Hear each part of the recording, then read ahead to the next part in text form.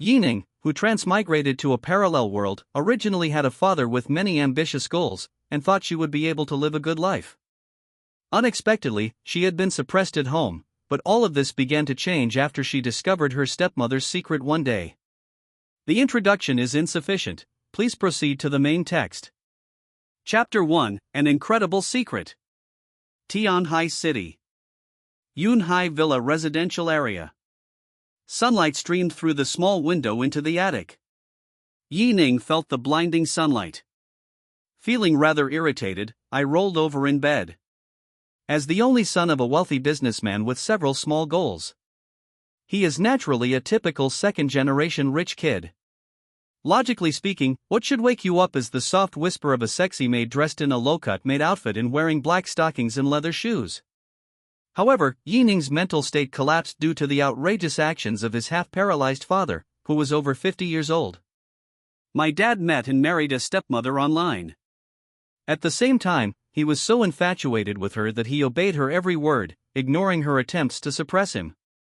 All that wakes me up is the glaring sunlight and the cold alarm clock. At this point, it's definitely impossible to fall asleep. Ning tossed and turned in bed for a while, still quite grumpy when she woke up. But it's not yet time for me to go to work, which my stepmother calls self-reliance. So I decided to make myself breakfast. Go downstairs. Just as Ning was hesitating between cooking noodles or eating bread, he suddenly heard a rustling sound coming from the second bedroom.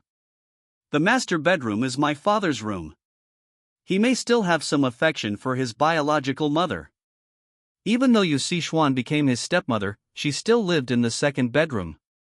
Ning subconsciously turned her head to take a look. Through the half-open door, he saw the scene that made his heart race. His stepmother, Yu Xuan, was sitting in front of the dressing table, holding the latest Huawei phone, seemingly filming something. There's a reason why Yu Xuan became his stepmother.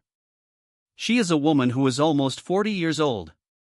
At first glance, she looks like a girl in her early 20s.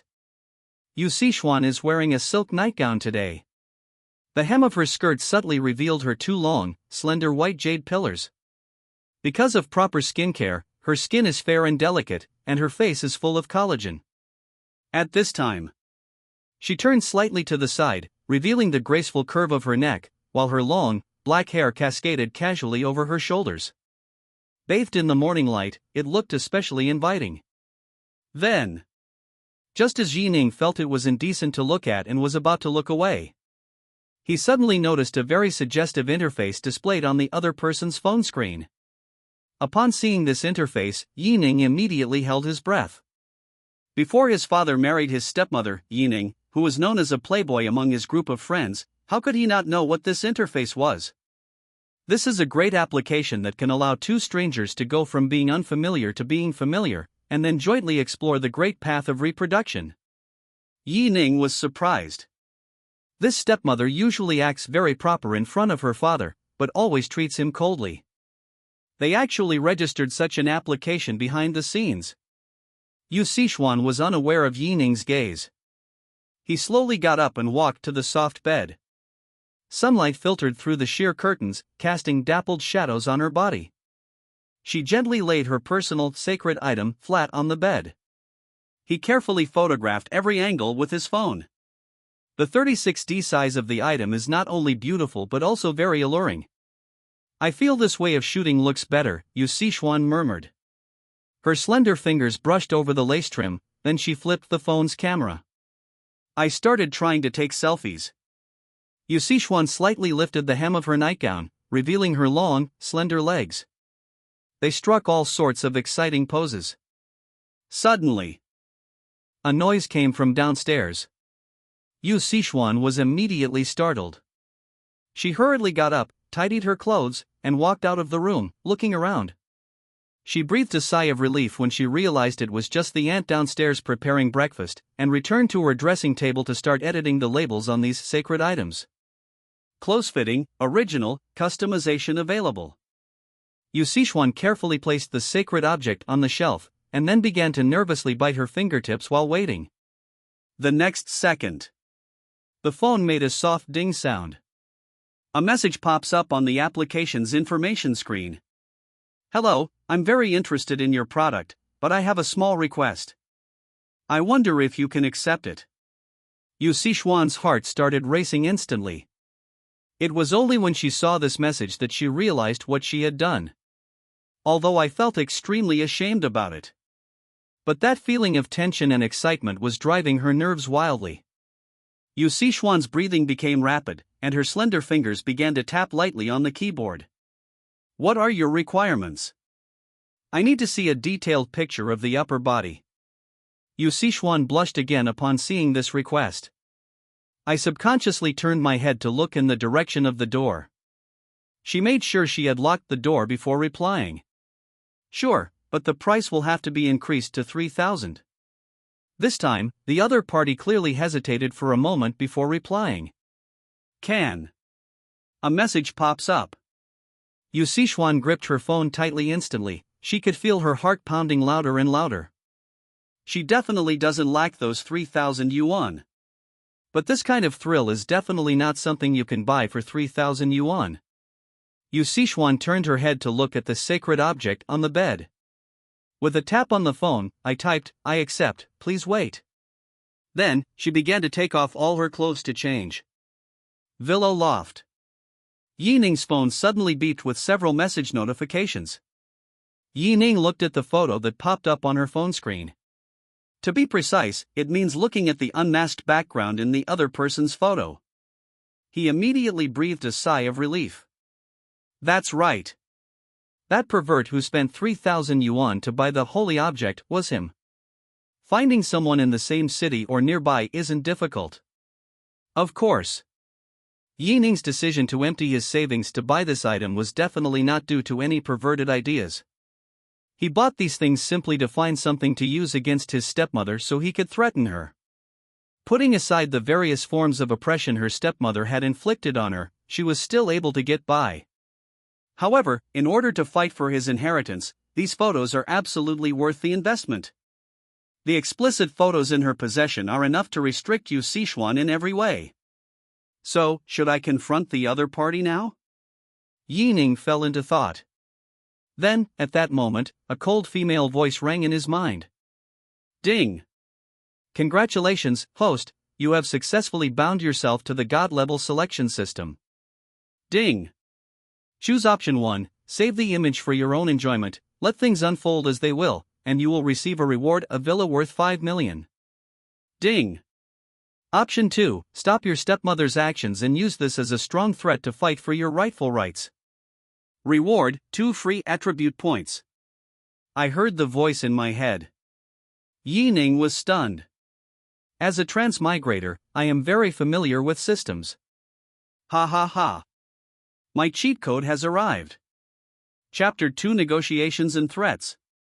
Ning closed her eyes, took a deep breath, and slowly calmed her excited emotions. System, please introduce your functions. Ding! This system is a God-level choice system. It will only appear when the host faces a choice, and will provide different rewards based on the host's choice. Are there any other abilities? Ning continued to ask. Ding! This system will generate peach blossom coins when the host comes into contact with a beautiful woman whose appearance score is 8 or higher. Peach blossom coins can be used to purchase items in the shop or to enhance the host's abilities. Ning nodded, then opened his own panel information. Host, Ning. Constitution, 3+, weak. Strength, 5+, average level. Agility, 5+, average level. Appearance, 7+, slightly handsome. Peach blossom coins, 0. Item, none. False? You're saying I'm weak? Ning looked incredulous. As everyone knows, the thing a man hates most is being told he's not good enough. What's even more taboo is saying he's weak. But if you have a solution, then all of the above is nonsense. So Ning was only angry for a short while. When he saw the plus sign after the 3, his anger turned into a smile. But if that's the case, then there's absolutely no need for me to refuse. Not only can they reclaim the rights that rightfully belong to them, but they can also gain some other things in addition. This seems like a surefire way to make money. Ning thought to himself. I picked up my phone, got up, and went downstairs. He walked straight towards his stepmother's room. Thump! Thump thump thump. Ning, who had just entered the room, raised her hand and knocked on the door. Wait a moment. Yusishwan, who had put on a coat to cover her own figure, opened the door a crack. Ning looked down. Through the gap in his coat, he could clearly see that Yusishwan was still wearing her sacred object, and he was overjoyed. Xiao Ning. Shouldn't you be at work at this time? A hint of panic flashed in Yusishwan's eyes, but when she saw that the person knocking on the door was Ning, she quickly regained her composure. Upon hearing this, Ning couldn't help but sneer. She calls it going to work, but it's just a way for her stepmother to put her down. Although she works at her own company, this woman always emphasizes this. We must start from the basics. We must rely on our own strength. This woman not only refused to reveal that she was the chairman's son, but also placed herself in the lowest position in the company. Not only did they have to do all the dirty and tiring work themselves, but they also had to do all the dirty and tiring work. The monthly salary is absurdly low, only 2,500 yuan. Then, most importantly, I've been working myself to the bone for almost a year, and I was just about to get a promotion. The promotion spot that should have been his was actually given to someone else by this woman's instructions to her subordinates. No one can accept this, so we had to report it to our father. Unexpectedly, this vicious woman then pretended to say something like, I just want him to gain more experience. But his own father actually believed it. He even lectured himself. If it weren't for my father raising me from childhood, or if my father hadn't been so obsessed with his own interests, I would have given up all my assets to someone else. Ning guarantees this. I would have definitely found a chance to chop that woman into mincemeat back then. Recalling my past experiences, Ning's breathing became a little erratic. Then, under the other person's questioning gaze, he quickly calmed down, gave a cold laugh, and said with a mocking look in his eyes, Mom looks really good today. Semi-transparent lace with alluring pearls, it would be even better with a pair of black stockings. These words were spoken. Yusishwan's pupils suddenly contracted, and she was so frightened that she couldn't help but take 2 steps back. Because she had no idea how the other person knew the form-fitting style she was wearing. Even if the other person accidentally sees the sexy lingerie on the upper body, those mysterious pearls are hidden inside. I had just bought this style recently, and it had been hidden deep inside my closet ever since. There's no way he could have discovered it, right? Did he sneak in before? This idea suddenly popped into Yusishwan's mind. An unnamed fire ignited within him. But before her anger could erupt, taking advantage of her moment of distraction, Ning slipped into the room. What are you doing? Yusishwan asked coldly. But Ning acted as if she hadn't heard him. He strolled leisurely around the room, taking in the surroundings as he went. Then, quite naturally, he plopped down on the bed. Ning, I'm giving you one last chance. Kneel down and apologize to me right now, then move out of this house, and I can pretend that nothing ever happened. Otherwise. Yusishwan took a deep breath, forcing herself to suppress her nausea, and continued. Otherwise, I'll tell your dad that you sneaked into my room and stole my things. The words were spoken. A cold laugh followed immediately into the room. Oh. This was completely unexpected for Yusishwan. Upon hearing these words, Ning showed not the slightest sign of panic. Instead, the mocking look in those eyes became even more pronounced. Stepmother, are you sure you want me to kneel down and apologize? Ning smiled and asked in return. The tone of his voice and the words he uttered made Yusishwan feel inexplicably flustered. Then, just as Yusishwan was about to speak, she saw Ning holding up her phone.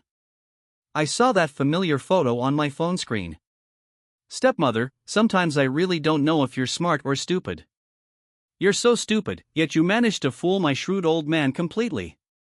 But if you're going to say you're smart, why didn't you at least Photoshop the background before doing something like this? At the very least, you could have blurted out. What's the point of just covering your face? Don't you know that the interior design of villas of this caliber is usually custom made? And stepmother, look at your figure. As he spoke, Ning brazenly looked the other person up and down. It's also one of a kind. In an instant, Yu Sichuan's beautiful face instantly lost all color. He was trembling all over and breathing rapidly. Because she knew her secret had been completely exposed. A deep sense of fear and panic immediately welled up in his eyes. Then, Yu Sichuan lowered her head, closed her eyes, and began to take deep breaths. The beautiful pair of figures in front of her rose and fell with her breath. She truly is a woman who can completely fool her own father. Even at this point, she was still thinking about how to break the deadlock, instead of choosing to beg for mercy directly. After a while, Yu Sichuan raised her head. Ask the question in as calm a tone as possible. What do you want? Chapter 3. I want to inspect the goods myself. Ning, your stepmother admits that she was indeed a bit too harsh on you before. But your stepmother was only doing it for your own good. But if you don't like it, I can guarantee that I will never do it again and will treat you like my own son. Yu Sichuan continued speaking. His gaze instantly shifted from calm to gentle. It's clear that after careful consideration, they're preparing to adopt a sentimental approach. They wanted to use this method to keep their secret. Moreover, she felt that the conditions she offered were very generous, and the other party had no reason to refuse. However, Yining's next words completely plunged him into despair. Stepmother, Yu Sichuan. Are you sure you're not mistaken about something? Do you think you still have the right to negotiate with me now, after doing all this dirty stuff? Ning shook his head with a cold smile. He looked at the woman in front of him as if she were an idiot. Use something that already belongs to you to persuade yourself. Unless I suddenly become an idiot. Otherwise, how could I possibly agree? A gentle breeze drifted into the room through the window. Yu Sichuan's body trembled in the breeze. The gentleness in her eyes vanished instantly. She reverted to her previous forced composure. Then what do you want? Yu Sichuan stared intently at Ning in front of her with her beautiful eyes, speaking through gritted teeth. If looks could kill, Ning would have been torn to pieces by now. What do I want? Ning was completely unafraid. His eyes narrowed slightly as he raised his hand and gently touched his chin. He suddenly remembered that the system had mentioned that the peach blossom coin, which was clearly a key item, was only produced when he came into contact with a beautiful woman whose appearance score was 8 or higher. How good-looking is the person in front of me? As Ning thought this, a line of small characters appeared beside Yu Sichuan. Yu Sichuan, appearance, 8.1. It's only 8.1? Ning's pupils constricted slightly upon seeing the blue glowing text. Although he disliked Yu Sichuan, his stepmother, very much, there was one thing he had to admit. That is because the stepmother my father found for me was indeed beautiful. Not only is she incredibly sexy, but she also has the aura of a movie heroine. Even among the countless beauties Ning had seen, she would rank in the top 10. And such a person. The system's appearance score is barely passing. Find a beautiful woman with an appearance score of 8 or higher, make contact with her, and then obtain this peach blossom coin. Isn't that harder than climbing to heaven? Wrong. Isn't the woman in front of me a beauty with an appearance score of 8 or higher? This idea came about as soon as it appeared. Ning was immediately caught in a dilemma between ethics and supernatural power. Although obtaining peach blossom coins is definitely a guaranteed profit. Moreover, the other party is not related to me by blood. She was someone my father found after he became partially paralyzed, nothing actually happened between them. But after all, she's his stepmother. How could I do something so unethical? Ning, there are some things I advise you not to even think about. Just as Ning was caught in a dilemma, Yu Sichuan's cold and sharp voice suddenly rang out. Perhaps because he was distracted, Ning's gaze naturally fell on the other person. Then, the long gaze caused the beautiful woman to have some kind of misunderstanding. You're so old now, you know some things in your heart, so no matter what, I will never give up. So if you insist on telling your dad, I don't mind fighting you to the death. Believe me, I absolutely have the ability. Yu Sichuan spoke sternly, her eyes filled with an unprecedented determination. Money. This has always been a goal pursued by humankind. For Yu Sichuan, this thing holds an even more important place in her heart. Otherwise, she wouldn't have become the wife of a man in his 50s who was partially paralyzed. But who said I was going to kick you out? Yi Ning's pupils refocused, and a smile slowly appeared on her face. It's obvious. After hearing what the other person said, he instantly made a decision about a certain inner conflict. Then what do you want? Upon hearing this, a hint of doubt flashed in Yu Sichuan's eyes, and she couldn't help but ask. I want. Yi Ning paused for a moment, then his eyes became playful and unrestrained. Inspect my goods yourself. The words were spoken. Yu Sichuan was struck dumb, her eyes wide with horror. Suddenly, Yi Ning in front of him seemed to turn into a ghost. She felt an immense sense of humiliation, and her face flushed red instantly. You bastard! Do you know what you're saying? I got my marriage certificate with your dad at the Civil Affairs Bureau. I'm your mother. Yu Sichuan stood up abruptly and shouted angrily at Yi Ning.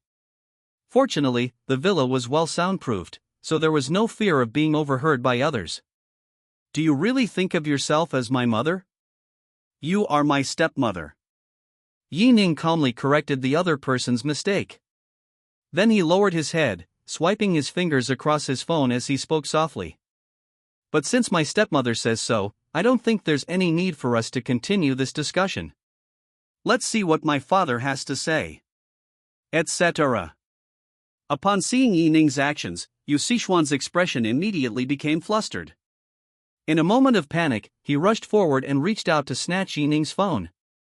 Having anticipated this, Yi Ning nimbly turned around and dodged the opponent's attack. What does stepmother mean by this? Yi Ning held her phone firmly.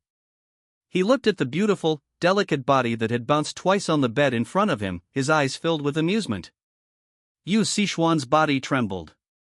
She slowly turned and sat up in bed, as if she had suffered some great injustice. With a humiliated expression and teary eyes, she looked at Yi Ning in front of her. She was scared after all. If this matter is really exposed, the least of their worries is having their dreams of marrying into a wealthy family shattered. If Yi Ning's father gets angry and retaliates afterward, I absolutely cannot afford it. Yi Ning, you're ruthless. Yu Sichuan took a deep breath, and a single tear welled up in the corner of her eye. But why should I believe you? She's not stupid. If the other party goes back on their word afterward, you'll have no recourse. Stepmother, I'll say it again. Do you think you have the right to negotiate with me? Yi Ning chuckled and shook her head. Then he dragged a chair over from the side and sat down with an air of authority. The meaning is clear, he is waiting for the other party to make a decision. And the result was just as Yi Ning had predicted. After a few minutes of silence, in the end, the stepmother in front of him chose to compromise. Yi Ning, you'd better keep your word. Otherwise, even if I become a ghost, I will never let you go. Yu Sichuan stared at the iris in front of her with a gloomy expression. She stood up and closed her eyes in despair. She tilted her head back, and her coat quickly slipped off her pajamas. Ding! Congratulations, host, for completing your selection. You have received a reward of 2 free attribute points. Chapter 4. You don't seem to be doing so well. Yi Ning was very satisfied with the system's reward. But the matter wasn't finished yet, and he was thoroughly enjoying manipulating Yu Sichuan. His gaze kept wandering over her, causing Yu Sichuan to start having all sorts of wild thoughts. A blush gradually appeared on her face, and her expression slowly became one of rapture. However, she quickly realized that this guy was clearly flirting with her. Can you hurry up and stop humiliating me? Yi Ning, I can be terrifying when I get angry. Yi Ning pinched her chin, unconcerned. Oh, really? What right do you have to resist now? Stepmother, you're so beautiful and have such an alluring figure, it must have been a long time since you did that. He. Yu Sichuan swallowed hard, her body trembling uncontrollably as she listened to Yi Ning's rather explicit words. Yi Ning began to pull down the bra straps, her fingers pretending to touch her body, but without actually touching her at all.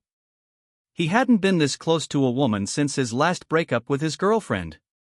Yu Sichuan clenched her teeth, her face growing increasingly flushed and shy. Being ruthlessly harassed by one's own son is an utter disgrace.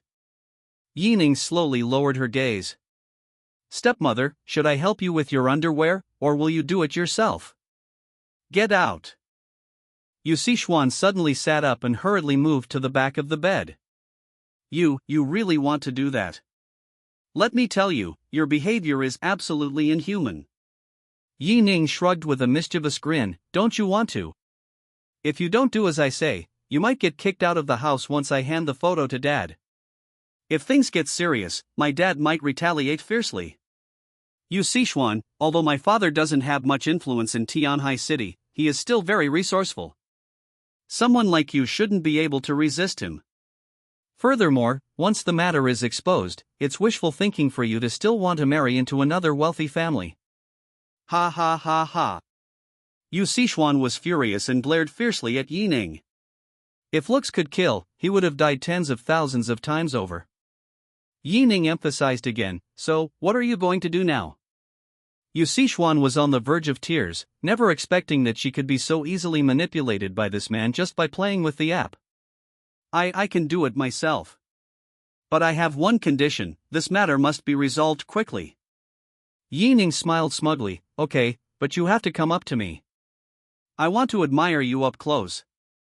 Having exhausted all other options, Yu Sichuan approached Yi Ning, closing her eyes with a mixture of anger and shyness. His hands were trembling as he reached for his waist, just as he made up his mind. Yi Ning suddenly pulled her into his arms. Fine, I'll let you off this time. But if you dare to suppress me again, I might not be so sure about the future. Yu Sichuan felt as if she had just escaped death, her whole body covered in cold sweat. Ding! Host has had intimate contact with Yu Sichuan, gaining 200 peach blossom coins. Ding!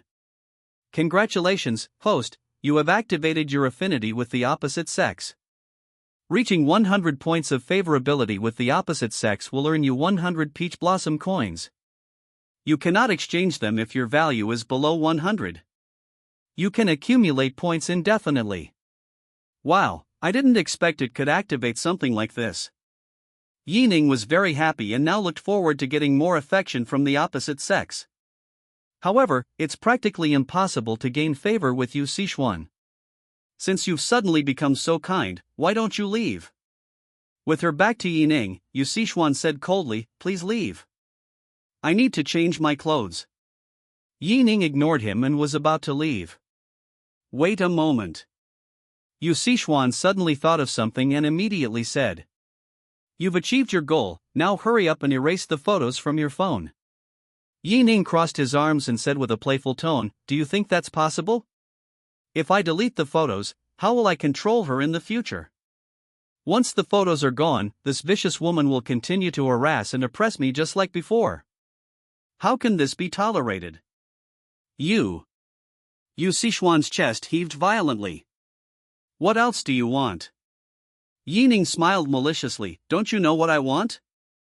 Of course, it depends on your future behavior, stepmother. After saying that, he immediately left the room. Yu Sichuan's eyes were filled with hatred. She vowed that once she got a chance to retaliate, she would absolutely tear Yi Ning to pieces. Being lenient with the enemy is being cruel to yourself. This must never be allowed to happen. At this moment, Yi Ning came to the kitchen and happened to run into Yu Sichuan's daughter, Li Shangyan.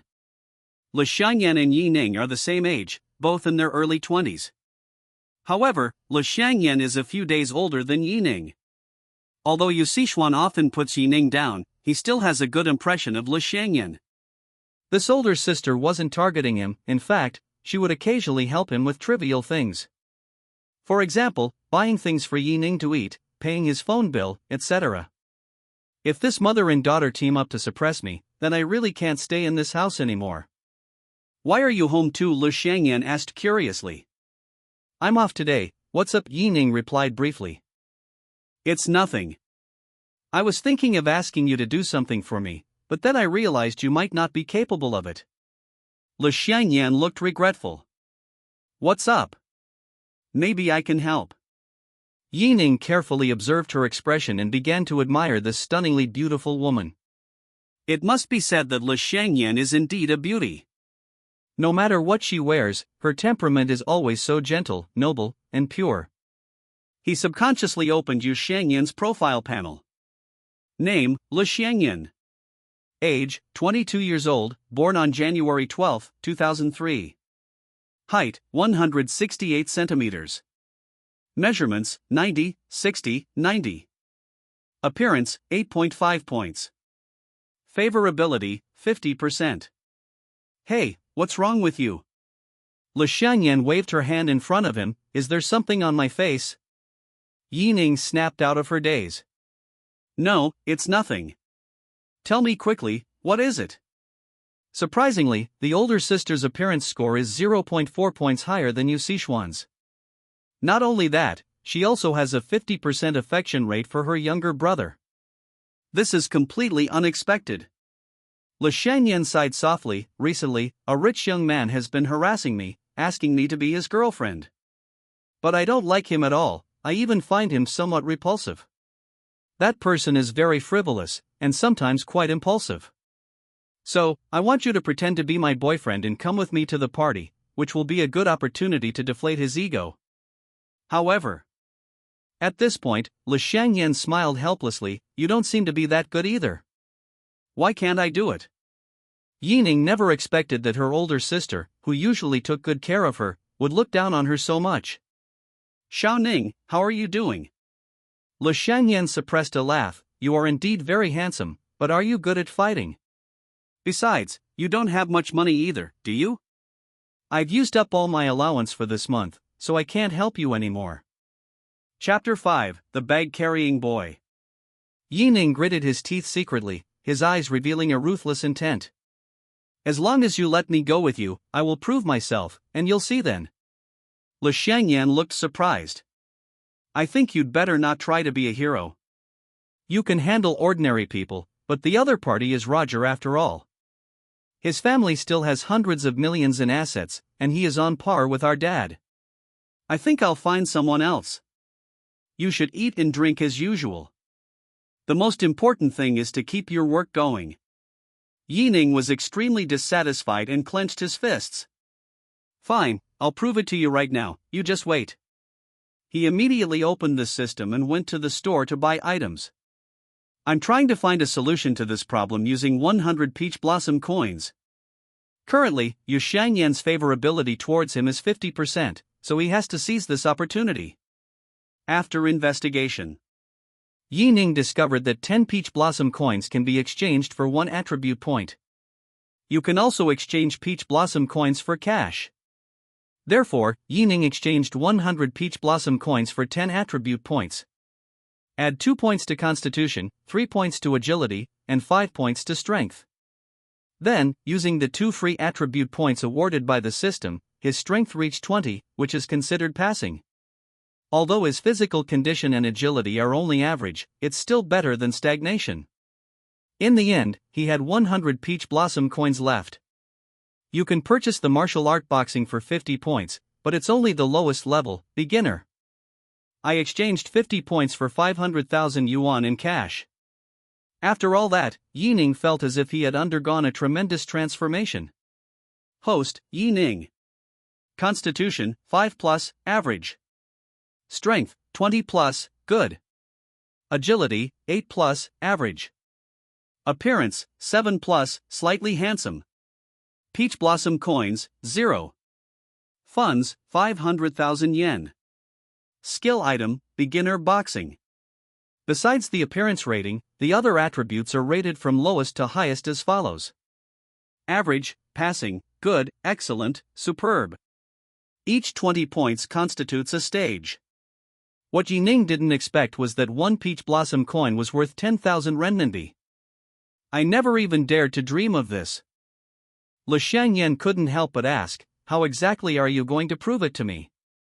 At this moment, Ning gave a wicked smile. He pointed to the apple on the coffee table, and I used that as proof.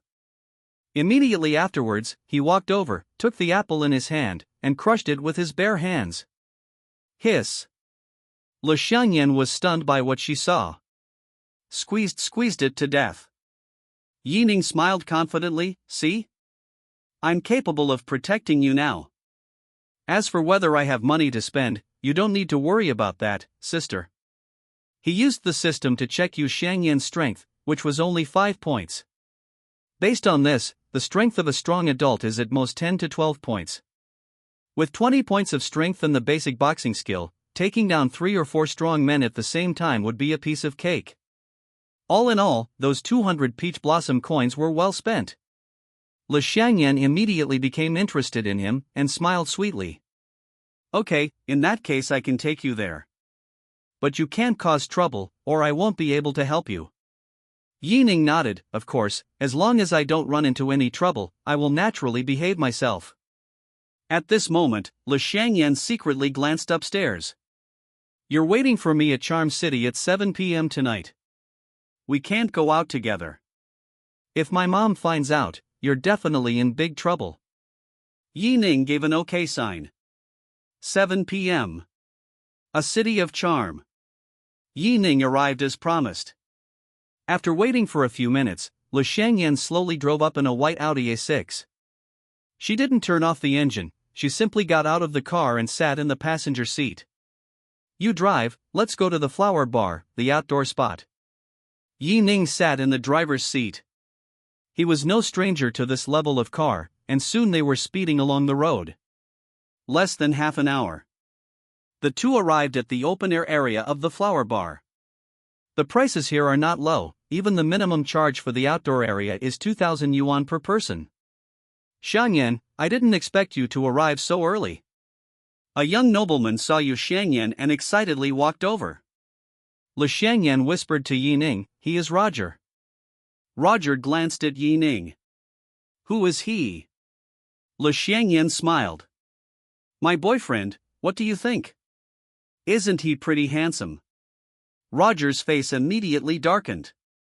She thought to herself, what boyfriend? He's clearly just a handbag carrier. His reason for thinking this way was not because he thought Ning's clothes were bad. Ning's dark gray suit was considered haute couture, but his tie was cheap, he didn't have cufflinks, and he didn't have a decent brooch. Ning didn't even own a watch. Rather than saying he has no money, it's more accurate to say he's broke and a penniless nobody. The only thing that stands out is the Mont Blanc belt. Therefore, Roger didn't take him seriously. Out of politeness, he extended his hand and said, hello, I'm Roger. He just wanted to show off his Rolex Submariner. Ning knew his intentions perfectly well, and smiled, hello, I am Xiangyan's boyfriend, Ning. Roger stopped talking and led Yu Xiangyan to the outdoor booth in front of him. But Le Xiangyan didn't want to talk to her. You go ahead. My boyfriend and I are going to buy some food. The food here is expensive and not very good. Upon hearing this, Roger's face darkened even more. He glared at Ning fiercely, then stopped talking and walked straight back to his booth. Le Xiangyan chuckled twice, then took Ning's arm and walked over. The two sat on the far side, and a girl saw them and quickly sat down next to them. Xiangyan, what have you been busy with lately? It's been so long. Le Xiangyan smiled and said, Wenwen, that's a good question. Of course, it's about finding a partner, isn't that what it is? Wenwen looked at Ning, nodded and smiled, but didn't say anything. Actually, she found it strange that the young people who came to this gathering today were either rich kids or children of officials. Ning didn't seem to be from this circle, and he was very curious as to why Le Xiangyan had brought him along. Thinking of this, Wenwen couldn't help but glance at Roger out of the corner of her eye. He dared to steal the woman Roger had his eye on, all I can hope is that this kid can leave here unscathed. The others also saw Ning, but they didn't take him seriously at all. Yeah, who is that man with Le Xiangyan? You still need to ask that? He's just a bag carrier. Roger's expression returned to normal. I thought it was her boyfriend. What boyfriend? Does he look like a rich person? That's true, the suit is nice, but there isn't a single decent accessory. The others began to discuss Ning in hushed tones. About half an hour later, the caviar and sirloin steak were placed on the table by the waiter. Ning was the only one excluded. This scene was extremely awkward. Roger's lips curled into a slight smile, and then he suddenly slapped his head. Oh dear, I'm so sorry, I completely forgot about you. Chapter 6, Let's fight first and talk later. Le Xiangyan chuckled, Roger, is this your method? It's utterly beneath you. As she was speaking, she smeared half of the caviar onto the steak plate. Then it was pushed in front of Ning. Ah Ning, save some steak, I want to try some too. Ning naturally cut off a small piece of steak and fed it to Le Xiangyan.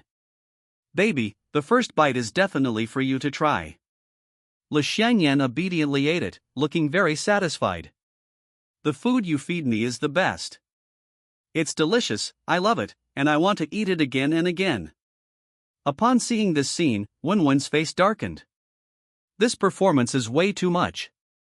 Yu Xiangyan is never like this normally. But she realized something a second later. It turns out that she deliberately brought this man to put Roger down. This is going to be even more interesting. Ning fed her another bite while constantly observing Roger and the others' reactions. Some people were surprised, while others were completely baffled. I don't understand why Yu Xiangyan would be interested in this unknown person. Roger was a notorious playboy. However, Ning knew all these people, but they did not know Ning.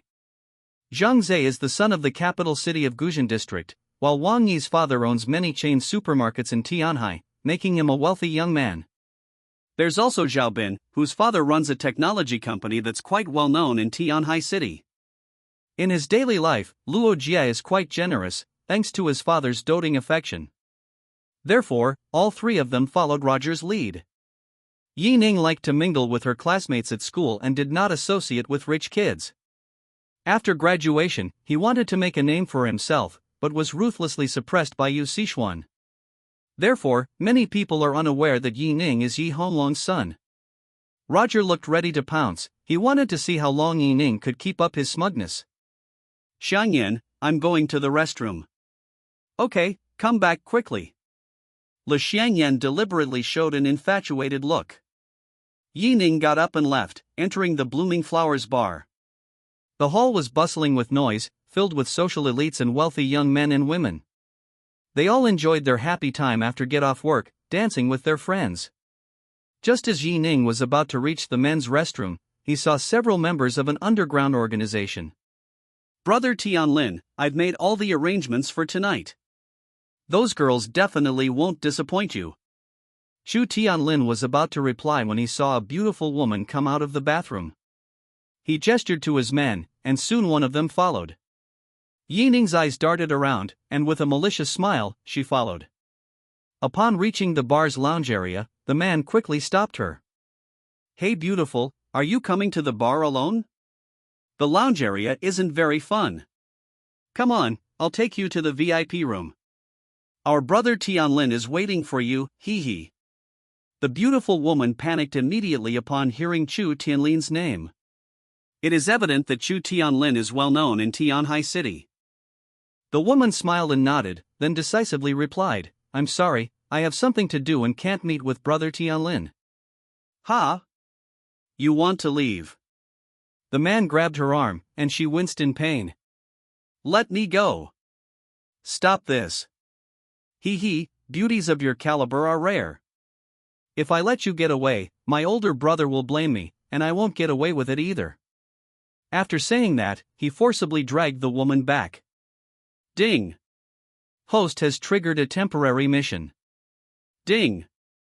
Choose option 1 to save Himechi and receive a cash reward of 2 million. Ding. Option 2, the host needs to gain favor with the mission target. Reward, 100 peach blossom coins. Ning hurriedly stepped forward, his gaze sharp.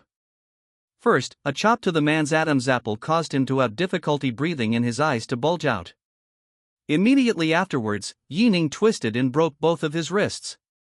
Perhaps Ning moved too quickly, because he didn't even show any sign of pain.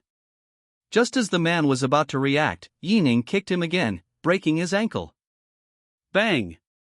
The man fell heavily to the ground, his expression one of extreme pain. Ning knelt down beside him, grabbed his hair, and whispered a warning in his ear.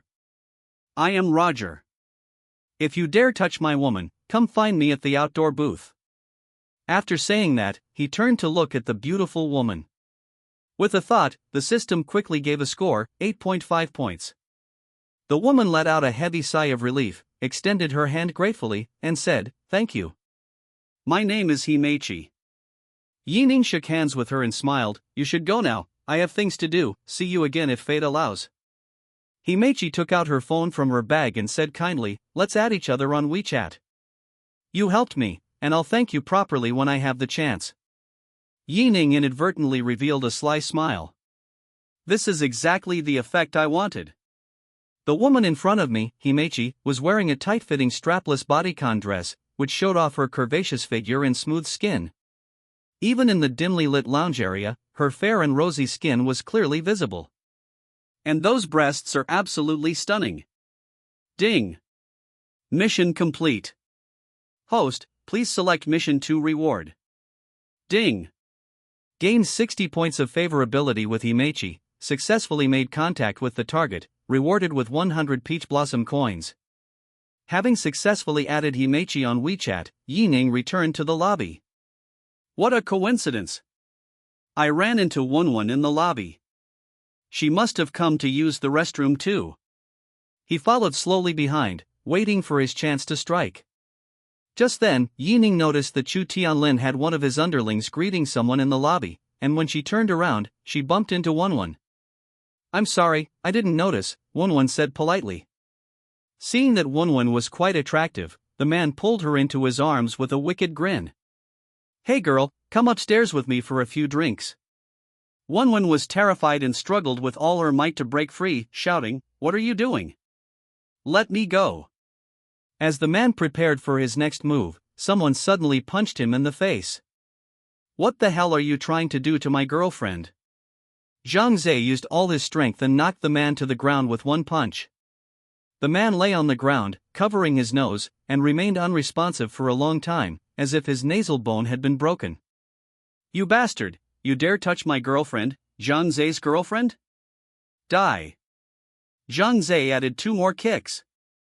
"Brother Zhe, thank goodness you arrived in time, otherwise I would have been in big trouble." Wonwon played the victim, then glared at the man and said, "You filthy scoundrel, Tui." She cursed a few times but still wasn't satisfied, so she raised her high heels and kicked the man hard in the stomach several times. The people around the hall watched this scene with amusement. "Damn, that guy looks like one of Tianlin's underlings, how did he get beaten up? Anyone who dares to mess with Chu Tianlin is in for a good show." Yesterday, someone accidentally angered Chu Tianlin's underlings and was punched and kicked out. Today, someone else is being ungrateful. Chu Tianlin is a regular here, and given his social background, many people know how powerful he is. Ning thought to himself, "I was planning to create some opportunities, but it's actually saved me a lot of trouble, hee hee." He waited a few minutes before being the last to return to the outdoor booth. "Young Master Jia, you didn't see it just now, I took care of that beast with one punch." Zhang Ziyang said smugly, "He doesn't even know whose woman Wonwon is." Roger drank a glass of wine and praised. "Good job, brother. I have some influence around here. Who cares who he is? Let's fight first." Chapter 7. Even your dad couldn't help. As Roger spoke, he couldn't help but glance at Yu Shangyan. It seemed to be telling her that she had prestige no matter where she was. Li Xiangyan noticed his gaze but did not meet it. After everyone had eaten and drunk their fill, the waiters brought out high-end champagne and several bottles of imported liquor worth tens of thousands of yuan. "My goodness, young Master Jia is indeed extraordinary. I haven't even tasted a bottle of imported liquor that costs tens of thousands of yuan." Wonwon and Wang Yi's girlfriend both praised it. Roger personally poured everyone a glass of wine and said happily, "Since everyone is here, I also have something to share with you all." Under the expectant gaze of everyone, Roger pulled an exquisite gift box from his pocket. He opened the gift box, and a dazzling luster instantly shone out. Everyone stared intently, their expressions filled with utter shock. Inside the gift box was a pair of priceless earrings, the craftsmanship of which was impeccable. Wenwen covered her mouth in surprise. "These are agate earrings, aren't they?" Wang Yi's girlfriend, Fang Xiaojia, exclaimed in amazement, "It's not just agate earrings, it's a Tiffany style. This style is quite rare, it's even more exquisite than the ones I've seen online." Both of them are considered beauties loved by everyone, but they are still inferior to Li Xiangyan. "We've all recently graduated, and the air of our student days still lingers on us." Although Zhang Zhe and Wang Yi both have impressive backgrounds. But compared to Roger, it seems like a small fry compared to a big fish. Roger frequently changes cars, often owning luxury vehicles worth millions, and lives a very extravagant lifestyle. Thinking of this, the two of them couldn't help but feel very envious of Li Xiangyan. I already guessed what would happen next. Zhang Zhe asked curiously, "Young Master Jia, where did you get this style?" "As far as I know, the most expensive Tiffany necklace, which includes an extra-large platinum 950 set with diamonds, is over 400,000 yuan. This agate is crystal clear and has an artistic feel to it, it's simply impeccable." Wang Yi also hurriedly used his mobile phone to check the price of the earrings. The next moment, he froze, muttering to himself. Top-grade southern red agate, although not much in weight, is worth 450,000. My God! They all knew Roger would make a move tonight, but they never expected him to go to such lengths to pursue Yu Xiangyan. Roger carried the exquisite gift box in his palm and came to Li Xiangyan. "Xiangyan, I've liked you for a long time. Can I be your boyfriend?" Before Li Xiangyan could answer, the other 5 people then started to liven up the atmosphere. They were in high spirits and shouted loudly, "Together! Together! A match made in heaven! Wow! How romantic! Xiangyan, I'm so envious of you." The crowd shouted loudly, and the guests in the surrounding booths all stood up, staring intently at them. At this moment, Roger and Lok Hyungyin have become the focus of the entire event. But to everyone's surprise, Yu Xiangyan's expression changed. She gazed at Roger with haughty air. "I've told you more than once that I'm not interested in you. Roger, do you really think you're so great?" In an instant, the entire venue fell silent. You could hear a pin drop. Unexpectedly, things turned out completely differently than they had imagined. Just as they were at a loss, a large group of people arrived outside the booth. "Who is Roger here?" The man's voice was deep and resonant, drawing the attention of the people in the surrounding booths. Roger turned around and looked over, his expression freezing. "Isn't this brother Tianlin? It's a pleasure to meet you." He quickly adjusted his facial expression and greeted them warmly. "Roll. Stop pretending with me," Chu Tianlin shouted sternly. Zhang Zhe, Wang Yi, and the others couldn't help but swallow. Judging from Chu Tianlin's demeanor, he doesn't seem to have any good intentions. "Roger, is that right?" "Very good." Chu Tianlin's lips twitched. "Did you and your friend just beat up 2 of my brothers?" "This." Roger felt a cold sweat break out. He glanced at Zhang Zhe, never expecting that he had attacked Chu Tianlin's men. This person is very famous in Tianhai City. Who in Tianhai City doesn't know him? But then he thought about it again and realized something was amiss. Zhang Zhe only said that he hit someone, but he was clearly here and didn't go anywhere. How did he become part of the fight? Thinking of this, he smiled obsequiously and said, "Brother Tianlin, I've been here the whole time and never left." "Is there some misunderstanding?" "Misunderstand?" Chu Tianlin stepped forward and looked down at him from his elevated position. "One of my brothers had a broken nose and a broken rib.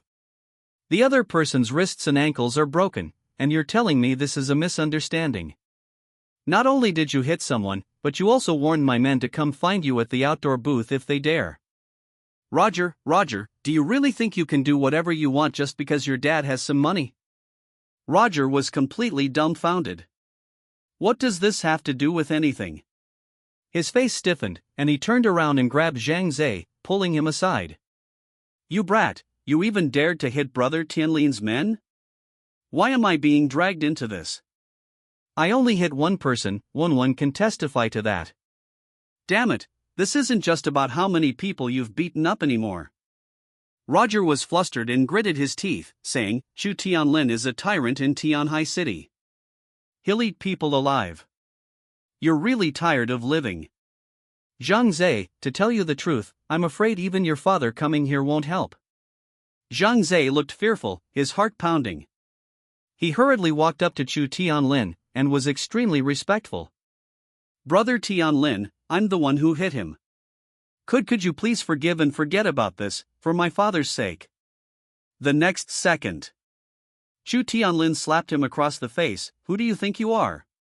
And who's your father? Zhang Zhe covered his face, tears welling up in his eyes. My father is the head of the ancient town district.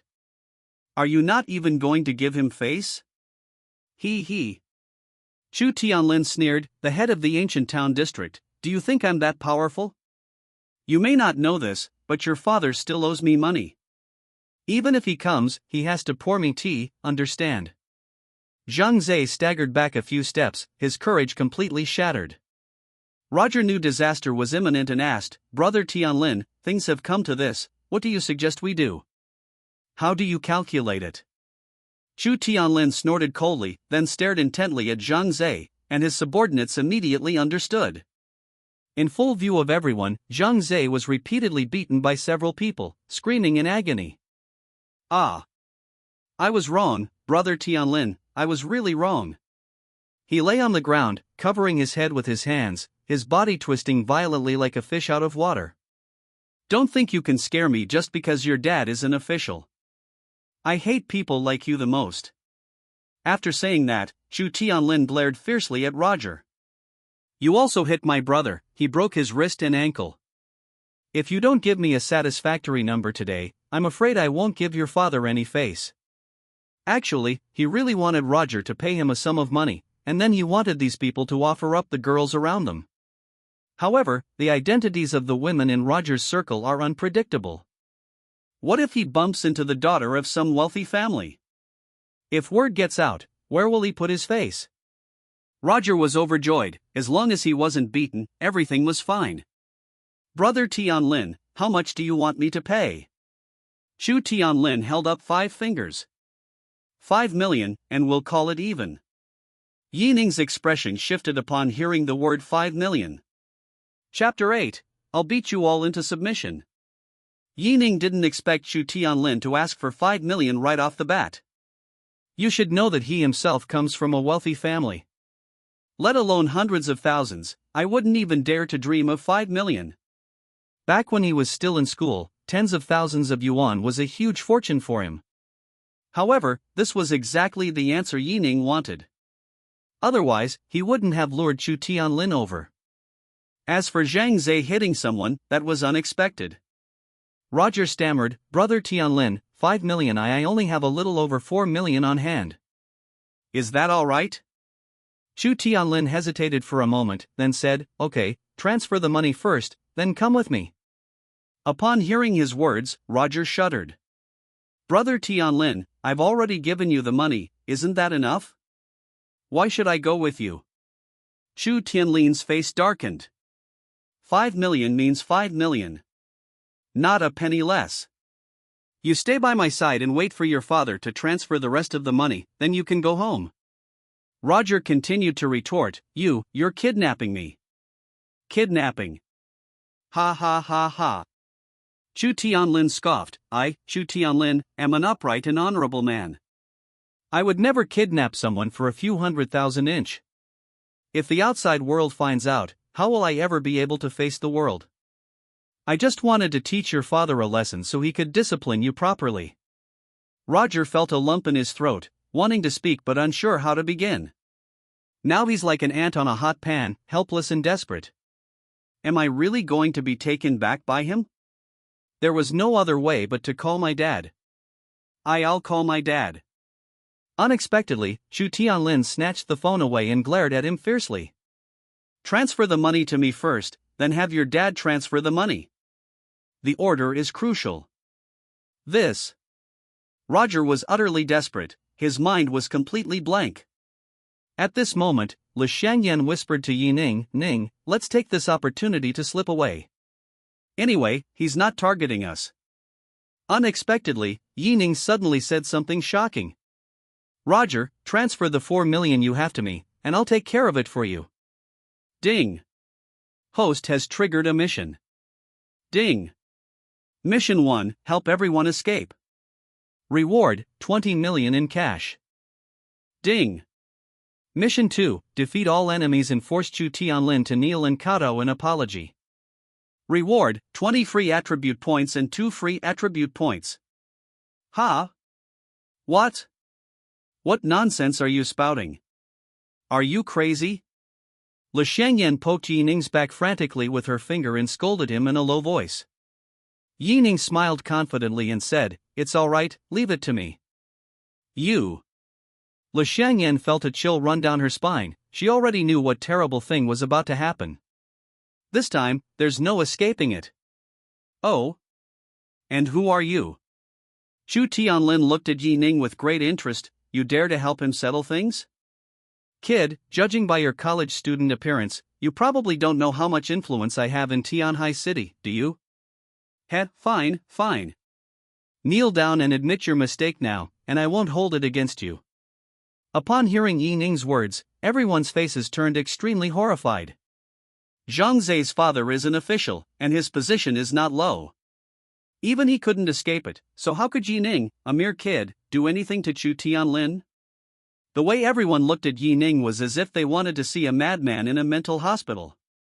Ning used the system to scan Chu Tianlin and others.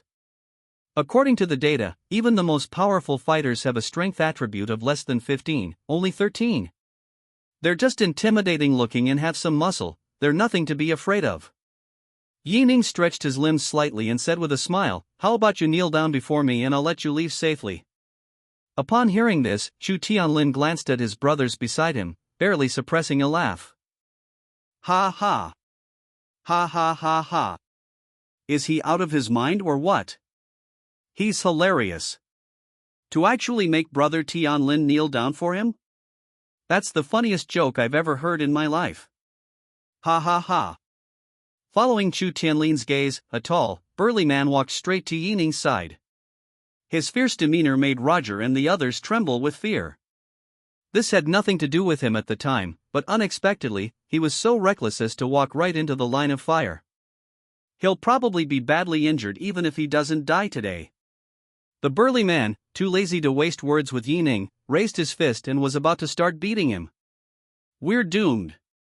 Li Shangyan had no way to express her bitterness. They had clearly agreed not to cause trouble, but now she was about to lose her life. My poor, ignorant, and foolish younger brother. After witnessing the strong man's arms and fists, Roger, Wangy, and the others estimated that Ning would be staying in the hospital for a while. But to everyone's surprise, Ning caught his fist steadily and, with a simple over-the-shoulder throw, knocked the burly man unconscious. Everyone was stunned. They blinked and rubbed their eyes frantically, they simply couldn't believe what they were seeing. This. Chu Tianlin took a deep breath, his expression stiffening. Even though he has many henchmen around him, he shouldn't be this weak and frail, right? These brothers have been with me for many years, and the strongest fighter is the burly man in front of me. Keep in mind that he was able to hold off 3 people single-handedly, and he was ruthless, giving them virtually no chance to retaliate. But the facts before his eyes forced him to believe them. Damn it, I really should have brought Sirius out with me. Chu Tianlin muttered to himself. Tianlang is his strongest henchman, possessing exceptional martial arts skills and the title of Double Flower Red Stick. Even a professional assassin wouldn't last more than a few rounds against him.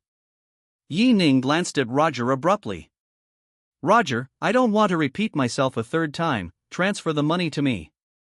Roger took a deep breath, he had never felt the air so fresh today. His phone is with him. If you can handle this, you'll be my big brother.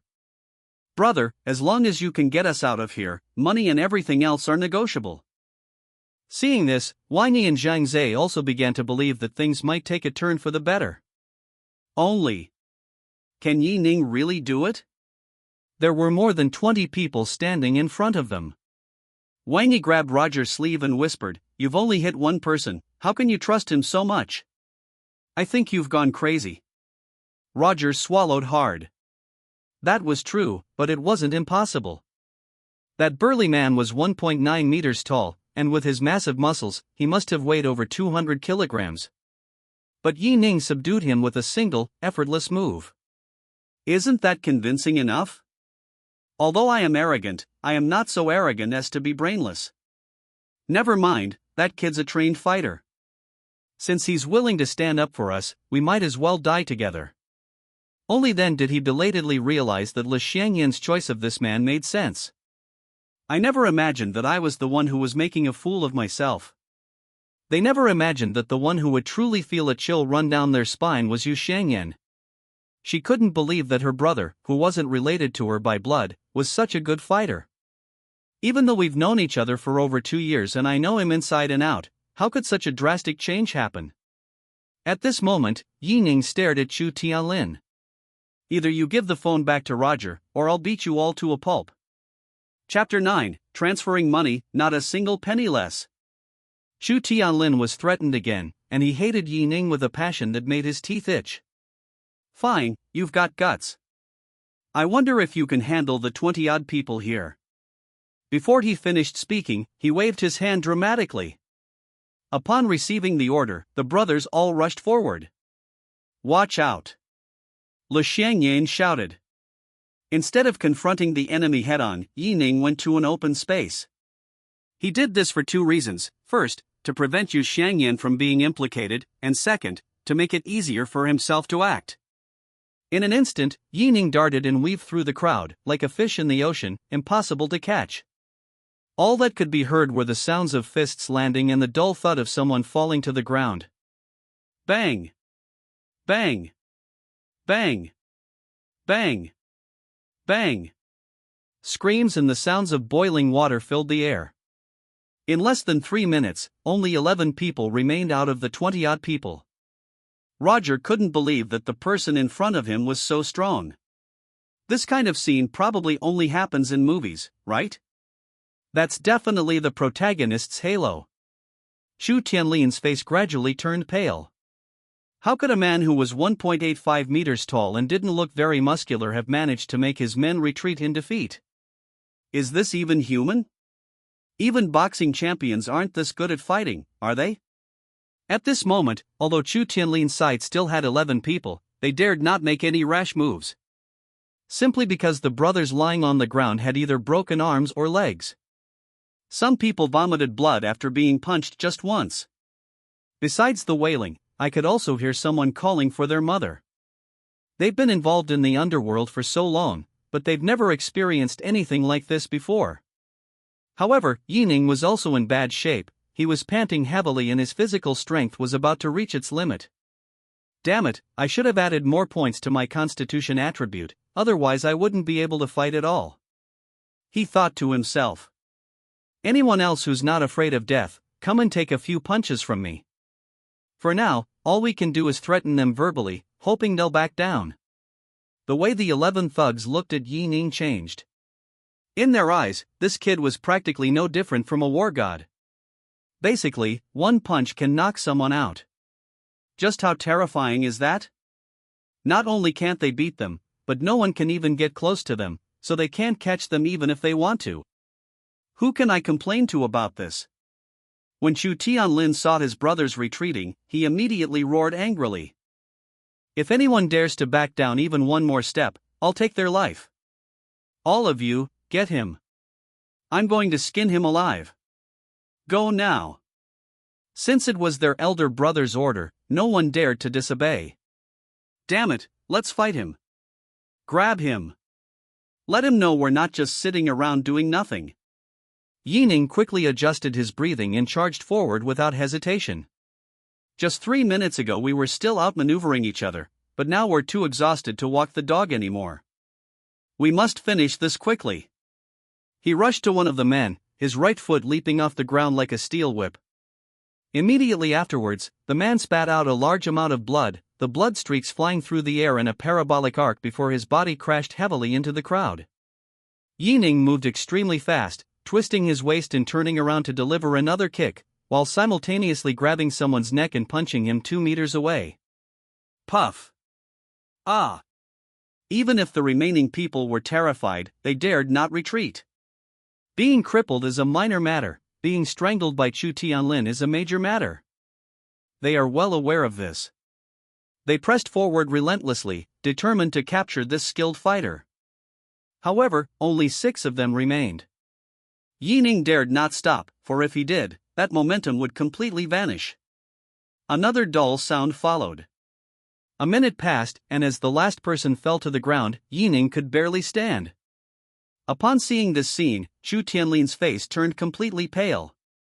His legs trembled uncontrollably, and his upper and lower lips twitched incessantly like maggots. Today was truly a fucking nightmare. You surnamed Chu, how do you want to die? Ning smiled wickedly, if you want to live, kneel down. Thump! Chu Tianlin dared not resist and knelt on the ground. He had been a powerful figure in Tianhai City for many years, but today he was defeated by a college student. If this gets out, he'll probably never be able to hold his head up again. You mustn't do anything reckless. Chu Tianlin tried to calm the other party down. As long as he could leave this place, he would have no trouble getting revenge. As long as the green hills remain, there will always be firewood to burn. He will never forget this shameful deed. Ning approached him step by step. With each step he took, Chu Tianlin felt a sharp pain in his heart, as if it were being squeezed in someone's hand, causing him extreme discomfort. When Ning walked up to him, Chu Tianlin's face had already lost all color. Only despair and fear. He has lost the ability to think, his mind has shut down. Ning finally arrived in front of Chu Tianlin, and he closed his eyes and cowed out frantically. I deserve to die 1,000 deaths, I deserve to die 1,000 deaths, please have mercy. Ning ignored him and took Roger's phone from his hand. Roll. 2 seconds later, Chu Tianlin finally reacted. He felt like he had been granted a pardon and ran away as fast as he could. Seeing Chu Tianlin flee in panic, Roger was overjoyed. Ning sat down in the chair and tossed his phone to him. I wrote the card number in your notebook. Transfer money. Dare not a single point less. Ning stopped talking and pointed to the person lying on the ground groaning. Yes, you are my elder brother, how could I dare not obey?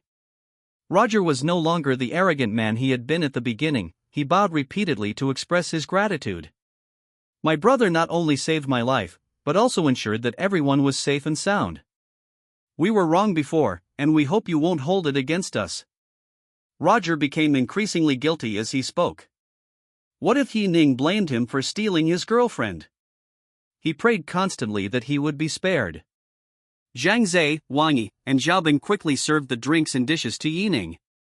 I was afraid of neglecting him. Brother, you must be tired from fighting. Have a drink and rest for a bit. Brother, from now on, I, Zhang Zhe, am yours. I'll listen to whatever you say. Big brother, me too. If you say the word, I'll definitely do it without hesitation. Xiangyan's boyfriend is just like Xiangyu, so domineering and handsome. Wow, I've never seen such a cool man before. I was blind before. I hope you won't blame me. Wenwen and Fang Xiaojia also praised her repeatedly, their expressions showing no sign of perfunctoriness. Although they didn't verbally humiliate Ning, they still joined in the clamor, wanting Li Xiangyan to become Roger's girlfriend. Such contempt for him is a very serious matter. At this moment, Ning suddenly coughed twice. The 4 men were startled and their hearts skipped a beat. The 2 girls didn't dare to breathe too loudly. They were afraid that the situation might change. Ning was just too tired, which caused her to have difficulty breathing and cough twice. He took out his phone and confirmed that Roger had transferred 4.3 million to him. All right, you can leave now. Roger and the others patted their chests in relief. "Brother, if you need anything, just let me know. I'll be there whenever you call." Roger was the first to leave quickly. The others didn't say anything, bowed their thanks, and hurriedly slipped away. Li Shangyan, her face full of worry, came to Yi Ning's side and asked with concern. "Ah Ning, are you alright? Should we go to the hospital? You really shouldn't be so reckless. If anything happens to you, I'll blame myself for the rest of my life." Because the two were standing too close. Yi Ning could feel her soft touch, which was indescribably wonderful. His heart raced again, he felt like his heart was melting, and his face turned incredibly flushed. Chapter 10. How's my outfit today? Sister, you're so kind. Yi Ning felt extremely happy. What's so great about me? I didn't do anything. Li Shangyan was so moved that she couldn't help but hug him. As long as you're alright, let's hurry home. It wouldn't be good if Chu Tianlin came back with his men. Yi Ning immediately felt his arm wandering among the peaks, and the sensation was no different from touching them directly with his palm. The next moment, his nose was gushing blood. Ah! Li Shangyan panicked, her pretty face showing great concern. Ning, are you alright? Let's go to the hospital. Yi Ning waved her hand. No need, I'm just a little feverish. Help me up, I have no strength left. Good. Li Shangyan tried to lift his body with both hands, but found she couldn't. With no other option, she had to use all her strength to lift him up. Yi Ning never expected that after spending more than 2 years with her, he would receive such treatment at this time. His mind went blank for a moment, and a lewd and infatuated expression appeared on his face. This feeling is truly wonderful. Ah Ning, I didn't expect you to be so heavy. Li Shangyan helped him steady, wiped the sweat from his forehead and face, and spoke softly in her voice. As Yi Ning's gaze shifted elsewhere, her expression became slightly intoxicated. If they weren't siblings, perhaps. Yi Ning's body was still weak, and she walked with a light, unsteady gait. In his mind, he seemed to already be envisioning a shameless life with Li Shangyan. Ding! Congratulations, host, on completing the mission. Ding! Host has selected Mission 2. Reward, 20 attribute points and 2 free attribute points. Ding! Yu Shangyan's favorability has reached 100. Ding! You've had close contact with Yu Shangyan, rewarding you with 200 peach blossom coins. Yi Ning opened the data panel. Name, Yi Ning.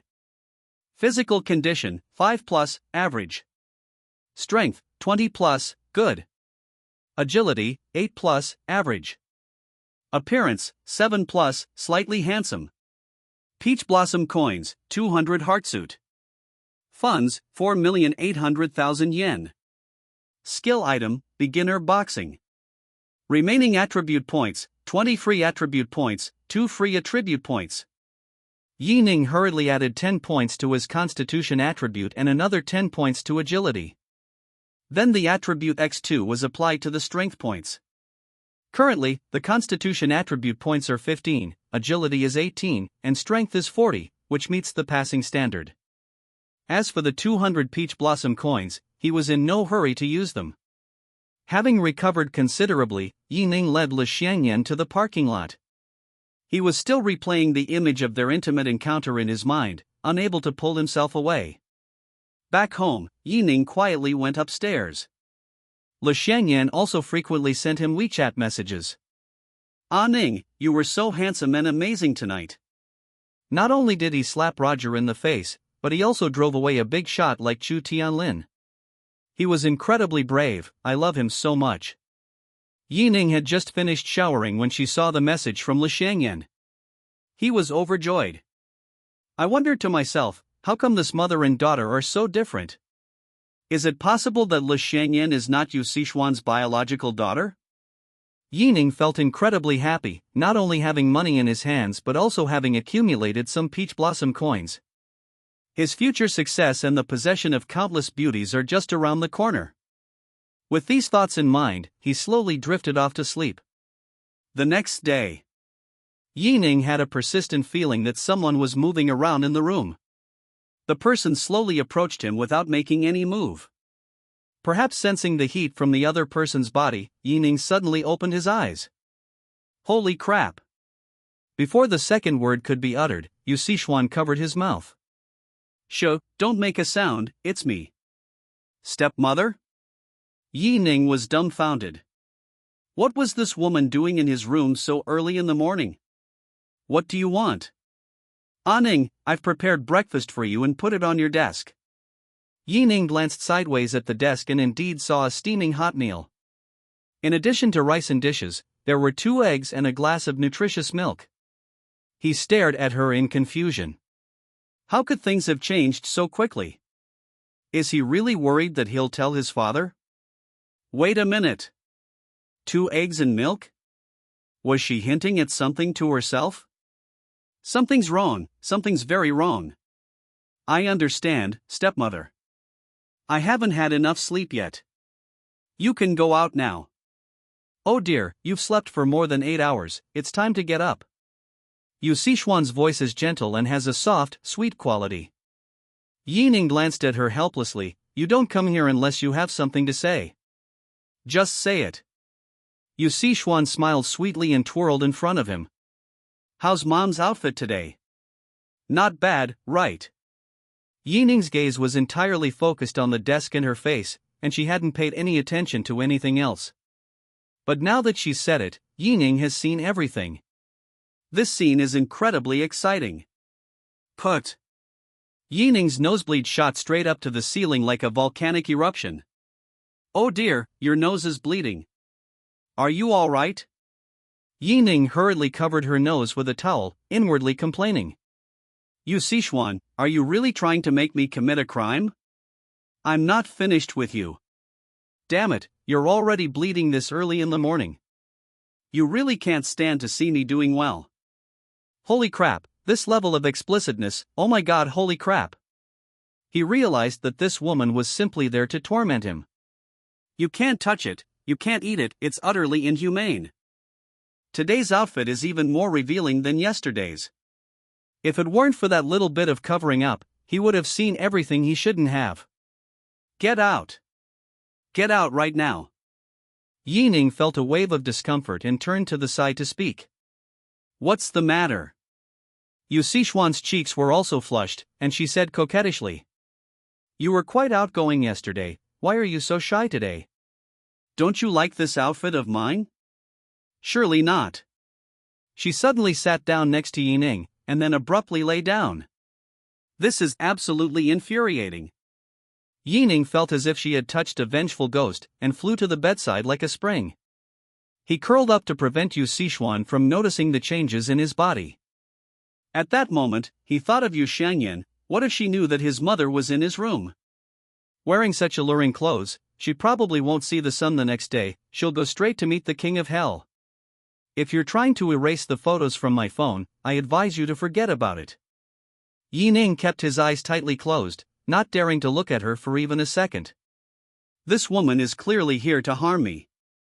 Who knows if she secretly recorded or filmed me while I was asleep using her phone or camera? Wait, that doesn't seem right either. Even if she edited the footage maliciously, her clothing already revealed that she did it voluntarily. Ning, come here, let me serve you properly. Yu Sichuan blushed shyly, and although she was very nervous, she slowly moved closer to Yi Ning. An alluring body curve, exquisite skin, and captivating eyes that are always mesmerizing. It won't work. Yi Ning felt she couldn't just sit and wait for her fate, or she would think she was frigid. Is this how you play it? Yi Ning decided to go all out and pinned her down. Chapter 11. I'll fight you to the death. You really came. This time, it was Yu Sichuan's turn to be dumbfounded. She never expected that this kid would suddenly turn the tables and become the master. Isn't this what you wanted, stepmother? Yi Ning looked down at her, his eyes unusually firm. I just wanted to make you happy so you would delete the photos. Yu Sichuan dared not look him in the eye. I told you, you want me to delete the photos? Dream on. Yi Ning refused outright. However, since it's rare for my stepmother to be so proactive, I might as well let me satisfy you properly, hee hee hee. He tossed Yu Sichuan's hair, his eyes greedily scanning her body. Stepmom, your figure is absolutely amazing. As he was speaking, he extended his hand. Yu Sichuan was immediately disheartened. She couldn't move and knew she was doomed. Oh no, this is terrible, we've really messed up. Her face was pale with panic, ashen, and her eyes were filled with despair.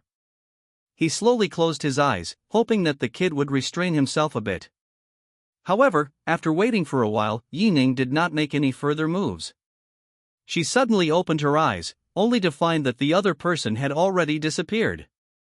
You brat, how dare you make fun of me? She hurriedly got out of bed and put on the black dress that was on the sofa. Upon arriving at the door and observing the surroundings, confirming that the servants and Yu Shangyan were not nearby, Ning quickly left her room. A moment later, Yu Sichuan returned to the master bedroom, and her complicated emotions gradually calmed down. She only wanted to look for her phone in Ning's room, but she couldn't find it after searching for a long time. That kid must have been placed under his pillow. Left with no other choice, they had to resort to their backup plan, using a honey trap. She was certain that with her looks, as long as she bewitched Ning and made him delete the photos in front of her, the matter would be perfectly resolved. You know, when a man is aroused in that area, he'll agree to anything. But to my utter surprise, that brat's willpower was incredibly strong. If it were anyone else, they would have already. Damn it, how did I become so stupid? If I really did that with him, wouldn't I be willingly letting him defile me? I deserve to die. At this moment, a murderous intent flashed in Yu Sichuan's eyes. Ning, you just wait. This Yi family, it's either you or me. I'll fight you to the death. Ning left the villa and went out onto the street to look for food she wanted to eat. I just had another intense struggle with Yu Sichuan, and I only managed to get 50 peach blossom coins. Ning was very puzzled. Had he drained Yu Sichuan dry, leaving her with only 50 points? Or is it that because there was no physical contact, less was gained? System, when you say contact, do you mean close contact and getting to know the other person, or physical contact? System, to the host, it was physical contact. As expected. Ning pouted, I thought I had drained her dry, but it turns out I was just overthinking it. After grabbing a quick breakfast, Ning headed to the company. When Ning arrived at the office, there were still many people who hadn't arrived yet. She enjoyed the rare quiet and sat down in a chair to rest her eyes. His workstation was in the far corner, in the most inconspicuous place. He doesn't talk much to people in the company, and everyone treats him like he's invisible. If the company weren't short-staffed for a project, they wouldn't need him at all. Therefore, Ning usually earns a salary of 2,500 yuan. Even if he participates in the project, the reward commission he receives will not exceed 1,000 yuan. He had been suppressed for more than 2 years and had become accustomed to this kind of thing. Half an hour later, Yu Sichuan's secretary miraculously appeared beside him. She was dressed in a sexy office lady outfit, with long legs and black stockings, and wearing very thin black-rimmed glasses, exuding a refined and elegant air. What's up? Ning didn't bother to look at her again. What good could Yu Sichuan's secretary possibly have? This is a task that General Manager Yu asked me to assign to you. You need to get this project done. The secretary didn't even bother to look at him, a sly look on her face. This was a trap set by Yu Sichuan for him. If he wasn't careful, he would be kicked out of the company. Ning carefully examined the document. It was a joint venture project that he needed to refine. Wait a minute.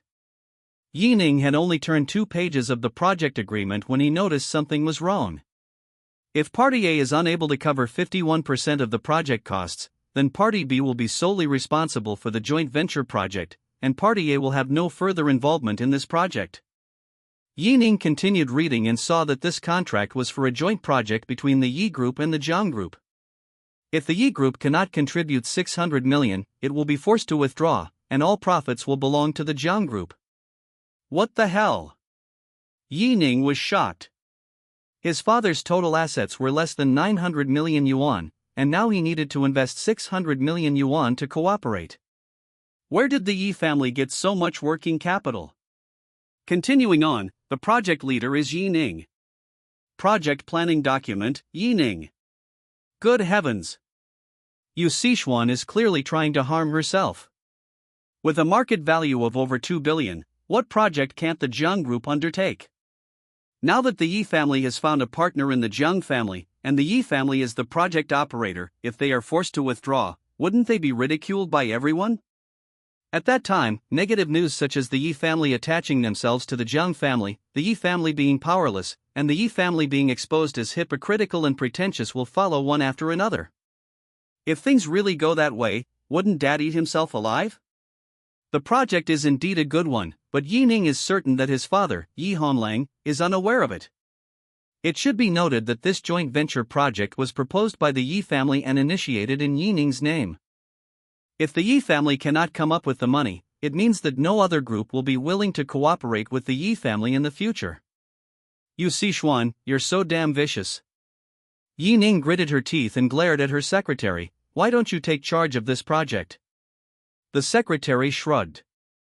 What does this have to do with me? President, you put you in charge, what right do I have to interfere? Yi Ning proposed a condition, 50,000, you can take the project, and all the names on the papers will be changed to yours. Are you kidding me? 100,000. Impossible, don't even think about it. 200,000. No, who do you take me for? I'm higher in rank than you, and you're ordering me around. 400,000. I wouldn't do it even if you offered me 1 million. You won't even do it for 1 million? Don't try to have your cake and eat it too, okay? Are you made of gold? What are you talking about? The secretary was furious. Out of the corner of her eye, she glanced around and noticed that many people were looking at them. Many people had wicked smiles on their faces, some even with lecherous expressions. She immediately realized she'd been tricked, and pointed at Yi Ning's forehead, you deserve to die. If the project fails, you're fired right now. Before she finished speaking, she went straight back to her office. At this moment, Yi Ning was also in a real bind. Where are we going to get so much money for the Yi family and to protect my father's reputation? Yu Sichuan also arrived at the company without anyone noticing, and she quietly watched everything from a corner. You brat, once we kick you out of the Yi group, it won't be long before you sever ties with your father. Chapter 12 Yu Sichuan's counterattack. Ding. Host has triggered a mission. Ding. Option 1, ignore the incident and receive a compensation of 1 million. Ding. Option 2, mission successfully completed. Reward, 100 peach blossom coins, and a Rolls-Royce Dawn. Ding. Option 3, mission successfully completed. Reward, 20 attribute points, intermediate boxing skill. Yi Ning was utterly helpless. System, could you give me an advance of 600 million inch? System. Now that you've chosen me, how can you bear to watch me be kicked out of the house? System, host, you need to support yourself. System, you're useless. You can't even help me with this simple thing. What good are you? System. System mom, you wouldn't want to see me homeless, would you? What mother doesn't feel sorry for her son? System, friendly reminder, the host can participate in the lottery through the store. Yi Ning's mind raced. That's right, I remember there's a lucky draw event in the mall. Thinking of this, he immediately opened the online store. Lottery rules, 10 peach blossom coins are required for 1 lottery draw. You now have 250 peach blossom coins, which can be used for 25 draws.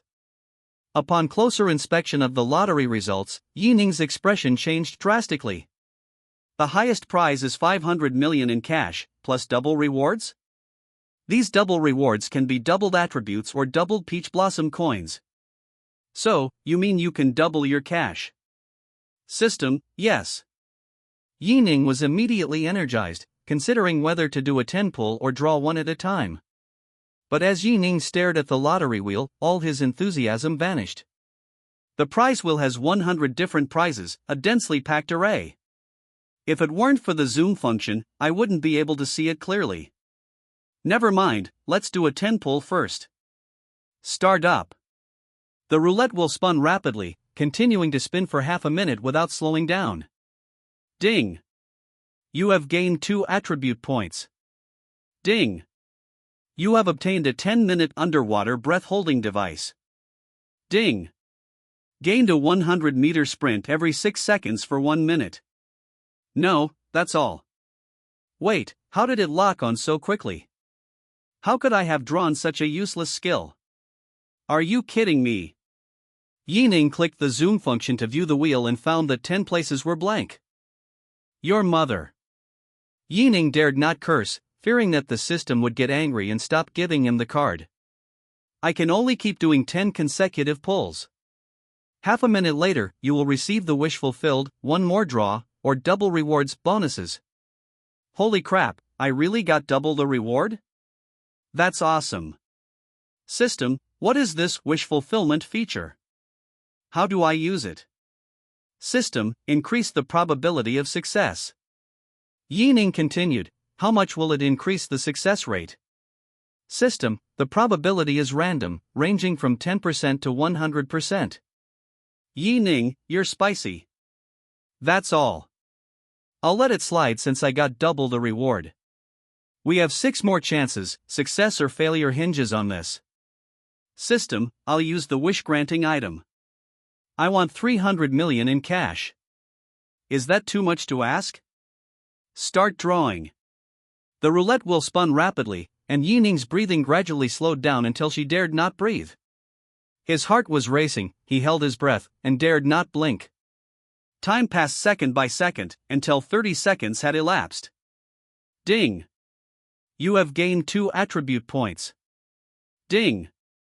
Obtained a disguise item, lasting for 1 hour. Ding!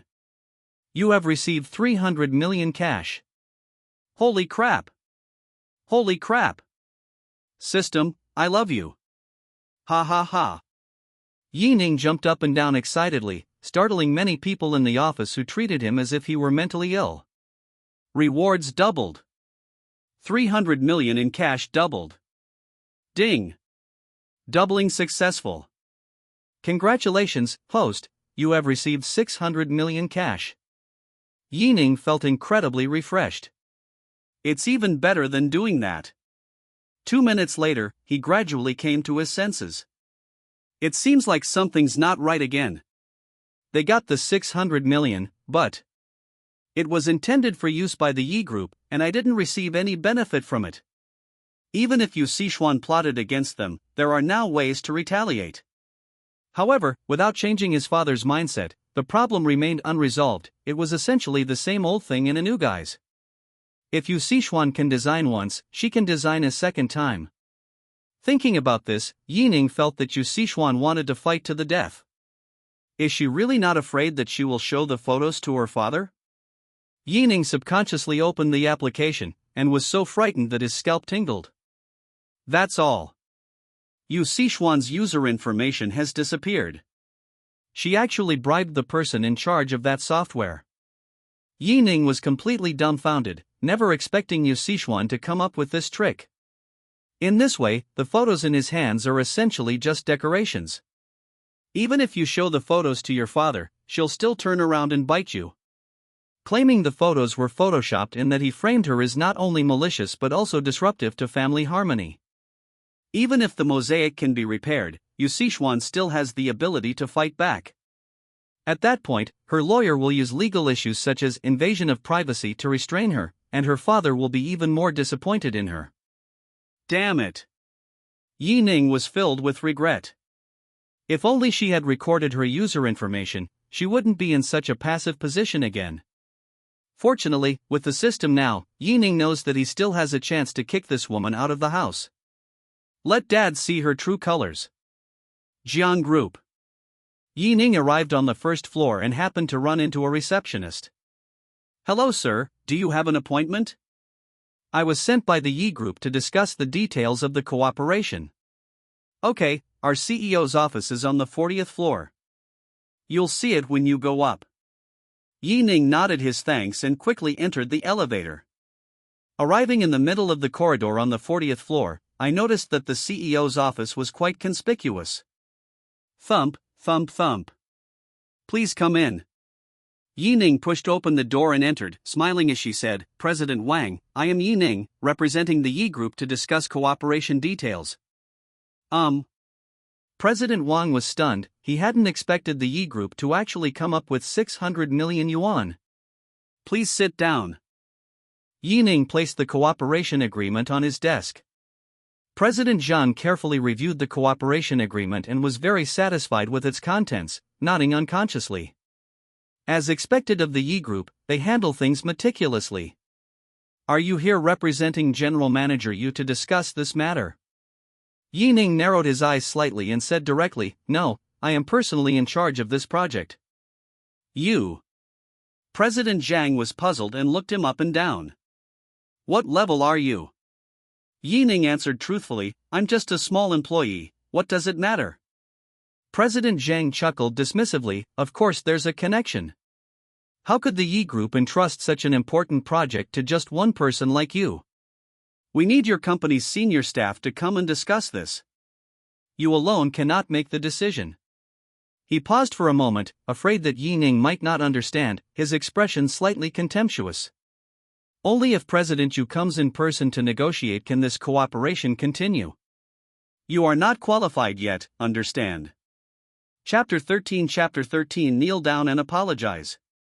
Ning looked slightly embarrassed, picked up the documents, and left the office without looking back. Damn it, Yu Sichuan, you dare to play me. Since you're going to play these tricks on me, then I'll make you come begging to me yourself. As he took the elevator down to the first floor, the receptionist noticed his unusual expression and shook his head. Just as Ning walked out of the Jiang Group, he happened to run into the woman from the prosperous flower bar that day. Meichi. Hey, is that you, young man? What a coincidence, Ning smiled. Meichi looked excited and stepped forward to shake hands. Are you here to handle a project? Ning carefully felt the warmth and smoothness of her palm. Yes, I'm here to discuss cooperation, but I need to go back first because of some things. Are you here to do business too? Meichi pointed to the coffee shop across the street. Let's go there and talk. I haven't thanked you yet, so you can't leave in such a hurry today. Ning agreed, and the two soon arrived at the Heart Whisper Cafe. Meichi found a spot where she could enjoy the street view and gestured for Ning to sit down. To be honest, my father is the founder of the Jiang Group, and I am his daughter. Ah. Ning was slightly taken aback. Meichi explained with a smile, because my mother passed away early, my father and I were both very sad at the time, so I changed my surname to my mother's. So that's how it is. Ning seemed thoughtful. Then why did you end up at the Blossoming Blossoms bar that day? Someone as noble as you, in a place like that. Meichi was a little embarrassed. I had a stomachache at the time, so I went to the bathroom in the flower garden. Then, you saved me. Later I heard that Chu Tianlin and his henchmen were brutally beaten by a young man. Could that be you? Ning frankly said, Yes, they were causing trouble for my friend, and I was forced to take action. Wow, you're really amazing. You must have been practicing for many years. Meichi's beautiful eyes sparkled with admiration, and her smile was sweet. By the way, what brings you here? You didn't look too well earlier. Ning recounted what had just happened, and Meichi instantly flew into a rage upon hearing it. Did President Zhang really humiliate you like that? Wait here, I'll call him over right away. She opened her phone and sent a short message, then continued, By the way, could I see the cooperation agreement? Ning moved the documents in front of her. 2 minutes later, Meichi watched it and praised it highly. This project is really good, but our group has been handling a lot of projects recently, so we can only let your Yi Group take the lead. However, for the project to be fully established, we still need to bid for a plot of land to build the project's commercial building. Ning added, Yes, and the location must be good, preferably on a main road. As the two were talking, President Zhang hurriedly walked into the coffee shop. Young miss, you called me. Kneel down and apologize, Himechi glared angrily. President Zhang swallowed hard, unsure of what to do. You have offended my benefactor, and I don't want to repeat myself. President Zhang dared not disobey and knelt down on the ground with a thud. Mr. Yi, I am so sorry, I was blind to your greatness, please forgive me. Get lost. Yi Ning didn't even bother to look at him. Thank you, Mr. Yi, for not pursuing this matter.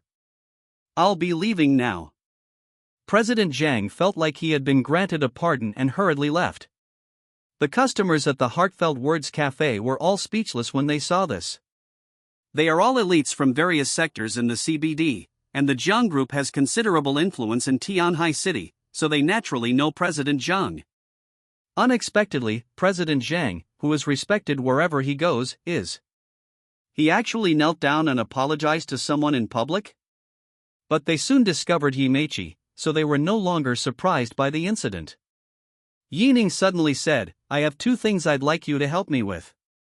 Of course, even if you don't lack money, I will still give you compensation. Himechi sipped her coffee, waving her hands repeatedly, no, no.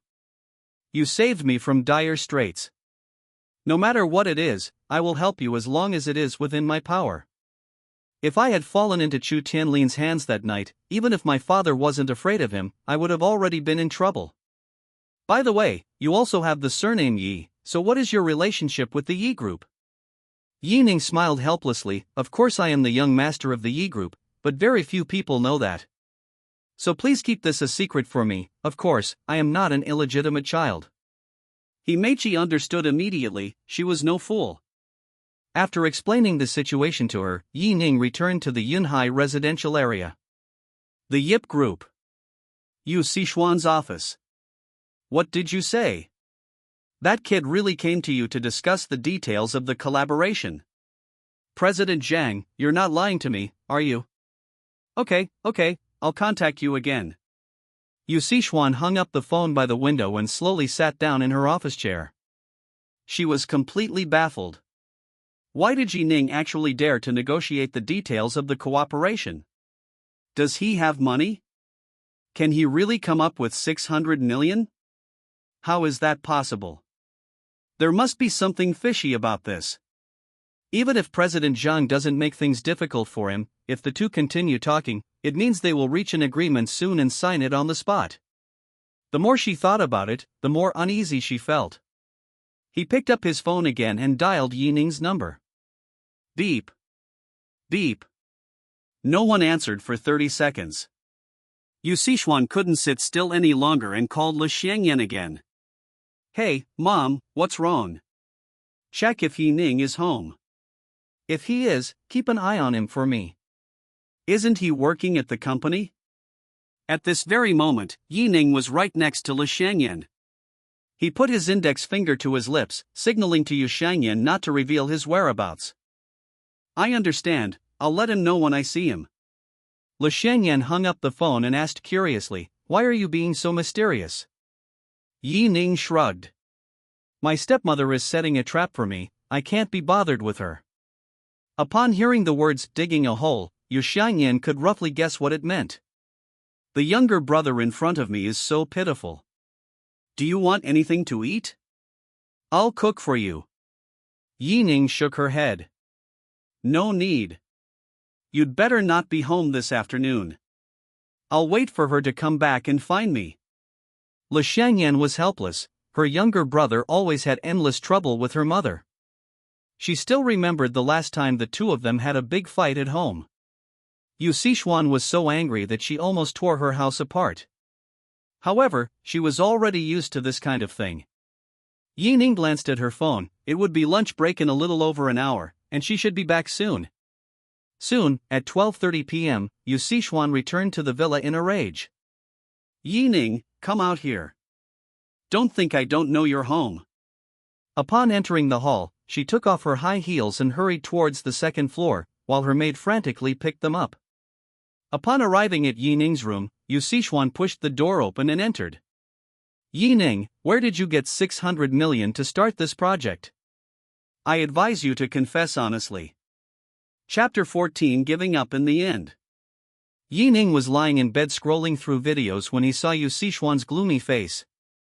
"What's wrong, stepmother? You seem very angry." "Nonsense." Yu Sichuan immediately questioned, "Tell me, where did you get the money to negotiate cooperation?" Ning smiled and asked in return, "How do you know I'm rich?" Yu Sichuan said irritably, "If you don't have money, how could you possibly go to the Jiang group? If others hadn't deliberately made things difficult for you, the cooperation agreement would have already been signed. You'd better explain yourself clearly, or I'll go tell your dad." "Then go ahead and do it."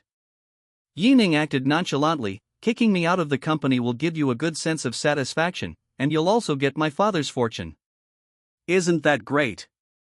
Yu Sichuan was surprised by Ning's response.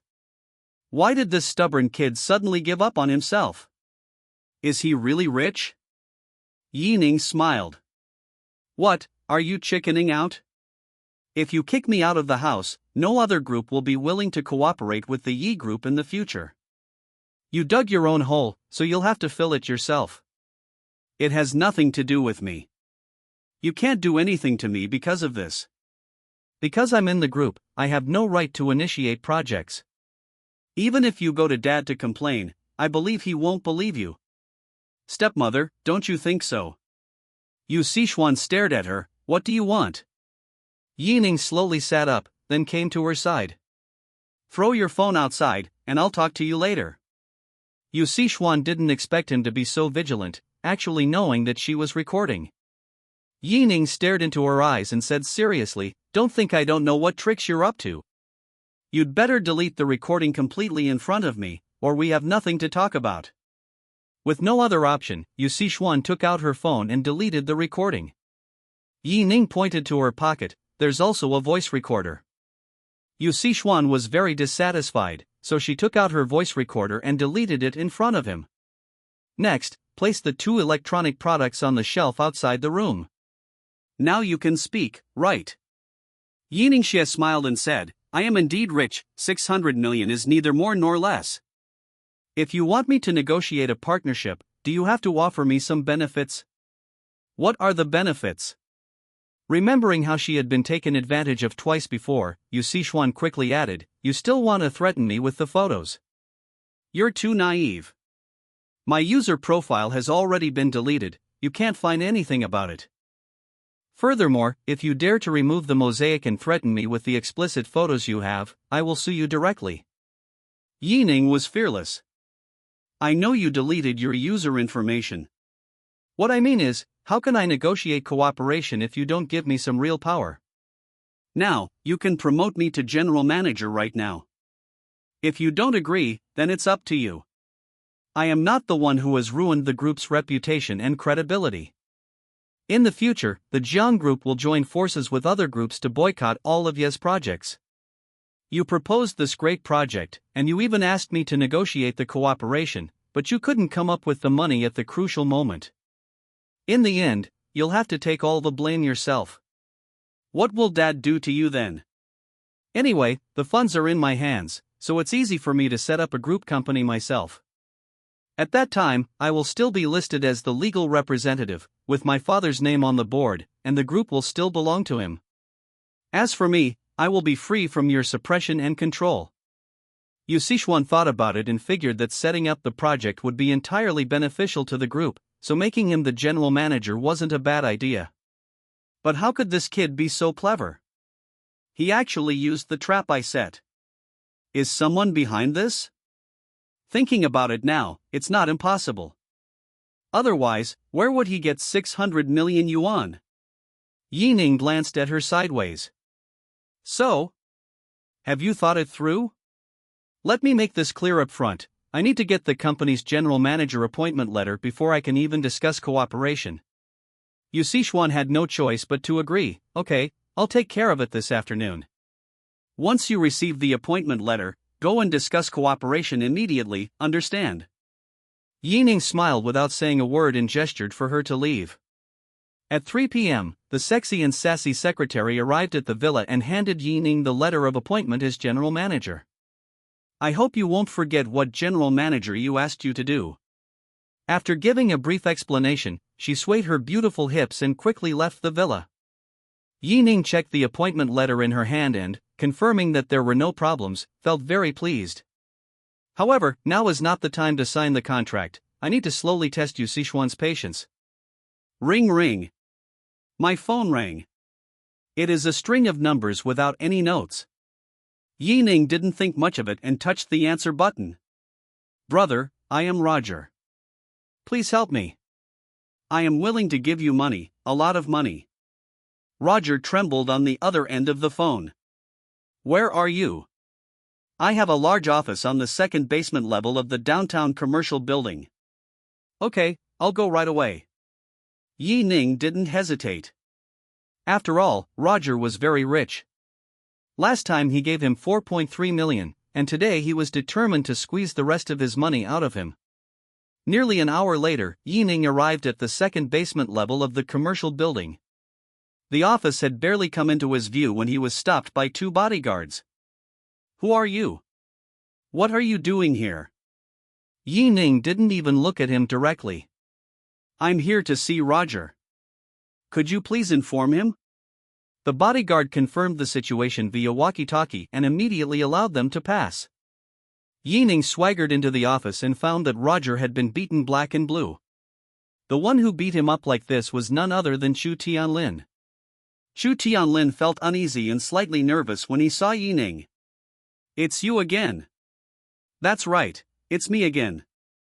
Ning smiled knowingly, then glanced at Roger and said, Tell me, what do you want me to do?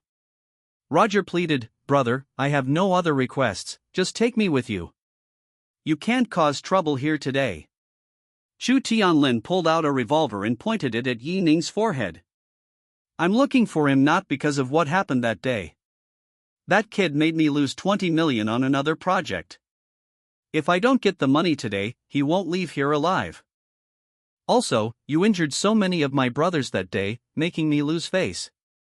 I didn't expect you to walk right into my trap. Perfect timing to settle scores with you all at once. Ning wasn't afraid of the revolver and continued, If I take you away, how much will you give me? Roger looked up at him, his eyes resolute. 10 million. I only have 10 million left on my other card. Ning thought for a long time. There was no need for him to fight Chu Tianlin to the death, given his current status and position, and he didn't want a lose-lose situation. Seeing that he had appeared, he did not have anyone try to control him, which shows that he remained relatively calm. Ning looked at him and said, How about we discuss this? I'll cover his 20 million. Chapter 15, One More Gamble. Chu Tianlin asked with slight doubt, You're going to take on 20 million for him?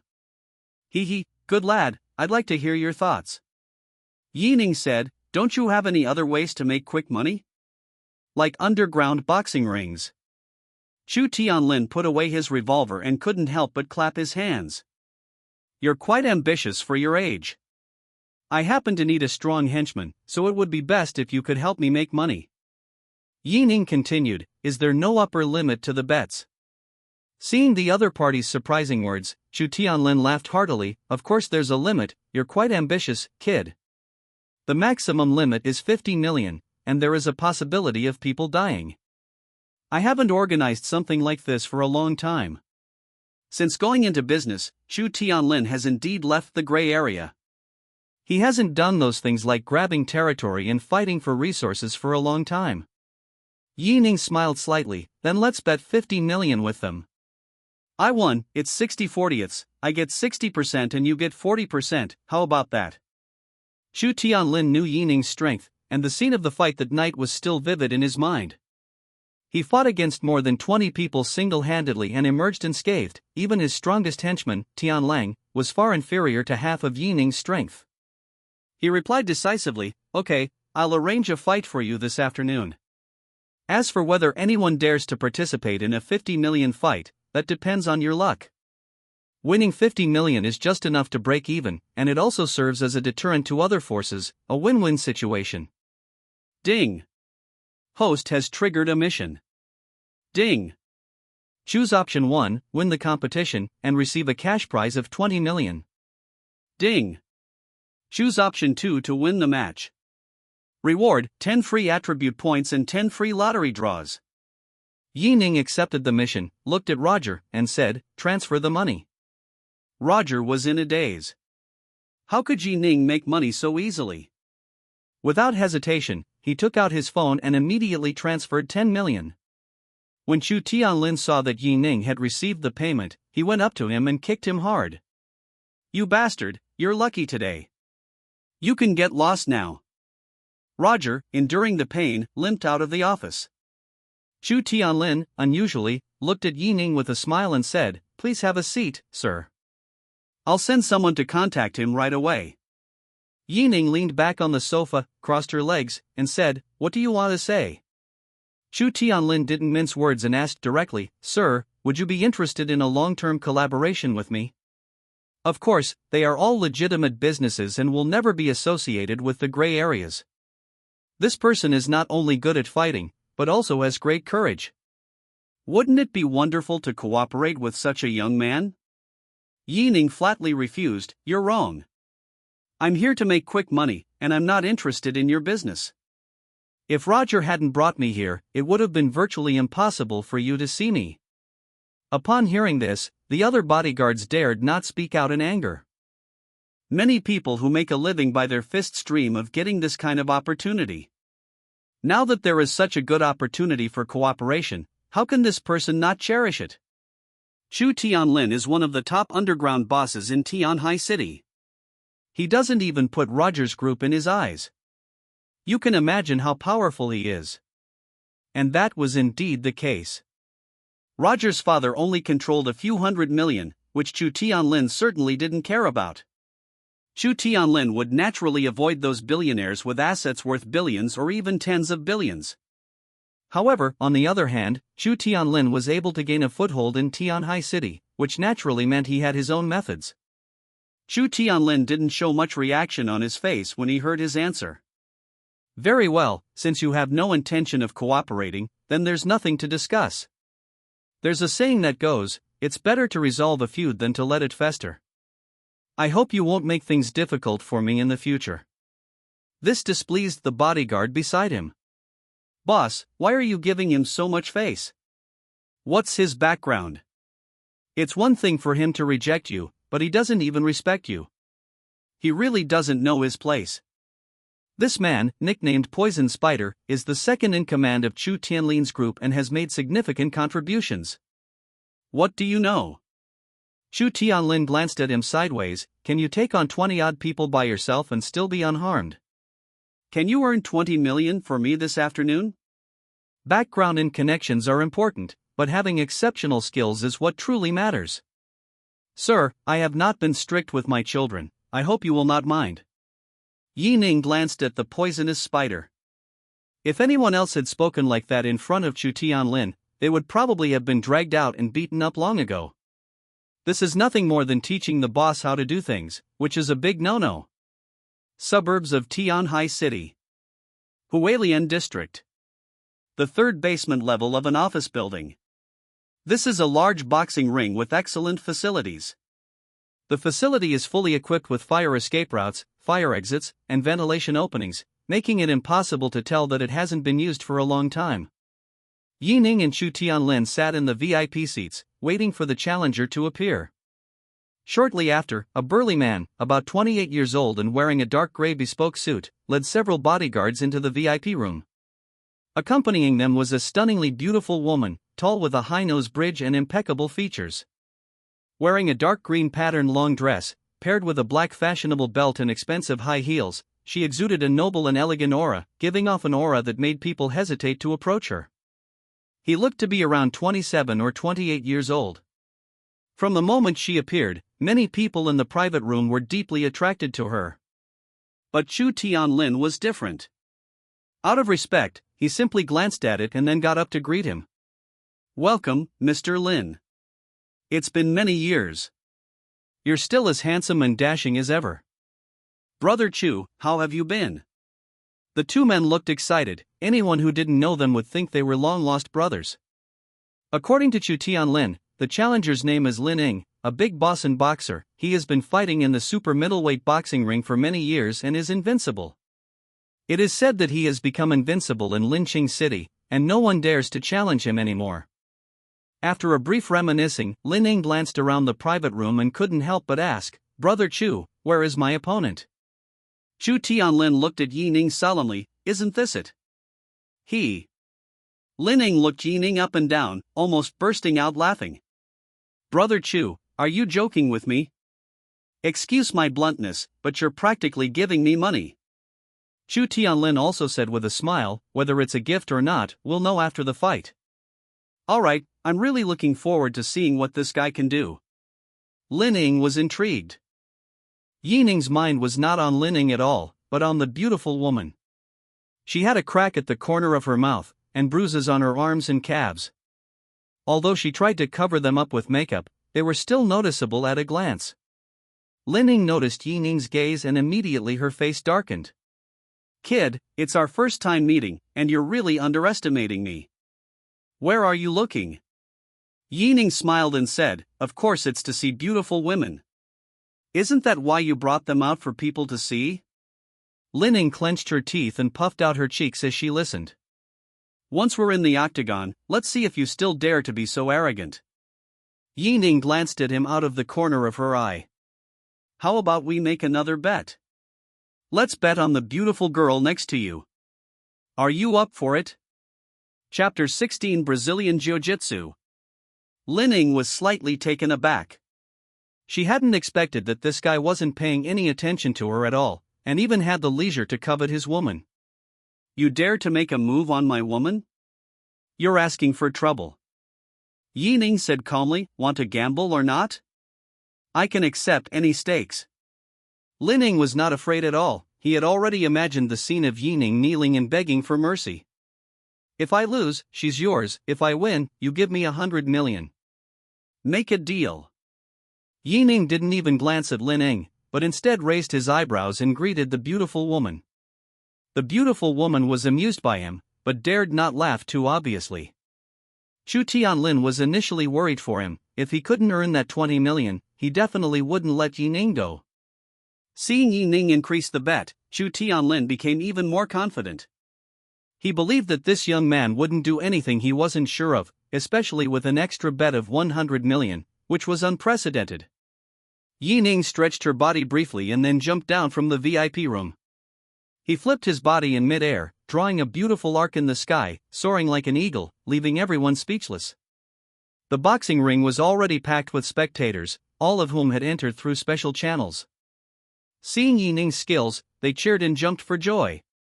Chu Tianlin was also dumbfounded. The second floor is not high from the ground, only about 2.5 meters. However, the VIP booths are at least 5 meters away from the center of the boxing ring. Ning, however, skipped over it with ease and without any pressure. Is he even a normal person? At this moment, Ning's heart tightened, and she no longer had any intention of underestimating the other party. He just wanted to end the battle quickly and get his hands on the 50 million. Then, he leaped down, his robust physique flipping 1.5 times in the air before taking 3 or 4 powerful running starts and leaping high into the boxing ring. Although their movements were graceful, the difference in their entrances was immediately apparent. After looking at each other for a second, the two simultaneously took off their shirts and shoes. Ning was wearing casual shorts, revealing defined muscles on his upper body, including a six-pack and well-developed biceps.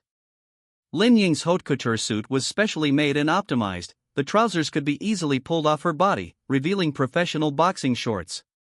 His muscles were bulging, with 8-pack abs, and his body lines resembled those of a tough anime character, uneven and muscular. His arms were also 2 sizes larger than Ning's. Although both are 185 centimeters tall, Ning's muscles are more visually appealing. The referee stood between the two, paused for a few seconds, and then signaled to begin. The rules are simple: there are no pauses, no time limits, and no fouls. The game continues until one side can no longer stand up. Therefore, the referee's only responsibility is to ensure that the audience does not cross the boundary. Ning glanced at the beautiful woman, smiled, and continued to greet her. Ning's fist was already about to hit his face. Ning focused his mind, raised his right hand to block, and at the same time grabbed Ning's arm with his left hand, preparing to throw him over his shoulder. Ning, a veteran of countless battles, reacted swiftly. She slammed her right knee into Ning's waist in an attempt to deflect the attack. Ning's eyes widened, and she jumped backward. Immediately afterwards, his body was like a fully drawn bow, and his feet slammed into Ning's chest like cannonballs. In the blink of an eye, Ning was startled and raised her arms to protect herself, managing to catch Ning's counterattack. Bang! The dull thud was extremely loud, like a giant log crashing heavily onto the ground. Ning quickly retreated, flipping twice in midair to dissipate Ning's powerful force. Good lad, I really underestimated you. Ning's expression was grave. You're not bad either.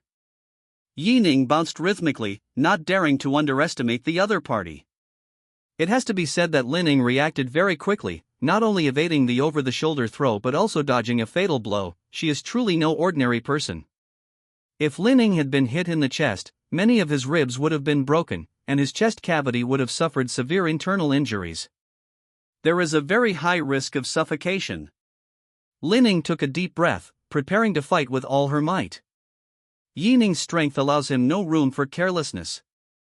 He was puzzled, however, that Ning's powerful methods did not match the muscles on his body at all.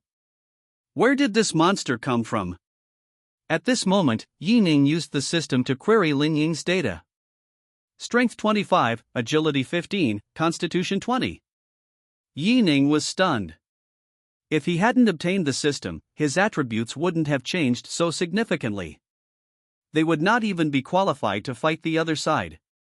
Fortunately, his strength was 40, agility was 18, and constitution was 15. Even if Ning had 5 more attribute points in constitution than him, defeating him was only a matter of time.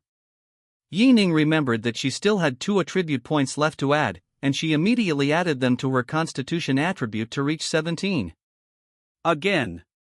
Ning refused to accept defeat and charged forward with all her might, throwing a punch straight at him.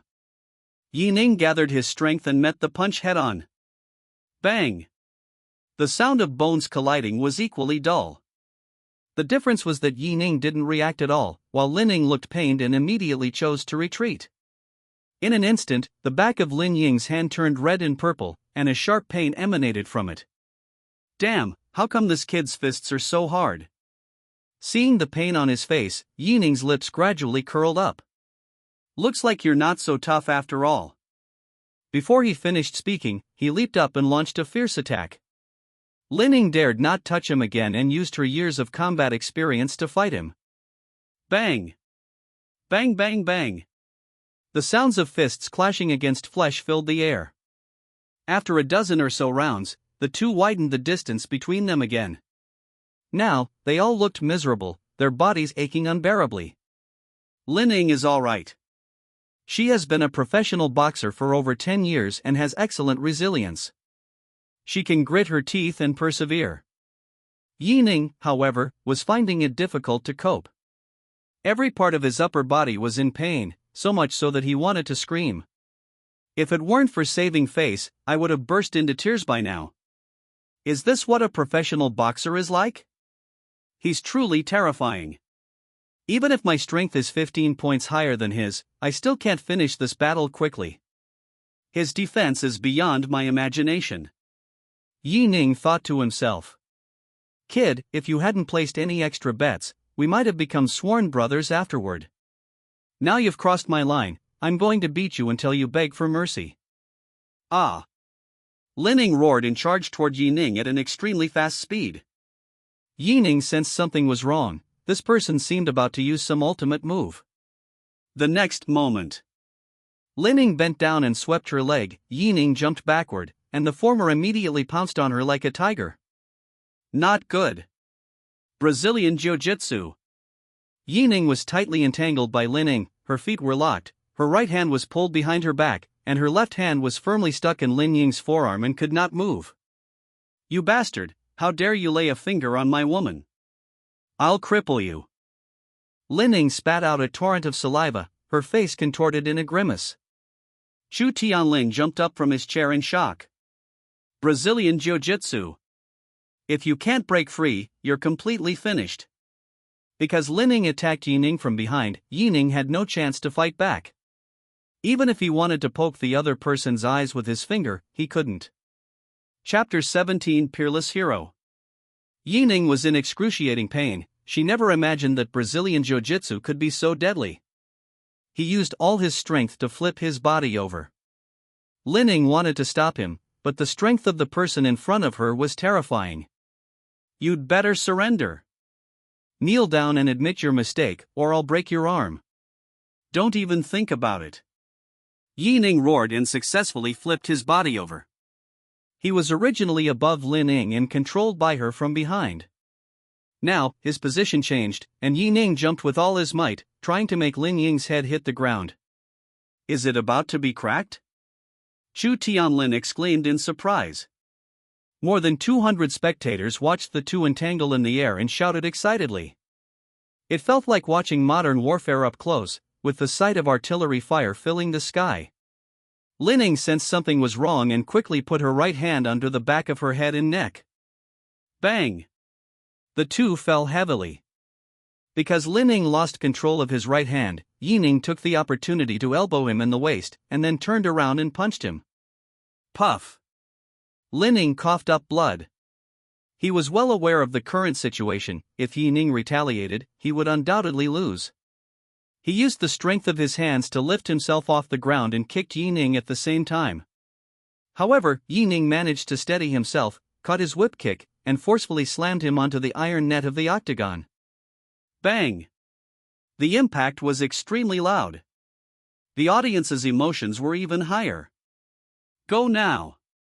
Don't give him a chance to catch his breath. Go! Kill him!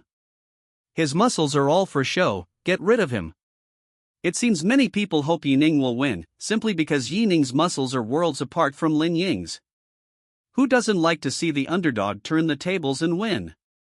At this moment, Ning dared not approach easily, fearing that he would use Brazilian jiu-jitsu again. But he soon regretted it.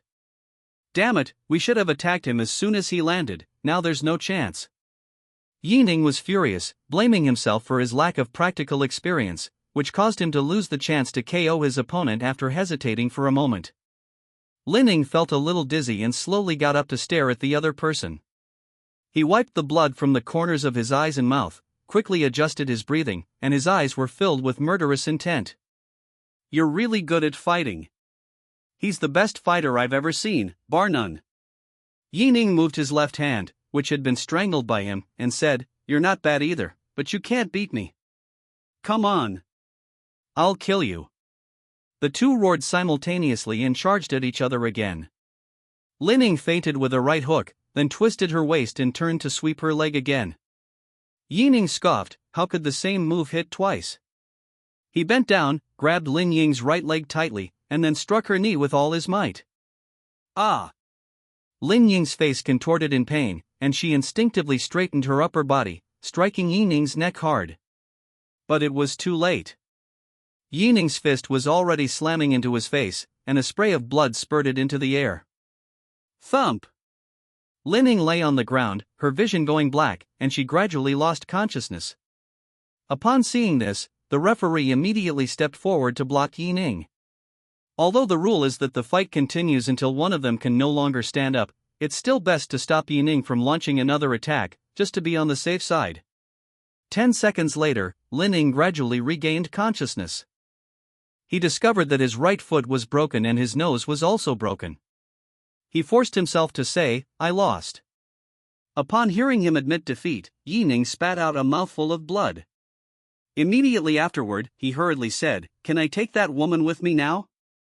Ning nodded slowly, no longer wanting to say another word.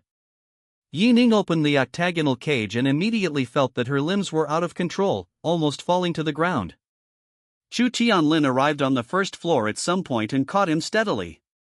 Ha, Mr. Yi, you are truly my lucky star. Transfer the money to me right now, I need to go home and rest, also, don't expose my whereabouts, or I'll never forgive you. Ning paused for a moment, then added, And that woman, bring her here to me. No problem, I'll have someone take care of it right away. Chu Tianlin grinned from ear to ear. Not only did he win the game, but he also made Ning fear him, which will make things much easier for her when she does business in Lynching City in the future. Ding! Host has completed the mission. Ding! Based on the host's choice, you are rewarded with 10 free attribute points and 10 free lottery draws. Upon arriving at the building entrance, the beautiful woman followed closely behind. Sir, should we go to the hospital? No need. Ning coughed twice. Why did you take me away? Do we know each other? Because you're beautiful, is that reason enough? Ning gave a wan smile. My name is Ling Manru, sir. Even if you are willing to help me, I am not clean, Ling Manru said timidly. Ning waved his hand. It's alright, I don't lust after your body. You can just follow me from now on. He hurriedly added 10 attribute points to his constitution, bringing his constitution value to 27, which was passing. Call. Ning breathed a sigh of relief, feeling much better now.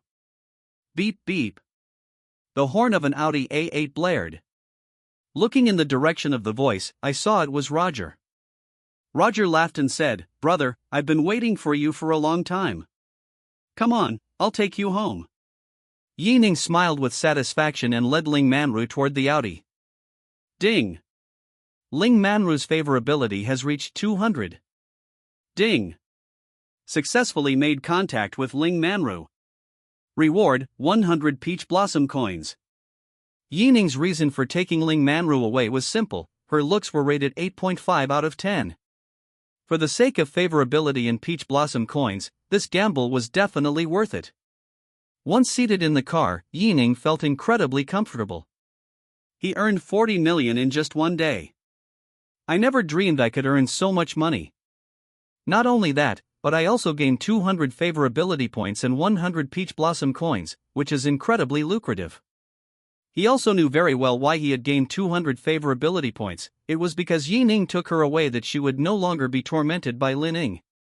According to the system rules, Ning immediately converted Ling Manru's 200 favorability points and Le Xiangyan's 100 favorability points into 300 peach blossom coins. You now have 400 peach blossom coins and 44,800,000. Ning was overjoyed. Roger, do you know any rental options? Renting a place. Roger replied, I have many excellent properties. Brother, would you like an apartment suite, a duplex, a villa, or a 6 or 7-story building? Ning thought for a moment, a large duplex, I'm tired of living in villas, around 300 square meters will do. Roger patted his chest and said, leave it to me. Ning originally wanted to buy a house, but then thought it was unnecessary and a long-term lease would suffice. Although I have 44.8 million on hand, I might need the money urgently someday, so it's better to be prepared. Ling Manru secretly glanced at Ning and found that his face was her type. Especially when Ning knocked Ning down, she seemed to see Ning riding on auspicious 7-colored clouds, flying towards her from Huagua Mountain. Now, he is her hero. Chapter 18 System Scoring Criteria. 2 hours later. Roger led Ning to a high-end residence. Hello, my name is Gua, and I am the owner of this house. Gua and Ning shook hands amicably. Gentlemen. Seeing Ning staring blankly at him, he was at a loss for words. Not to mention Ning, even Roger was drooling with envy. Sir, what's wrong? Ah. Oh, it's nothing, it's nothing. Ning subconsciously touched the corner of her mouth, her face slightly embarrassed. The Gua before my eyes is so beautiful that it makes one's imagination run wild. Gua was about 1.7 meters tall, wearing a white low-cut dress embroidered with red and yellow roses. Her firm breasts trembled slightly as she spoke. For a refined beauty, long legs have become a standard feature. Moreover, she is also very curvy, and with a simple braid and light makeup, she is full of charm. The system gave Ning a score of 8.8, which shocked him immensely. Although Ling Manru is also a great beauty, the system only gave her a score of 8.5. Ning also gained a preliminary understanding of the system's scoring criteria. It's important to know that the world is never short of beautiful women, and facial features, face shape, and head size are all very important. Next are the size and shape of the eyes, the shape of the nose, and whether the bridge of the nose is high or low.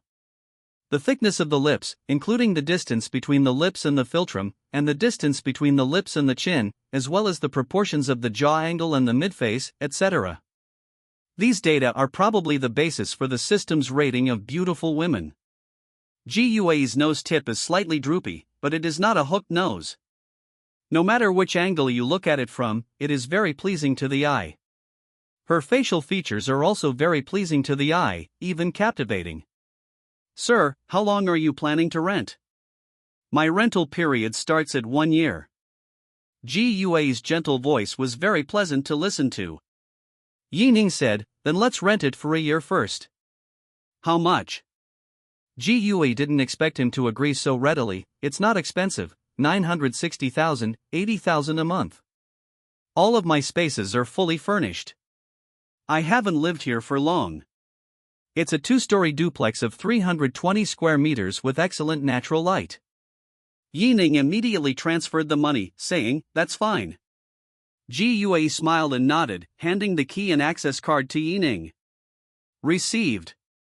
You can check in first, and sign the contract tomorrow. If you have any questions, feel free to ask me. I'll be going now. Roger was also very sensible. Big brother, I'll retreat first. Call me if you need anything. Ning nodded and led Ling Manru into the duplex apartment they had been eyeing. You can choose a room, don't worry about me. I'll transfer another 2 million to you, and we'll talk if it's not enough. Oh, by the way, what did you study in college, and how are your professional skills? Ling Manru said gently, I studied finance. After failing to find a suitable position, I went to work for an investment group and even served as a team leader for a while. I should have no problem with the business. Ning was very satisfied with the answer. Great. Come to my company tomorrow to start work. I'll be the general manager then. How about you become my assistant? Ling Manru nodded gratefully, yes, sir. As she spoke, tears streamed down her face. Ning was stunned.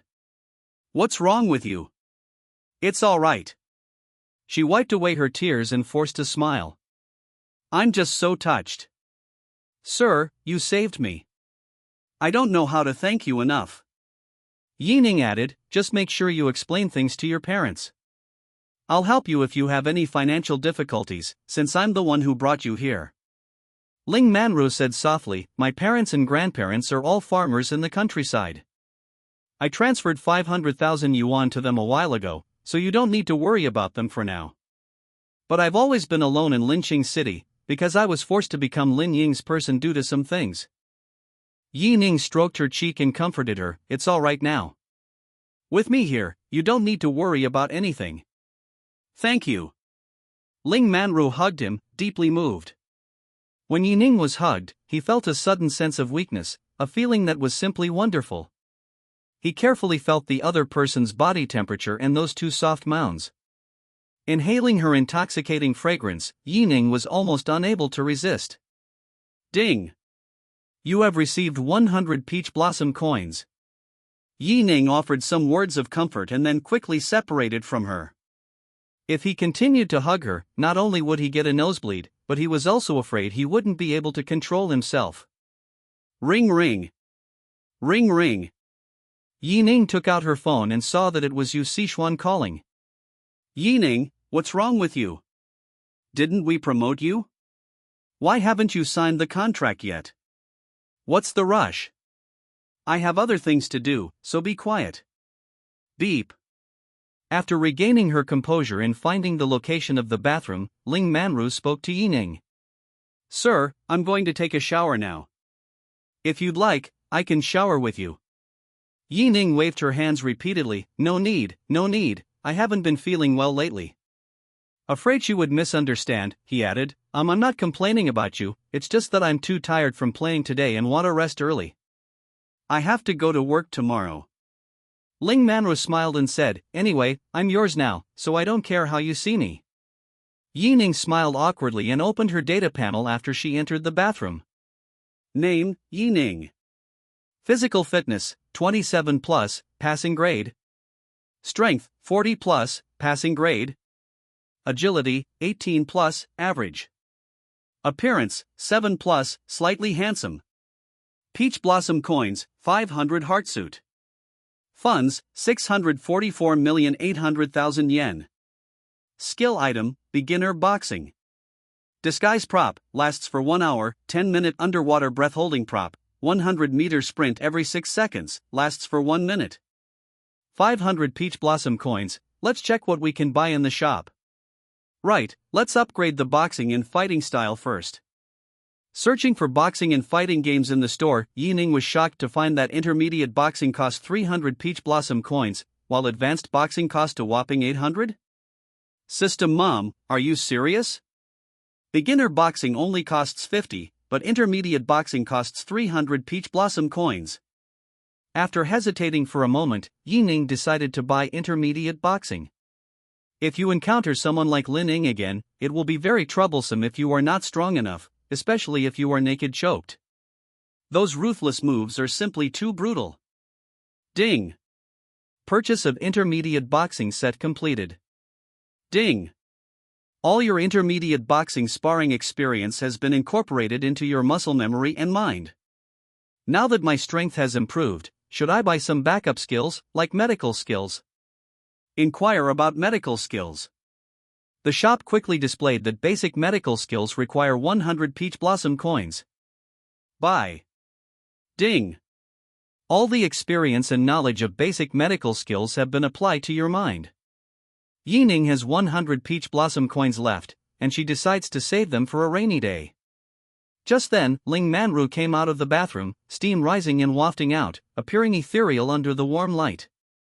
Ling Manru, amidst the mist, resembled a fairy descending to earth, every move she made captivating. Chapter 19: A Blow to the Head. Ling Manru rubbed her hair with a headscarf, blushing slightly as she was watched. Mr. Yi, please don't look at me like that. Ning laughed and said, it's because you're so alluring that I almost got me mesmerized. Ling Manru chuckled, sir, you really know how to talk. She quickened her pace to Ning's side and asked, sir, may I ask how old you are? 22 years old, so what? I am 27 years old, 5 years older than my husband. Ning couldn't help but laugh and said, so what? At this moment, Ling Manru suddenly sat on Ning's lap, her expression alluring. You probably haven't tried someone older than you, have you? Didn't you say you didn't mind me before I took a shower? This. Ning suddenly felt her ears burning. I haven't showered yet. I'll shower first. However, Ling Manru seemed not to hear her, and gently kissed Ning's face with her jade-like hand. Ning closed her eyes, her heart pounding. At this moment, not only his ears, but also his face felt hot. A long time. Ling Manru gently brushed her nose against Ning's nose. Was I too presumptuous? No. Ning stared into her brown pupils, which reflected a warm light that shimmered faintly, like the stars and the sea. Really? Ling Manru pressed her fragrant lips to his ear again. Then I'll hold you while we sleep tonight, okay? I'll be too scared to sleep if we suddenly change our environment. Well, this. All right. Ning secretly decided that as long as she fell asleep before her, nothing would happen. Thinking of this, he picked up Ling Manru and gently placed her feet on the ground. I'm going to take a shower now, I have important business to attend to tomorrow. Okay, I'll go for a medical checkup tomorrow, and then I'll come to the company to see you. The next day. When Ning woke up, she found that Ling Manru had already left. Her scent still lingered on the pillow and blanket. He went to the bathroom to wash up and glanced at the time. It was already past 10 o'clock. It took Ning an hour to get to the company, and she noticed that the way the employees looked at her was different than before. Many people began to whisper among themselves. Some say his relationship with Yu Sichuan is unusual, while others say he knows Yu Sichuan's secrets. Some people say he is Yu Sichuan's illegitimate son, and that the previous suppression of him was just a formality. Opinions vary. Ning arrived at the office door at the specific location specified in the contract. Not bad, this office is quite big, at least 50 square meters. Everything that needed to be placed inside was arranged: a high-spec computer, a comfortable sofa, an elegant tea set, and floor-to-ceiling windows with a stunning city view. At that moment, he suddenly thought of something and walked straight to the office hall. You, and you. For the three of you, I'll provide you with a high-end desktop computer and monitor, a mouse, keyboard, headphones, a desk, and an office chair in my office. The three of them had bullied Ning for more than 2 years. Now that Ning had been promoted, he naturally wanted to vent his anger on them. However, they found it difficult to adapt to Ning's role as general manager and remained indifferent for a time. The group wanted to object, but they didn't know how to start. What are you looking at? I'm the general manager now. Do you think I'd dare disobey orders? Ning glanced at the time. You have half an hour. If you can't handle it, you'll have to stay and work overtime tonight. Upon hearing the word overtime, the three of them dared not utter a word of anger and immediately got up to do as instructed. When the cattle and horses saw Ning take office, they dared not make any other moves and worked obediently. Ning then approached one of the people and took out her phone to show Ling Manru's photo. Her name is Ling Manru. When she arrives at the company later, you can take her to start work. Ning's assistant, did you hear me clearly? Listen carefully. The employee was very timid and dared not breathe. If there's anything wrong with the contract, I'll hold you responsible. After giving his instructions, Ning walked gracefully towards the elevator. Jiang Group. After what happened last time, President Zhang personally greeted him, his expression and words full of flattery. Mr. Yi, this way please. Mr. Yi, please wait a moment while I make you a cup of tea. Ning placed the cooperation agreement directly on the table, saying, all the details I proposed are written here. Take a look and see if there's anything you need to change. President Zhang quickly replied, no, of course not, you're in charge. That won't do. Ning retorted sarcastically, I'm just a general manager, while you're the president. How much power does our Yi group have? How can we compare to President Zhang? President Zhang smiled apologetically, you're too kind. I was blind before, please don't hold it against me. I have no objection to the cooperation agreement and can sign it on behalf of the Zhang family. Do you want to sign it now? Ning took a sip of tea. Of course. After signing the contract, Ning told Yu Sichuan the news. Upon receiving the message, Yu Sichuan couldn't help but let out a mischievous smile.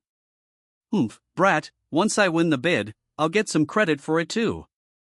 If you get all the benefits from such a big project, wouldn't I be the one who suffers the injustice? She picked up the project planning documents and tender documents for the ecological park, humming a little tune as she left the office.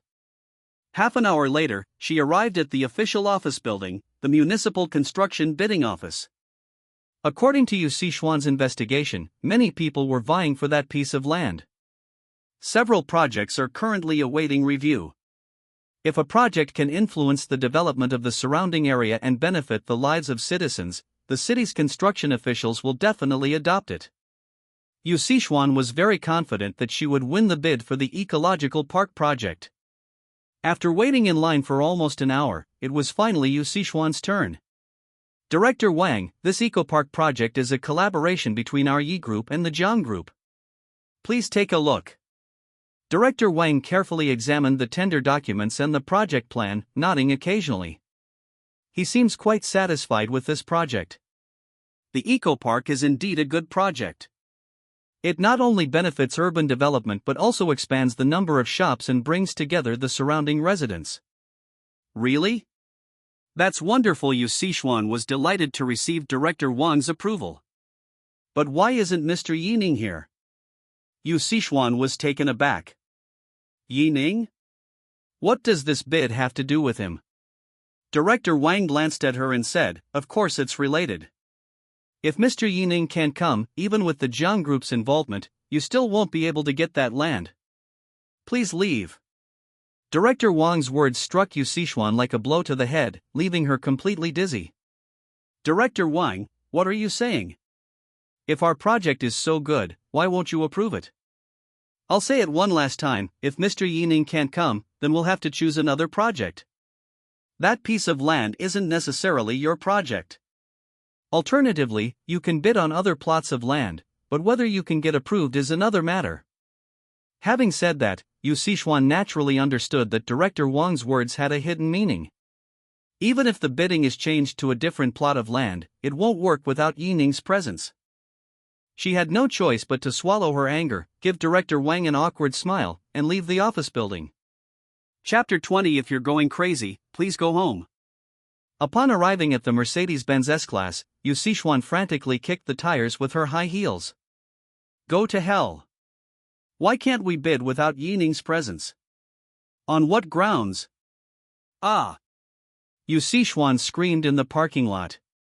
She was Yi Honglan's wife, and the highest-ranking president of the Yi Group, yet she was less influential than a general manager? Is it me who's gone mad, or is it Director Wang who's gone mad? There must be something fishy going on. How could Yi Ning have such a powerful presence? There's no mistake, he must have someone backing him, otherwise why would Director Wang give me such a hard time? Yu Sichuan drove her Mercedes back to the group as quickly as possible. Upon arriving at the office lobby, they found Yi Ning talking to other people. Yi Ning. President Yu, what's wrong? Yi Ning raised her coffee cup. Would you like some coffee? I'll drink you. Yu Sichuan suddenly realized that she was in the office and forcibly swallowed her words. Yi Ning suppressed a laugh and said, Why can't I go to bed? That director insisted that you be there. You have quite the clout, don't you? Really? I didn't know that.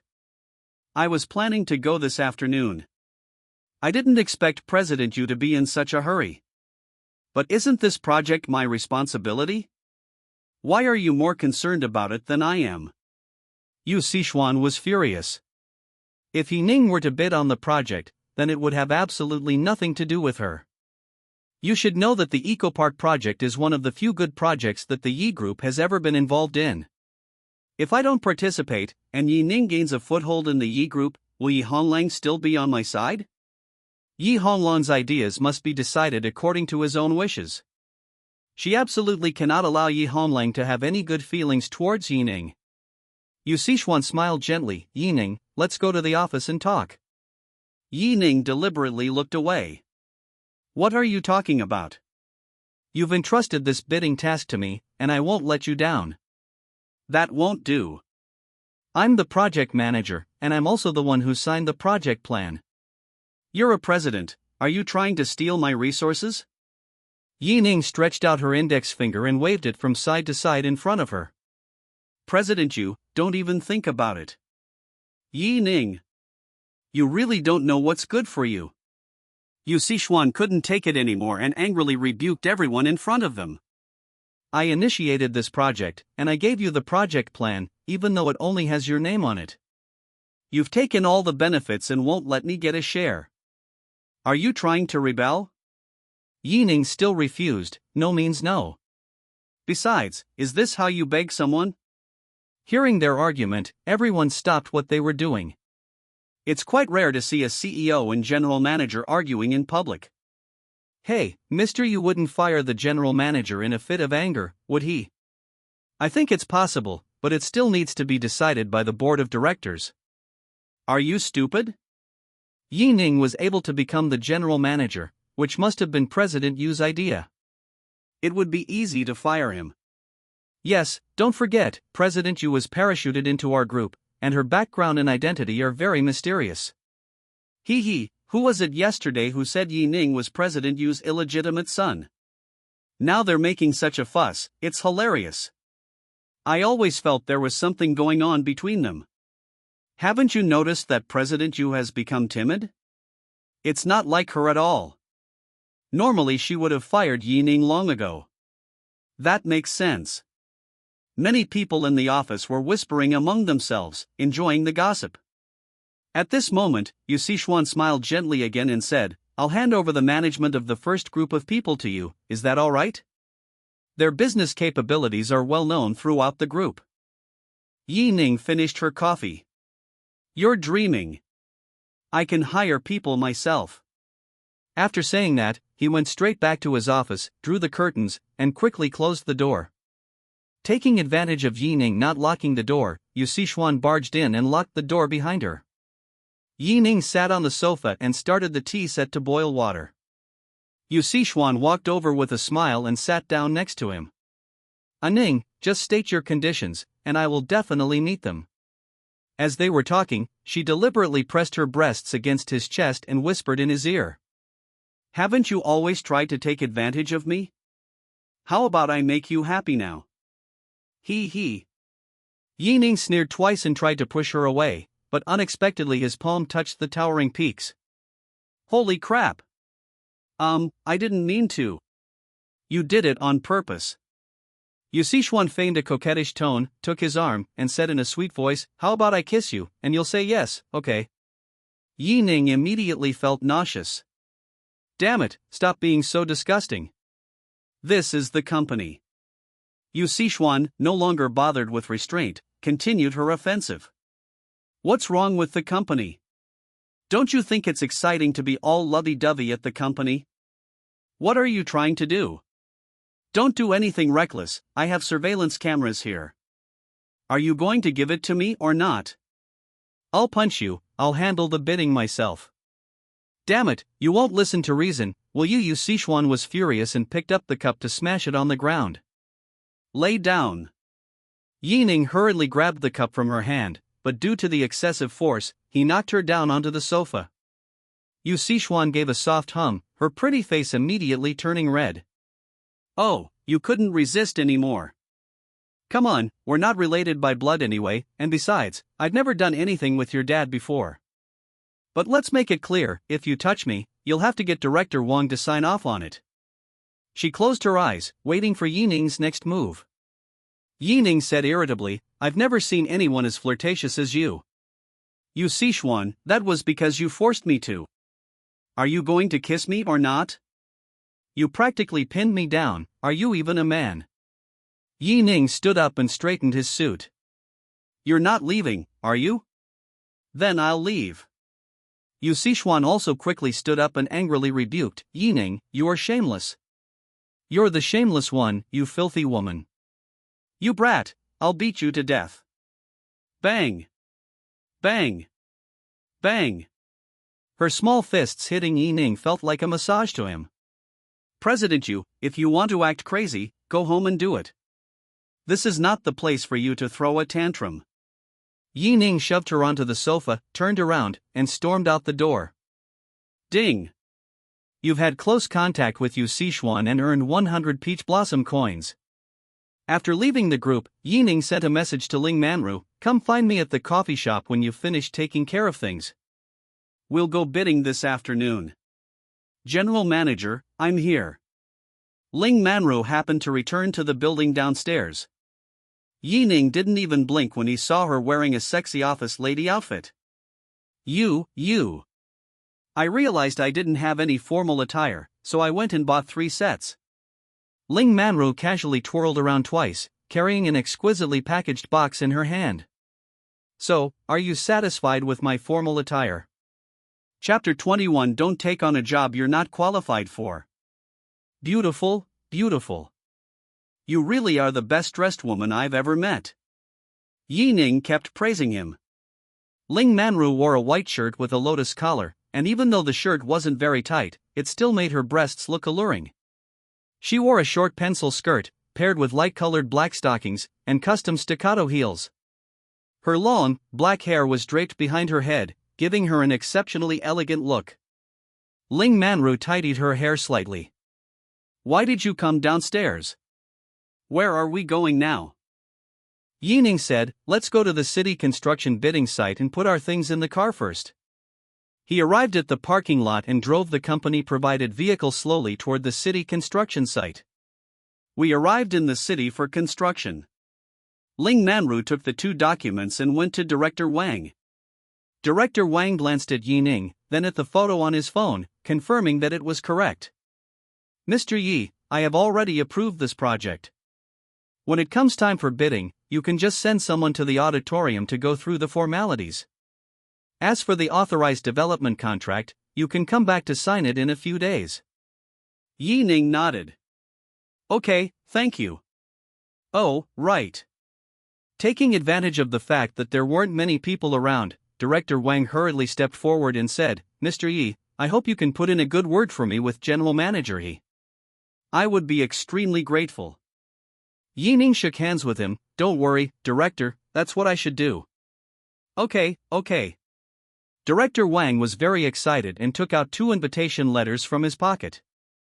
Mr. Yi, the Star Hotel will be hosting a banquet in a couple of days. Many high-ranking officials will be attending. You can go with Mr. He. Ning's eyes lit up. She hadn't expected such a good thing to happen. As far as he knew, his father had not yet become close to any high-ranking officials, so he should cherish the opportunity to attend such a banquet. That level of banquet is something many wealthy businessmen would covet. Having money is one thing, but having money and being able to associate with powerful people is quite another. He grasped Director Wang's hand and said, Director, if you encounter any financial difficulties in the future, please let me know. Thank you so much. It's alright, we'll all help each other out. Director Wang smiled kindly. I won't take up any more of your time, please take care. The CEO's office. Yu Sichuan held the phone in her hand, her face beaming with smiles. Yes, Mr. Zhao, please rest assured. Once I obtain the city's construction approval contract, I will naturally hand over half of the construction rights for the eco-park to you. Okay, it's a pleasure working with you. After hanging up the phone, Yu Sichuan asked her secretary to inquire about Ning's participation in the bidding process. In less than 3 minutes, the secretary reported Ning's successful bid. Now that I've won the bid, I'll go get the contract and sign it in the name of the Yi Group. Is that all right? A few days passed quickly. Ning put Ling Manru in charge of liaising with the Jiang Group, and he recruited more than a dozen capable employees from outside with high salaries. With this, the 9th project team of the Yip Group was officially established. Yu Sichuan, in high spirits, returned to the official office building. Municipal Construction Department. Director Wang, it's been a long time. Yu Sichuan placed the 2 pastries on the desk. Hello, Director Wang, I'm here to sign and collect the contract. You're here to sign. Director Wang couldn't help but chuckle. Did Mr. Yi give you authorization? What? Yu Sichuan was dumbfounded again. The Eco-Park project belongs to our Yi and Jiang groups, not him personally. I'm here to sign on behalf of both groups. Is there a problem? Besides, the main operator of the project is the Yi family, so I am qualified to sign it. Director Wang nodded. Yes, you're right. But here, only the winner of the bid is qualified to sign, and you are not. Yu Sichuan was furious. She couldn't believe that this director would make things difficult for her again and again. She couldn't stand it. Director, if that's how you want it to be, then I'll. What do you want? To complain about me. Director Wang scoffed. If you dare to complain about me, I guarantee that Zhang's group will immediately withdraw its investment, even if it means paying you compensation. At that time, no other group companies will cooperate with you. Can the small Yi group take over the entire ecological park project? Do you think someone in my position can't do it? Yu Sichuan immediately cowered. Although everyone called him Director Wang, his real rank was first-class chief clerk. In official institutions, this rank already grants a very large scope of power. Director, you've misunderstood. That's not what I meant. Yu Sichuan waved her hands repeatedly. I just want to get the authorization contract as soon as possible so that I can start the project. I have no other intentions. Director Wang stared at her. President Yu, I advise you not to have any ulterior motives. I'm too lazy to waste my breath on you. It's so hot outside, you should go back to your office and enjoy the air conditioning. I won't see you out.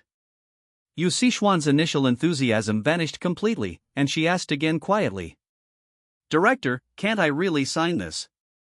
Director Wang looked towards the door and said, Take your pastries away. Yu Sichuan was almost going crazy. This director was going too far. She picked up the pastry gift box and strode towards the door. But unexpectedly, her movements were too large, and the pastry gift box bumped into the doorframe and fell to the ground. As luck would have it, the pastries in the gift box fell out. People outside the office couldn't help but laugh when they saw this scene. Yu Sichuan made a complete fool of herself, and her face looked extremely ugly. Director Wang joked, "Oh, so you're throwing a tantrum now? I've never seen such a rash and impulsive CEO as you. Mr. Yu, if you don't have the skills, don't take on a job you can't handle." He picked up the teacup with a half smile and took a sip of tea. "The broom and dustpan are in the storeroom at the end of the corridor. Thank you for your help." Yu Sichuan was so angry that she was trembling all over.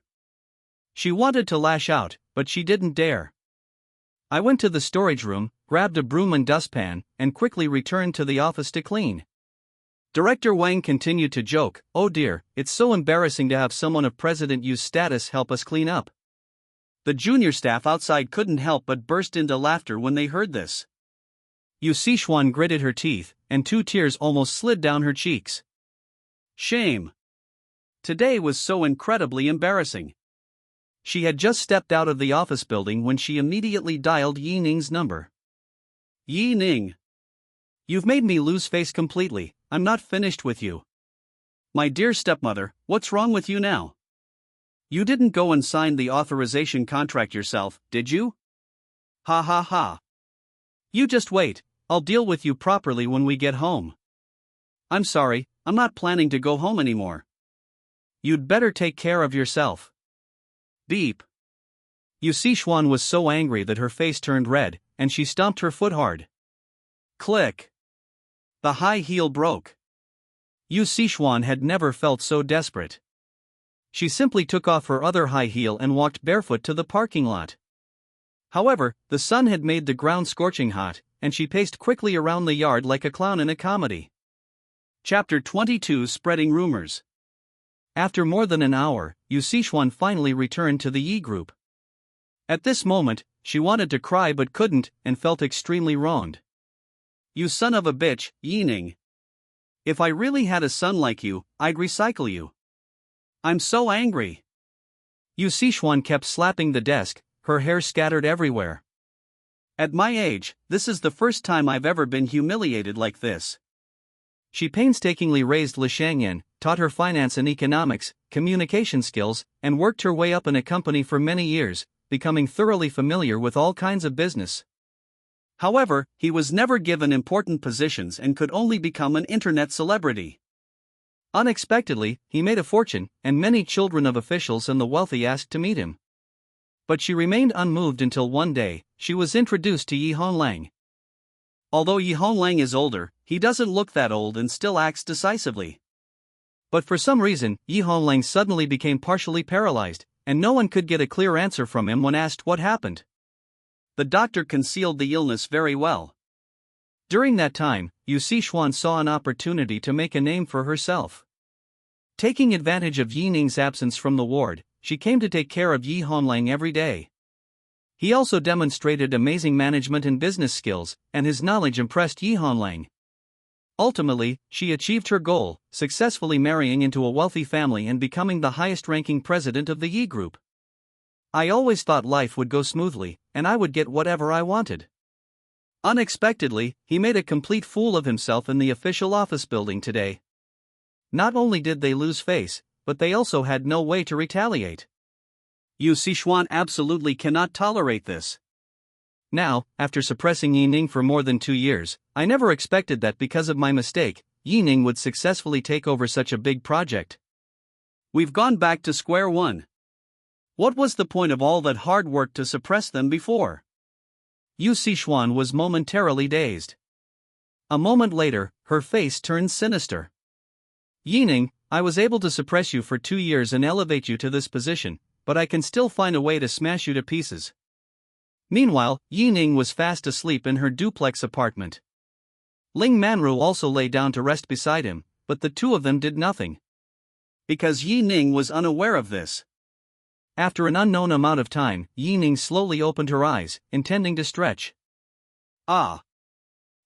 How did you get into my room?" Ling Manru smiled brightly and said, What's wrong? Didn't we sleep together last night? Are you complaining about me today? Ning blushed. No. He dared not look Ling Manru in the eye, afraid that he might do something outrageous. She is so beautiful, with just a touch of makeup, her exquisite face is captivating. Her facial features are almost perfectly distributed. Apart from her face, the rest of her body is exactly the same as Li Shangyan's, and there is not a single flaw to be found. Perhaps because she was at home, she unbuttoned the top 2 buttons, revealing an incredibly alluring cleavage.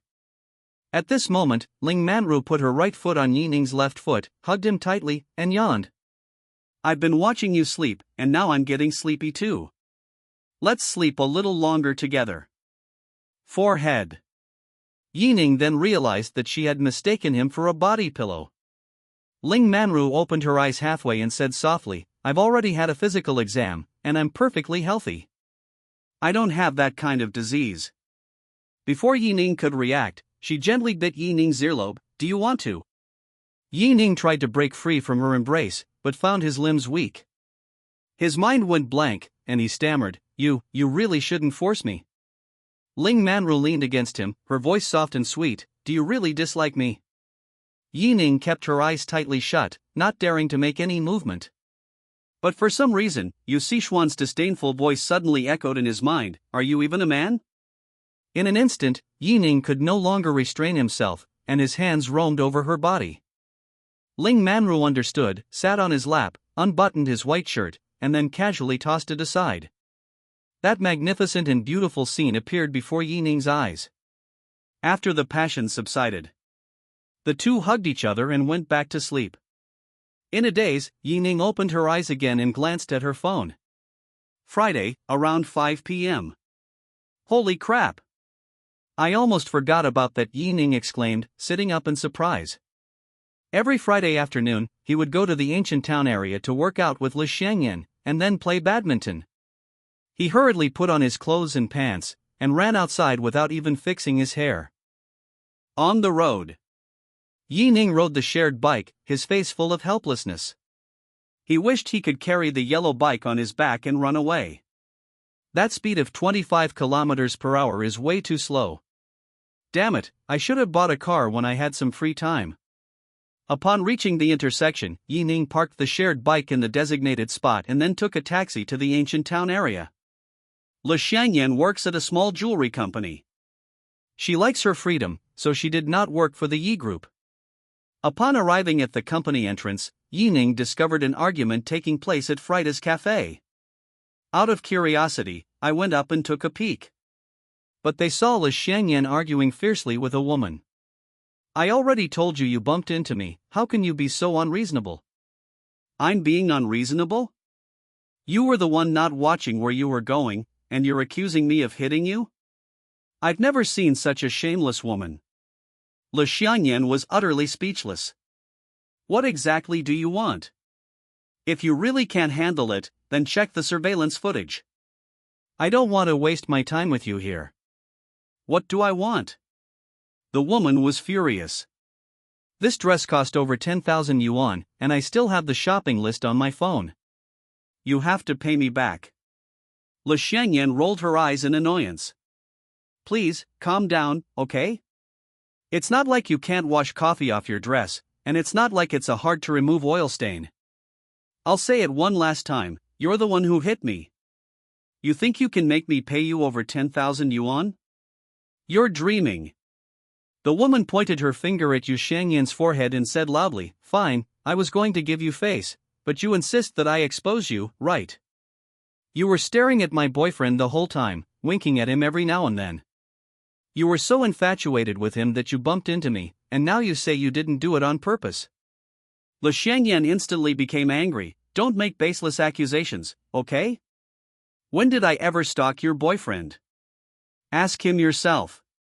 The woman tugged at the man's arm forcefully. Hasn't she been staring at you lecherously the whole time?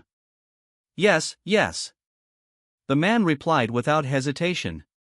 Li Shangyan's chest heaved violently. She wanted to swear, but since they were downstairs from the company, she had no choice but to hold back. I never expected this woman to be so shameless. It's absolutely infuriating. As more and more onlookers gathered, the two argued more and more fiercely, and even the store manager couldn't get a word in edgewise. It's important to know that the woman arguing with Le Xiangyan was Gao Manting, whose father was the deputy head of Guzheng district. Who would dare to mess with a woman of that status? Chapter 23, Stabbed in the Back. Seeing that Le Xiangyan was speechless, Gao Manting became even more unrestrained in her words. Pay up the money quickly, and then apologize to me and my boyfriend. Someone like you dares to seduce my man? Do you even know who I am? Having exhausted all other options, Le Xiangyan turned to the store manager and said, "Manager, could you please pull up the surveillance footage? I'll give you a tip for your trouble." But to everyone's surprise, the store manager said directly, "I'm sorry, ma'am, the security camera is broken." Upon hearing this, Le Xiangyan immediately realized that the store manager was in cahoots with her. The surveillance camera is clearly still on, how could it be broken? Le Xiangyan was almost going crazy. "I don't care who your father is. If you keep acting so unreasonably, I'll call the police." "Ha, you even called the police?" Gao Manting scoffed, "My dad is the deputy district head here. What good will it do you to call the police? I advise you to obediently pay up and admit your mistake, otherwise, before you even call the police, I'll send you to the police station." At this moment, Ning finally squeezed through the crowd. Seeing how aggrieved Yu Xiangyan was, he felt extremely heartbroken. "Hello, I'm her boyfriend. Can't we talk things out?" "Why are we arguing?" Ning looked directly at her.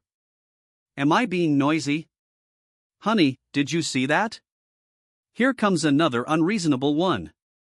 Gao Manting, adopting a defiant attitude, said, "It's clearly your girlfriend who's being unreasonable, yet you're blaming me? And who do you think you are?" Ning said, "What business is it of yours who I am? Why do you always try to intimidate me with my status? Let's stick to the facts. What does it have to do with status? Do you have to make others think you're superior?"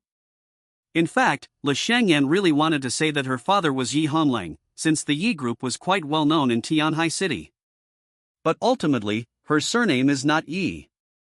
If you tell this woman that you are Yi Honglang's daughter, she will use that as an excuse to make trouble. When the time comes, even though she's not his biological daughter, she still has the nerve to act arrogantly outside. Her mother, no matter what, is a second-time bride who got lucky and married a rich man. She's a vixen, and she'll be the little vixen. Or perhaps he is an illegitimate child, unworthy of the surname Yi. She had already anticipated those offensive words. Gao Manting was furious. "They're such a pair of scoundrels. The woman tried to seduce my boyfriend, and the man is a total simp, he doesn't even know what's going on. There's a saying that goes, people who aren't family won't enter the same door." Ning gritted her teeth secretly, "If you keep talking nonsense, don't blame me for being impolite." "Wow, pretty arrogant." Gao Manting scoffed, "A man like you has probably been cheated on by her many times. She has a man of her own but still tries to seduce other men. It's utterly shameless." Ning was speechless. He hadn't expected this woman to be so unreasonable and to actually think that he was superior to everyone else. He had no choice but to take out his phone and call Zheng Zhe over. Unexpectedly, as soon as he turned on his phone, he felt a chill run down his spine. Many text messages followed in quick succession. "General Manager, I've been fired. I've received my severance pay, and I hope we can work together again in the future. Dear General Manager, I have been dismissed. I have placed the documents on your desk. Please remember to review them. General Manager, I was doing a great job, so why was I fired? Luckily, I received severance pay, so it wasn't for nothing that we met." Ning was dumbfounded. She never expected the project team to run into trouble at this time. "That damned Yu Sichuan, I was dealing with things for your daughter, and you actually stabbed me in the back? You damned Yu Sichuan, you deserve to die a horrible death." He was cursing inwardly, but he still had to deal with this annoying matter. Many people in the coffee shop were filming videos with their phones, and they all had gloating expressions on their faces. "Hee hee, this woman is really unlucky. Of all people to mess with, she had to mess with Gao Manting. Yes, especially in an office building business district, she's going to become famous. I couldn't stand it anymore. Ordinary people should just keep to their place, honestly pay compensation and apologize, and nothing would happen. Now look what's happened, they've lost all face. At this moment, Ning stared at Gao Manting and said, "You said earlier that your father is the deputy district head, right? Very well, you wait. If we're talking about status, I'll make you cry and beg for forgiveness." Gao Manting was taken aback, then burst into laughter. A mere kid, who can you possibly call? The fact that you've run into me here today is the best luck you've ever had in your life. Instead of trying to please me, you're threatening me. You're truly a frog in a well. Zhang Zhe arrived in less than 10 minutes. Zhang Zhe smiled as soon as he saw Le Xiangyan and Yining. "Brother, sister-in-law, it's rare for you to come looking for me. What's going on? Why are there so many people here?" Yining briefly recounted what had happened, and Zhang Zhe's expression immediately turned serious. Gao Manting held her breath, never expecting that Yining could actually call Zhang Zhe over. "Young Master Zhang, are you very familiar with him?" Zhang Zhe's eyes burned with rage. "Gao Manting, I've taken good care of you all along. How dare you offend my older brother and my sister-in-law?" Seeing Zhang Zhe's murderous look, Gao Manting instinctively took a step back. "They are your relatives? I didn't know." "Didn't know?" "Now you do." Zhang Zhe poked her forehead hard with his index finger. "You'd better apologize, or I'm not done with you." Gao Manting smiled awkwardly. "It was my fault for being confused for a moment, young Master Zhang. For my father's sake, please don't hold this against me." "A small matter." Zhang Zhe slapped her across the face. "Don't you think my words count anymore? You always try to intimidate people with your status. You think you're so great. Your dad has to be extremely respectful in front of my dad. Why are you giving me so much nonsense when I'm asking you to apologize?" The slap was loud and startled many people. Unexpectedly, things took a turn for the worse when Gao Manting kicked a steel plate, and now she's in for a lot of trouble. Gao Manting instantly became the object of people's pointing fingers and even pity. "If you have something to say it properly. Why are you hitting me?" Gao Manting's boyfriend suddenly shouted. "What, are you unhappy?" Zhang Zhe retorted defiantly, "You're nothing but a gigolo, what right do you have to talk to me?" His eyes darted back and forth between Gao Manting and the man. "Gao Manting, I'm giving you one last chance. My patience is limited." Gao Manting was slapped and cried. She wiped away her tears and sobbed, "I'm sorry, it was my fault. I shouldn't have humiliated you too." Le Xiangyan said, "Ask yourself honestly, did you bump into me, or did I bump into you?" Gao Manting didn't dare to argue anymore. "I bumped into you, I wasn't watching where I was going." Zhang Zhe was still not satisfied. "Is an apology enough? You wasted my brother and sister-in-law's time. Pay up. Pay me back." Gao Manting was stunned. Her skirt wasn't so easy to wash. Not only did she not receive compensation, but she also had to pay them money. Seeing her hesitation, Zhang Zhe raised his hand again. "Are you going to compensate me or not?" Gao Manting still had the handprint on her face, and she quickly covered her face with her hands. I'll pay, okay." Chapter 24 has no background. Zhang Zhe stared at her with disdain. 20,000 yuan, not a penny less. "Okay, I'll pay for it." Gao Manting humiliated herself and was forced to take out her phone to transfer money. The onlookers found this scene very entertaining. This arrogant second-generation official's daughter, who is used to being domineering in the ancient town area, has met her match today and learned a lesson. The deputy district head's daughter ran into the district head's son and got humiliated in public. It's hilarious. That was a really satisfying slap in the face. I doubt she'll ever look down on people like that again. Yeah, she thinks she's so capable. As Gao Manting left the coffee shop, the crowded people gradually dispersed. Zhang Zhe looked at Yining smugly. "Big brother, what are your plans for later?" Without hesitation, Ning suggested, let's go to the gym, play badminton, or something. Do you want to come? This. Zhang Zhe said, how about I take you somewhere that I guarantee you'll be satisfied? You know, even Roger couldn't go to a place like that, hee hee. Where Ning asked curiously. Zhang Zhe said, let's go to the Starry Sky Hotel. They're holding a cocktail party there, and all the senior professionals from Tianhai City will be there. Ning was taken aback, and suddenly remembered the invitation letter given by Director Wang. I never imagined that I would be so busy for several days that I would completely forget about this matter. He was in a dilemma. Yu Sichuan had fired his project team, and besides, he had an appointment with Li Xiangyan, which he had to make every Friday. However, now, the cocktail party at the Star Hotel is about to begin, and 3 things are happening at the same time. After much deliberation, since Yu Sichuan did not fire everyone in the project team, Ning decided to send Ling Manru to the company to check on the situation. She also told Li Xiangyan that there was something going on at the company, and that's how she was freed up. Fortunately, the eco-park project has just started and construction has not yet officially begun, otherwise it would be really troublesome. So, Ning went to Zhang Zhe's house to change into a bespoke suit, and they went to the Star Hotel together. During this time, Himechi also invited him, and Ning asked her to meet him in the hotel lobby. An hour later, Yi and Zhang arrived at the hotel entrance and ran into Himechi. Hi, Mr. Yi, you just arrived too. Himechi smiled sweetly. Zhang Zhe was shocked, he hadn't expected Ning to know Jiang Meichi.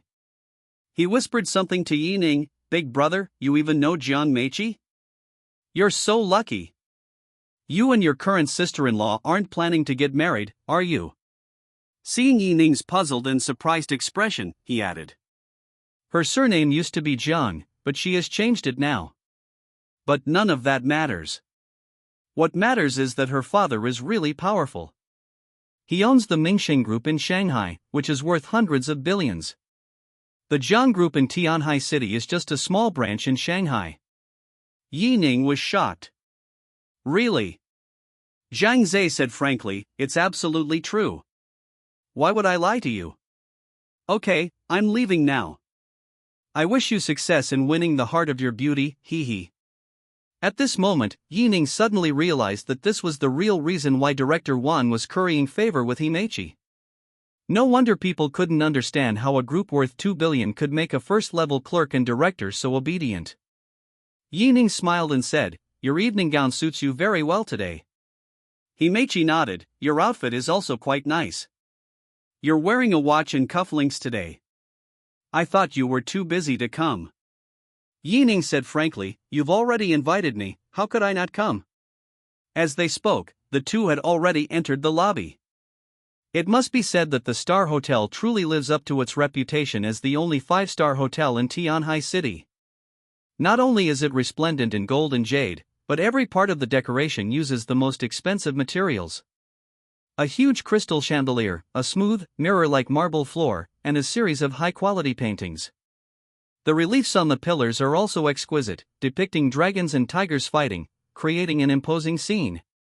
Even the decorations are so captivating that people stop and admire them. Himechi said, I forgot to tell you, the real purpose of today's party is to celebrate Chen Hongshan's promotion to Deputy City Lord. His son Chen Jingming, who is far away overseas, will also be there today. I'll try to introduce you to 1 or 2 key figures. Even if I'm not in Tianhai City, they can still offer you some assistance. Ning smiled and nodded, thank you. As soon as they finished speaking, a young man with a similar build to Ning walked towards them. Meichi, it's been a long time. Himechi turned her head and looked at him with surprise in her eyes. Jingming, you're here so early. Chen Jingming smiled politely, of course, if I arrive early, I can also greet my father's colleagues. Those uncles and elders cannot be neglected. Who is this? Himechi quickly introduced, this is my friend, she helped me a lot. Chen Jingming narrowed his eyes and began to scrutinize Ning. He gleaned the key information, friend and very busy. In other words, Ning was just an unknown nobody with no background or connections. Without Himechi, he wouldn't have been qualified to attend this banquet at all. In his memory, Himeji would not help others easily, so what exactly did this man do for her? Chen Jingming had many questions. If Ning were a professional from another city or province, she would definitely have explained. Despite having many questions, Chen Jingming nodded and greeted Ning, but did not shake hands with her. Mr. Yi, President Jiang, you've both arrived. Director Wang stepped forward to greet him, then awkwardly slapped his thigh. Oh, look at me, I'm used to calling him General Manager Jiang. Himeji smiled and said, it's alright, you can call me President Jiang or President He. Then, Director Wang greeted Chen Jingming. Jingming is back too. It's been a long time. Hello, Uncle Wang, Chen Jingming greeted politely. In fact, Chen Jingming knew that Director Wang had seen him long ago, but only greeted him at the very end, which made him somewhat unhappy. No matter what, his father is now the deputy city lord, and this action is clearly meant to make him be subservient to him. Director Wang chatted briefly before gathering with his other colleagues. Chen Jingming really wanted to be alone with Himeji, but he didn't dare to ask because Yi Ning was with her. He always harbored some warning towards Yi Ning. This is because Himeji's father is a very famous figure in Shanghai, and the only people who can match his status are those high-ranking officials at the department level. Left with no other option, he turned and left, calling out to the other senior staff. Just then, Gao Manting and Chen Jingming bumped into each other. Gao Manting came to his side and whispered, Jingming, you seem a little worried about that man. Chen Jingming nodded without hesitation. Gao Manting snorted coldly, I just investigated him. He's a local from Tianhai City with no background. I don't know what qualifications he has to be so close to Himeji. Chen Jingming immediately realized something, and a smile appeared on his lips. You have a grudge against him. Gao Manting nodded silently. That man is quite familiar with Zhang Zhe. It seems that Meichi is quite interested in him. As far as I know, you and Meichi used to have a pretty good relationship. What's wrong? Are you just going to give up like this? Chen Jingming's eyes turned cold. How is that possible? Chapter 25 Malicious Hidden Camera. Gao Manting also sneered, I have a way to deal with him, consider it a gift for your return. At that time, I'm afraid even Meichi won't be able to protect him. Chen Jingming warned, today's banquet is specially arranged for my father. If you're going to do it cleanly and don't cause any trouble. Don't worry. Gao Manting smiled wickedly, I'll definitely make sure he doesn't leave alive. At this banquet, the lowest-ranking official was a first-level chief clerk. Once they arrived, the banquet was about to begin. Yi Ning was a little nervous as this was her first time in such a formal setting. Just then, a tall man walked past him, and the two accidentally bumped shoulders. I'm so sorry, I was in a bit of a rush. Yi Ning said, it's nothing, don't worry about it. Seeing that the plan had succeeded, Gao Manting immediately went to Liang, the deputy city lord. Uncle Liang, I saw someone secretly taking pictures of everyone here. If those photos and videos are spread, won't it have a very bad impact? Upon hearing this, Deputy City Lord Liang's eyes widened. Who is it? A reporter. Gao Manting hurriedly said, no, I asked around, and many people don't know him. He's just an ordinary person, I don't know how he got in here. Deputy City Lord Liang's face darkened. Although they had already reported this dinner to their superiors, and even the city lord would be attending, there shouldn't be any problems. However, if their videos and photos from the Star Hotel are leaked, they could very well be distorted and used to spread rumors by some unscrupulous people. This would only cause unnecessary public outcry, and to prevent anyone from having ulterior motives, such behavior should be stopped immediately. If you want to take a photo, just say so openly. Why be secretive? They must have ulterior motives. Thinking of this, he said seriously, I will notify the police superintendent immediately. Keep an eye on him and don't let him get away. Okay. Gao Manting nodded vigorously. At that moment, Yi Ning was talking to Zhang Zhe about the ecological park project when, unexpectedly, several people in police uniforms walked quickly toward them. You're Yi Ning, right? Yi Ning remained calm. Yes, it is. What's wrong? Seeing the officer's cold expression, Zhang Zhe had a bad feeling. Someone reported you for maliciously taking photos without permission. Now you are involved in infringing on citizens' personal information and illegally using special equipment for eavesdropping and taking photos. Now please cooperate and come with us. Zhang Zhe was dumbfounded and hurriedly said, "Hey, he's my friend, he has an invitation, are you sure you haven't made a mistake?" The officer's voice was firm and clear, "We're not mistaken, sir. Please don't obstruct us." Zhang Zhe protested, "He was chatting with me the whole time, and there's CCTV footage to prove it." What exactly happened? Dad! Someone is framing my friend. Hearing Zhang Zhe shout loudly, Zhang Jiafu strode over. What's all this noise about? You have no manners at all. Zhang Zhe said, "Someone is falsely accusing my friend of maliciously taking photos without my consent. He's been with me the whole time, there must be some misunderstanding." Zhang Jiafu glanced at the police officers and asked, "Who sent you? Is this your team leader, or which captain gave the order?" The officer immediately replied, "It's Captain Sun's order, he's outside." Zhang Jiafu said in a deep voice, "Let him in." Captain Sun came in, briefly greeted the senior professionals, and then whispered something to Zhang Jiafu. Zhang Jiafu was taken aback. "Is it really Deputy City Lord Liang?" Captain Sun simply nodded. Zhang Jiafu glanced at Zhang Zhe with some concern. After all, he was his son, so he could only say, "Why not search him in public? I trust my son's judgment, he won't bring in any shady characters." Ning was still completely confused. How could she be accused of maliciously taking photos without her consent? Soon, the police found a cell phone and a memory card on Ning. They immediately asked, "What is this SD memory card for?" Ning asked in confusion, "I don't know." The officer glared at him. "This is the camera's memory card. Notify the hotel manager to bring their camera over so we can verify it on the spot." With the arrival of the police officers, and their loud voices drawing a large crowd of people. "Who is that kid? I don't recognize him. Is he the son of some district head or director? I heard he's Zhang Zhe's friend." A friend? Does that person have a lot of influence? He's so young, he doesn't seem like a CEO. I don't know, let's wait and see. Director Wang was completely bewildered by the scene.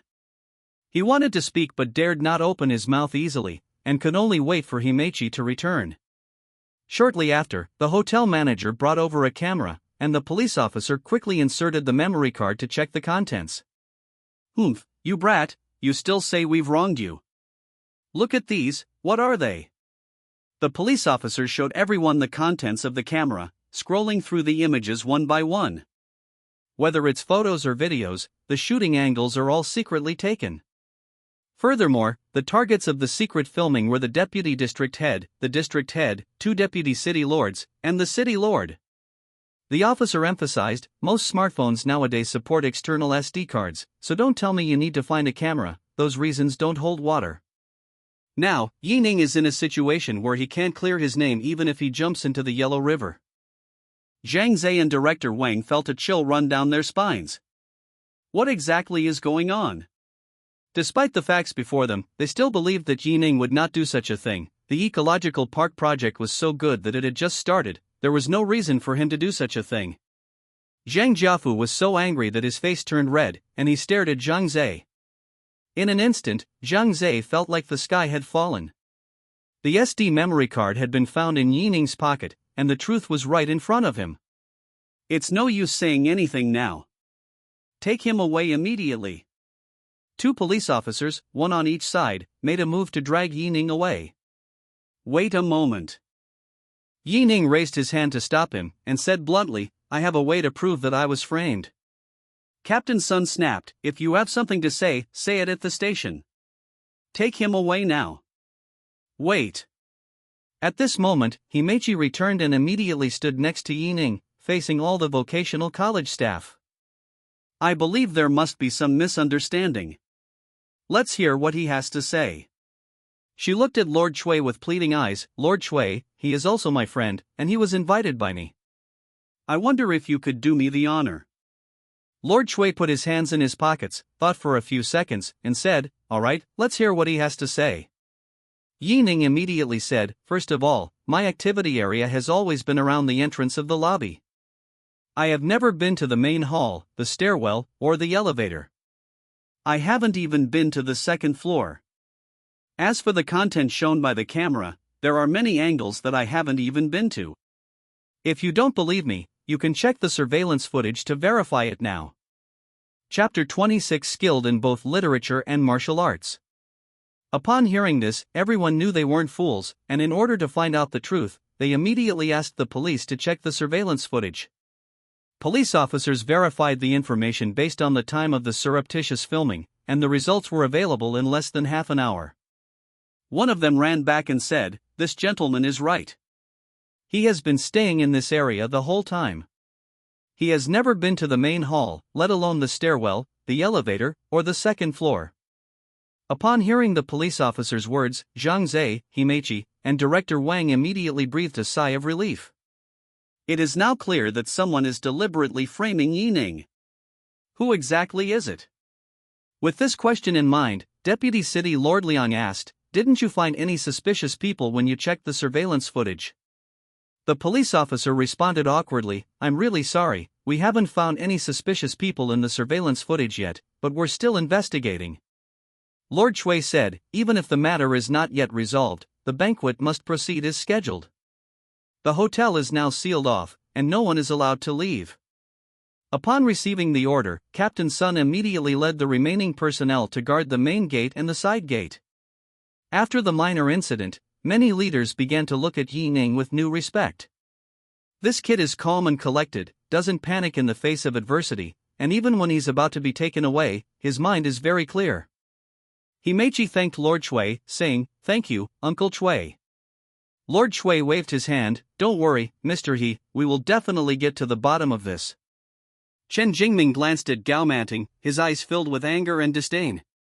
Gao Manting clenched her fists, not expecting that Ning would resolve the matter so easily. She had seriously underestimated the attitude of the senior professionals. Soon, fine wines and delicacies were served one after another, and the atmosphere began to become lively. To ensure Ning felt involved, Himechi didn't sit at the main table, but instead led Ning to the director's table, where she stayed with Director Wang. Chen Jingming came to her side and said, "Meichi, why are you sitting here? Come to the main table and join us. Even if you're not an official, everyone knows your status. If word gets out, my dad and I will lose face. Moreover, it will be convenient for you to talk to the city lord and the others if you sit at the main table." Himechi smiled faintly and said, "No need. My presence would only prevent you from discussing important matters. Let's have a proper get-together after the banquet." Chen Jingming felt very annoyed and subconsciously looked at Ning, immediately finding the man repulsive. How could an unknown nobody be so highly regarded by Himechi? The more he thought about it, the angrier he became, wishing he could kick him out of the hotel. At this moment, Chen Hongshan raised his glass and expressed his gratitude. Everyone showed respect and dared not slack off in the slightest. Chen Hongshan first thanked Lord Shui for his help in his work, and then respectfully toasted him.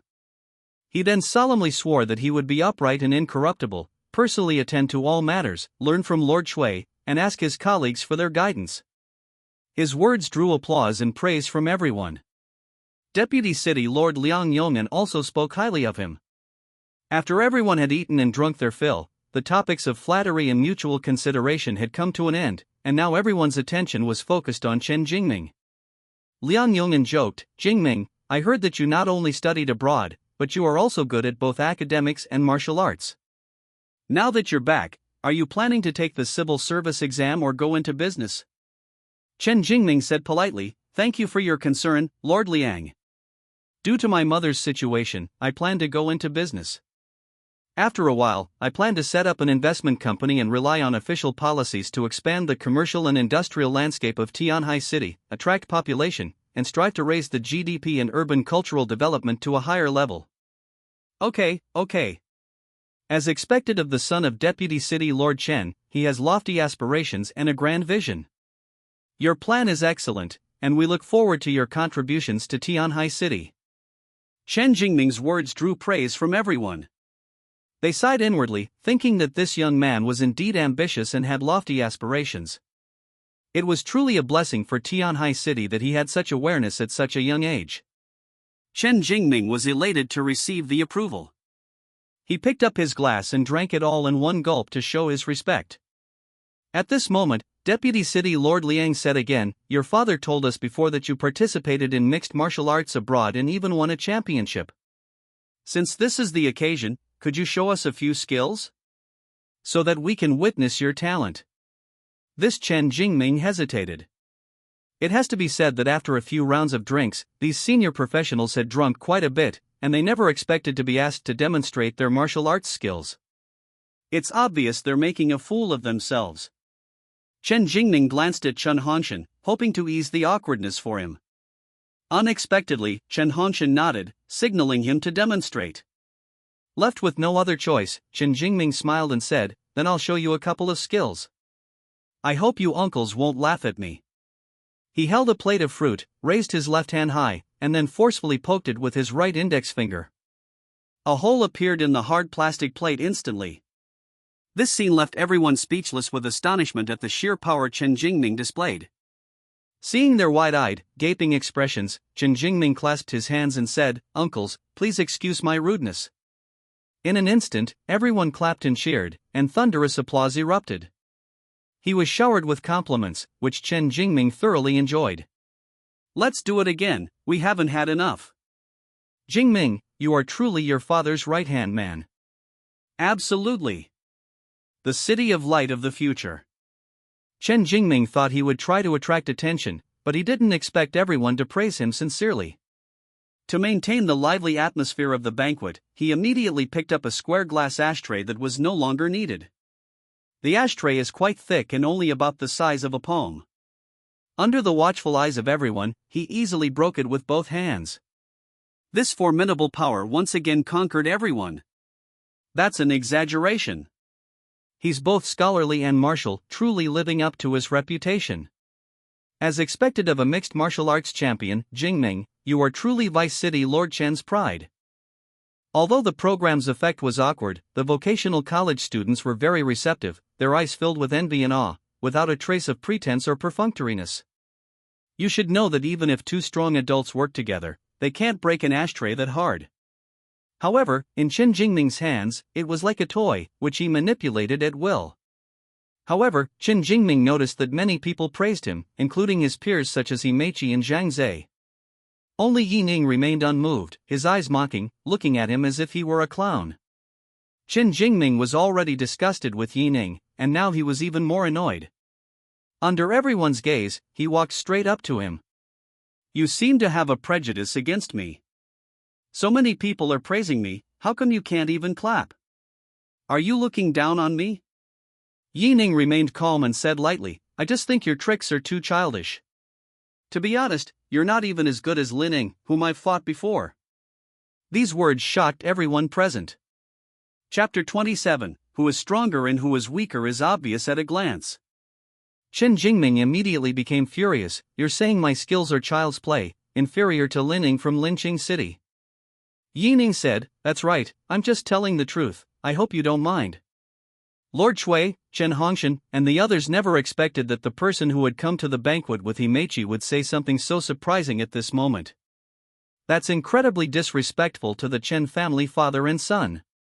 Director Wang and Zhang Zhe were both terrified as they listened. Zhang Zhe admitted that Yi Ning was a very good fighter and knew that Chen Jingming was no match for him, but he couldn't just go all out in this kind of situation, could he? Even if you don't respect the monk, you should respect the Buddha.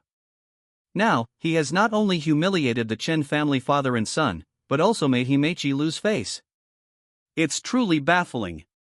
Unexpectedly, Himeichi said, "Jingming, don't worry too much. Getting angry over such a small thing makes you seem petty."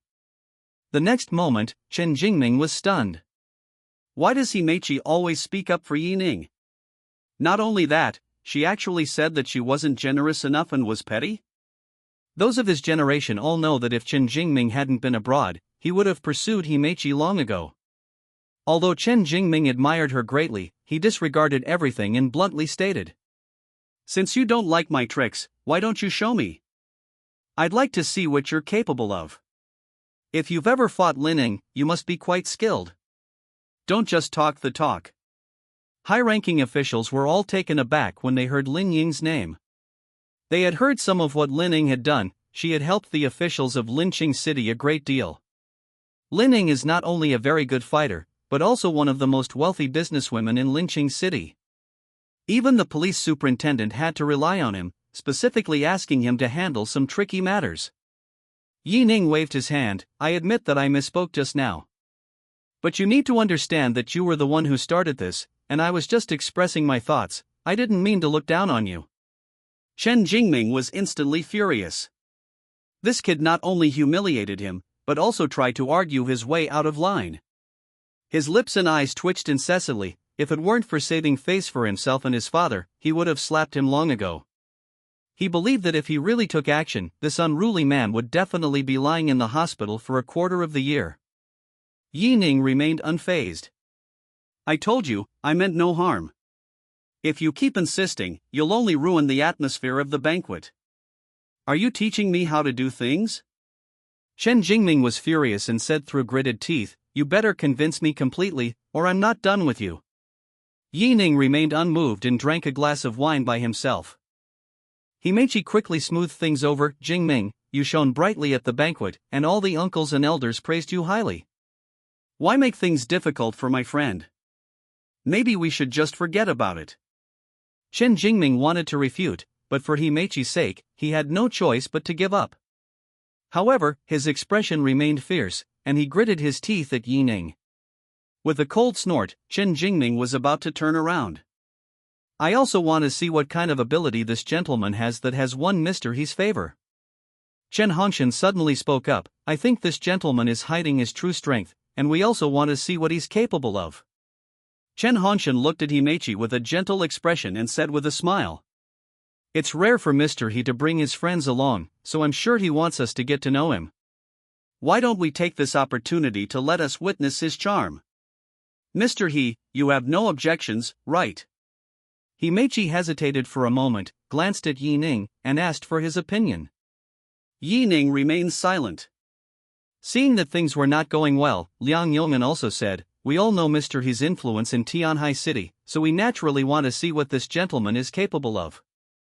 Businesses cannot thrive without officials, and officials cannot prosper without businesses. I'm sure everyone understands this principle. Perhaps we will cooperate with him in the future and prepare some official projects."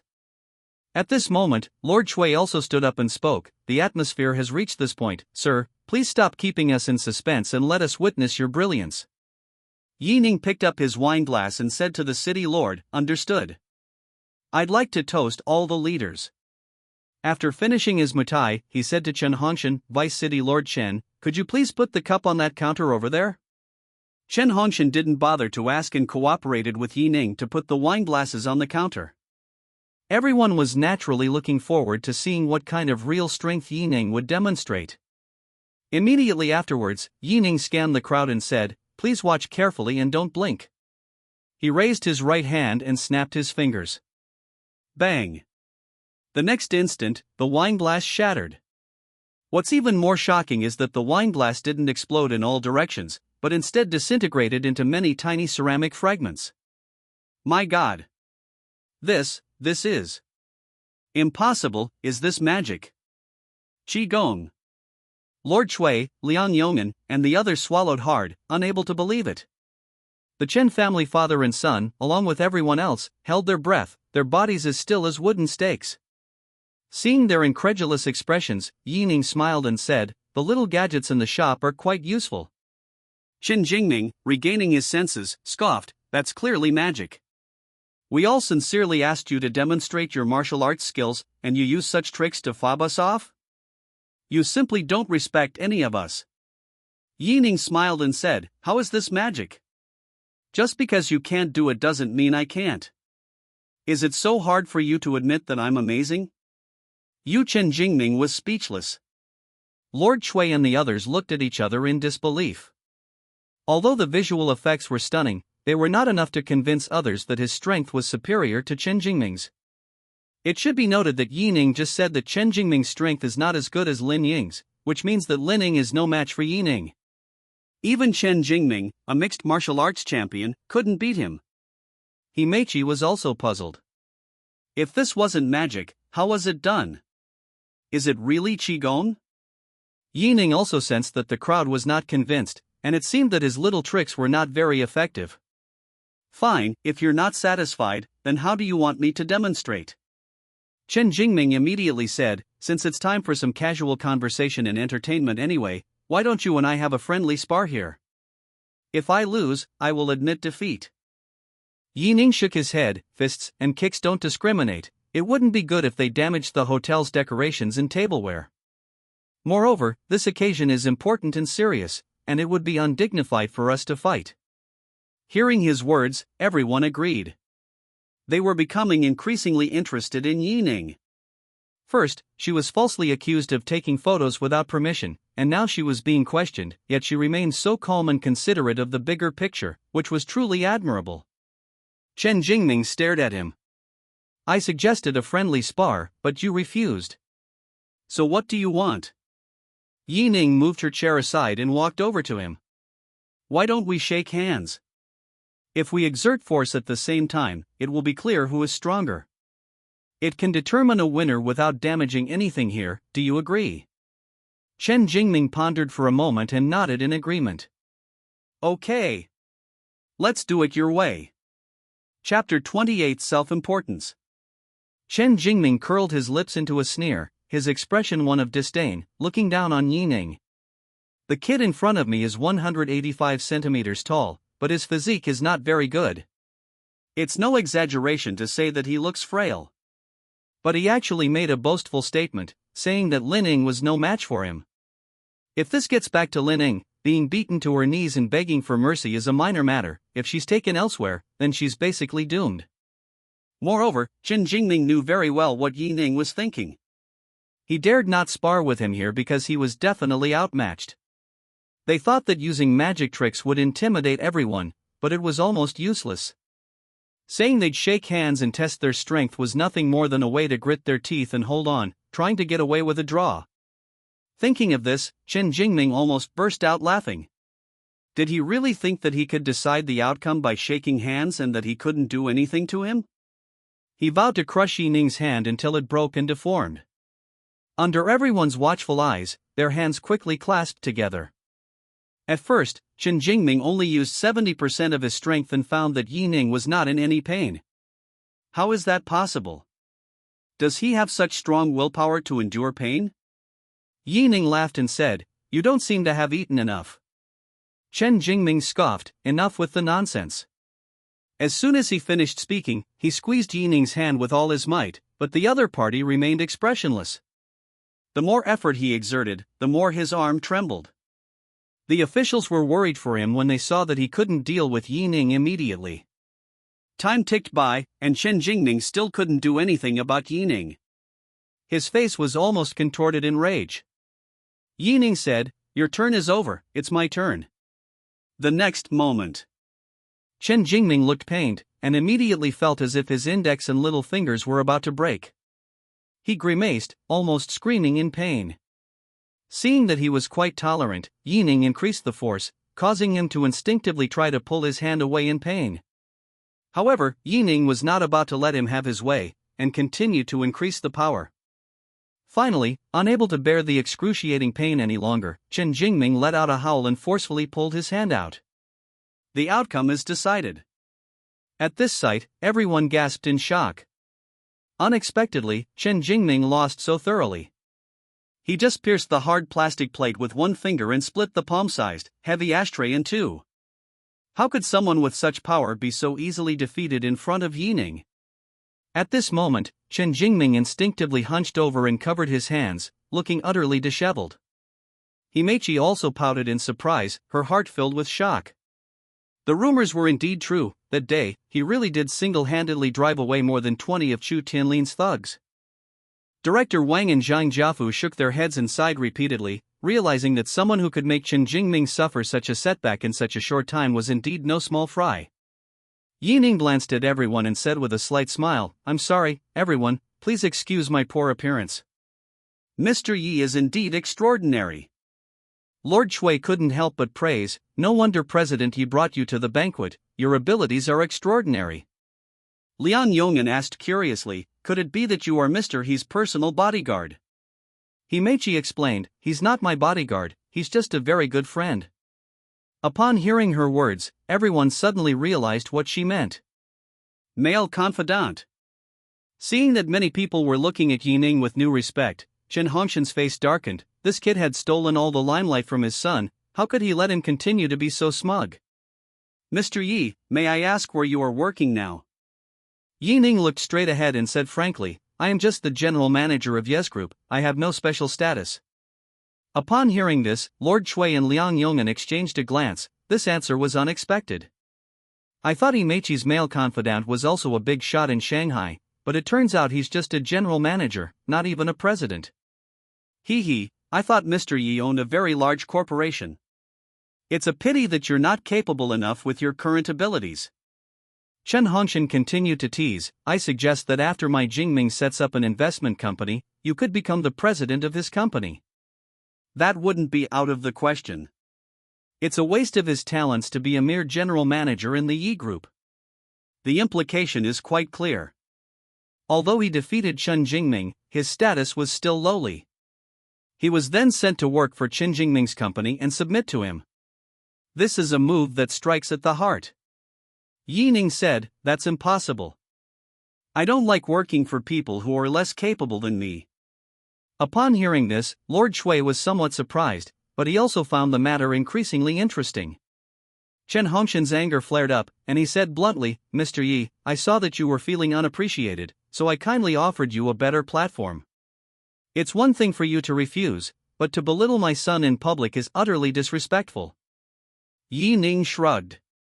"I'm not trying to belittle anyone, I'm just stating the facts. Besides, I wouldn't even consider a mere president a threat. Although I am the general manager of the Yip Group, I live a very comfortable life. I can go to work whenever I want, or I can lie down whenever I want. Why should I work hard for you?" Put. Himechi couldn't help but laugh, but quickly composed herself and pretended to be serious. Zhang Zhe and Director Wang also tried hard to suppress their laughter when they heard his words. Zhang Jiafu put his arm around his son Zhang Zhe's shoulder and patted him hard, indicating that his friend was really a good person.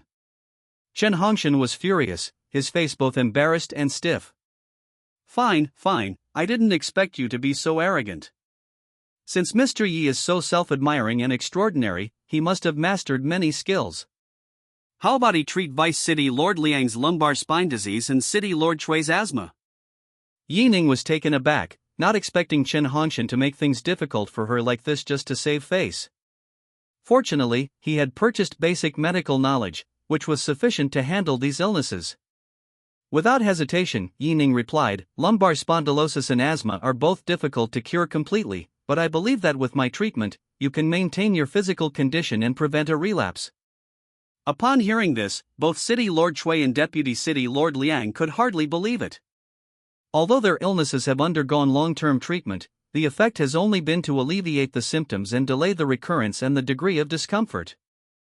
Lumbar spine disease can still cause severe pain when it's due to overexertion or exposure to cold, while asthma can cause chest tightness and coughing at any time, so how could it not easily recur? Everyone could hear their conversation clearly. Chen Hongshan just wanted to embarrass Yi Ning, make him back down, and restrain his sharpness. I never expected him to be so arrogant, completely unaware of the seriousness of the problem. If he had said he didn't have medical skills, everyone would have just laughed it off, since he proved himself tonight. But instead of restraining himself, he remained self-righteous and defiant, truly believing these officials to be so foolish. If Yi Ning fails to do this, he will only offend people, and those people will be the number 1 and number 2 figures in Tianhai City. Chen Hongshan glanced at Liang Yong'an and City Lord Shui. Their expressions were filled with disdain in addition to doubt, which made him feel much happier. Yi Ning is truly courting death. Chapter 29 Acupuncture Treatment. Yi Ning took out the silver needles that the system had prepared for him from his pocket and said calmly, "I can perform acupuncture treatment now." Lord Shui, please sit back down. I will treat you right away. Before Lord Shui could react, he still questioned, Mr. Yi, do you really know medicine? Yi Ning nodded. Of course, in such a situation, how could I possibly make fun of you? I would only show you respect. Himechi also said, City Lord, I believe my friend wouldn't lie. You'll know once you try it. Lord Shui thought to himself, although Yi Ning is just a general manager, the fact that Himechi trusts him so much and brought him to the banquet must mean he has some extraordinary abilities. Moreover, the fact that he had just overpowered Chen Jingming in terms of strength is enough to prove that he wasn't just spouting nonsense. Okay, I trust Mr. Yi, come on. Lord Shui sat upright in his chair, waiting for Yi Ning to administer acupuncture. Ding. Healing quest triggered. Ding. Choose option 1, complete the task to receive a Mercedes-Benz S-Class worth 3.2 million, plus an extra 50 Peach Blossom coins. Ding. Choose option 2 to complete the task and receive 10 free attribute points, plus a bonus vibrant and energetic card. Ding. Choose option 3 to complete the task and receive a cash reward of 10 million. Plus, 2 extra chances to win prizes in the in-game store. Yi Ning walked behind him, reached out and touched the Feishu acupoint, and immediately applied acupuncture. The Feishu acupoint corresponds to the tissues and organs related to the lungs. As Yi Ning continued to twist the silver needles, Lord Shui's expression gradually softened, as if he were enjoying it very much. 5 minutes later, Yi Ning found the Dingchuan acupoint, which has the effect of relieving cough and asthma. Not only that, it can also treat symptoms of bronchial asthma and related conditions. Yi Ning asked, City Lord, how are you feeling? Lord Shui slowly exhaled, looking satisfied. It feels very refreshing, as if the surrounding air is much clearer. Yi Ning smiled with satisfaction and continued acupuncture on the Dingchuan acupoint. Finally, Yi Ning lifted Lord Shui's arm, grasped his palm, and located the Yuji acupoint in the center of the thumb's metacarpal bone. Acupuncture at the Yuji acupoint has the effects of clearing heat and reducing swelling, dispelling wind and relieving exterior symptoms, and it also has a good relieving effect on asthma patients. Time passed slowly, and Yi Ning continued to perform acupuncture on the Zhengfu and Chai's acupoints. The whole process took more than 40 minutes. Okay, all done. Yi Ning took out a silver needle and borrowed the perfume that Himechi always carried with her. He presented the perfume to Lord Shui, saying, to verify whether my acupuncture is effective, Lord, please forgive my intrusion. As soon as he finished speaking, he sprayed perfume 5 times in front of Lord Shui's nose. As time went by, the fragrance of perfume permeated every corner of the surroundings, and everyone who smelled the flowers felt refreshed and relaxed. Although the perfume smells nice, it is an irritant for asthma sufferers. Lord Shui took 2 deep breaths, and his asthma really didn't flare up. This is amazing. Normally, I have to cover my nose when I smell paint or walk on dusty roads to prevent an asthma attack, but now I haven't had one. Mr. Yi, you are truly a master. Lord Shui exclaimed in amazement, looking at Yi Ning with the same reverence and awe one would show to a deity. Now, the Chen family father and son, along with Deputy City Lord Liang and the others, were completely stunned. Liang Yong'an hurriedly asked, City Lord, are you really not feeling any discomfort? Lord Shui laughed heartily, of course not, Mr. Yi's treatment is remarkably effective. Yong'an, you might as well give it a try. Alright, please, Mr. Yi, perform acupuncture on me. Liang Yong'an sat down in the chair, his expression full of anticipation. Yi Ning smiled and said, Vice City Lord Liang, please stand up so I can administer the acupuncture. Liang Yong'an was very obedient and cooperated with him to stand firm. Yi Ning located the Shinshu acupoint, lifted his clothes, and began to administer acupuncture. Acupuncture at the Shinshu acupoint can replenish kidney qi, strengthen the waist and knees, and unblock the meridians. It is a major acupoint for lumbar spine diseases. He slowly twisted the silver needle downwards while massaging the acupoints, and Liang Yong'an immediately felt that his body was not so heavy and stiff. It feels like swimming in water. 5 minutes later, Yi Ning asked Liang Yong'an to turn around and applied acupuncture to the Yayangwen acupoint. The process lasted for 10 minutes, and everyone watched intently. Lord Shui, in particular, was very curious about how Yi Ning had done it. He usually takes medicine and rests most of the time, and many doctors have also performed acupuncture on him, but the effects are not very obvious. But why did Yi Ning's condition improve so much after acupuncture? Could he have been apprenticed to a renowned traditional Chinese medicine master? After the acupuncture at the Yayangwen acupoint was completed, Liang Yong'an immediately felt light and airy, and his waist area felt much more flexible, without any unusual sensations. Yi Ning noticed that he seemed quite comfortable and said, "Lord Liang, I only had acupuncture done on 2 areas, your expression is too exaggerated." Liang Yong'an complimented, "Mr. Ye's medical skills are superb." He cleared the meridians and harmonized the qi and blood with just 2 acupoints. It even has the effects of relieving pain and strengthening the lower back. I am truly impressed. Yi Ning said, "I haven't finished my acupuncture yet. Lumbar muscle strain is irreversible. Sitting at a desk for long periods of time will cause chronic damage that will make you feel lower back pain and soreness. It's a good thing you don't have a herniated disc, otherwise it would be very difficult for me to treat you."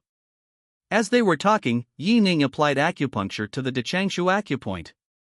10 minutes later, Yi Ning finally had Liang Yong'an sit down and then performed acupuncture on the Weizhong acupoints on his left and right feet in turn.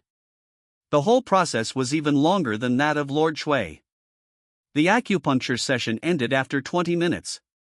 Yi Ning carefully wrapped the silver needles and put them back in his pocket. "Lord Liang, now do as I say to verify my treatment." First, sit on the edge of the chair with your hands behind your back, head down, chest out, shoulders back, legs straight and toes pointed. Liang Yong'an did it very quickly. Yi Ning nodded and said, "Now, alternate crossing your legs with your left and right legs and press down hard 3 times to test if you have lower back pain." Liang Yong'an shook his head, "I didn't feel any pain." Yi Ning continued, "Now sit on the edge of the chair with one side of your buttocks, put your legs behind you, raise your arms overhead, bend to the opposite side and hold for 10 seconds. After you finish this movement, try the other side." In less than a minute, Liang Yong'an completed 3 sets of exercises to check if his lower back was in pain. He exclaimed in surprise, "This is incredible. My lower back is completely fine now. I even feel like I can sprint 100 meters at will." Yi Ning was finally satisfied. "But it's best not to overwork yourself, otherwise it will relapse. The effects of my acupuncture only last for a little over a week, so you still need to be careful at work." Lord Shui was overjoyed. He hadn't expected the people Himeji brought to be so capable. He and Liang Yong'an excitedly clasped Yi Ning's hands tightly. "Mr. Yi, your performance and abilities can only be described as unparalleled in the world." "Yes, Mr. Yi, I have never met a doctor as skilled as you." When Chen Hongshan and Chen Jingming saw the 2 city lords praising him so highly, their faces turned ashen, as if they had eaten shit. Chapter 30 No Tolerance. Chen Hongshan clenched his fists. He had only said it casually, hoping to make Yi admit defeat. He didn't expect that this kid surnamed Yi would actually know medicine. And the treatment effect is very significant. Not only has he lost face, but he has also gained the appreciation of Lord Shui and Liang Yong'an. Who the hell can I complain to? Chen Jingming felt like he was suffocating. He never expected that this person named Yi Ning would possess such superb skills. He really couldn't understand why, even though he hadn't been back to China for a long time and his father had a lot of information about Tianhai City, his father had never mentioned this person's name. "I've never heard of such a master in Tianhai City. Is it true that true masters are hidden among ordinary people? Still keeping such a low profile? No, that's not right." Chen Jingming wanted to slap himself repeatedly. This Yi Ning was no longer keeping a low profile. Himeji was providing him with assistance. He will surely turn Tianhai City upside down in the future. I originally wanted to get to know Himeji better before looking for an opportunity to pursue her formally, but now all my hopes are dashed. Lord Shui smiled kindly, "Mr. Yi, Liang Yong'an and I will need your care in the future. I hope it won't be too much trouble for you." Yi Ning smiled happily and said, "Of course not. If you need anything, just let me know. I won't hesitate to help." Ha ha ha. Liang Yong'an patted Yi Ning on the shoulder. I thought Jing Ming was the most outstanding young man in Tianhai City, but I didn't expect you to be even more outstanding than him. Mr. Yi has been unknown in Tianhai City for so many years, but when he makes a move, it's earth-shattering. Upon hearing the word earth-shattering, everyone began to applaud.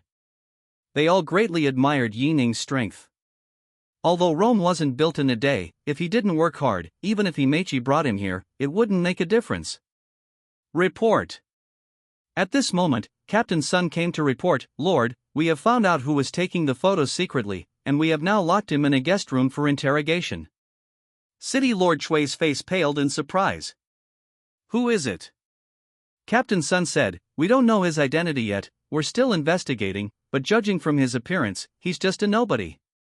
Report. Another police officer rushed over, reporting, Captain, Lord, that person has confessed. Upon hearing this, everyone was incredulous. Had he confessed so quickly? Captain Sun turned around and was about to pull the police officer aside, but was stopped by Lord Chui. Say it here. I'd like to know who exactly is slandering Mr. Yi. The police officer looked at Captain Sun, at a loss for what to do. Captain Sun hesitated. Logically, he should take that person back, submit all the information, and then have the director or someone else report to the city lord. Moreover, Lord Chui was not his direct superior, so he could not interfere with how the police chief worked. After much deliberation, Captain Sun forced a smile. Lord, I don't know if that person has signed the statement. If things take a turn for the worse, that wouldn't be good. As he spoke, he cautiously stole glances at Liang Yong'an. Lord Chui snorted lightly, flies don't land on eggs without cracks. Since that person has confessed, I'd like to know more. After he finished speaking, he turned and glanced at Liang Yong'an. Although Liang Yong'an was the deputy city lord, he also served as the chief of the police force. Liang Yong'an said firmly, the city lord told you to speak, so just speak. What are you waiting for me to do? Yes, okay. Captain Sun quickly asked the officer to speak, and the officer immediately replied, report, the person confessed to was Gao Manting. Gao Manting? City Lord Chui and Liang Yong'an exchanged a glance, both puzzled and deeply shocked. Lord Chui shouted, where is Gao Manting? Didn't I see her up ahead? At this moment, Gao Rui, the district chief of the ancient town, was so frightened that he was scared out of his wits and came to Lord Chui with a pale face. Lord, is there some misunderstanding? How could my daughter? So noisy. Lord Chui immediately rebuked, are you deaf? Didn't you hear the police officer's report? Bring your daughter here right now. Forget it, take her directly back to the police station. As the daughter of a high-ranking official, how dare she commit the crime of provoking trouble? We will not tolerate this. Liang Yong'an said disdainfully, to frame Mr. Yi, you must have a death wish. Gao Rui, as the deputy district head, you failed to set a good example and were not strict in disciplining your subordinates. You are hereby given administrative punishment. This, I. Gao Rui stood frozen in place, as if petrified. He couldn't believe that his daughter had offended this Mr. Yi, he was completely doomed. Seeing this scene, Chen Jingming felt like he had escaped a disaster, thankful that he hadn't been involved in Gao Manting's plan. If that's the case, the Chen family will also suffer, and Chen Hongshan will be thoroughly investigated and might even be suspended from his post. Zhang Jiafu was very happy and excitedly punched Zhang Zhe. Son, your friend is unfathomable. You must maintain a good relationship with him from now on. Whatever his needs are, as long as it's within my authority, I will definitely fulfill them.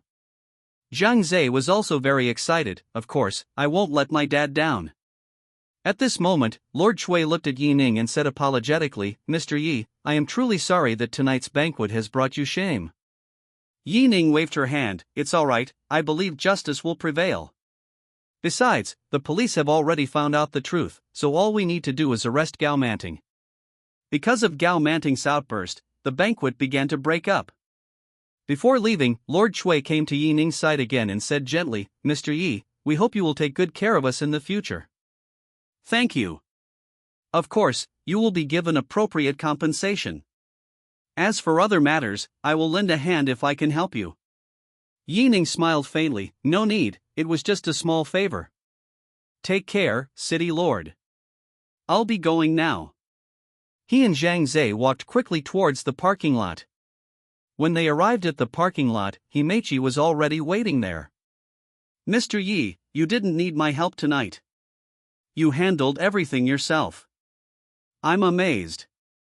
Ning said politely, you flatter me. If I didn't know you and Zhang Zhe, I wouldn't have had the chance to come here. Zhang Zhe was very tactful. Well, my dad needs to talk to me. You guys talk first. Watching Zhang Zhe leave, Himechi asked, do you want me to take you home?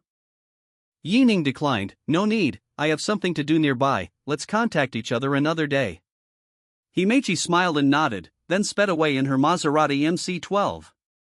Ding. Host has completed the mission. Ding.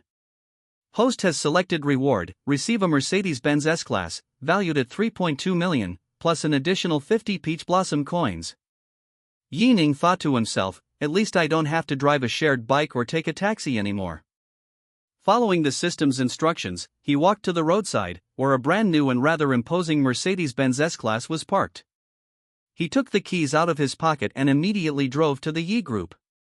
The task of the ecological park project has not been completed yet. As long as the project is not officially operational, the system will not settle accounts with Ning. You Sichuan, you just wait and see who fires my project team. Chapter 31 You Sichuan's Gossip. After rushing for a while, Ning finally arrived at the company building. Looking up, I saw that many people were still working overtime, and the office was brightly lit. Without thinking twice, he took the elevator to his office. Many people stood up to greet Ning when they saw him. Ling Manru just came out of the tea room with a cup of coffee in her hand. Ah, General Manager, you're back. The project is almost complete now.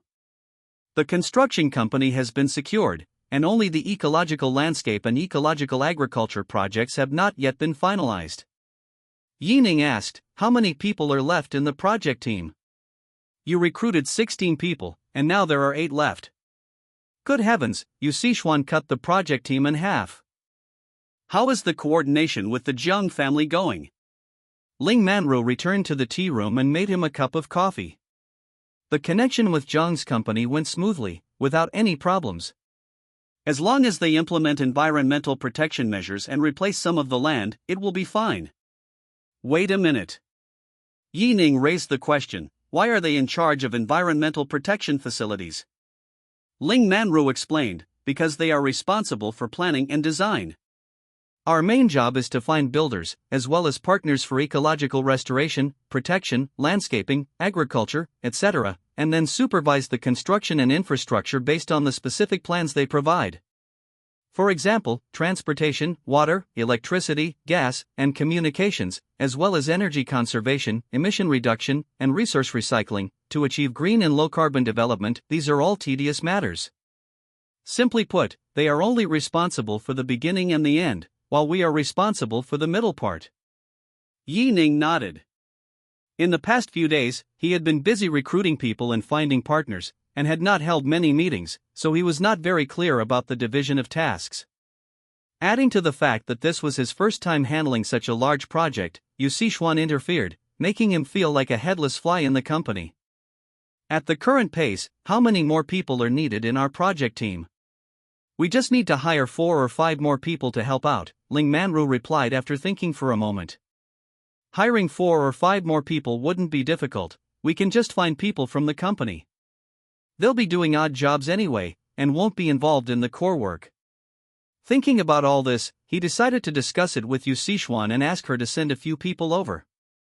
Anyway, she's the one who started the business, so let her clean up this mess herself. Just as I was thinking this, I arrived at the door of the president's office. Ning was shocked to discover that there were several people outside the door, crouching down and eavesdropping. One of them noticed Ning and hurriedly patted the others. They gave awkward smiles, bowed to Ning to show their weakness, and then fled in disarray. Seeing this scene, Ning was also curious about what Yu Sichuan was doing in the office, so he pressed his ear against the door. You Sichuan, you promised to give me half of the construction rights, are you playing me for a fool? What promises did you make to me back then? Oh dear, don't be so angry. I don't have the authorization letter, so how can I hand over the construction rights to you? I don't have the authority to approve it for you at all. Fine, I've never seen such a useless CEO. Are you just a lone commander here? Does your word carry no weight at all? Not really. Anyway, if there are other good projects in the future, I'll let you have them. Don't be angry, baby. Baby? Ning was stunned. He never expected that Yu Sichuan, who had married his father, would still cheat on him. Fortunately, the two people were not far from the door, otherwise they would have had a hard time hearing such important information. Heh, I introduced you to Yi Honglang, but I didn't expect you to repay me like this, turning your back on me after you've served your purpose. I have plenty of gossip about you, so you better behave yourself. Inside the office, Yu Sichuan took his arm, a fawning smile on her face. Okay, I'm apologizing to you now. I've given you a lot of benefits before, so don't worry about these little things. The man was still angry. Do you know how much effort I put into this construction project and how many people I bribed? You dismissed me with a simple "I don't have the authority," but I've lost at least 10 million. Tell me, how are you going to compensate me? Yu Sichuan kissed him and said gently, I don't have that much money to compensate you, so let's use other items to make up for it. As for the rest, I can compensate you however you want. Is that so? The man pinched her chin, his eyes filled with infatuation. Then you'll spend the night with me, you don't need to worry about the project. Upon hearing this, Yu Sichuan's face stiffened. No, everything is negotiable except for that. I'm married, don't think of me in such a dirty way. The man's face turned cold. Fine then, I'll have someone send all those tabloid stories of yours directly to Yi Honglang's email address. I believe you are not qualified to access the core emails controlled by Yi Honglang within the group. Yu Sichuan trembled all over, and then began to reason. Are you really going to completely break off relations? It's just a loss of 10 or 20 million, but you'll make it back in a quarter or even less than half a year. Besides, I'm helping you find projects, and you also have a partnership with the Yi Group. With two approaches working together, why are you still treating me like this? If Yi Honglang kicks me out of his house, you won't get such good resources in the future.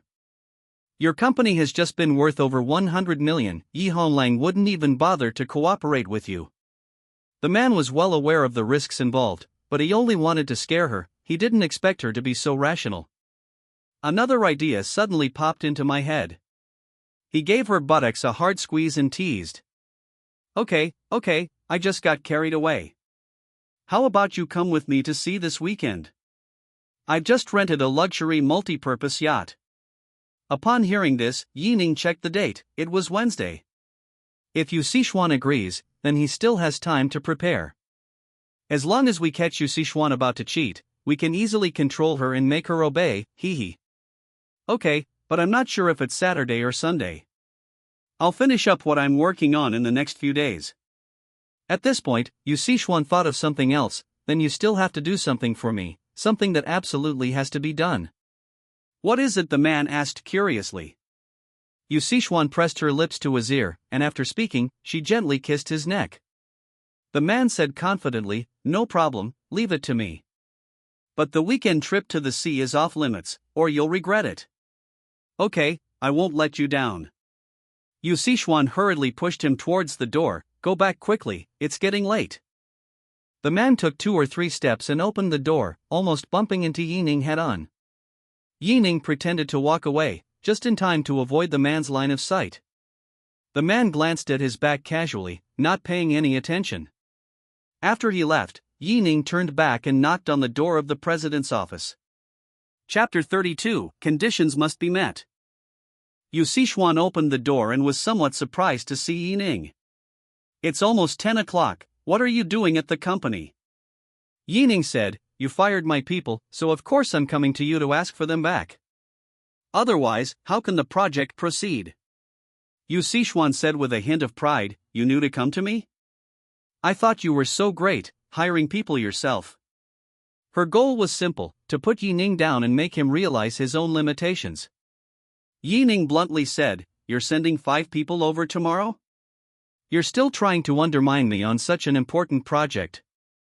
Yu Sichuan turned her face away. "It sounds like you're ordering me around. Can't you say something nice?" Helpless, Yi Ning walked to the coffee table, poured a cup of tea, and said with a forced smile, "Stepmother, I'm only doing this for the company's good. You're a magnanimous person, so please don't hold it against me." Seeing his fawning attitude, Yu Sichuan felt quite pleased. But she remained unmoved. Yi Ning offered the tea with both hands, her tone sincere. "Stepmother, please have some tea and calm down." Yu Sichuan enjoyed the tea and said, "Then the people I send must have the core information, otherwise there's nothing to talk about. You've come to me asking for people, so you must know what I'm after. No matter how many people you hire, I can fire them. It's just severance pay, I can afford that." Yi Ning decided to get the person over first. Being fired is one thing, but once you join a project team, you must follow the company's rules and regulations and cannot leave at will.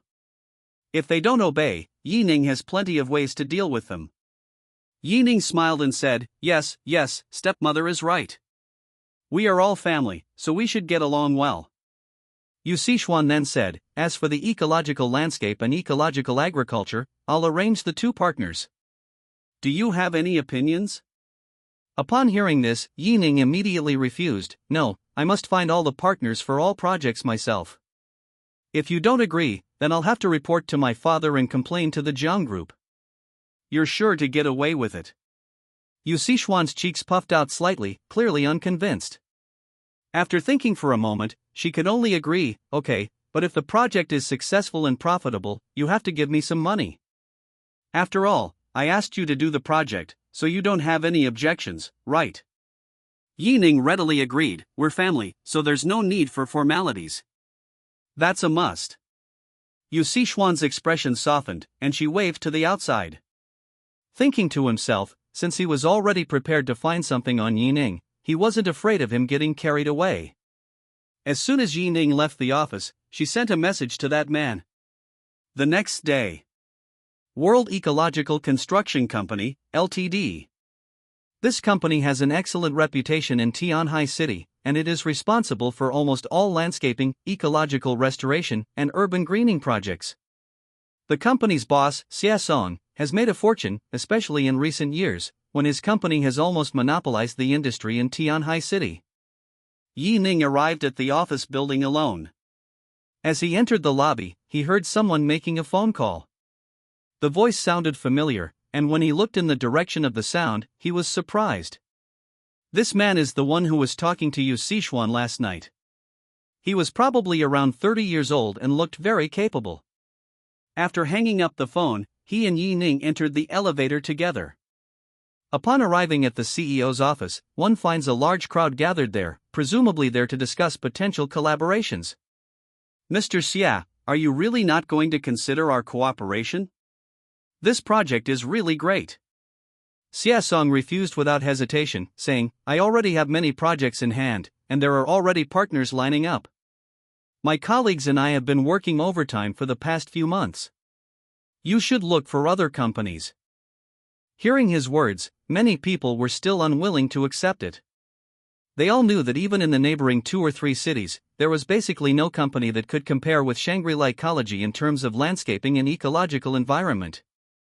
The secluded ecology is in a class of its own. "Mr. Xia, we can wait, as long as it takes, as long as you can cooperate, we can discuss anything."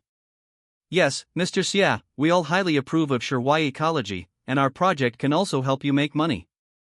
Xia Song still shook his head and refused, saying, "You're willing to wait in line, but I can't afford what other people will say. You'll have to wait in line, at least 9 months. If the project drags on for too long, it will have a negative impact on my company.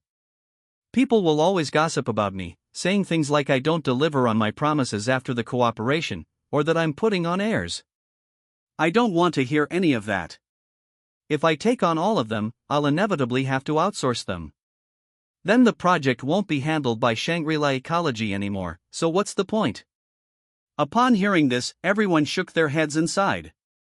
When Xiaosong saw the man, his expression softened slightly. Oh, Chi Yuza, President Chi? What brings you here? Chi Yuza smiled and said, of course I'm here to discuss cooperation as well. My subordinates have offended me in the past, and I hope you can be magnanimous and not hold it against them. Xiaosong waved his hand. No, that's not true. I'm just temporarily not taking on any projects. At this moment, Chi Yuza and Yi Ning entered the office together, and both of them were surprised to see these business partners. Among those who came here to discuss cooperation were several well-known CEOs from Tianhai City. Unexpectedly, Xiaosong refused all of their offers when they came forward in person. Chi Yuza continued to probe, is there really no way to negotiate? My project can net you over 8 million. If not, I'll give you a discount. Xiaosong forced a smile. President Chi, if I'm not going to answer, I'm not going to answer. I'm already incredibly busy. The only thing that interests me is the Eco Park project, but the person in charge of that project hasn't contacted me yet. Yi Ning suddenly said, President Xia, here I am.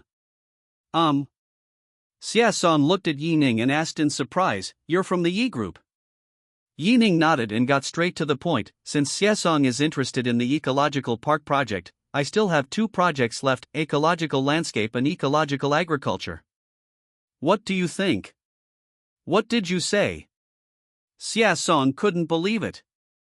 Only 2 projects left? You gave all the ecological restoration, ecological protection, and ecological farming and planting projects to other partners. Yi Ning said, yes, only these 2 projects are left. Xiaosong was disappointed and waved his hand forcefully, forget it, then I'm not interested.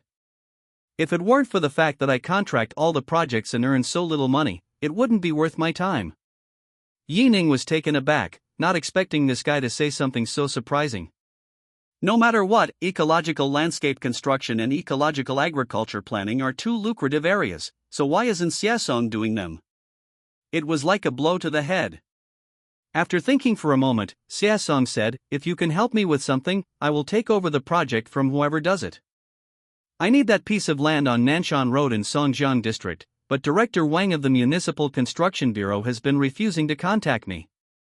I've tried to pull strings, but nothing has worked. That piece of land is almost abandoned, but there hasn't been a bidding process yet. Whoever can handle it, I'll take their project. Chapter 33, Yi Ning's Power. Xiaosong stated his demands frankly. The other 9 people in the office all looked bitter, shaking their heads and sighing. These requests are nothing more than asking them to bribe Director Wang. If they are discovered and reported, things will get really serious. One of them said, President Xia, your demands are too high. We have all been in contact with Director Wang and know his temperament. He has always been impartial and never accepts any bribes. As soon as he said this, someone chimed in. Yes, last time I transferred an overseas property to his name, he disagreed and even kicked me out of his office. Leaving aside your overseas properties, I secretly gave him 3 million in cash, but he ignored it and even said he would report me. It's really scary. You guys are really something. At least you can meet with Director Wang privately, while I can't even get a face-to-face with him. Everyone agreed that it would be very difficult, almost an impossible task. At this moment, Xiaosong looked at Chi Yuza. Chi Yuza said helplessly, President Xia, you don't think I have a solution, do you? All the CEOs here are more capable than me. If they can't do anything, what can I do? Xiaosong sat in his office chair, lit a cigarette, and said, well, there's nothing I can do then. Gentlemen, please leave. Yi Ning immediately said, as long as the official tender is issued, I can get Director Wang to approve that land for you, without needing approval from above. Upon hearing this, everyone turned to look at Yi Ning, their expressions filled with astonishment. How dare a mere brat spout such nonsense? Didn't this kid hear what they just said? No matter how we meet or how we negotiate, it won't work. Where does a greenhorn get his confidence from? Chi Yuza began to size up Yi Ning. It turned out that he was the person in charge of the ecological project and didn't get along with Yu Sichuan.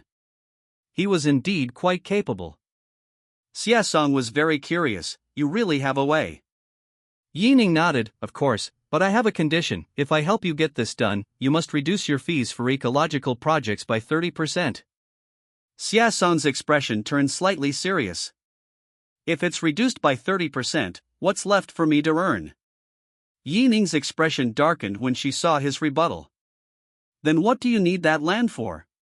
Since that land is so important to you, are the conditions I proposed unreasonable? We came to you to discuss cooperation simply because we value Shangri-La Ecology's reputation and strength. Although your company is in a class of its own, I can still find other companies to cooperate with. Slow and steady wins the race. I believe you understand this principle. Putting aside your efficiency and ability, I can still get other companies to produce results that satisfy me. Now I'm reducing your profits by 30% and you're still not happy? Do you really think you're so great? He had barely finished speaking when the other CEOs were dumbfounded. Is this person here to discuss cooperation or to threaten us? I've never seen anyone so arrogant and domineering. Xiaosong's face instantly darkened. What do you mean? Ning sneered, I don't mean anything by it. If you don't agree to my demands, I guarantee you won't get a single piece of land when you participate in bidding in Tianhai City in the future. Not only that, I will also make those partners who are already in the queue stop cooperating with you. Your company is only famous in Tianhai City and a few other cities. It's not number one in the province, let alone number one in the country. I really don't know what makes you so arrogant. Xiaosong was instantly stunned. Who was this kid? How dare he talk to him like that? Is their background really that powerful? Does the Yip Group have such a person? Shi Yuza was also stunned.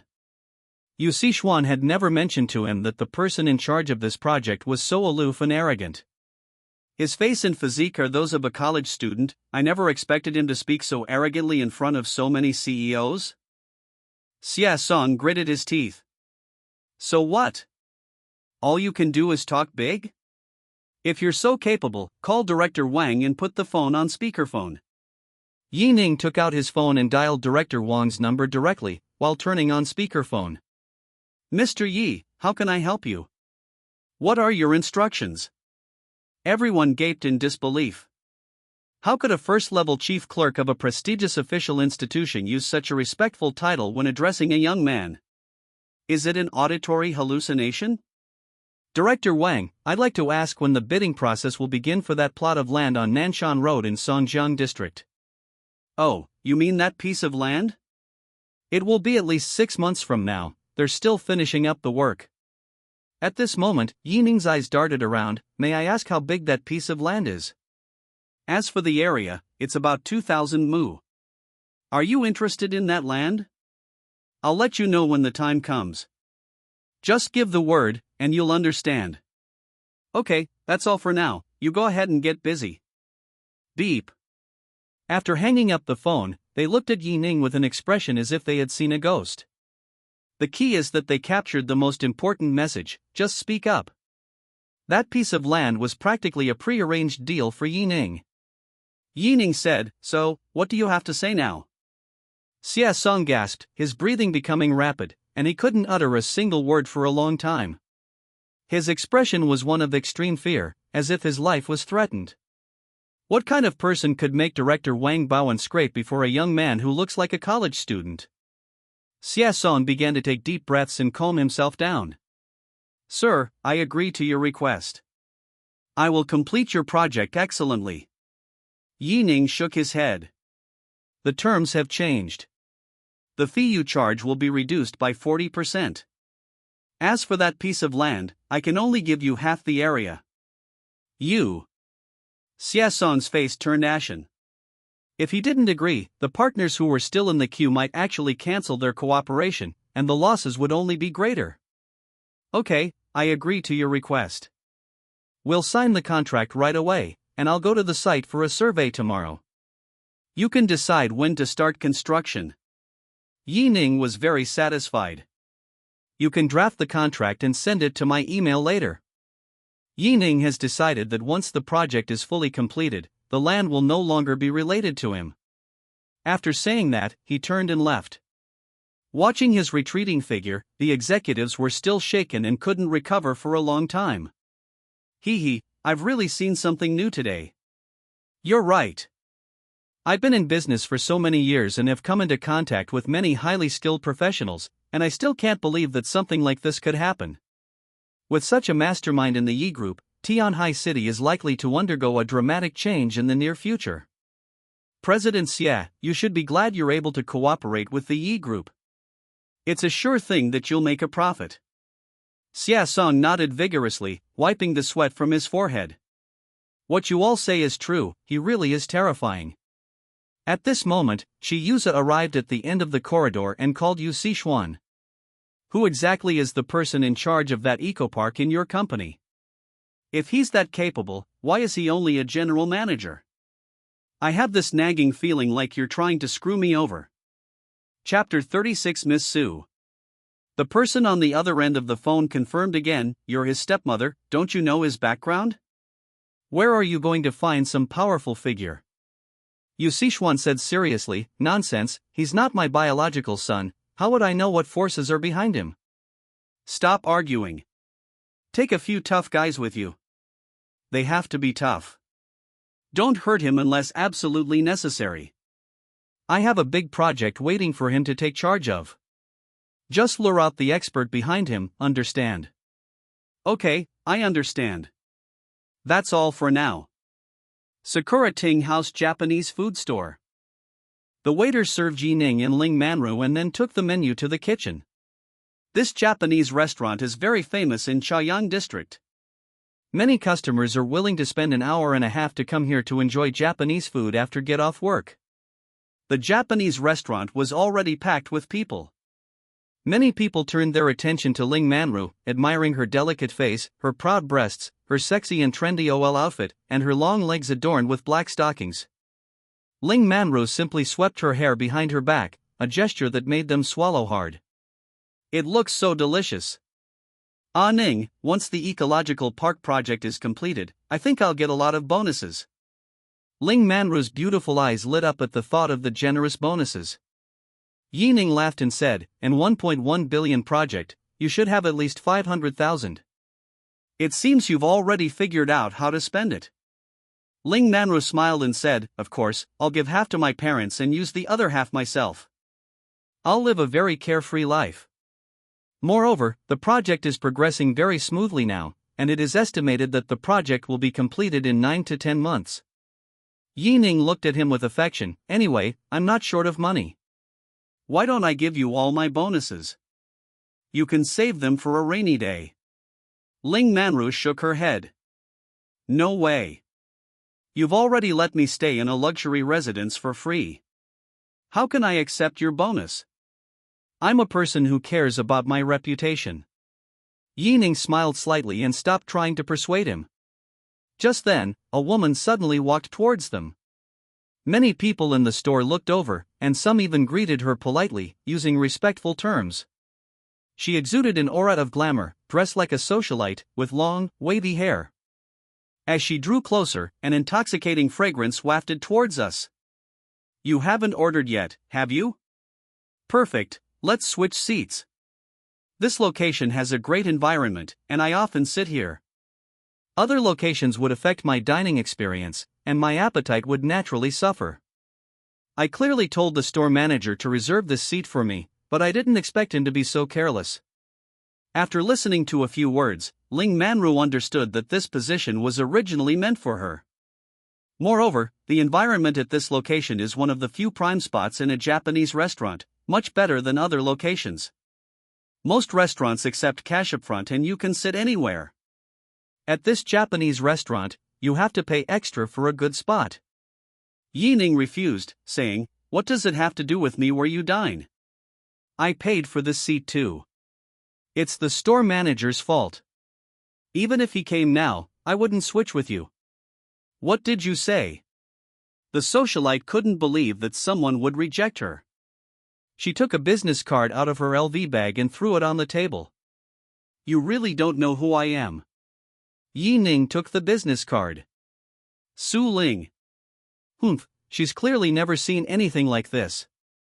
Su Lingyu crossed her arms, her expression arrogant. Not to mention Tianhe province, who in Tianhai City doesn't know the Su family. Yi Ning knew about the Su family, of course. However, the Yi group is not large enough to compare with the Su family, and there is not even a chance for cooperation. They are worlds apart. It should be noted that the Su family Xingyue group has a market value of nearly 100 billion yuan and is one of the top enterprises in Tianhe province. Tianhai City is the place where the Su family originated. At this moment, some people saw Su Ling and Yi Ning talking and their eyes were full of envy. That man is actually so familiar with Miss Su. Damn, when will I ever have a chance to talk to her face to face? Don't be envious. We're just lowly employees. It's already pretty good that we can see her here. Quick, take a few beautiful photos secretly. Miss Su, your temperament is truly extraordinary. The other woman is also very beautiful, a rare beauty.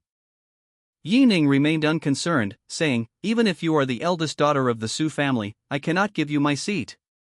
Please go eat somewhere else and don't spoil my mood. Snort. Su Ling remained haughty and looked down on everyone. Giving up your position to me is a good opportunity for you to curry favor with me. Don't you know that this kind of opportunity is something many people would spend money to get? As she spoke, she fiddled with her hair and showed off the multi-million-dollar Cartier watch on her wrist. Yi Ning admitted that Su Ling was indeed very beautiful, and the system even gave her a score of 8.3. However, he never looked at me directly. Don't think you're so great. I said I won't change it. Can't you understand human language? Yeah. A disdainful voice reached Yi Ning's ears. If you won't trade, then I'll just have to take it from you. A tall, handsome man appeared beside Su Ling, dressed in a sharp suit, with a buzz cut and a muscular build. How dare you disregard my young lady? You have quite the nerve. Be smart and give up your seat. Maybe my lady will be in a good mood and introduce you to one or two good projects. You seem very refined, you must also work in the business district. The man had a strong voice and exuded a murderous aura from time to time. Yi Ning and Ling Manru both sensed his powerful aura, and an inexplicable sense of majesty slowly enveloped them. Upon seeing this, the people Yu Sichuan sent to investigate Yi Ning were all dumbfounded. What's going on? They haven't even made a move yet, and Yi Ning has already clashed with Miss Su. Their conversation was overheard by others, and many were terrified. The private rooms in Japanese restaurants are all open plan, with only delicate screens for privacy, and they don't obstruct the view too much. Guests who were close to Yi Ning hurriedly left. They had already anticipated what would happen next. Yi Ning warned, the food hasn't been served yet, so you'd better leave now and not cause any trouble here. Suddenly, the man with the buzz cut's eyes flashed with ferocity. If you dare to spout nonsense again, I'll knock all your teeth out. How dare you speak to my young lady like that? You're asking for trouble. Yi Ning picked up a chopstick, a half smile on her face. Am I tired of living? Why don't you give it a try? The man with the buzz cut suddenly became murderous. Miss, please step aside. I'll take care of him for you right now. Su Ling took 2 steps back. She believed that in less than 3 seconds, this ungrateful man would be beaten to a pulp by the guards. Chapter 37 is all? Yi Ning scoffed. The next moment, he suddenly raised his right hand, and the chopsticks, like steel nails, pierced the crew-cut man's thigh. Immediately afterwards, Yi Ning shot up and struck his chin hard with his left hand. The man with the buzz cut was suspended in midair for a full 2 seconds after both feet left the ground before collapsing to the ground with a thud. This scene made Su Ling's eyes widen, her face filled with horror. Her bodyguards were retired Special Forces soldiers. Although they were not as good as those elite soldiers, they could still handle 2 featherweight boxers at the same time. However, at this moment, this agile and muscular Special Forces soldier was instantly killed by Yi Ning. There wasn't even time to react. Yi Ning's strength is self-evident. Su Ling's eyes flashed with panic, fearing that Yi Ning would attack her, but she kept her composure and forced herself to remain calm. You've got some skills, kid. I'd like to see just how good you are at fighting today. More and more guests gathered to watch. Everyone was stunned when they saw Ning attack the guards of the eldest daughter of the Su family. Wow, I thought they were having a friendly conversation, but I didn't expect this kind of scene. He who dares to disrespect Miss Su is probably not going to live much longer. I have to say, that man is really good at fighting. I heard that Su Ling's guards are all rigorously selected and can take on 5 opponents at once.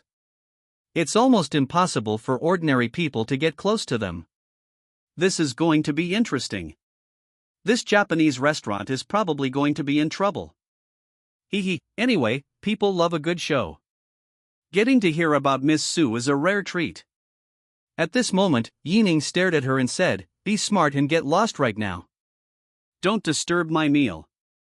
I'm starving. If you dare to harass me again, don't blame me for being rude to you." Su Ling sneered, "You dare to slap me in the face? If you can leave this store safely today, what about my reputation as Su Ling?" Ning ignored him and sat there with her legs crossed. "Fine, I'd like to see what tricks you can pull." Su Ling also took a stool, and the two sat facing each other, neither willing to lose in terms of presence. A dozen minutes later, 6 strong and muscular men walked into the Japanese restaurant. They were all dressed in black bespoke suits and exuded an imposing aura. Seeing this, the Japanese restaurant manager hurriedly came over and said timidly, "Miss Su, could this matter be resolved elsewhere? If the boss blames me, I won't know how to explain it." Su Ling didn't care. "Your boss isn't even qualified to shine my shoes. I'm not an unreasonable person. Every broken item in the shop is my fault. Get out." Yes. The store manager hurriedly left. At that moment, 2 reporters were also dining there, and he quickly recognized the people. "No way, isn't that Linny, the retired MMA champion? And Wang Hao, the Sanda champion?" Another reporter also looked shocked. "Zhao Gang, the Brazilian Jiu-Jitsu champion, Zhou Mao, the kickboxing champion, and Zhou Kuei and Fang Yi, the veterans who were famous a few years ago." Both reporters work in investigative journalism related to MMA and UFC, and they are very familiar with these top fighters. Other guests also recognized Zhou Mao, Linny, and Zhao Gang, whose previous events were exceptionally popular. The other 3 were unaware of this. In no time, the guests were exchanging information with each other, and the identities of the 6 people were no longer a mystery. Their expressions as they looked at the 6 gods of war were filled with awe and a hint of fear. The Su family truly deserves to be the #1 family in Tianhai City. I'm afraid that in Tianhai province, only 2 other major companies can compare with the Su family. To deal with a young man like him, they've summoned so many important figures. They must be really angry. Come on, let's bet on how many people that kid can take down. No, you're wrong. You should say, how long can that man hold out? I dare say he can't last against a third person. Or, if 6 people attack him at the same time, it'll be over in a second. At this moment, 6 top-notch henchmen stood behind Su Ling, awaiting orders. Ning looked solemn, knowing that these people were not to be trifled with, and Ling Manru beside him also paled. However, Ning still had a trump card up his sleeve. Fortunately, he still had 350 peach blossom coins, which he immediately exchanged for 35 points of freedom attribute. Now, his strength attribute has increased from 40 to 50 points, agility from 18 to 40 points, and constitution from 27 to 30 points. Of the 6 people on the other side, the highest strength is 28, the highest agility is 20, and the highest constitution is only 25. If several opponents attack at the same time, the 40 agility attribute will be well displayed. Ning whispered to Ling Manru, "Wait for me at the door. No matter what happens, don't come in." Ling Manru was very worried, her heart was pounding, but Ning smiled and said, "Don't worry, I'll be fine." Okay. Ling Manru nodded in agreement, picked up her bag, turned and left, looking charming and beautiful. Su Ling didn't make things difficult for her, instead, she looked at Ning with pitiful eyes. "I believe you are not deaf. You heard what those onlookers were saying.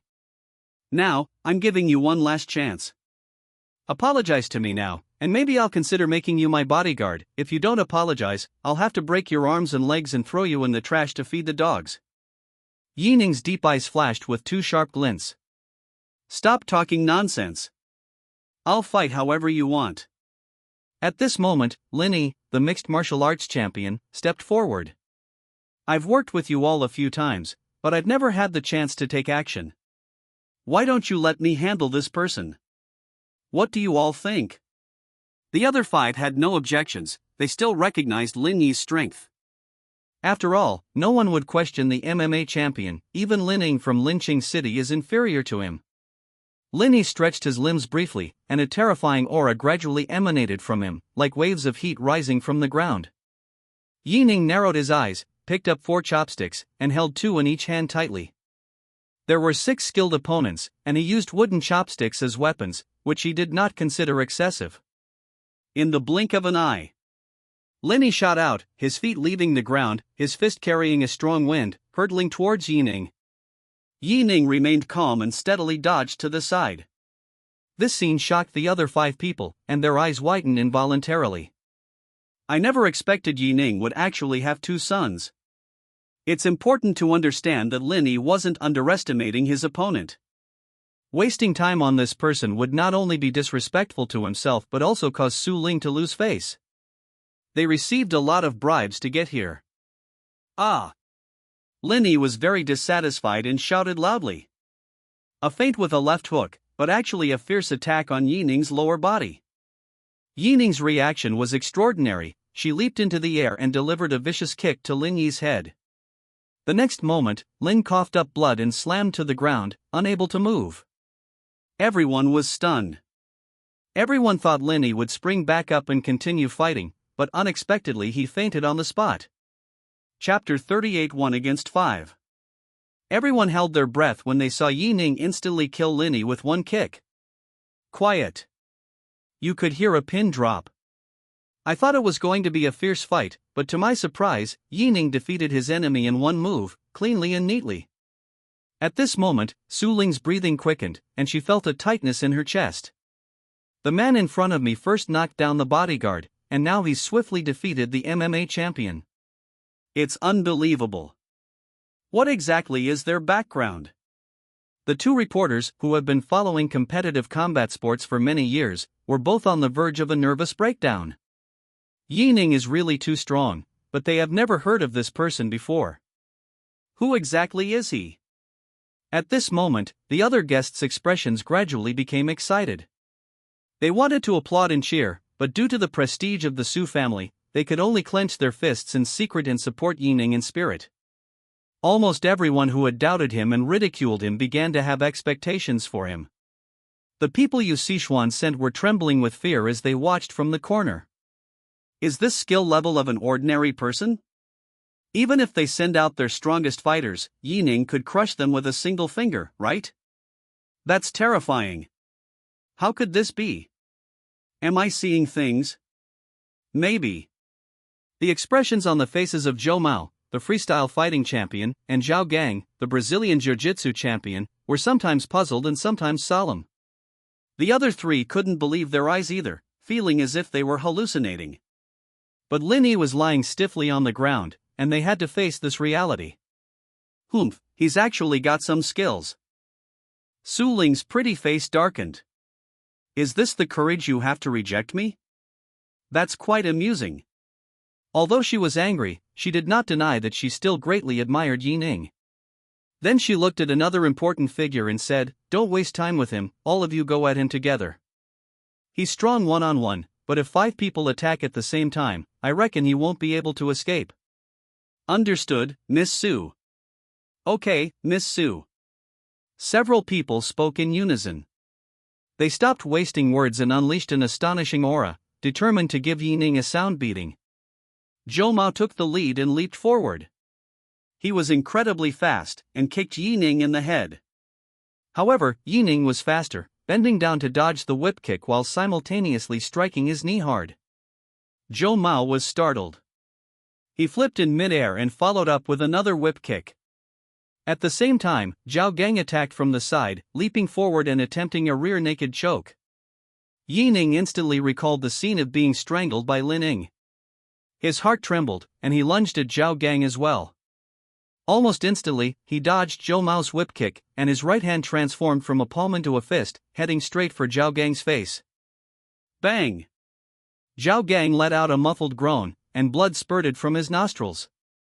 He fell backward due to inertia, but unexpectedly, Yi Ning grabbed his wrist and pulled him back forcefully. Bang! Another muffled thud. Zhao Gang firmly blocked the straight punch from Sanda champion Wang Hao for Yi Ning. In less than 5 seconds, Yi Ning's reaction speed and moves amazed everyone. The two elite soldiers were still looking for an opening to launch an attack when they were completely shocked by Yi Ning's amazing reaction speed. At this moment, Yi Ning didn't want to get entangled with someone like Zhao Gang, so he kicked him away. Zhao Gang was like a stray dog on the roadside, kicked and knocked over. He had just taken a punch to the head from Wang Hao and almost fainted. For a moment, the scene of the 6 people fighting remained deadlocked for more than 10 seconds. Soldier King Zhou gritted his teeth and said, "His reaction speed is beyond that of ordinary people, so be careful." Wang Hao exclaimed in surprise, "Did this kid take adrenaline?" Su Ling was also a little annoyed. She thought she could resolve the matter in 10 seconds, but she didn't expect that none of the 5 of them could do anything to Yi Ning. "Stop playing around and finish this quickly." The elite soldier Fang Yi said with a grave expression, "Miss Su, this person is no ordinary character. His reaction speed is comparable to that of a feline." "What feline? What nonsense are you spouting?" Su Ling was very displeased. "All 5 of you pounce on him together and pin him to the ground. Let's see what he can do then." "Ha! It seems like it could work?" Just now, it was only 3 against 1, so Yi Ning had time to react. But if all 5 of them pounced on him at once, even if he had 3 heads and 6 arms, they could easily subdue him. Upon hearing their conversation, Yi Ning immediately took the initiative. He gently moved his right foot back, and in the next instant, his body shot towards Zhao Gang like a cannonball. Zhao Gang is a Brazilian jiu-jitsu champion with an extremely strong rear naked choke ability. Take him out first. Bang! Yi Ning punched him in the chin.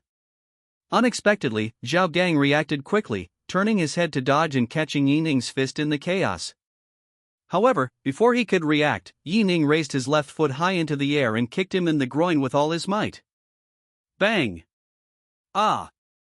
Zhao Gang's face was contorted in pain, turning blue as he grimaced and clutched his groin with both hands. This scene only lasted 1 second. Just as the other 4 were about to react, Yi Ning punched Zhao Gang in the cheek. Zhao Gang was immediately thrown 3 meters away, smashing the surrounding dining tables and chairs to pieces. A few seconds later, Zhao Gang struggled to his feet with his remaining consciousness.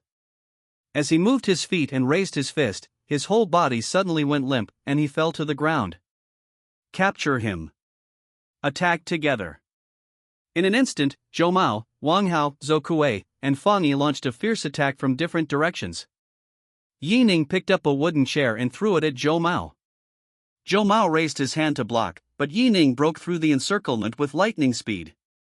However, the other 3 also put in their best effort and sped up their pace to catch up with Yi Ning. In an instant, a series of crackling sounds came from the Japanese restaurant. The table was cracked, the wooden chairs were broken, and various soups and dipping sauces were spilled in midair, creating an extremely chaotic scene. They fought incredibly fiercely, frightening the onlookers who swayed from side to side like a school of fish. Yi Ning was like an eel, weaving and shifting around them, giving them no chance to fight back. Just then, Fang Yi, the elite soldier, reacted quickly and grabbed Yi Ning's forearm. "We've got him." Yi Ning was fighting 4 opponents at once, and in her panic, she instinctively threw him over her shoulder. However, Fang Yi was no ordinary person. He grabbed Yi Ning's shoulder in midair, using the force to stabilize himself, and at the same time used the momentum to throw Yi Ning directly in front of Zhou and Zhou Mao. Wang Hao's face lit up with joy. He pounced on Yi Ning from behind and held him tightly with all his might. Click! Ugh! Yi Ning slammed his head against Wang Hao's head, breaking the bridge of his nose. Unexpectedly, Wang Hao showed no signs of letting go, determined to control Yi Ning no matter what. This is terrible. Yi Ning sensed something was wrong and broke out in a cold sweat. Immediately afterwards, Zhou Mao also pounced on Yi Ning, while Fang Yi and Zhou Kuei raised their fists and punched Yi Ning's cheeks from the left and right. It happened in the blink of an eye. Yi Ning thrust his right foot backward, hooking Wang Hao's ankle, and simultaneously used his waist strength to perform a sudden turn. Because Yi Ning was too strong, Wang Hao was caught off guard and instantly switched positions with Yi Ning. Bang! Bang! Zhou Kuei and Fang Yi, two elite soldiers, slammed their fists hard into Wang Hao's temples. Wang Hao's vision went black, and he quickly let go of Yi Ning's arm, falling onto Zhou Mao, who was lunging at him. They were able to escape danger in an instant. Zhou Mao's hands were about to grab Yi Ning's feet, but Wang Hao pinned him down, giving Yi Ning a chance to react. Yi Ning raised his right foot and crushed Zhou Mao's left wrist. Chapter 39 Unrivaled. Ah! Zhou Mao screamed in pain, pushed himself up with his hands, and scrambled to the side to avoid the pain.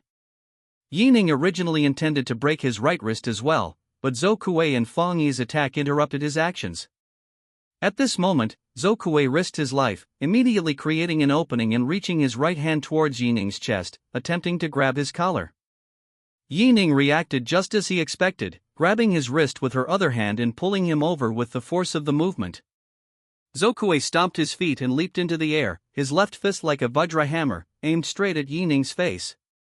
At the same time, Fang Yi also leaped into the air, his feet like scissors, trying to control Yi Ning's lower body.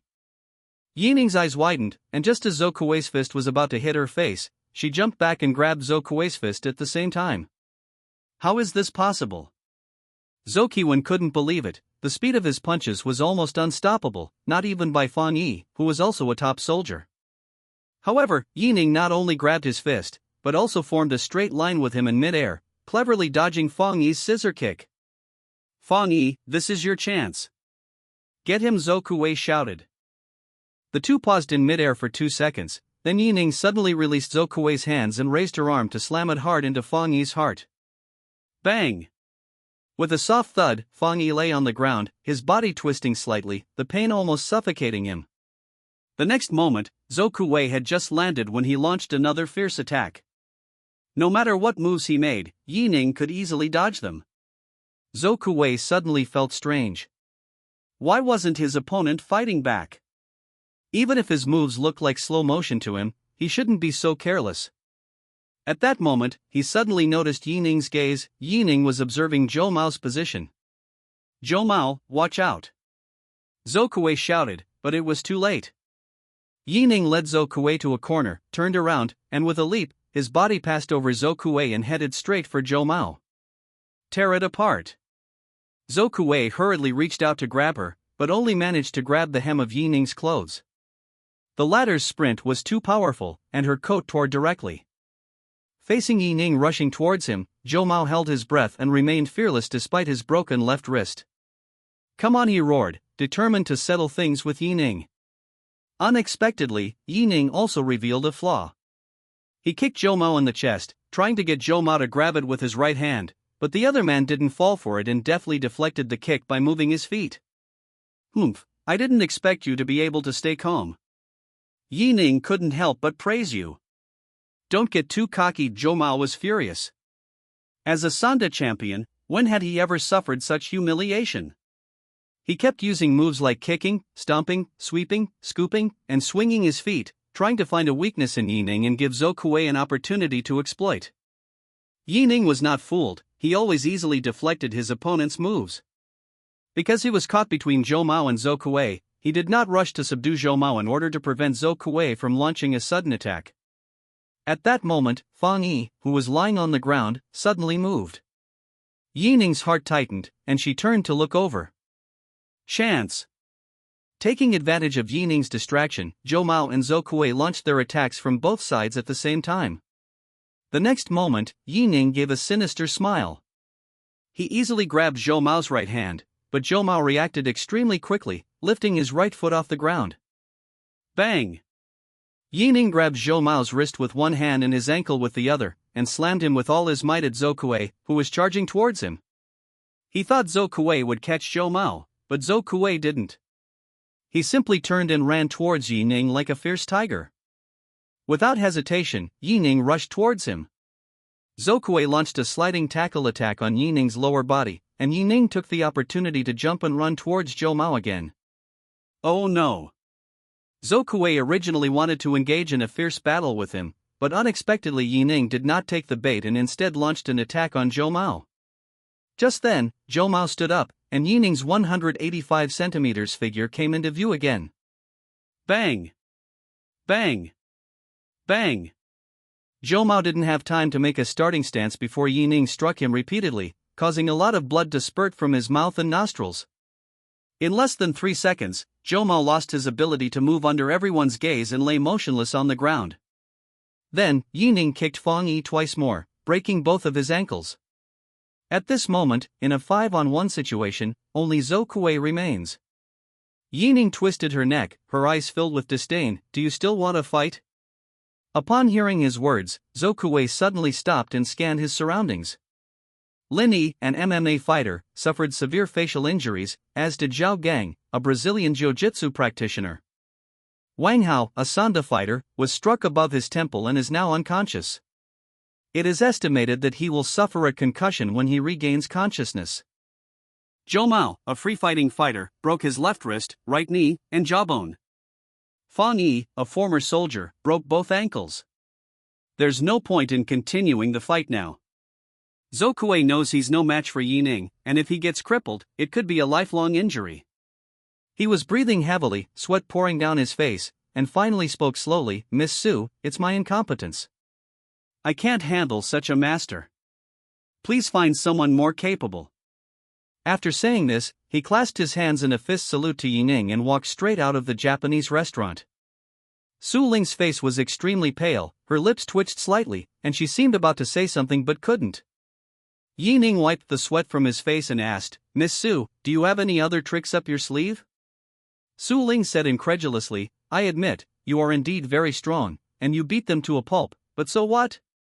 You have offended my Su family, and this matter is very serious for you. Ning said calmly, so what? You don't know my identity and you want to blacklist me. Ban you. Su Ling gently shook her head. My Su family has always cherished talent. If you cannot be of use to me, it will not be as simple as just being blacklisted. Ning sensed the hidden meaning in her words, so what? After all that talk, what other tricks do you have up your sleeve? Go ahead and use them. Su Ling said bluntly, if you have the guts, don't leave. I'll make sure you're completely bruised and battered. Ning continued wiping away her sweat, I still want to eat Japanese food, who knows if you'll run away in a panic. Time passed by, and more than 10 minutes went by. The onlookers did not disperse, in fact, their numbers increased, but they did not speak loudly, only whispering among themselves. Holy crap, that young man is a true war god. That's amazing. The fight scene just now only happens in movies. I never thought I would witness it in real life. Yes, he is truly invincible. Even just watching him makes my heart pound. While they were whispering to each other, another group of people arrived outside the Japanese restaurant. Excuse me, everyone, could you please make way? A middle-aged man with a deep, resonant voice. The crowd gradually dispersed, making way for them. Su Ling saw the middle-aged man, and a confident expression returned to her face. Chapter 40 Su Family, Su Hongshan. Although the middle-aged man had a deep voice, he still looked very young. Several people dressed in black training uniforms followed behind them. They exuded a powerful aura and were even more intimidating than the 6 people from before. Ning's eyes also revealed a fierce look, and what followed was another tough battle. Subconsciously checking the stats of the 5 experts in training clothes, strength 30, agility 25, constitution 28. Looking at the middle-aged people, the impressive data almost made Ning exclaim in surprise. Strength 38, agility 30, constitution 30. Is this even human? Ning's heart raced. He realized he had been cheating, and his strength was only 50, agility 40, and constitution 30. Even if his strength is 12 points higher and his agility is 10 points higher, his constitution attribute is exactly the same. If the physical attributes are the same, and the strength and agility are not significantly different, it will not be easy to defeat the opponent.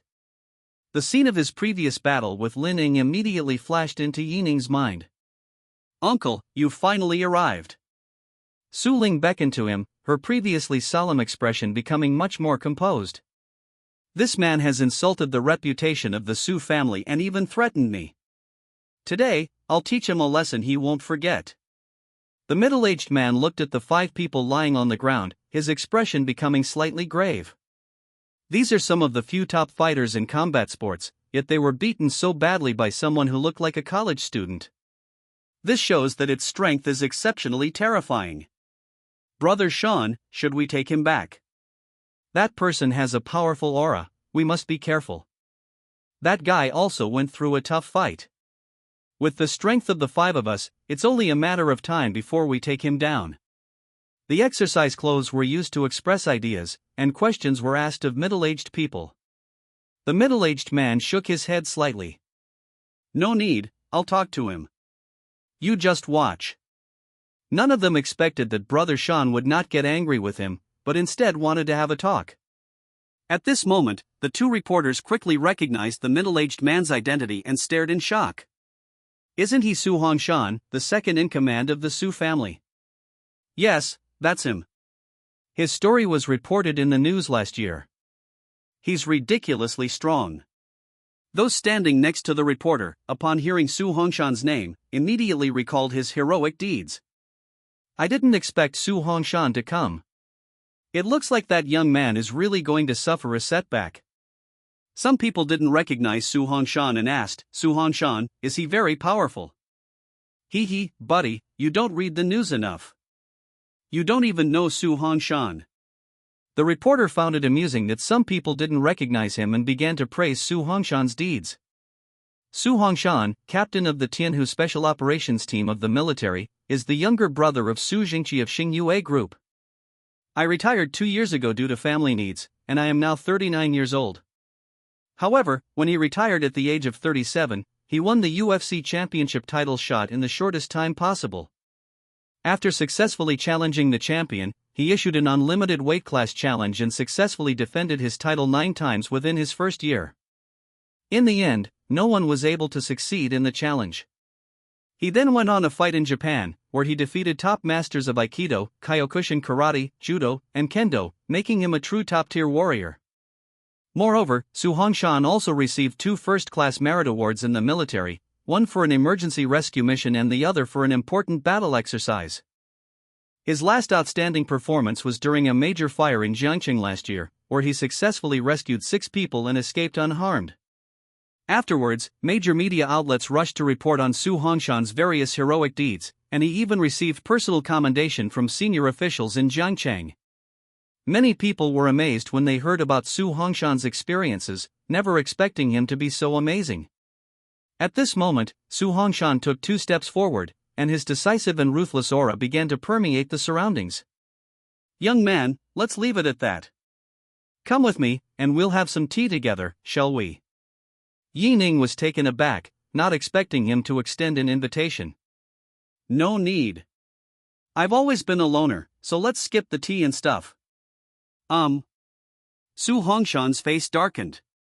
You've slapped the Su family in the face. I invited you for tea, and you're pushing your luck. Ning couldn't help but laugh and said, Me, slap your Su family in the face. This Miss Su insisted on switching seats with me. When I refused, her bodyguard tried to attack me. Shouldn't I have fought back? Or is it that your Su family is always this domineering and unreasonable outside? Su Hongshan stood with his hands behind his back, expressionless.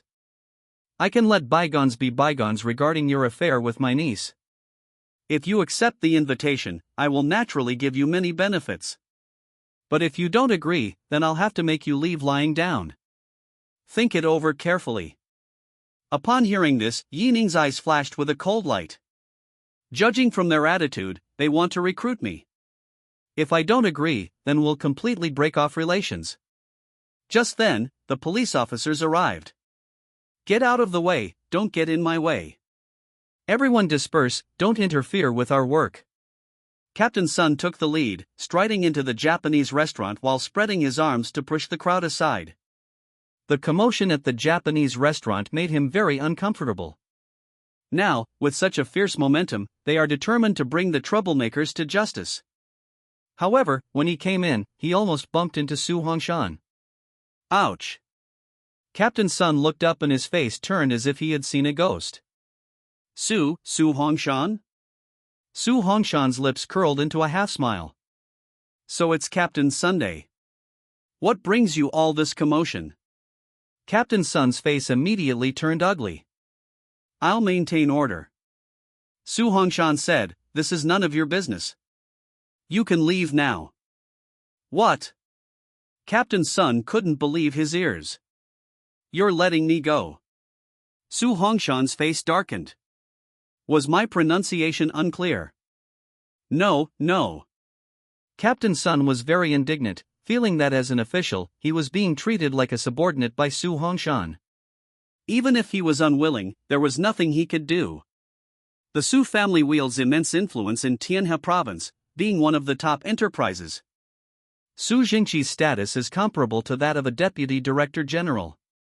Not to mention himself, even if Lord Chui came, he would have to give Su Hongshan some face. Hearing Su Hongshan's words, the onlookers also felt inexplicably afraid. Captain Sun is a member of the patrol police department, yet Su Hongshan doesn't even respect him and still lets Captain Sun take the person away. If this gets out, who would believe it? Su Hongshan said, now that you've heard me clearly, why aren't you leaving? Captain Sun's face was dark. He could only lead the people outside, but he did not evacuate them. At this moment, the people who were helping Yu Sichuan with the investigation were completely stunned. They hurriedly sent several messages to Yu Sichuan to report the situation. Su Hongshan was about to turn around and look at Yi Ning when he saw another uninvited guest. Secretary Chen, I didn't expect you to come too. Secretary Chen smiled and nodded. He glanced around the Japanese restaurant to confirm that Yi Ning was there, then said softly, I'm here to do a task, Brother Su. How have you been? Chapter 41, No Match, No Friendship. Upon hearing this, Su Hongshan asked, what mission? Secretary Chen, with his hands in his shirt pockets, felt a little uneasy seeing the other person's imposing aura. Are you taking him away? Let me tell you the truth, you can't mess with this person. What did you say? Su Hongshan scoffed, Secretary Chen, although we've only met a few times, we know each other quite well. If you're going to try and stop me, you should probably think twice about your position. Secretary Chen said, I'm just giving you a suggestion. If you insist on doing it your way, then I can't stop you. Su Hongshan looked towards the door and said, since that's the case, then you should leave and not interfere with my business. You should know that even if Lord Chui comes, he'll still have to give me some face. If the higher-ups put pressure on him, he won't feel good either. Secretary Chen nodded, you're right, Lord Chui will naturally give you face. However, I am not here on behalf of Chui Chang. I have said all I have to say. If you make a move against him, you will not come out unscathed. I was stunned. Everyone who heard their conversation was horrified and completely dumbfounded. He couldn't help but marvel at the Su family's status. Although Tianhe City was only a second-tier city, it had a large area and had developed rapidly over the past 10 years. These achievements are all thanks to Lord Chui and other important officials. However, even Lord Chui couldn't protect that young man? Even Secretary Chen is now very polite to Su Hongshan, not daring to put on any airs, and at most only offering suggestions. Everyone was curious about Yi Ning's identity, wondering why someone of Secretary Chen's rank would appear here. Su Hongshan asked, who is protecting him? Secretary Chen smiled without saying a word, only glancing at his watch. Less than a minute later, a luxury business car slowly drove up from outside.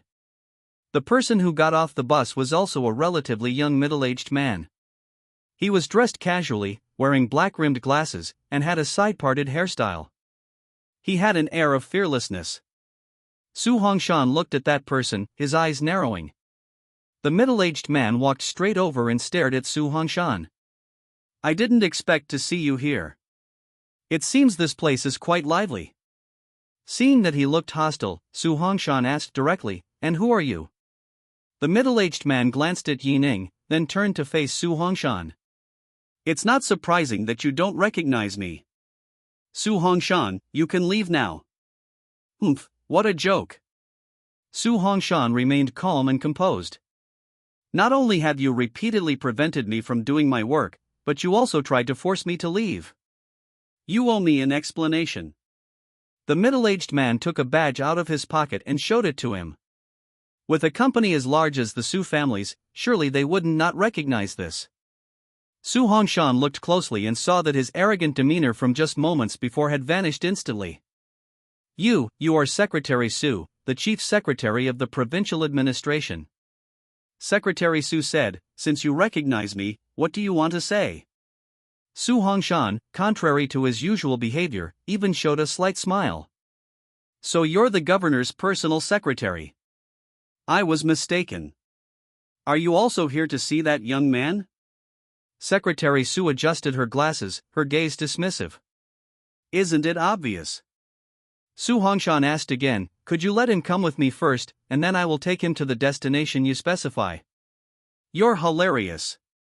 Secretary Su sneered, "Do you think you're qualified to negotiate with me? Or do you not even respect the governor?" Of course not.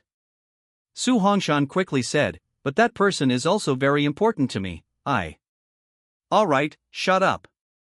Secretary Su immediately interrupted, saying in a commanding tone, "I'm here for only one purpose, to give him a task. And you can't touch him. What he wants to do is his business, understand?" Su Hongshan was speechless, not expecting Secretary Su to be so assertive. For a moment, the diners noticed the change in Su Hongshan's expression, and upon hearing their conversation, they couldn't help but feel very curious. Someone asked the reporter, "Dude, is that person really the governor's direct secretary?" The reporter said, "I think so. I'm just a reporter covering combat sports, and I've never seen it before." Someone exclaimed in amazement, "It's amazing. How did such a powerful person suddenly appear and overwhelm Su Hongshan?" You don't watch enough social news. Someone recognized Secretary Su and said, "He's appeared in news reports." Hearing them say that, Ling Manru was very curious about when Yi Ning had met such an amazing person.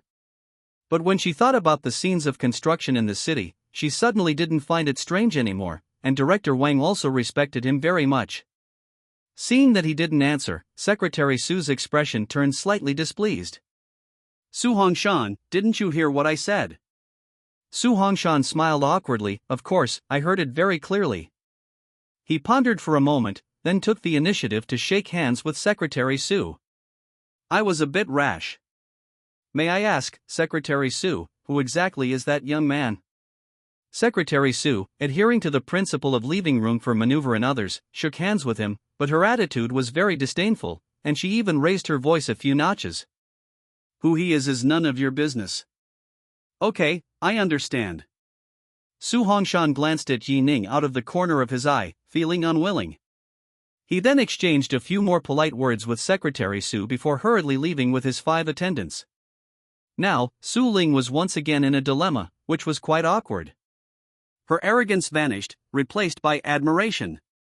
He walked up to Yi Ning, took the initiative to shake hands and make peace. "You're very good, I admire you very much. We became friends after our initial conflict. How about coming to my house sometime?"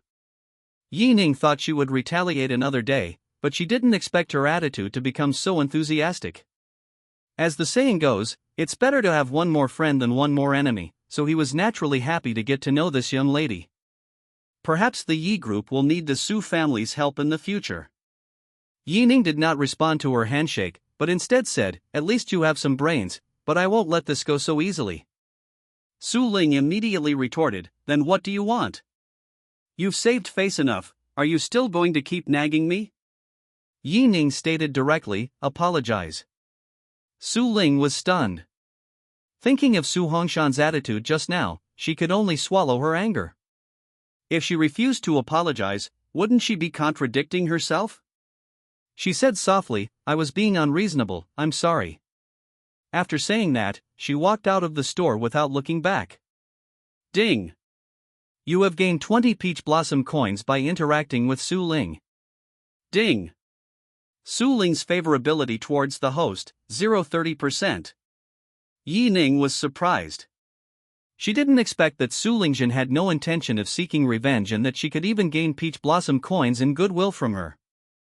It's true what they say, you become friends after a fight. He was quite happy.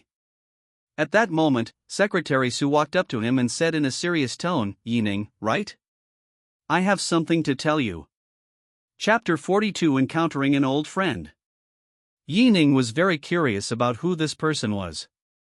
Even though the Japanese restaurant wasn't very noisy just now, he still couldn't hear what Secretary Su and Su Hongshan were saying. All that was known was that this person was no ordinary individual, and he forced Su Hongshan to leave in just a few minutes. Yi Ning asked, "Who are you, and what do you want to tell me?" Secretary Su said, "I am the governor's secretary. I will invite you to the governor's mansion in a few days to give him acupuncture." Yi Ning was taken aback. The governor? The governor of Tianhe province. Secretary Su nodded, "Yes, you're in luck." Yi Ning immediately understood that this was a good opportunity to expand her network, and readily agreed, "Okay, I'll wait for your notification." The two exchanged contact information, and Secretary Su walked out of the store under the watchful eyes of everyone. Ding! Host has triggered a mission. Ding! Choose option 1 to complete the mission and receive a reward of 20 million in cash, plus an extra 300 square meter villa. Ding! Choose option 2 to complete the task. Reward, 10 free attribute points and 50 peach blossom coins. Ding! Choose option 3 to complete the mission and receive a master key, master room card, and unlock various electronic lock skills. Upon seeing the third reward, Yi Ning was extremely surprised. The items the system gave him were just too amazing. Master keys and master room cards, as well as the ability to unlock various electronic devices, are practically god-level skills for those with malicious intentions. Yi Ning silently decided that she must choose the third reward to complete the mission. At this moment, the people sent by Yu Sichuan were so shocked that their scalps tingled.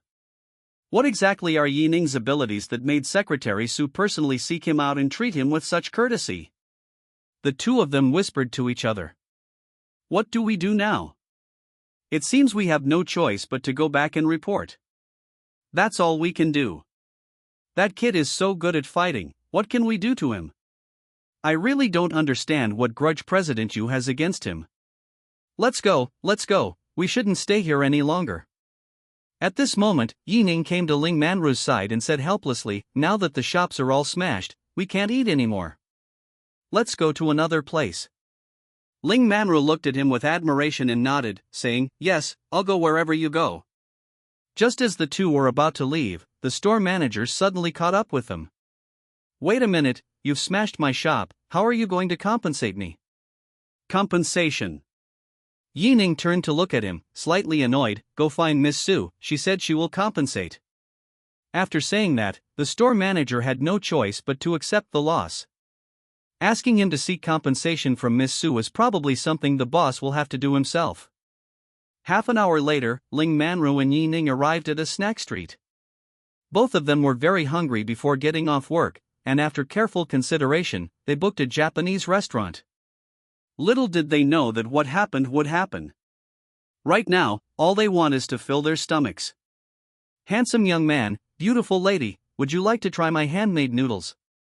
The owner, a few meters ahead, greeted them. "We have braised dishes, spicy ones, and also ones with minced meat and scallions." Yi Ning looked over and saw that it was a man in his 50s talking to them. He was wearing a black apron and had a white towel hanging on his shoulder. Uncle Lu. Yi Ning quickened her pace and walked over. "Are you Uncle Lu, the one who used to live in the same neighborhood as me?" "Oh my, Yi Ning? Am I seeing things?" Uncle Lu looked excited, put down his work, and quickly went to greet him. The two faced each other, neither seeming to believe their eyes. Yi Ning said happily, "It really is you, Uncle Lu.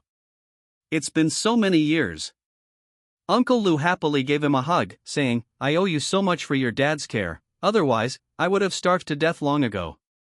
Come on, eat whatever you want, I guarantee there will be plenty, it's on me. Many years ago, Yi Honlang was busy developing his company and frequently taking on projects, so he couldn't pay attention to Yi Ning. At that time, they lived in an old-style neighborhood. Yi Ning's mother passed away early, and Yi Ning was alone at home. She was too lazy to cook, so she often went to Uncle Lu's place for meals and noodles, which she enjoyed immensely. Later, Yi Honlang became wealthy, and to thank Uncle Lu for taking care of Yi Ning, he also gave him a sum of money. Yi Ning led Ling Manru to sit down and asked curiously, "Uncle Lu, why are you setting up a stall here? Where's your old shop?" Uncle Lu said frankly, "Sai, you have to pay rent to open a shop, but you only need to pay a stall fee to set up a stall, and there's a lot of foot traffic here. We get new customers every day, and we also have a lot of regular customers. Business is much better than before." Yi Ning was happy for him after hearing this. "So that's how it is. I remember my dad sponsored you with some money. I thought you were going to open a big store." At this point, Uncle Lu said somewhat awkwardly, "Oh, all that money, I gave it all to Lu Xiaoyan to do business with." Unexpectedly, that period coincided with the economic crisis, and all that money went down the drain. At this point, Uncle Lu immediately added, "Yi Ning, don't tell your dad, he'll be furious if he finds out." Yi Ning waved her hand, "It's alright, so what if we lose money? Money is just an external thing, as long as our lives aren't affected." Uncle Lu forced a smile, "I'll make you braised dishes and minced meat with scallions." Yi Ning replied, "Anything is fine, as long as it's made by Uncle Lu, I love to eat it." No sooner had the words been spoken than a young woman appeared, carrying 2 boxes of spare ingredients as she struggled to walk over. Yi Ning looked closely and saw that it was Lu Shuer's daughter, Lu Jejia. Lu Jejia was dressed in a black casual outfit and wearing black Vans sneakers, though some of the soles were coming unglued. What caught my eye was that she was much prettier than before, her features had fully developed, and her bust was quite large. Yi Ning opened the system to check the rating, 8.2 points. "Dad, I've brought you the ingredients. Is there anything else?" "Jejia, you've come at the right time. Look who this is." Lu Jejia followed Uncle Lu's gaze and froze, "Yi Ning." Yi Ning smiled and said, "Hello, it's been a long time." Lu Jejia was both embarrassed and happy, and didn't know what to do for a moment. Their memories were instantly pulled back to 8 years ago. At that time, Yi Ning quite liked Lu Jejia and often asked her out. Lu Jejia also enjoys spending time with Yi Ning. Whenever there is a holiday, the two of them will go to play in the surrounding towns. Yi Ning, however, did not confess his feelings to her. Later, the old residential area was demolished, and Yi Honlang happened to buy a large villa. Lu Jejia knew that they were not a good match, so she rarely took the initiative to contact Yi Ning. Yi Ning tried to contact her several times, but she didn't reply. Unexpectedly, the two met again in this kind of setting. At this moment, Lu Jejia noticed Ling Manru, who had a noble air about her, next to Yi Ning, and felt even more inferior. Ling Manru's eyes swept back and forth between them, naturally knowing that they had a past. Seeing that she didn't speak, Yi Ning took the initiative to ask, "How have you been lately? Are you all right?" Chapter 43 Dance Studio. Lu Jejia smiled slightly, "It's fine. I help my dad when I have free time. My mom and I have been working on our online store recently, and it's going fairly smoothly." Taking advantage of the fact that there weren't many customers at the moment, Uncle Lu didn't mince words and said frankly, she just quit her job a while ago and is now unemployed. She even said she was going to run an online store with her mother, but after a month, those clothes didn't sell for much money. "Dad." Lu Jejia was unhappy and retorted, "How can you say that to me? Don't I have any dignity?" Uncle Lu continued, "What's with all this talk about saving face? If you had a stable job right now, I'd be so grateful." Yi Ning quickly smoothed things over, saying, "Everyone here has just graduated from university, it's normal not to find a satisfactory job." Hearing him say that, Lu Jejia felt a warm current well up in her heart.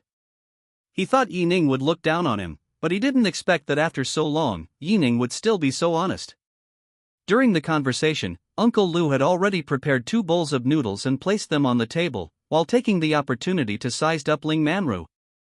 He asked instinctively, Yi Ning, who is this beautiful lady?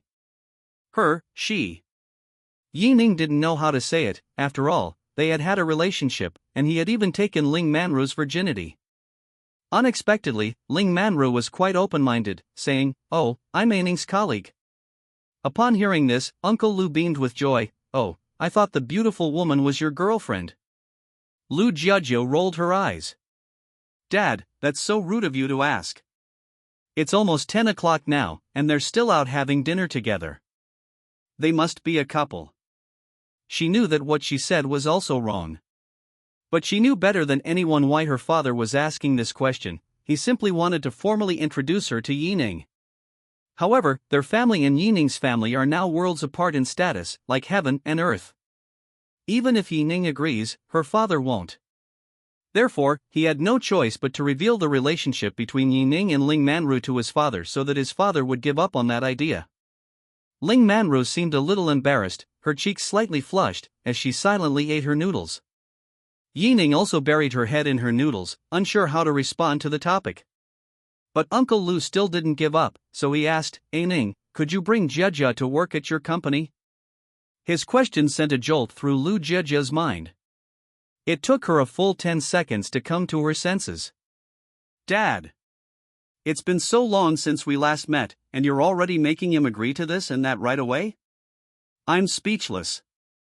You may not care about your reputation, but I do. Uncle Lu wasn't so cunning, and said directly, it's all because you're not ambitious enough.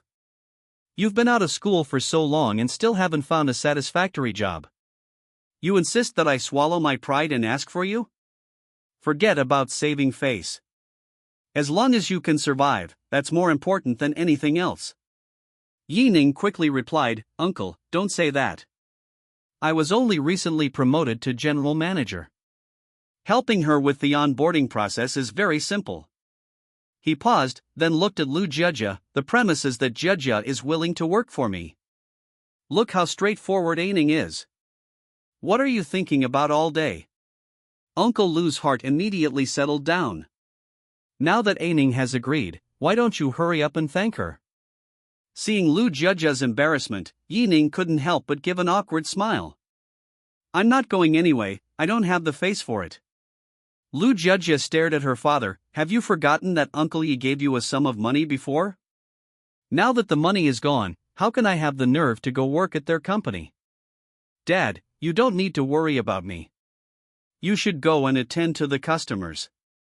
Uncle Lu looked at him with a disappointed expression. If you don't want me to worry about you, then you should just find someone to marry. I don't want to worry about you either. Lu Jiajia couldn't finish her sentence, and plopped down on a small stool, looking distressed. Yi Ning suddenly said, Jiajia, I remember you used to like dancing, right? You probably studied dance performance and choreography in college, right? How about I invest in you to open a dance studio, training classes, or something? What do you think? Lu Jiajia was surprised, not expecting Yi Ning to actually be willing to help her. However, she lost all the money Yi Honglang had given her, so how could she have the nerve to accept Yi Ning's investment again? She found it difficult to talk about. Seeing her hesitation, Yi Ning said directly, my investment is considered a shareholding.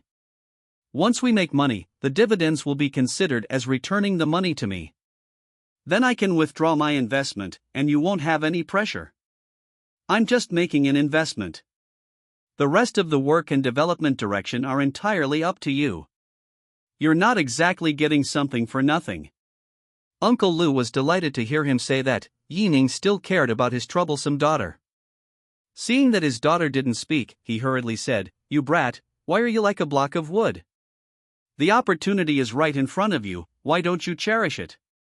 We owe the Yi family countless favors in this life. You should be grateful for Yi Ning's help. Lu Jiajia thought for a long time before speaking. My major in college was indeed dance. With my abilities, opening a training class wouldn't be a problem. Then let's do as my dad says. Thank you, Yi Ning. What do you mean by according to me? You really don't know how to talk. While busy preparing the new soup, Uncle Lu scolded, Ning is also your benefactor. You must repay her well in the future. Ning quickly waved his hand. Uncle, don't be so serious. We grew up together. Your words are too heavy.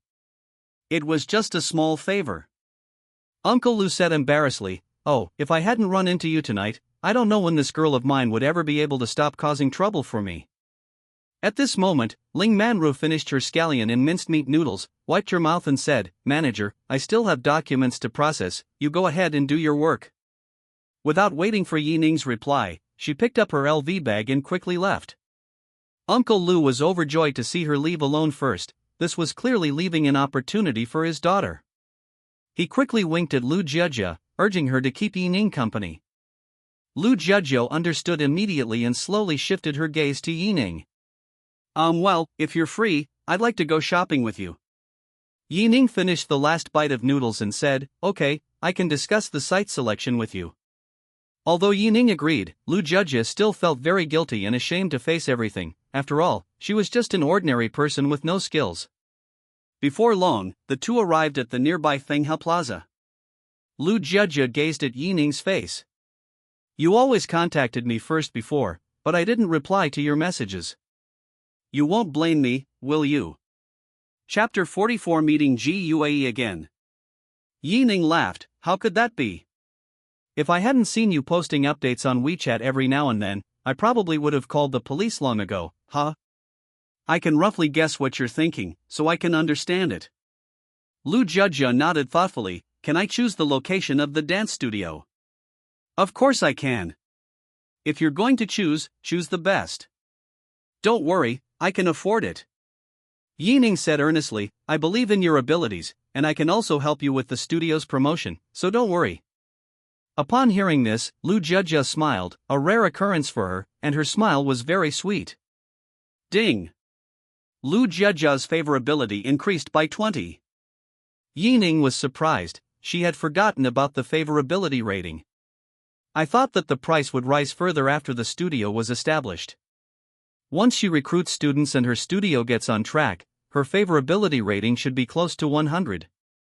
Ning was very happy at the thought of being able to exchange for another 100 peach blossom coins. I just ran out of peach blossom coins tonight and was worried about where to get more. Lu Jiejia said, I'd like to choose an address in the city center, near the business district. I checked the Tianhai City WeChat official account before, and there were shops for rent there.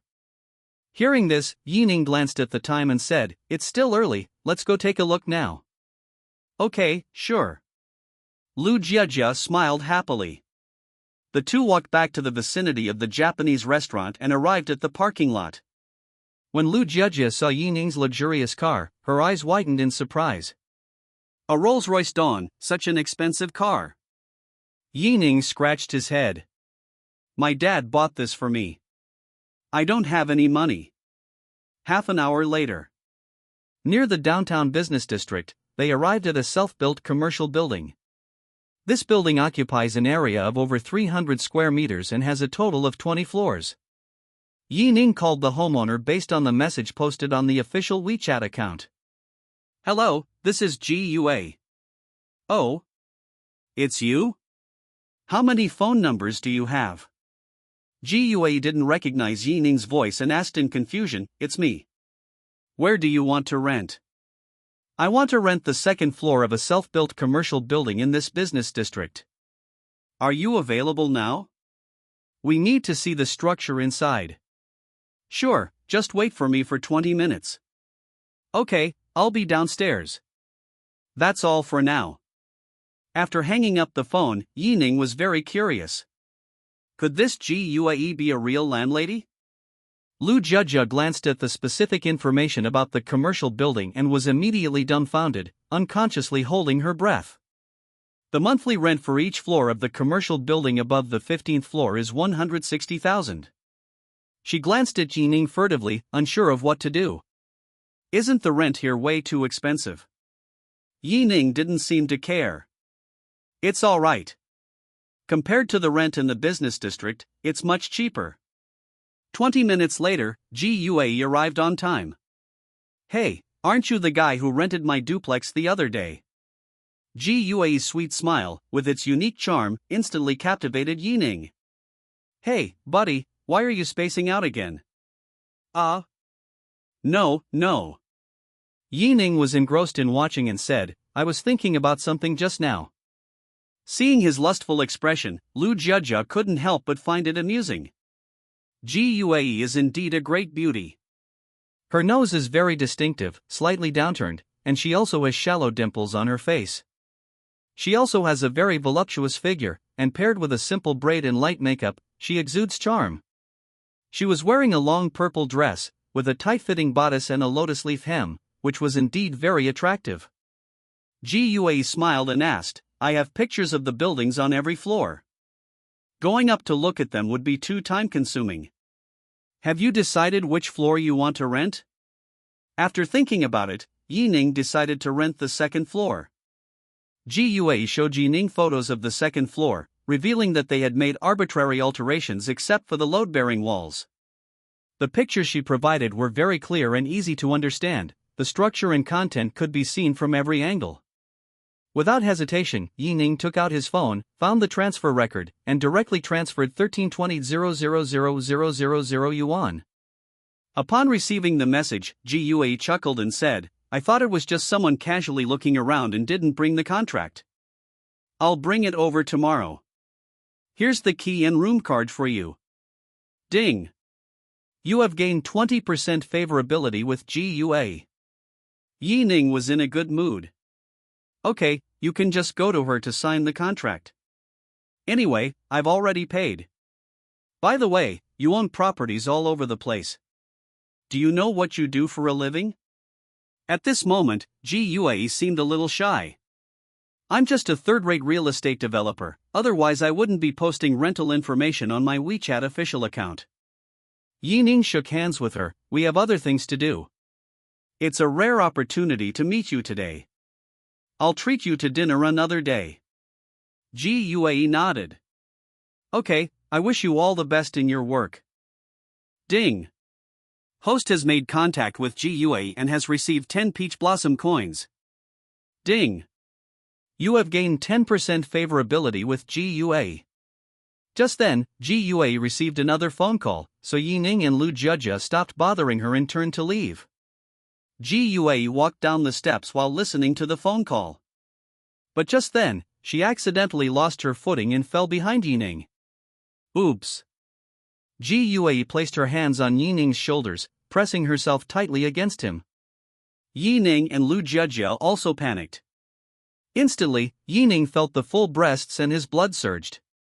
He could smell her body fragrance from time to time, a mixture of her natural scent and perfume. This intimate contact almost made his body go weak and his head spin. Ding.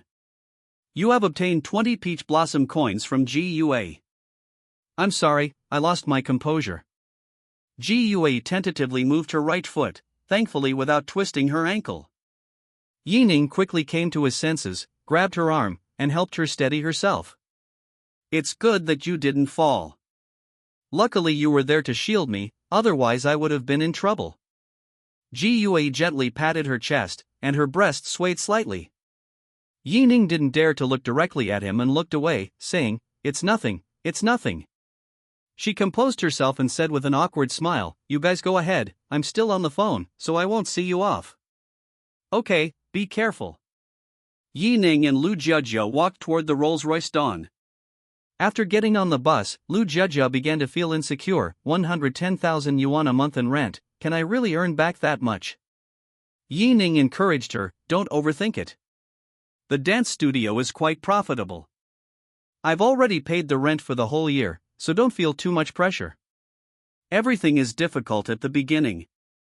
Once we establish a good reputation for the studio, student resources will be easy to obtain. Lu Jia felt much relieved after hearing his words. The reason he lacked confidence was because he had lost all the money Yi Honglang had given him. Add to that the expensive rent, and I feel quite uncertain. However, she is now prepared to return to her professional field. Chapter 45. What exactly are they hoping for? There are still many ways for dance studios to make a profit. For example, there are diverse courses such as ballet, modern dance, street dance, Latin dance, etc. There are some dances she doesn't know, but she can hire a teacher. Different teaching methods are naturally used for students of different ages. Basic classes, advanced classes, and private lessons can also be offered. For example, selling dance supplies, such as dance shoes, costumes, and props, can not only meet the needs of students but also bring some profit to the studio. There are also brand franchising, event and competition hosting, and membership revenue. Once the studio's brand is established, it can regularly hold dance competitions, which will further increase the studio's visibility, as well as generate revenue from ticket sales, sponsorship fees, advertising fees, and other income. As for membership revenue and brand franchising and cooperation, as the name suggests, it involves jointly promoting dance culture with other well-known brands. We recruit members to earn money and allow them to enjoy more affordable courses. At this point, Lu Jejio already had a plan in mind for developing her studio. In addition to offline teaching, time can be set aside to conduct online courses, promote the courses on Douyin, TikTok, and recruit students, achieving two goals at once. Ning asked curiously, "Are you thinking about things at the studio?" Lu Jejio snapped out of her reverie and smiled happily. "Yes, I'm brainstorming right now, and I've already figured out how to develop the studio." Ning nodded. "See? I told you you could do it. Don't be insecure. I'll cover your financial situation, you just need to forge ahead." At this moment, Lu Jejio felt very warm inside and was deeply moved. Ding! You have gained 10% favorability with Lu Jejio. Ah Ning, I didn't expect you to be so kind to me after so long. I really don't know how to thank you. Hey, what are you saying? We're practically family, childhood sweethearts, aren't we? At this moment, Lu Jejio's eyes were slightly red, and she couldn't help but put her hand on Yining's thigh. In an instant, Yining's hands, which were gripping the steering wheel, became unsteady. Even though he was a grown man, his cheeks started to turn slightly red. Ding! You have obtained 10 peach blossom coins from Lu Jejio. Because Lu Jejio touched a sensitive area, Yining almost had a physical reaction. He quickly said, "I'll thank you later. Let me take you home first." Lu Jejio hummed in agreement and then fell silent. After a long silence, she finally spoke slowly, "So, you and that beautiful woman." Hearing this, Yining's heart tightened. She's my assistant." Lu Jejio was a little incredulous. "Really? But I saw the way she looked at you, she seemed very adoring." "Oh, I'm sorry, I shouldn't have gossiped." She quickly came to terms with reality. Although she still likes Yining, she owes the Yi family a lot. If she were to expect anything else, it would be shameless. Yining didn't know how to respond. He couldn't very well tell her in front of her that he had already slept with Ling Manru. Although Yining and Lu Jejio were just good friends, she knew in her heart that Lu Jejio still held on to their past feelings. Wait a minute. Yining thought for a moment and decided that it was better to be direct about some things. "To be honest with you, she and I are not in a romantic relationship. But we've already had sex." Upon hearing this, Lu Jejio's beautiful eyes widened. It was indeed just as she had thought. "So, you're living together now too?" "Yes." Yining didn't shy away from the question. At this moment, Lu Jejio's heart felt as if it were being pierced by silver needles, causing waves of pain. A moment later, she took a deep breath and immediately felt short of breath. "Lu Jejio, what are you hoping for? You're ultimately not good enough for him." After saying those words, Yining felt uneasy. The two remained silent for a long time. Until the car drove to an ordinary residential area. "We've arrived." Yining looked at her and noticed that she looked somewhat disappointed. "What's wrong with you? You were in high spirits just now, why did you suddenly become so gloomy?" Lu Jejio forced a smile. "No, it's nothing." She thought for a while before mustering up the courage to say, "Would you like to come to my house for a bit?" Yining said, "I still have to go back and process some documents. I have a meeting early tomorrow morning. I recently took on a big project." Upon hearing this, Lu Jejio could only nod silently. She composed herself, opened the car door, and got out. Just then, she saw a young man standing at her door waiting for her. It was Zhao Tianlei who had been pursuing her. Zhao Tianlei is the CEO of an advertising company. The company is not large, with an initial investment of around 500,000 to 600,000 yuan. Ning also knew Zhao Tianlei. They used to live in an old-style residential area. However, Zhao Tianlei was a few years older than Yi and Lu. Seeing Lu Jiejie get out of Yining's car, Zhao Tianlei immediately sensed something was wrong, and his good mood vanished instantly. But he still greeted her with a smile. "Jiejie, why are you so late?" Lu Jiejie remained expressionless. "Why are you so free? Didn't I tell you you didn't have to wait for me like this? I'm really annoyed by your actions. I'll say it again now, Tianlei, I don't like you. Don't waste your time pursuing me anymore. There's no future for us." Upon hearing this, Zhao Tianlei felt as if he had been struck by lightning, his heart clenching painfully several times. A few seconds later, his expression hardened involuntarily, and his eyes were fixed on the Rolls-Royce Dawn. However, Ning had already started reversing. Now that he's confronted Lu Jiejie, there's no need for him to stay here. "Can I know who that person is? Jiejie, since you like someone else, why didn't you tell me sooner?" Lu Jiejie felt wronged and explained, "I don't like anyone, please don't talk nonsense." Zhao Tianlei was unconvinced. "Jiejie, I've never been in a relationship before, and I started from scratch. Even if my company isn't very famous and doesn't make much money, my income is stable, not the best but not the worst either. Apart from extremely expensive jewelry and clothing, I can basically satisfy your needs." His advertising company has been established for several years and now makes a profit of 3 to 4 million yuan every year. He considers himself much better than those playboys. Just as Lu Jiejie was about to speak, Ning unexpectedly drove the car back. Ning got out of the car and walked straight to her side. "Let me transfer 3 million to you first, then." "Lu Jiejie, you still say you're not the kind of person who craves wealth and luxury? I never imagined you were being kept by someone." Zhao Tianlei was furious. How could he have been so blind as to fall for such a two-faced woman? Ning and Lu Jiejie were stunned. Ning originally wanted to say that they would talk about it when they started decorating the studio and ran out of money. Actually, he didn't need to come back, he could have just communicated on WeChat. He only came back to remind Lu Jiejie because he was afraid she wouldn't want to take so much money. Before they could speak, Zhao Tianlei gritted his teeth and said, "Lu Jiejie, I am utterly disappointed in you." Chapter 46: A Difficult Situation.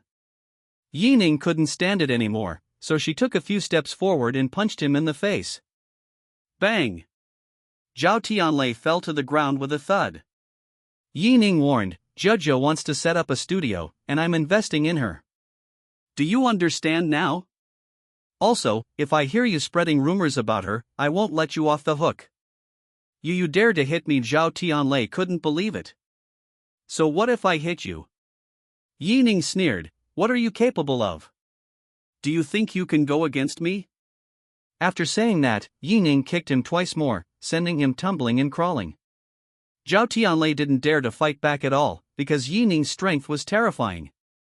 "Get out of here!" Blood kept flowing from Zhao Tianlei's nose and mouth, and he could only glare fiercely at Ning. Things are different now. In the past, he might have fought desperately. But things are different now. With just a few simple moves, the Yi Group can destroy his advertising company in an instant. Thinking of this, Zhao Tianlei could only flee in panic, not daring to utter a single harsh word. Lu Jiejie said softly, "He won't come again." "Thank you."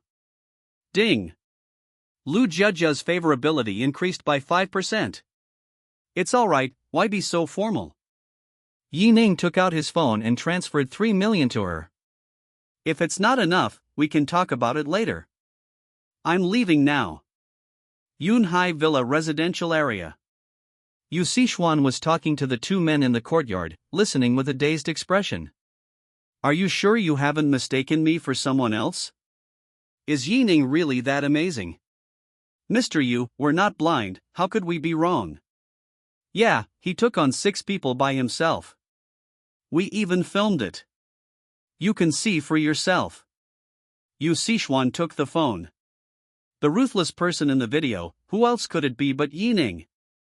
Her expression kept changing, and she always felt a tightness in her chest. In the years since she married into the Yi family, she had never heard of Ning knowing any martial arts skills.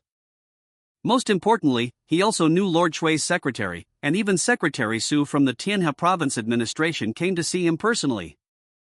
This is outrageous. Yu Sichuan gasped for breath.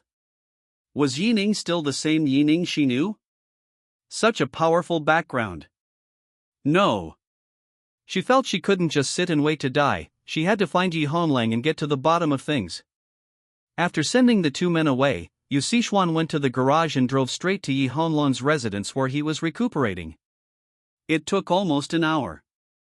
Yu Sichuan arrived at a mountain villa, which was guarded by several powerful thugs and housed 2 attending physicians. We arrived at the room. Seeing Yi Honlang reading a book, she immediately smiled. Honey, what book are you reading? Just browsing around, what brings you here? Yi Honlang put down the book and moved the wheelchair. Today he was dressed in a white, high-end casual outfit, had groomed his beard and trimmed his hair, and looked more energetic than ever. He wore an imperial green thumb ring on his finger and an expensive Patek Philippe watch. Although he appeared approachable, he possessed a powerful aura. Yu Sichuan asked, "Did our Ning practice martial arts before?" Yi Honlang was slightly puzzled. How could he possibly practice martial arts? He's been spoiled since childhood, and his only hobby is being lazy and gluttonous. He recently became the general manager, and you also put him in charge of the Eco Park project. I have read the progress report, and he is indeed very dedicated. Yu Sichuan muttered to herself. If he didn't practice martial arts, how could he have suddenly transformed himself and become even more powerful than Bruce Lee? Honey, aren't you even a little curious about where Ning got the money for her investment projects? She simply changed the question. Yi Honlang chuckled softly, I think you're confused too. The investment of 600 million is not all put in at once. As long as the project can get running, there will be ways to make money gradually.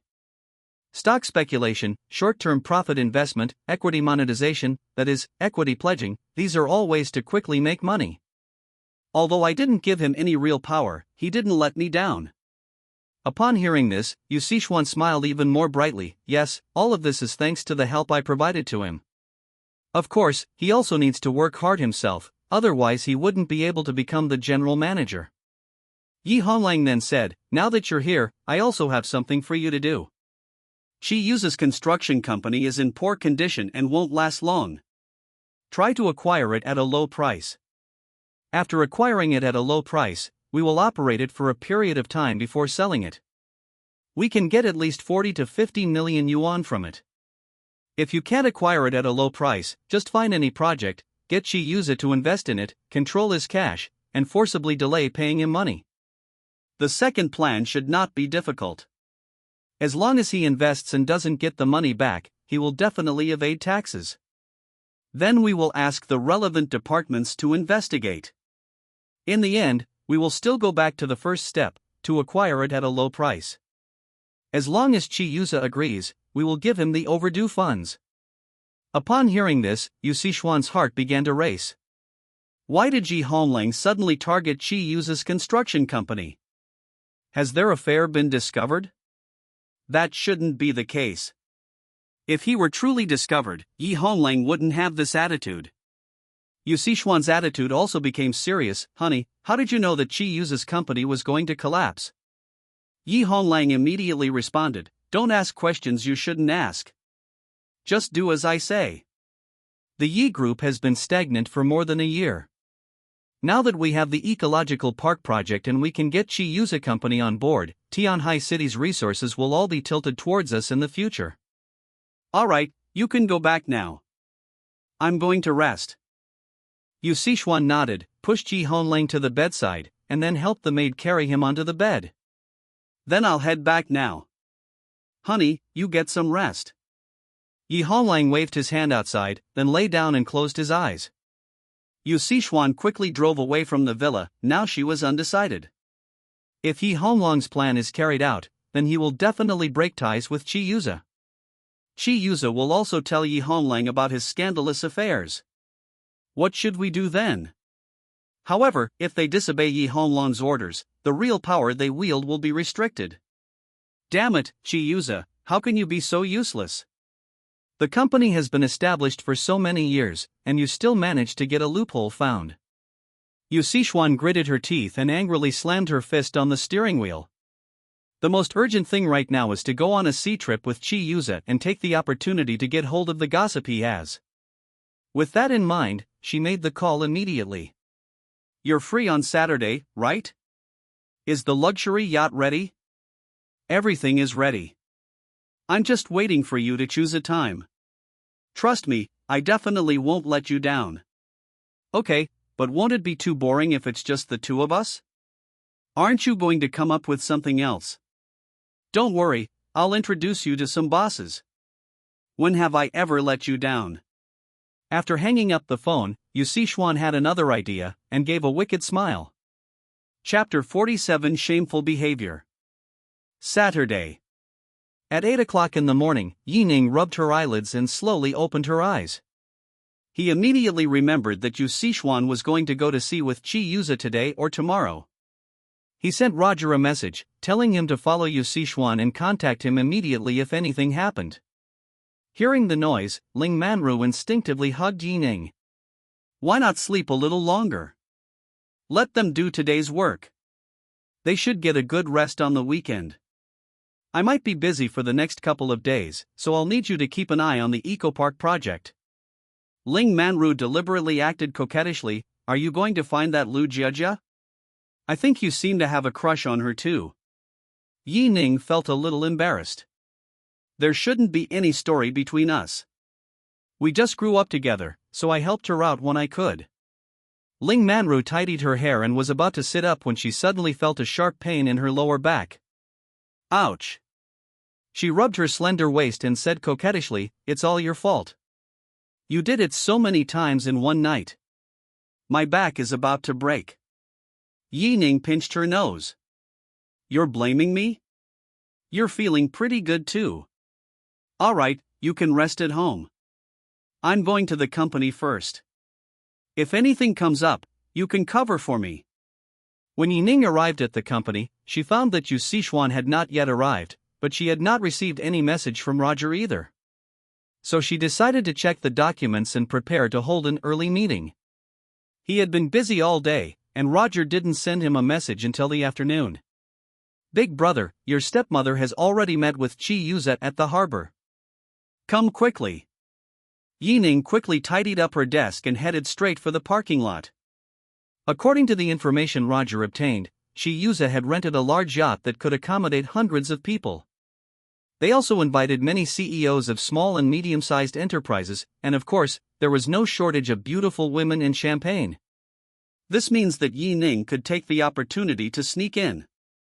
On the way, Ning drove the Wraith as fast as he could and finally arrived at the harbor on time. Roger had sharp eyes and immediately spotted Ning's vehicle. He rushed over to meet him. "Brother, why are you so late? The yacht is about to leave. There's a bit of traffic, let's hurry up, you cover me as I get up there." Roger jogged ahead, with Ning close behind. I thought boarding the yacht would be difficult, but they walked on openly and brazenly. It has to be said that this luxury yacht is indeed very large. Ning and Roger searched for a long time but couldn't find Yu Sichuan. At this moment, Yu Sichuan and Chi Yuza are talking in the room. I said, "Is your company facing some difficulties?" Yu Sichuan put her small hand on his shoulder, her expression ambiguous. "You can tell me if you need money." Chi Yuza casually put his arm around her waist. "Why are you suddenly so concerned about me? Last time I asked you to compensate me with cash, but you weren't willing." Yu Sichuan's beautiful eyes sparkled, and she wrapped her arms around his neck. "Weren't we at the company last time?" "Walls have ears, and it wouldn't be good if they heard us. Tell me what difficulties the company is facing, and I'll help you solve them." Chi Yuza wasn't stupid, he pinched her cheek and asked, "What are the conditions?" As for the conditions. Yu Sichuan hesitated for a moment, then got straight to the point. Delete all those tabloid news articles, and I will help your company revive. I've had someone investigate. Over the past quarter, your project management has been flawed, and you've made some poor decisions, which has left you in a difficult situation. As for why you're hosting this party, it's to get those CEOs to invest, and then dump them, right? Chi Yuza was very surprised and exclaimed, as expected of a strong woman, nothing escapes your eyes. I agree with your idea, but I have one more condition: let me properly appreciate your body. Chi Yuza's quirk is that he likes women who are older than him and have a lot of charm. Moreover, Yu Sichuan is stunningly beautiful and has a noble air about her. It wouldn't be an exaggeration to say she looks like she's in her late 20s. Yu Sichuan bluntly stated, "Anyway, I'm already here. You can delete the evidence first, and then look at it however you want." As she was speaking, she took a data detector out of her backpack. This detector can connect to a mobile phone and, by locking the file encoding, can determine whether or not the evidence has been backed up. If there is a backup, the data transmission will definitely be detected, as well as the devices to which it is transmitted. Chi Yuza couldn't help but smile. "Sister Yu, it seems you came prepared." At this moment, Yu Sichuan, with a seductive posture, slowly took off her outer clothes, revealing a trendy bikini. Her skin was fair with a rosy glow, and very smooth and delicate, indicating that she was very well maintained. "How about it? Now that you've deleted the evidence, I'll take my pants off and let you have a good look at me." Chi Yuza opened his phone and handed it to her. "There's no backup, it's all here." Yu Sichuan was not about to believe him and connected her phone to the data detector. Just then, the door to the room was suddenly opened. Chi Yuza and Yu Sichuan were terrified. "Roger, hold him down." Roger received the order, rushed up and kicked Chi Yuza to the ground, then straddled him and beat him mercilessly. Ning was startled by his actions, but she didn't care. From the moment he opened the door, he took out his phone and started taking pictures of Yu Sichuan and Chi Yuza. "Stepmom, you really know how to have fun." Yu Sichuan's face turned ashen, and her phone slipped from her palm. Ning seized the opportunity and darted forward to snatch it. He gripped Yu Sichuan's arm with his left hand and held Chi Yuza's phone in his right, carefully examining its contents. The content contains about 20 photos, but no videos. The photo shows Yu Sichuan, dressed in a sexy lingerie set, making tea for a middle-aged man in a suite at a 5-star hotel. They hugged, sat on each other's laps, fed each other, all sorts of intimate gestures were involved. The other set of photos is even more explosive. Yu Sichuan, dressed in a bikini, posed for photos in various ways. The photos were of extremely high resolution. Even when Ning zoomed in to the maximum, he could still see the fine hairs on her arms. Most importantly, this is not a photo album. If it's a portrait session, there will be other photography assistants, lighting assistants, etc. One of the pictures is a panoramic view of the entire room, with only Yu Sichuan lying on the bed.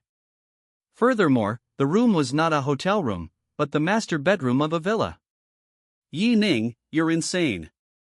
Yu Sichuan used all her strength to pry Ning's hand off and rushed forward to snatch the phone. "Give me back my phone. What do you want?" She no longer cared why Ning was there. Her immediate priority was to delete all the photos. Ning acted quickly, stuffing Chi Yuza's phone into her pocket. Then, he pushed Yu Sichuan onto the sofa with a playful expression. "Stepmother, I've finally caught you in your shameful act. You'd better think about how to explain this to my dad." Upon hearing this, Yu Sichuan's pupils contracted sharply. Chapter 48. Let me explain. Yu Sichuan's face turned deathly pale as she stared blankly at Ning. She desperately wanted to speak, but her mind was a complete mess, and she felt like it was about to explode. Ning teased, "What's wrong? You're usually quite the actor, but now you're speechless." Yu Sichuan slapped her cheeks hard, trying to calm herself down. "Ning, things aren't what you think. Let me explain." "Explanation?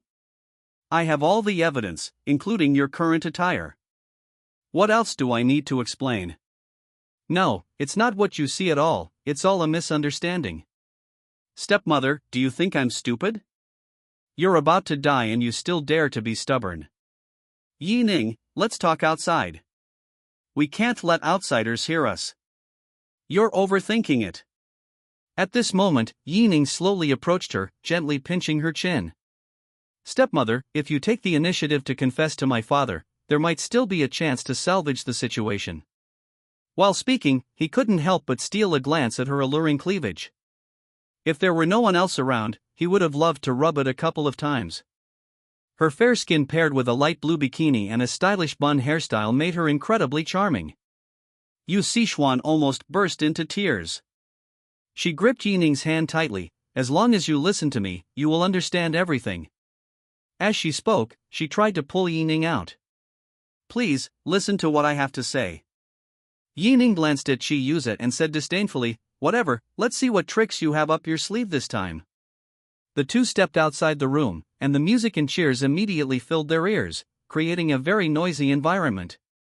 Yining replied indifferently, go ahead and speak. Yu Sichuan closed the door, looked into Yining's eyes, and said seriously, now that you have the evidence, I have nothing to say. But your father gave me a task, to acquire Chi Yuza's construction company at a low price. If we can't acquire him directly at a low price, it will affect his cash flow. We'll get him to invest in 1 or 2 projects and then delay payment. At that time, his finance department will definitely try every means to evade taxes, and then the relevant departments will investigate. Finally, we'll either acquire it at a low price or dismantle its management from within. This is your dad's idea. If you don't believe me, call him now and ask him. Yining thought about it and realized that Yu Sichuan's words were not impossible. What she just said didn't seem like something she made up on the spot, and it had nothing to do with her photos. Although she speaks quickly, her mind is very clear. Yining didn't want to contact her father rashly, so she figured it was fine to trust her for now. So, what do you want to do now? After thinking it over, Yu Sichuan said, either we coerce or entice him, or we threaten him with his life. If you hadn't shown up, I would have had other options, but it seems those won't work now. I have no choice but to complete the mission quickly. Yining then asked, so what was your original plan? Tell me about it. Yu Sichuan glanced around and continued, the plan is simple, I'll record our conversations, and when he's deceiving those CEOs, I'll play the recording for them. That left him completely out of options. His construction company is having a tough time lately, and it's struggling to stay afloat. If even one more project goes wrong or becomes unprofitable, it won't last long. Your dad told me this information because he wanted him to give up his company. Yining thought she was right, but her appearance had disrupted the plan, and now she could only force Chi Yuza to comply. But what leverage can be used to blackmail them? We can't just throw him into the sea, can we? Got it. Yining had a sudden inspiration. He rented this yacht all by himself, right? Let's make a commotion and get everyone to leave. Then, if he refuses to cooperate with us in acquiring his company, we'll blow up this yacht. As long as the police superintendent can't find out it was done by someone, he'll have to pay a lot of money. From what I understand, this luxury yacht, which can accommodate 100 people, is worth about $5 million, which is more than 35 million yuan. He definitely can't afford to lose it. Yu Sichuan thought the plan was feasible. How do you plan to get these people out of here? Yining smiled slightly. It's very simple. You wait for me here. He turned and opened the door, letting Luoji out, and then whispered something in his ear. Roger nodded and smiled, that's easy, we just need to wait half an hour. Before long, Yining arrived at the yacht's multifunctional small kitchen, found transparent sealed bags, each about the size of a palm, and then filled them with a large amount of flour. After filling the flour container, he went to the lively dance floor. As soon as the music ended, he panicked and started shouting. Something terrible has happened. Guess what I found in Chi Yuza's room? Yining's face was filled with terror as she raised the flour in her hand and shouted, he has these things on him, he's going to get us into big trouble. We're breaking the law knowingly. If the police find out, they'll charge us with gathering a crowd XD. We'll have a criminal record. The company's reputation will be damaged. What are you going to do then? Upon hearing his words, everyone panicked. Bro, you're not mistaken, are you? Chi-Yuza really touched that stuff. Ning stamped her feet anxiously. There's no mistake, Chi-Yuza is already high in the room. He's lying on the bed feeling like he's floating on air. Damn it, what do we do now? Yes, the yacht has already sailed several kilometers away, and we can't leave even if we want to. Fuck him. I was wondering why I hadn't seen Chi-Yuza. Turns out he was in his room having fun with this stuff. Damn it. Don't panic, everyone. Let's just sail the yacht back to the harbor now. The police wouldn't happen to find that Chi-Yuza has this thing, would they? Are you fucking stupid, still clinging to this kind of wishful thinking? Then what should we do? Swim back ourselves. At this moment, Ning suddenly said, I have already called 3 passenger ships. They can pick us all up in half an hour. Hearing his words, everyone breathed a sigh of relief. Brother, you were lucky you found out in time, otherwise we wouldn't be able to explain ourselves. It's really not that serious, is it? We didn't touch any of those things anyway, a urine test will be fine. Damn it, you're really stupid. You can stay here yourself, I'm leaving anyway. Exactly, if the police find out, you'll have to defend yourself. That damned Chi-Yuza. He said he had something important to announce to us, but I never expected him to do something so outrageous. Ning was very satisfied with the effect of their endless argument. Once the passenger ship arrives, many people will definitely board, creating a herd effect, so there's no need to worry about anyone being left on the yacht. Chapter 49 Never in This Lifetime. Half an hour later, the 3 passenger ships arrived at the location where the yacht was drifting on time. Ning beckoned the passenger ships to approach, and the 3 passenger ships lined up in a row and stopped beside the yacht. Meanwhile, the ship's crew released many kayaks onto the sea so that passengers could slowly board them. Ropes were attached to the kayaks, and they pulled the guests from the yacht to the edge of the passenger ship to facilitate boarding. The whole process was rather lengthy, lasting almost 40 minutes, before all the more than 100 people on the yacht were transferred to the 3 passenger ships. At this moment, Ning went to the bridge and told the captain not to sail away without permission. Then he went to the room where Chi-Yuza was. Chi-Yuza was beaten so badly by Roger that his face was covered in blood, and he even lost consciousness during the ordeal. When he woke up, he had no idea what had happened on the yacht. Chi-Yuza looked at Yu Sichuan with resentment. Yu Sichuan, is this also part of your plan? You son of a bitch, I found you a fat sheep like Yi Honlang, and you really repay kindness with enmity. Since things had come to this, Yu Sichuan was too lazy to explain. Think whatever you want, but now you're just a fish on the chopping block. Upon hearing this, Chi-Yuza panicked and asked, What do you want to do? Yu Sichuan smiled slightly. Our Yi Group plans to acquire your construction company at a low price. What do you think? Fuck you. Chi-Yuza cursed loudly, and immediately felt a sharp pain in his face. Yu Sichuan, I'm going to kill you. You plotted against me, I'll make you wish you were dead. Really? Don't you even consider whether you have the ability? Yu Sichuan smiled sinisterly. You've been holding on to that evidence and manipulating me for so long, I definitely won't let you get away with this. Anyway, your company won't last much longer, so you only have one option to choose now. If you don't agree, we'll destroy the yacht. You'll probably have to pay around 36 million in compensation. Chi-Yuza, think it over carefully. Goodness! Roger exclaimed, wow. I never expected Ning and his family to be so insidious and ruthless, resorting to such methods to obtain Chi-Yuza's company. This is truly taking advantage of someone's illness to their death. Thinking back to when she first met Ning, she had shown him disdain and contempt. Luckily, she had money to give him, otherwise, her fate might have been even worse than Chi-Yuza's. When Chi-Yuza heard that they were going to destroy the yacht, he couldn't help but burst into laughter. Ha ha ha. Are you going to destroy the yacht and kill everyone on board? Ning smiled and said, sorry, we've seen all the passengers off on the yacht.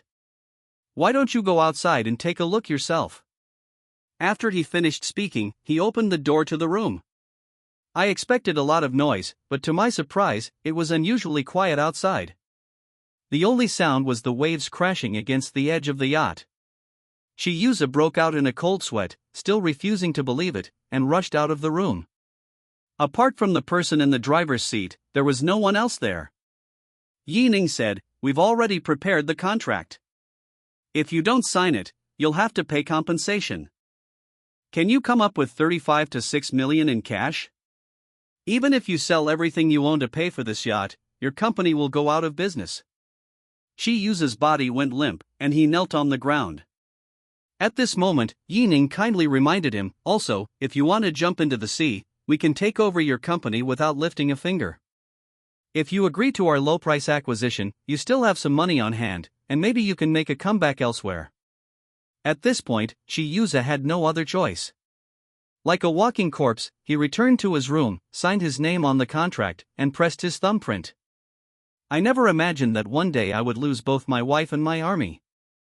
Ning was somewhat surprised to see Chiyuza being so cooperative.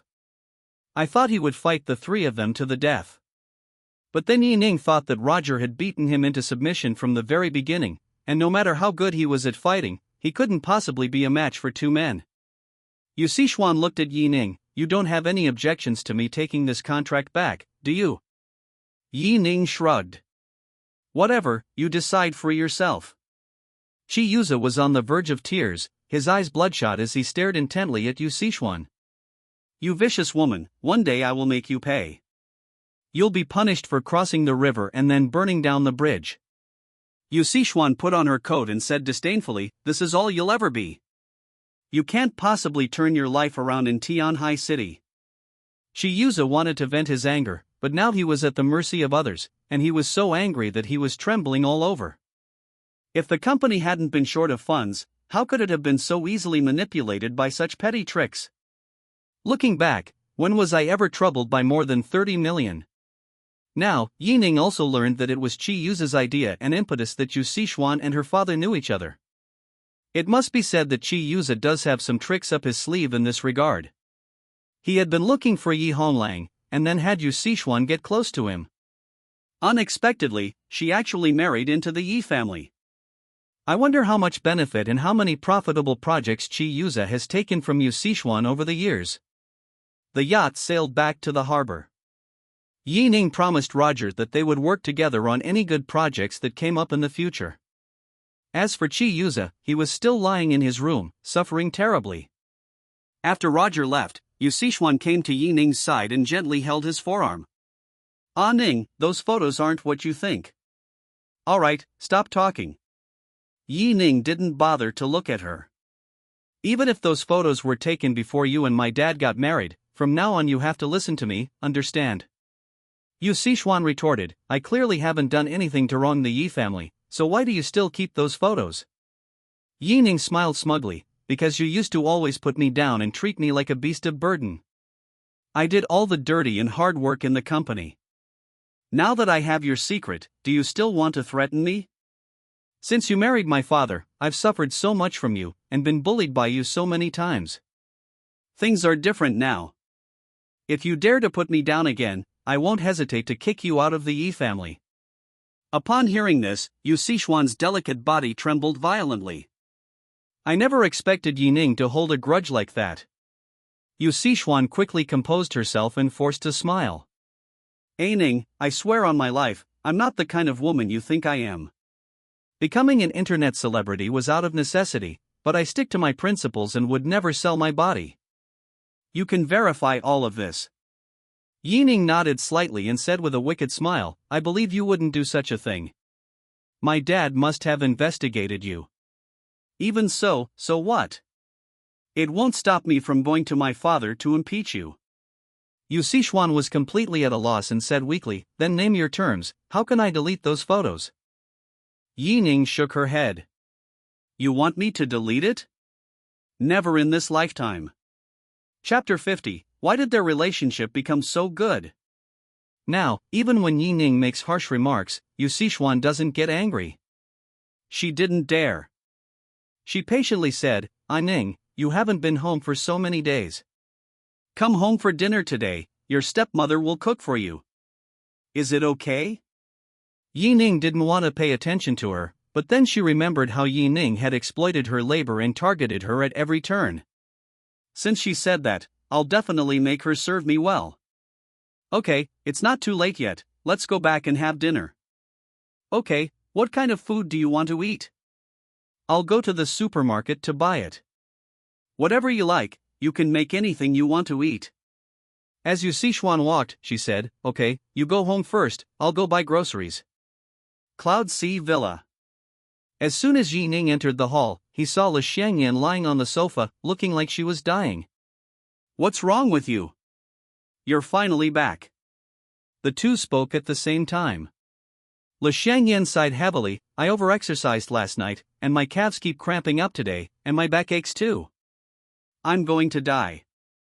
Yi Ning couldn't help but laugh, who are you playing badminton with, that makes you so competitive? Le Xiangyan slowly shook her head, her expression blank. Stop talking. If that person hadn't been so pretentious, I wouldn't have bothered to deal with her. But I won. Humph. Yi Ning asked, would you like me to rub it for you? Le Xiangyan agreed. Yi Ning gently pressed his hands on her waist and asked, is it sore here? Right. Yi Ning gradually increased the pressure, rubbing the area in all directions at the same time. Tell me if it hurts. Le Xiangyan hummed in agreement, then asked, I saw the video of you hitting someone at the Japanese restaurant. I didn't expect you to be so powerful. You're invincible, and even the eldest daughter of the Su family was defeated by you. You're really something. Yi Ning rubbed her hands together and laughed, it's all her own fault. If I don't tolerate her, she'll threaten me. Judging from your appearance, you didn't go to work today either? I remember you only have 1 day off a week, right? Ouch. Be gentle. Le Xiangyan's delicate body suddenly trembled. You hurt me. Yi Ning withdrew her strength. Sorry. He carefully felt the softness and elasticity of Le Xiangyan's skin, even through her clothes, it felt incredibly smooth to the touch. She was wearing a very thin, casual short-sleeved shirt and very short pants. Yi Ning glanced at those beautiful legs from time to time, thinking to herself, if only Le Xiangyan weren't my older sister, I could bully her a bit. As he fantasized about Le Xiangyan wearing black stockings and sexy lingerie, the corners of his mouth unconsciously turned up. You're being too gentle. You're taking advantage of me. Oh. Yi Ning snapped out of her daze and continued the massage. Ding. You have gained 20 peach blossom coins. Ding. Yu Xiangyan's favorability increased by 10%. Hee, it's great to get something out of a massage. Just then, Le Xiangyan's phone rang. It was a call from the supervisor. Le Xiangyan, your leave today is not considered unexcused absence, and you will be fined 3 days' wages. What? She was stunned. The team leader clearly agreed, so why is it being counted as me being absent without leave? She's the one who approved the leave slip. The supervisor said coldly, she doesn't have the authority to approve it. From now on, ask me for leave every time. Beep. Before Le Xiangyan could speak, the supervisor hung up the phone. Honestly, I always asked for leave through the team leader before, but now they're targeting me. Shameless. At this moment, the waist massage ended, and Yi Ning moved her palms to her calves. Why are you being targeted by your supervisor? She thinks my car is more expensive than hers, I dress better than hers, I eat better than hers, and I'm more familiar with all kinds of business than her. I forgot to mention, she was parachuted in, I don't know where the boss got her from. Yi Ning hummed twice, very perfunctorily. Enjoy the delicate and smooth texture of her beautiful legs. This feeling is absolutely wonderful. He couldn't help but recall the scene of his fierce battle with Ling Manru. Hey, are you even listening to me? Yes, your supervisor is targeting you, and you have no way to retaliate. How about I take some time to come to your company and stand up for you? Le Xiangyan became angrier the more she thought about it. I only make 4,500 a month. Even with sales commission, it's just over 6,000. How can I afford to be so stingy with my salary? Last time, she blamed me for something and deducted my bonus. I really couldn't stand it anymore. Ning hadn't expected this supervisor to be so outrageous. Alright, I'll go and demand an explanation for you tomorrow. He knows Yu Shangyan quite well. She's worked at that jewelry company for over 3 years and is still just a junior employee. Some of my colleagues who joined the company at the same time have become supervisors or junior managers. My older sister just wants to relax and has no strong desires or ambitions. She just wants to live comfortably and freely. Even if she didn't work, Yu Sichuan gave her 2 or 3 times her salary as pocket money every month. Seeing that Li Xiangyan couldn't swallow her anger, Ning decided to go and check on her company. A small jewelry company with a market value of only 10 or 20 million. Once he arrives, what tricks can the supervisor still pull? Just then, Yu Sichuan returned from grocery shopping. Seeing Ning massaging her daughter, she didn't dare utter a single word. In the past, she would have sent Ning far away long ago. Ning, tonight we're having lobster, braised pig's trotters, stir-fried pork kidneys, and shredded pork with garlic sauce. What kind of soup do you want to drink? Hearing this, Yu Shangyan felt incredulous. When has my own mother ever been so polite and gentle to Ning? Has the sun risen in the west? Ning said, make a tomato and egg soup. Yu Sichuan smiled sweetly, okay. As she went upstairs to change her clothes, Li Xiangyan stared blankly at Ning. What happened to my mom? No, I should say, what did you do to her? Ning smiled smugly, heavenly secrets cannot be revealed. An hour and a half later, the food was ready. Ning remembered that the last time the 3 of them ate together was 2 years ago. Not only was he a little uncomfortable, but Yu Shangyan also felt the atmosphere was strange. At this moment, Yu Sichuan took the initiative to put food on Ning's plate, saying, you must be tired from working on the project these past few days. Eat more. Ning deliberately made things difficult, saying, I want soup. Okay. Yu Sichuan responded, I'll serve you some soup. Li Xiangyan was dumbfounded. What could have caused these 2 people, who were always at odds, to become so close? Mom, I want a bowl of soup too. Don't you have hands? Yu Sichuan glared at her, you're lying down, and you still want me to serve you soup? Li Xiangyan rolled her eyes subconsciously. Yu Sichuan brought the soup to Ning and said, Ning, just tell me what you want to eat tomorrow, and I'll make sure you have it. Ning's eyes darted around.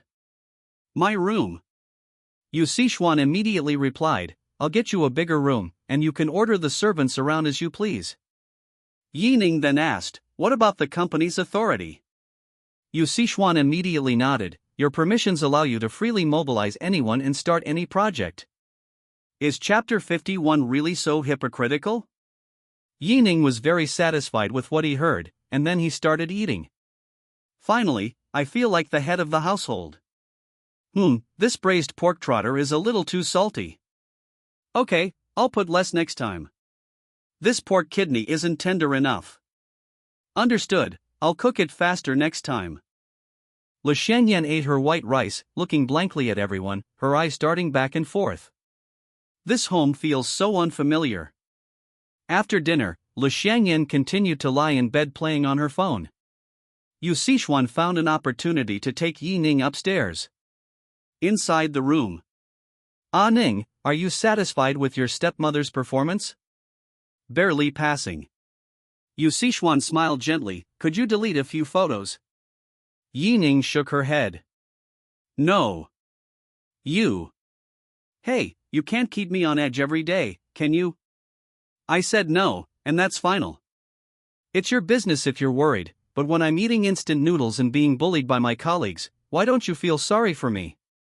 How could I not know what you're thinking? They just want to kick me out of the house and seize my father's business. Yu Sichuan sighed softly, the past is the past, the present is the present. Your stepmother will not bully you anymore. Ning chuckled twice, your enthusiasm will only last a few days at most. I know what kind of person you are. Yu Sichuan had no choice but to ask, so you're saying you won't delete the photos no matter what? Ning was fearless. Didn't I make it clear to you before I went home? It's impossible in this lifetime. You Sichuan wanted to lash out, but another voice told her that she couldn't act impulsively. Putting aside the fact that Yi Ning has obtained his evidence, his background is now very mysterious, and even Yi Honglang doesn't know about it. She decided to first win over Yi Ning, and then find out who the powerful figure behind Yi Ning was. Only after obtaining Yi Ning's fatal weakness will they be qualified to negotiate. For example, the woman who lives in the duplex, Yi Ning's assistant, might be a breakthrough point. Oh, don't be so stubborn. She feigned coquettishness, shaking Yi Ning's arms with her two delicate hands. Okay, I can take care of your daily needs, just like I take care of your father. Yi Ning looked disgusted. Don't you fucking disgust me. You even take care of my daily life. If I delete the photos, you'll definitely turn your back on me. However, upon hearing this, Yu Sichuan's eyes lit up. But what? What are the conditions? Yi Ning said, from now on, you'll have to serve me tea and water at the company, and personally pick up my takeout and deliver it to my office. No. Absolutely impossible. Yu Sichuan's expression changed. It's one thing for you to order me around at home, but you also want to humiliate me in public? Don't I have any dignity? I'm the president of the Yi Group, for goodness sake. How can you do this? You'll make your father lose all face. Yi Ning smiled and said, I didn't expect you to be able to remain rational. Since that's the case, then there's nothing to talk about. He turned and left as soon as he finished speaking. Bite. At that moment, Yu Sichuan received a message on her phone. She quickly checked, then her expression turned serious. Yi Ning, come back. I've investigated that woman thoroughly. Yi Ning frowned and turned to look at her. Who are you referring to? Yu Sichuan snorted, who else could it be? Of course it's Ling Manru. Don't think I don't know you live with her. Yi Ning scoffed, so what if I know? Yu Sichuan said, if you want to marry her, you'd better give up that idea. Furthermore, she comes from a poor family, so you two are not a good match. In this matter, I am your mother, and I have a lot to say. Even if I agree, your father will not. If you accidentally get someone pregnant and she refuses to abort, and then uses the child to threaten the Yi family, what will you do then? I also know about your childhood sweetheart, your dad didn't even approve of that girl. Yi Ning gave her a cold look and said, what I do is none of your business. Don't you even understand your own situation now? Yu Sichuan remains serious, don't you want to know about her parents' background? You don't know anything about her, yet you live with her. Yi Ning, you are really too young. Yi Ning became increasingly annoyed as she listened. If you dare to say another word, I'll show the photos to my dad right now. What's her parents' background, and what does it have to do with you? Excuse me, who were you before you married my dad? You even said that others would threaten my Yi family with the child. If you want to kick me out of the house and seize my family's property, why don't you examine your own actions? Your behavior is utterly hypocritical, shameful, and disgusting. At this moment, Yu Sichuan showed an indifferent smile. Fine, you don't want to know about her parents' background? Well, we'll see. Also, you don't have to delete the photos, since I can decide your life's most important matter anyway. If I have the ability to marry your father, I also have the ability to choose a wife for you. I will make you marry a woman you don't like. Marriage is a lifelong commitment. If you don't like it, you just don't like it. You simply can't stand it at all. Don't assume that all those rich heiresses are beautiful. You'll regret it when the time comes, hee hee. Yu Sichuan's expression grew increasingly smug. She paused for 2 or 3 seconds before adding, starting tonight, I'll move in with your dad. If you want to send him my private photos, go ahead and send them. You can go there in person if you want, it's the same. Anyway, your dad doesn't understand image processing software such as Photoshop, BigG, Topaz Gigapixel AI, PhotoZoom, and Adobe Lightroom. He doesn't know how to use any of these software programs, while I was a famous internet celebrity before. I not only have a basic understanding of these software programs, but I also know several authoritative professionals. Do you think you can bring me down if I just make them prove the photos are fake? Ning, I've tried everything to reason with you, but you won't give me any face, so don't blame me for being rude to you. At this moment, Ning felt like his brain was out of his control. He couldn't believe that Yu Sichuan could climb back up after falling off a cliff. She was able to remain so calm. I must say, she's very good at finding loopholes. Ning's face stiffened, and her pupils trembled slightly. She hadn't expected Yu Sichuan to have such a counterattack ability. She had truly underestimated her. Yu Sichuan felt very satisfied seeing Ning's reaction. Then, she walked out of the room first, as if she were the victor. Ning, I'll make you breakfast tomorrow. Oh, by the way, if you can't handle what my daughter is going through at work, then you're really incompetent. Chapter 52. I'm going to make you pay today. Hearing her words, Ning was stunned again. Even the smallest jewelry company has her informants. Thinking about it carefully, it's not surprising. After all, her daughter works for another company, so she needs to keep track of her affairs. Ding. Host has triggered a mission. Ding. Choose option 1 to help Yu Shangyan escape her predicament. Reward, 10 points to Constitution. Ding. Option 2, promote Yu Shangyan to the supervisor position. Reward, 20 peach blossom coins. Ding.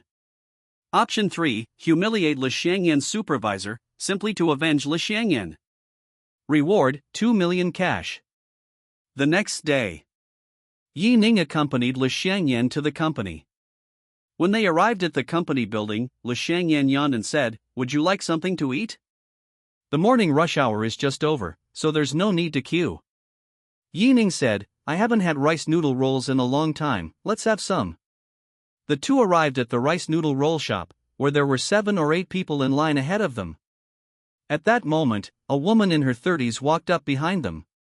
She was dressed in a trendy white suit, her hair was styled meticulously, and she exuded a capable aura, making her seem rather unapproachable. Li Shangyan also noticed someone approaching, turned her head, and her face immediately showed disgust. It was his department head, Tao Mingji. Yu Shangyan, it's the weekend, are you coming to the company to work overtime? Or is it that I docked your pay yesterday, and you're making a point of working overtime today to curry favor with me? Li Shangyan looked at him with disdain. What's it to you? I asked for leave normally, and you're deducting 3 days' wages from my pay, and you still think you're right. Tao Mingji glanced at her sideways and said, if you're not happy about it, then go ahead and complain about me.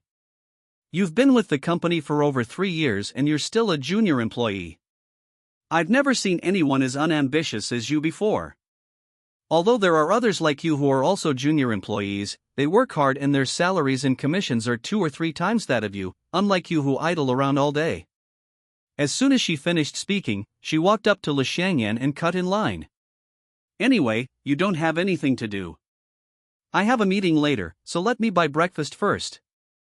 Li Shangyan was stunned. She had never seen such a shameless person, whose reason for cutting in line was so domineering. Ning wasn't in a hurry to make a move, wanting to see what other tricks she could pull, so he simply sent Himechi a message. While waiting in line, several office workers arrived one after another. Although they were not from the same company, they all greeted Tao Mingji. Good morning, Mr. Tao. I thought you had moved to another city. What a coincidence. President Tao, how did you end up working at Baibao Jewelry Company? Didn't you work as a supervisor at another company for many years? You don't understand. There's a saying that goes, gold always shines, and a small company doesn't hinder Mr. Tao's development. This is an interesting statement. Ning understood immediately. Perhaps in a while, Tao Mingji would soon be appointed as general manager or vice president. Moreover, Baibao Jewelry is not a large company and will not have a president position. In other words, if Tao Mingji is promoted, she is very likely to become second only to the president. Furthermore, given that she was parachuted into the company, Ning believed that her guess was not an exaggeration. Tao Mingji looked at those familiar faces and smiled. Good morning, everyone. It doesn't matter where I work. Everyone has their own career plans. If you need any help in the future, just let me know. With her words, the group of people were very happy. It's not hard to see that Tao Mingji has a certain background, otherwise, they wouldn't have looked expectant. At this moment, a Bentley Arnage 728, worth 12.88 million yuan, was driving on the road, attracting a lot of attention. Someone said, "Isn't that General Peng's car? I remember his license plate number." Yes, that's Mr. Peng's car. He must have come to Guzheng district on business. Ning had heard of that general manager Peng. He was a well-known real estate developer in Tianhai City, and his company had developed 3 large-scale residential projects. Unexpectedly, the Bentley Arnage suddenly stopped by the roadside, and Mr. Peng got out of the car and walked towards them. Under the watchful eyes of everyone, President Peng quickly arrived at the rice noodle roll shop. Tao Mingji went up to greet him. "President Peng, why did you come so quickly? Didn't we agree that I would come to your office to find you?" General Manager Peng smiled and said, "I happen to be free of meetings today, so I came here to take care of some business and thought I'd drop by to see you." "What about that piece of land? Is there any progress?" Tao Mingji said seriously, "President Peng, you can rest assured that my uncle will handle things properly. It won't take long." Mr. Peng took the initiative to shake hands and expressed his gratitude, saying, "Thank you so much. Without your introduction, I wouldn't have been able to meet your uncle. If your company needs anything after you start working, just let me know, and I will do my best to help." Tao Mingji beamed with joy, unable to hide her happiness. "I feel relieved to hear President Peng's words." Mr. Peng added, "Are you free tonight? I'd like to treat you to dinner." Tao Mingji grasped the other person's hands tightly and said happily, "It is my honor to receive President Peng's invitation. I will be there on time tonight." Upon hearing this, the elites present were all very envious of Tao Mingji. Not only did she have a powerful background, but she was also able to use her connections to get in touch with President Peng. She was sure to rise to prominence in the business district in the future. Ning listened to the whispers around her. What's Tao's background? Even a big shot like President Peng comes to her for favors.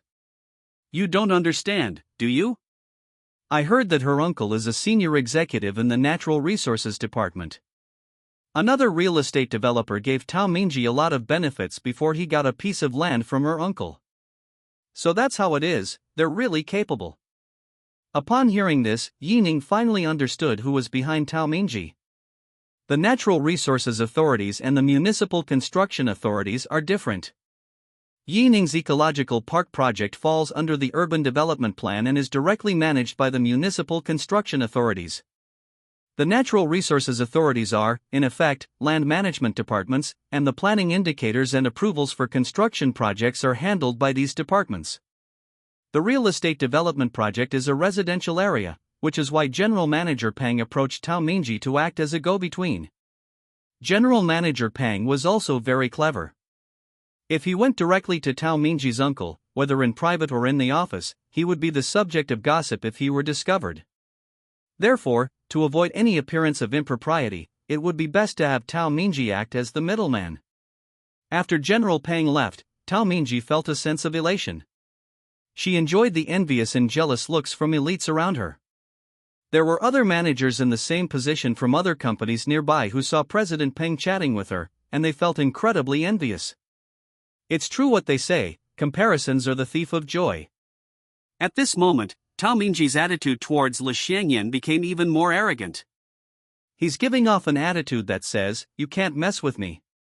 At this moment, Tao Mingji's breakfast was ready, and she directly ordered Li Xiangyan, "I'm going to buy coffee now, and you bring my breakfast to the office." Li Xiangyan did not answer, her face expressionless. "Are you deaf?" Tao Mingji was annoyed. "I'm talking to you, did you hear me? Take the breakfast to my office." Li Xiangyan glanced at her and said, "I know. I'll get it for you, no way. I'm going to make you pay today." Tao Mingji looked at him with disdain, he has no manners at all. Chapter 53 You're fired. Tao Mingji stared at Li Xiangyan's beautiful face and said disdainfully, "All you do is muddle through all day long. You eat fancy food every day at noon. I really don't know where you get your money. If you don't work properly, I might fire you. After uttering those harsh words, she turned and walked towards the coffee shop. Li Xiangyan rolled her eyes, picked up her and Yi Ning's breakfast, and headed towards the office building. At this moment, a colleague who came to work overtime heard Tao Mingji's harsh words and hurriedly caught up with her to kindly persuade her. "Manager, that Li Xiangyan also has some connections. She doesn't have to worry about food or clothing, and she drives a car worth millions. Last time, she had a dispute with Gao Manting at this coffee shop. Later, the district chief's son came and stood up for Li Xiangyan, giving Gao Manting a good slap in the face. I suggest you don't take it to heart." Tao Mingji scoffed, "So what if I'm the district head's son? I'm not involved in politics, what can Zhang Zhe do to me? Those people have nothing to do with me. I can deal with Li Xiangyan however I want." The employee sighed, "Manager, you didn't think Yu Xiangyan came to the company alone today, did you? Didn't you see the man next to her?" Tao Mingji frowned slightly. "Who is it?" The employee recounted the events at the Japanese restaurant, leaving Tao Mingji completely bewildered. She then remained unconvinced. So what if he's a good fighter? Do you think I'm afraid of him? What you just said, that the police superintendent was only giving the Su family face, and that the secretary came to mediate and prevent the situation from escalating, do you really think that man has some background or connections? The employee shrugged. Well, maybe I'm overthinking it.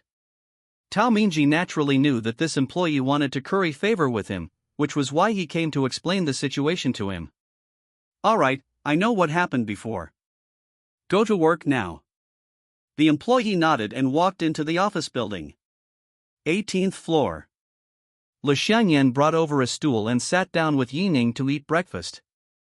Although it's the weekend, quite a few people in the company are still willing to work overtime, and the office is now crowded with people. However, apart from beverages, the company prohibits bringing food into the office for meals. If you need food, you must go to the designated area. Hey, Sister Xiangyan is too outrageous. I just saw the supervisor downstairs, she's going to be in trouble. That's right. She just had all her bonuses deducted last time, and yesterday she was absent from work without reason and was fined 3 days' wages. Now she still dares to challenge the supervisor's authority. She's got guts. Can't you all see? Sister Xiangyan did it on purpose. That's amazing. As expected of our sister Xiangyan, I support her in action and spirit. I'll also order some takeout. I hope Sister Xiangyan can pull through this ordeal. If she gets fired, I don't want to work here anymore either. By the way, who is that guy? I don't know, maybe it's Xiangyan's client. They usually receive care from Li Xiangyan, such as being treated to meals, milk tea, and movies. In addition, Li Xiangyan always paid for the gatherings. They said they wanted to split the bill and transferred the money to Li Xiangyan's WeChat account, but Li Xiangyan never accepted it. Some people who were too shy to take advantage of Li Xiangyan transferred their money to her Taobao account. These are all great perks for leisure time, and only those who are close to Yu Xiangyan can get them. Some of them just want to earn a living and don't have any financial pressure. They had already decided that if Li Xiangyan was fired, they would resign immediately and follow their best friend. At this moment, Tao Mingji arrived at the office, holding a coffee in one hand and answering the phone in the other. They had no idea that Li Xiangyan was dining at an unauthorized location. After a while, Tao Mingji stormed out of the office and headed straight for Li Xiangyan's workstation. Li Xiangyan, where's my breakfast? Fine, you're not bringing my breakfast up? You're eating in the office? You're asking for trouble. Li Xiangyan was unfazed. What's wrong? I'm not your assistant, why should I get you breakfast? So what if I ate in the office? Are you going to punish me? Tao Mingji was taken aback, not expecting that Li Xiangyan would dare to talk back to him. She immediately raised her voice, Li Xiangyan, you've disregarded company rules, fine 500. It'll be deducted from your salary. Li Xiangyan slurped up the rice noodle roll, looking quite pleased. Fine, fine. You can't fire me anyway. Deduct whatever you want. Well. Tao Mingji's chest heaved with anger. You just wait, you're not going to have a good time from now on. At that moment, Ning received a message on her phone. Himechi, I've done what you asked me to do. Ning smiled and replied, thank you. Tao Mingji was writing a fine report in his office while cursing angrily. At that moment, I suddenly received an internal call from the CEO. Tao Mingji, come to my office. Okay, Mr. Chen. Tao Mingji took a couple of sips of coffee and headed toward President Chen's office. Mr. Chen, what are your plans? Mr. Chen didn't even look at him and casually said, you're fired. Pack your things and leave. What did you say? Tao Mingji's eyes widened. President Chen, you're not kidding me, are you? I've only been here a few days and you're already firing me. Then what is your purpose in summoning me here? Are you going to disregard all your previous promises? President Chen said seriously, someone invested 20 million in our company in the name of Li Xiangyan, with the only requirement being that you be fired. You can go back to your office and pack your things now. Tao Mingji couldn't believe his ears. President Chen, I can also bring a lot of benefits to the company. For example, I can handle the land plots, Mr. Peng's investment, the company's development plan, and various profitable projects. Isn't this the purpose you brought me here for? You even promised to promote me to vice president after 1 quarter. How can you change your mind like this? Mr. Chen replied casually, the land is certainly important, but that's something to consider after the company has grown stronger. As for Mr. Peng's investment, how much can you really get him to invest? Someone has already invested 20 million for Li Xiangyan. Can you get President Peng to invest 20 million now? Tao Mingji, you're a seasoned veteran, I'm sure you understand my decision. I'll still pay you your salary compensation as usual, you can leave now.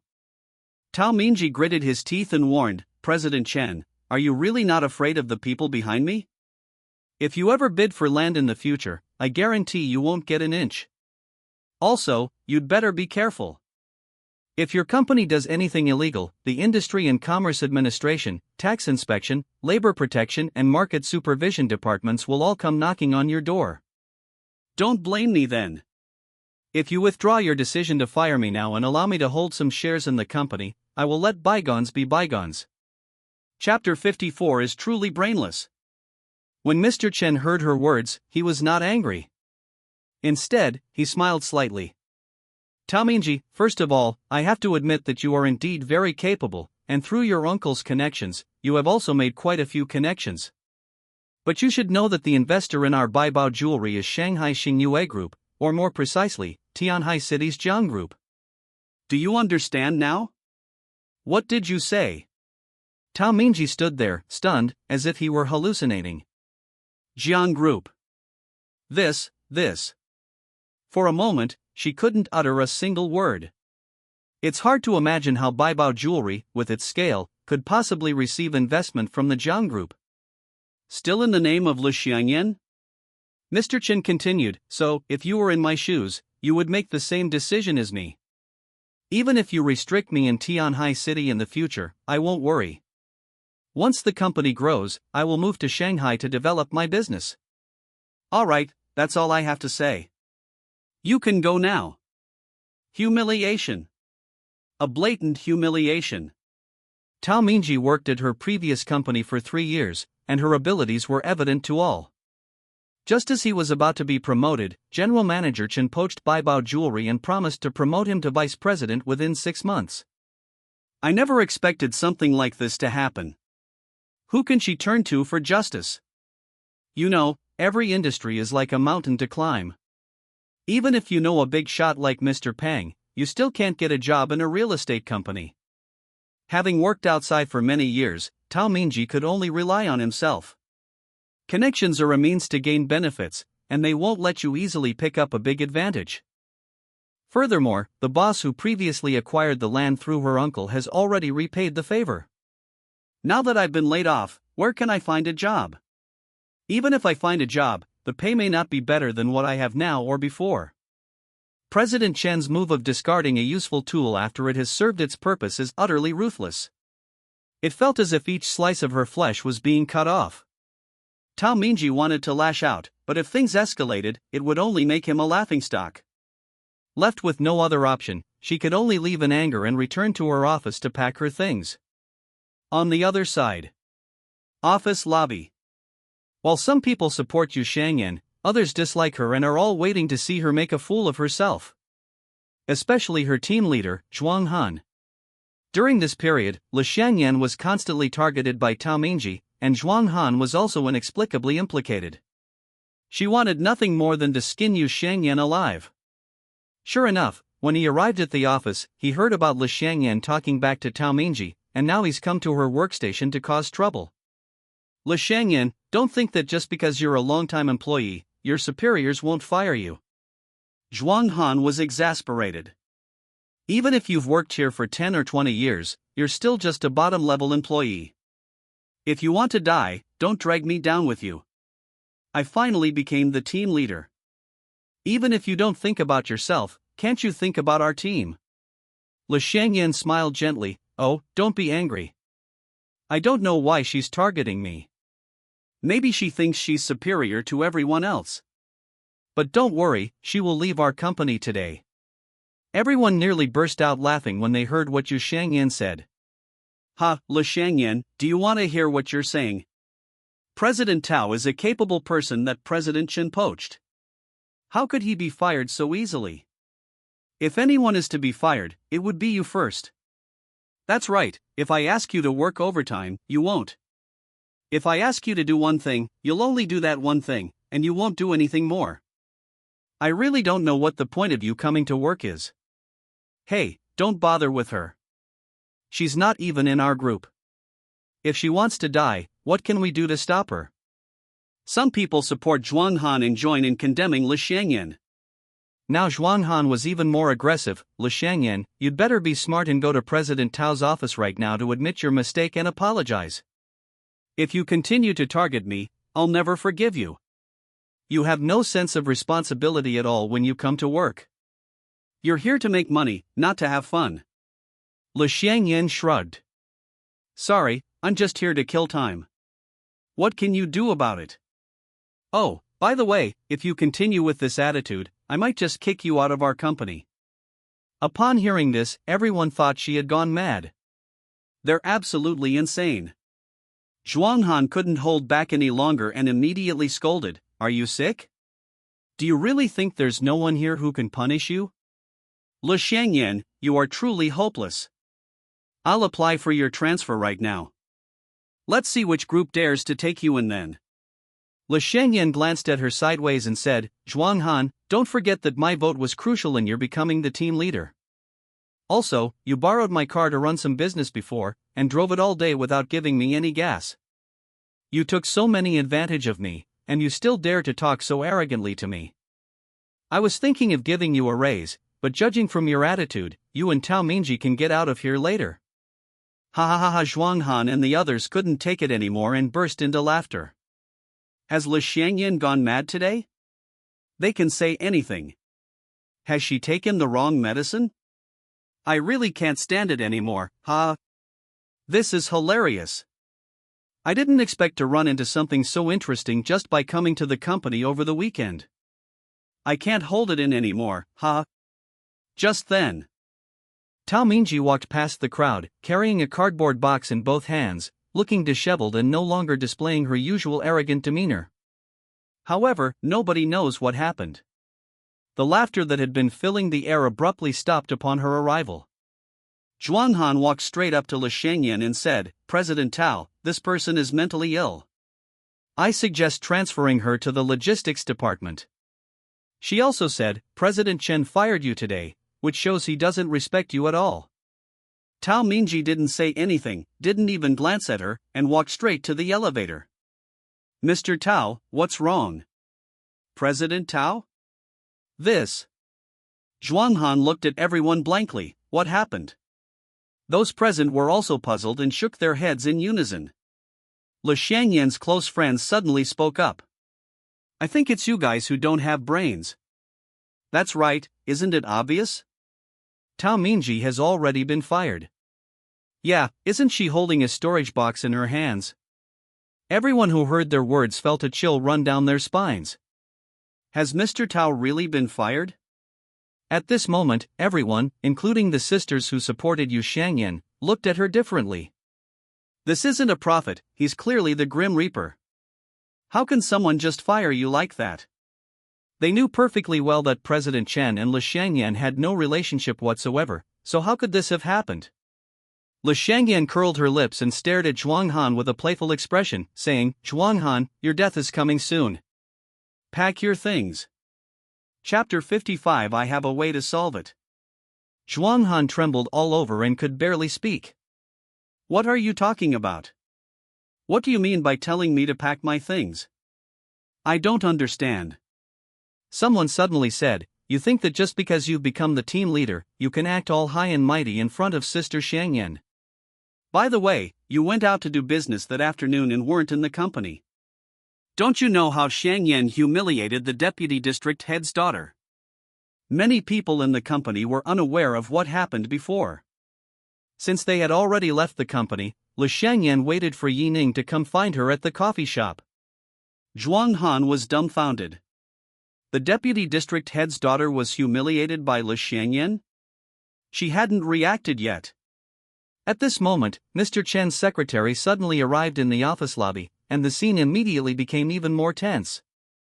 The secretary cleared her throat. Starting today, Tao Mingji will no longer be employed by our company. The official document will be issued later. Tao Mingji's work will be temporarily taken over by Supervisor Zhou. Did you all understand? As soon as she finished speaking, she walked to Le Shangyan's workstation and smiled. Shangyan, President Chen is inviting you to dinner tonight. Are you free? Le Shangyan thought for a moment. I'll come find you when I have time. I was stunned. Everyone was stunned. I never expected Le Shangyan to have such abilities. Zhuang Han stood to the side, trembling. Le Shangyan then said, Let's fire Zhuang Han too. The secretary nodded. Okay, I'll report to General Manager Chen right away. No, wait a minute. Zhuang Han was indignant and questioned the secretary. What right does she have to fire me? The secretary smiled and said, Why don't you go ask General Manager Chen? Zhuang Han watched his secretary's retreating figure, his mind blank.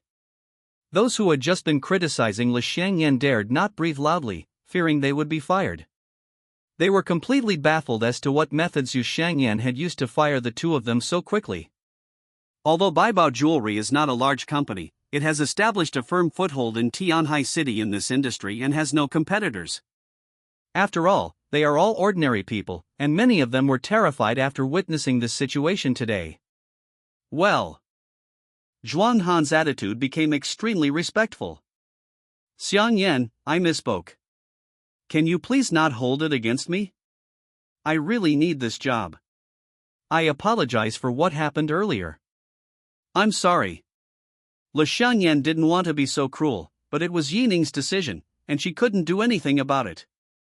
Yi Ning believes that killing one person to warn 100 is not enough. Another person must be used as a deterrent to be truly effective. He believed that after this incident, no one in the company would dare to bully Le Shangyan or speak ill of her again. Begging me won't help. Le Shangyan tidied her workstation, then slowly stood up. I gave you a chance just now, but I can't help it if you don't cherish it. After saying that, he and Yi Ning left gracefully. Zhuang Han suddenly grabbed her, her voice trembling with tears, and said, Sister Shangyan, I can't lose this job, I still have loans to pay off. Le Shangyan didn't want to get entangled with her. Let go. If you don't want to be humiliated, pack your things and go home. Zhuang Han knew there was no room for maneuver, so he had no choice but to let go. Not only did he lose face, but he was also fired by someone with a lower position than him. After Yi and Lo left the office, Le Shangyan's sisters excitedly high-fived each other. It was as if they were the victors. They surveyed the entire office, their expressions incredibly smug. See how formidable our Shangyan is? You all better watch out from now on. Shangyan is our goddess. You've offended our goddess, you'll regret it. Ding. Yu Xiangyan's favorability increased by 20. Ning was very happy. Li Xiangyan's favorability rating was the highest, reaching 130. You only need 70 more favorability points to exchange for 200 peach blossom coins. According to the system rules, you can stack up to an unlimited number of times. The higher the stacked value, the more peach blossom coins you can exchange for. Ring ring. Ning's phone rang. It was Li Kaming from the construction company of the Eco Park project who called. Mr. Yi, I have something to report to you. Construction workers discovered that the more than 30 acres of land contained heavy metal elements, which were formed by groundwater. After investigation by professionals, heavy metal elements such as mercury, lead, and arsenic were found, which pose a potential threat to human health. Removing the metal elements from this land will take a lot of time. Are you planning to reduce the size of the eco park, or should we hire specialists to clean it up? Ning said, the area of the ecological park cannot be reduced. No matter how much money or time it takes, we must replace that land. Li Kaming said, in that case, the contract will need to be signed again. When are you available? Ning replied, I'll let you know tonight. After hanging up the phone, Ning realized that the Chen family father and son had not retaliated against him. But why not discuss it with me? Why insist on allocating the land to Yonghe village in this way? Chen Hongshan had just taken office, and the presence of heavy metals in those 30-odd acres of land had nothing to do with him. Could it be that Chen Hongshan resorted to this drastic measure because he was afraid Ning would report him? If you think about it this way, then it makes sense. Fortunately, the construction workers discovered it early, and some of the foundation was still under construction. If it had been discovered later, the construction period would have been delayed for a long time. At this moment, Li Xiangyan suddenly asked, Ning, how come you're so rich? You invested 20 million in our company, and in my name no less. When did Dad start to care about you so much? Ning smiled and said, if you put me in charge of the Eco Park project, you have to give me some benefits, right? Plus, I've made some money from the short-term investments I've made recently. He made it up, and anyway, Yu Xiangyan didn't know anything about it. Beep beep. Just as Li Xiangyan was about to speak, a Porsche 911 suddenly honked its horn. The two looked in the direction of the voice and saw that it was Su Ling. Su Ling, dressed in a khaki casual suit and wearing stylish sunglasses, gracefully walked up to them. Li Xiangyan asked curiously, you know him? Ning nodded. She is Su Ling. Su Ling smiled and said, it's better to arrive at the right time than to arrive early. Ning asked in confusion, did you come here specifically to find me? Otherwise what? Su Ling smiled and said, how about that? In Tianhai City, there's no one I can't find. Ning asked helplessly, what do you want from me? What, do I only contact you when I need something? Su Ling looked confident. Can't I come and play with you? Ning sighed softly, I don't have time. I'm very busy, unlike you who are so idle. Isn't it just that the Eco Park project has run into problems? I have a way to help you solve it quickly. Su Ling feigned mystery, don't you want to know? Ning was quite shocked, not expecting that she had investigated him so quickly. Chapter 56 I promise you everything. Seeing his shock, Su Ling couldn't help but smile. What's wrong? You're not some special person. I've investigated your background thoroughly, and you seem quite surprised. Ning asked, do you have any way to quickly solve the geological problem? Su Ling continued to keep him in suspense, I'll help you solve this, and you have to do something for me. How about that? Fair enough. Ning thought for a moment. This woman wasn't as frank as Himechi, nor was she as easy to get along with. She's inherently arrogant and always thinks she can solve everything with money. However, the current problem is that replacing the soil is a massive undertaking.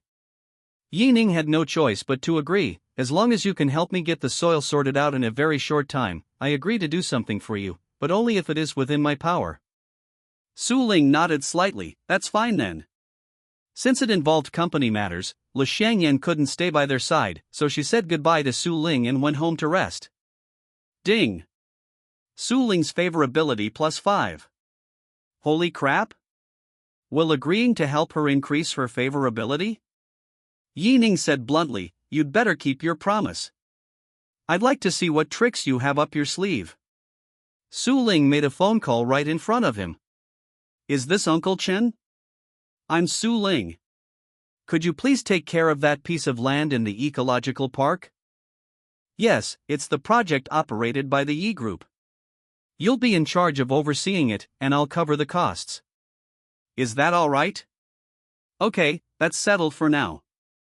Ning was dumbfounded. She hadn't expected her to call Chen Hongshan directly. Indeed, money equals power. If it were me, this would be a really difficult situation. He felt a pang of regret thinking about the 20 million yuan he had just invested in Baibao jewelry. Su Ling smiled and said, "If you try to handle it yourself, it will probably take 2 months. But if Chen Hongshan and I work together, we can solve the soil problem for you in half a month." Ning asked, "What do you want me to do?" "Just say it." Su Ling's expression was mysterious. "Come with me to the Wuling Mountain Temple to retrieve something." Ning was surprised. Wuling Mountain. Wuling Mountain Temple is a well-known modern temple in Tianhai City, mainly promoting martial arts culture. Many leaders from Tianhai province visit that place for sightseeing and to offer incense. There are many martial monks there, all skilled in various martial arts, and they frequently hold social events and occasionally showcase their martial arts skills. There was an earthquake in a certain place before, and they almost all came out to provide quick rescue, which was full of positive energy. Su Ling is probably asking me to go with her because she values my skills and wants me to spar with those martial monks. Su Ling couldn't help but chuckle. "What, are you afraid I'll trick you?" Ning said, "How could that be? Let's go." Su Ling got into the car first, and Ning sat in the passenger seat. After driving for a while, Su Ling stopped her car on the side of the road after passing a coffee shop.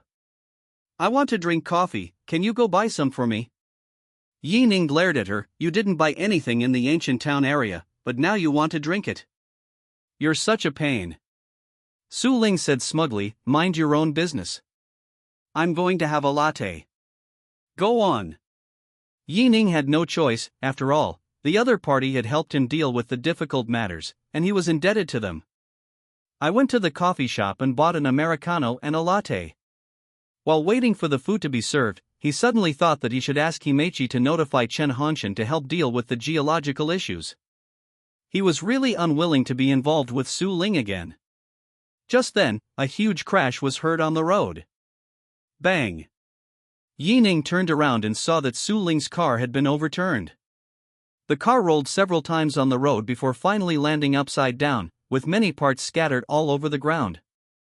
The vehicle that collided with the Porsche 911 was a tank off-road vehicle. That car, thankfully, didn't overturn, but thick smoke was billowing from the hood and the front was dented and deformed. Ning rushed to the Porsche and found that the passenger side door was deformed and the car was filled with airbags, so he could not see Su Ling's condition. He reached out to open the car door, but no matter how hard he tried, he couldn't open it. Ning broke out in a cold sweat. Damn it, even with 50 points in strength attribute, it's not good enough. They ran to the other side. The worst-case scenario still happened. The driver's side door couldn't be opened either, and it was dented from the impact. Su Ling, wake up." Su Ling did not answer. She had clearly been knocked unconscious. Ning removed the shards of glass from the edge of the window and reached inside to feel the carotid artery in her neck. "Fortunately, my heart function is normal." The SUV driver also rushed to Ning's side, asking in a panic, "How is she? Can't you open the car door?" Ning wanted to slap him. "Are you blind? How do you drive?" "I'm sorry, the light was green at the time. I glanced at my phone, almost hit another car, then I swerved the steering wheel, and that's how it happened." The driver was very tall, and after such a serious incident, he could barely speak. "The car system is malfunctioning, and the convertible top is made of hardtop material, so the only solution is to pull out Su Ling's car window." But will this method really work? While pondering, Ning was shocked to discover that the oil pipeline had ruptured and fuel was leaking.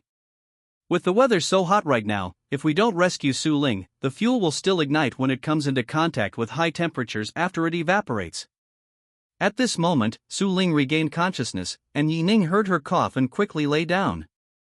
Do you feel any pain in your neck or head? How are your hands and feet? Can you still move them? Su Ling was somewhat frightened. I'm fine, but my foot is stuck. As soon as she finished speaking, the rear-mounted engine of the Porsche 911 burst into flames. Seeing this, Yining's hair stood on end. It's hard to imagine how fast the SUV was going to damage the electrical wiring harness. Time is of the essence. If the fuel is also ignited, Su Ling's life will be in danger. Ning looked at the SUV driver. Your SUV should have a fire extinguisher, right? Bring it over here. Upon hearing this, the driver hurriedly said, I ran out last time, and I haven't bought any more. Fuck your mother. Ning cursed, if anything happens to her, your whole family will never have a moment's peace. Hurry up and go find a fire extinguisher at the nearby shop, you stupid idiot. Su Ling was extremely panicked inside the car, crying out, Ning, please save me. Ning roared again, what are you yelling about? We're trying to find a solution. It's a miracle you weren't crippled. Su Ling was suddenly yelled at and fell silent instantly. Ning opened the system store to look for a solution. I still have 60 peach blossom coins left, but there aren't many things I can buy with them. After searching carefully, I found that I could buy a power pill for 50 peach blossom coins. Power pill increases your strength tenfold within 5 minutes. Without thinking twice, he bought it and took it immediately. Bang! Just then, the engine exploded, and flames flew everywhere. The fuel that dripped onto the ground ignited instantly. Su Ling was so frightened that tears streamed down her face. Am I going to die here? I'm so young, I don't want to die. Ning, please get me out of here. I'll do anything you ask. Chapter 57 A Close Call. Ning continued cursing, damn it, you're a stupid idiot too, insisting on drinking coffee. At this moment, the car was engulfed in flames. The SUV driver finally returned. I got the fire extinguisher, please make way.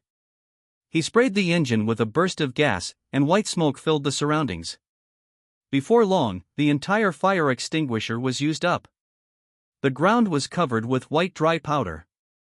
After waiting for the dry powder gas to dissipate, Ning hurriedly returned to the car. Just as he was about to touch the car door, the fuel tank suddenly exploded. Bang! Sizzle sizzle! The fuel tank was located at the front left of the vehicle, which had flipped over. The driver only turned off the engine at the rear, and the hood at the front of the vehicle was not covered by dry powder. Startled, Ning punched the driver in the face, yelling, You son of a bitch, you only shut down the engine and didn't even care about the fuel tank? Su Ling's face was ashen, and she cried out, Ning, quickly pull me out. As more and more people gathered around to watch, some naturally offered their help. 2 kind-hearted citizens rushed over with fire extinguishers. Bang! Another explosion. 2 well-meaning citizens exclaimed in panic, oh no! The car might explode. Brother, you should leave now, there's no time to save them. Fearing something might happen, they simply placed the fire extinguisher next to Ning and then quickly ran away. The SUV driver picked up the fire extinguisher, but his hands were shaking and his fingers were trembling so badly that he couldn't even pull out the safety pin. He was also afraid that if the car exploded, he would be in danger as well. Can you hurry up? Ning ignored it and forcefully pulled the car door outwards. After consuming the strength pill, his strength attribute reached 500. Crackling sounds. The car door made a twisting and deforming sound. A second later, a muffled thud was heard, and Ning quickly ripped the entire car door off. That wasn't all, he also had to deal with Su Ling's stuck left leg. The SUV driver had just aimed at the hood when he realized it wasn't open. He only managed to pry open a corner after the impact.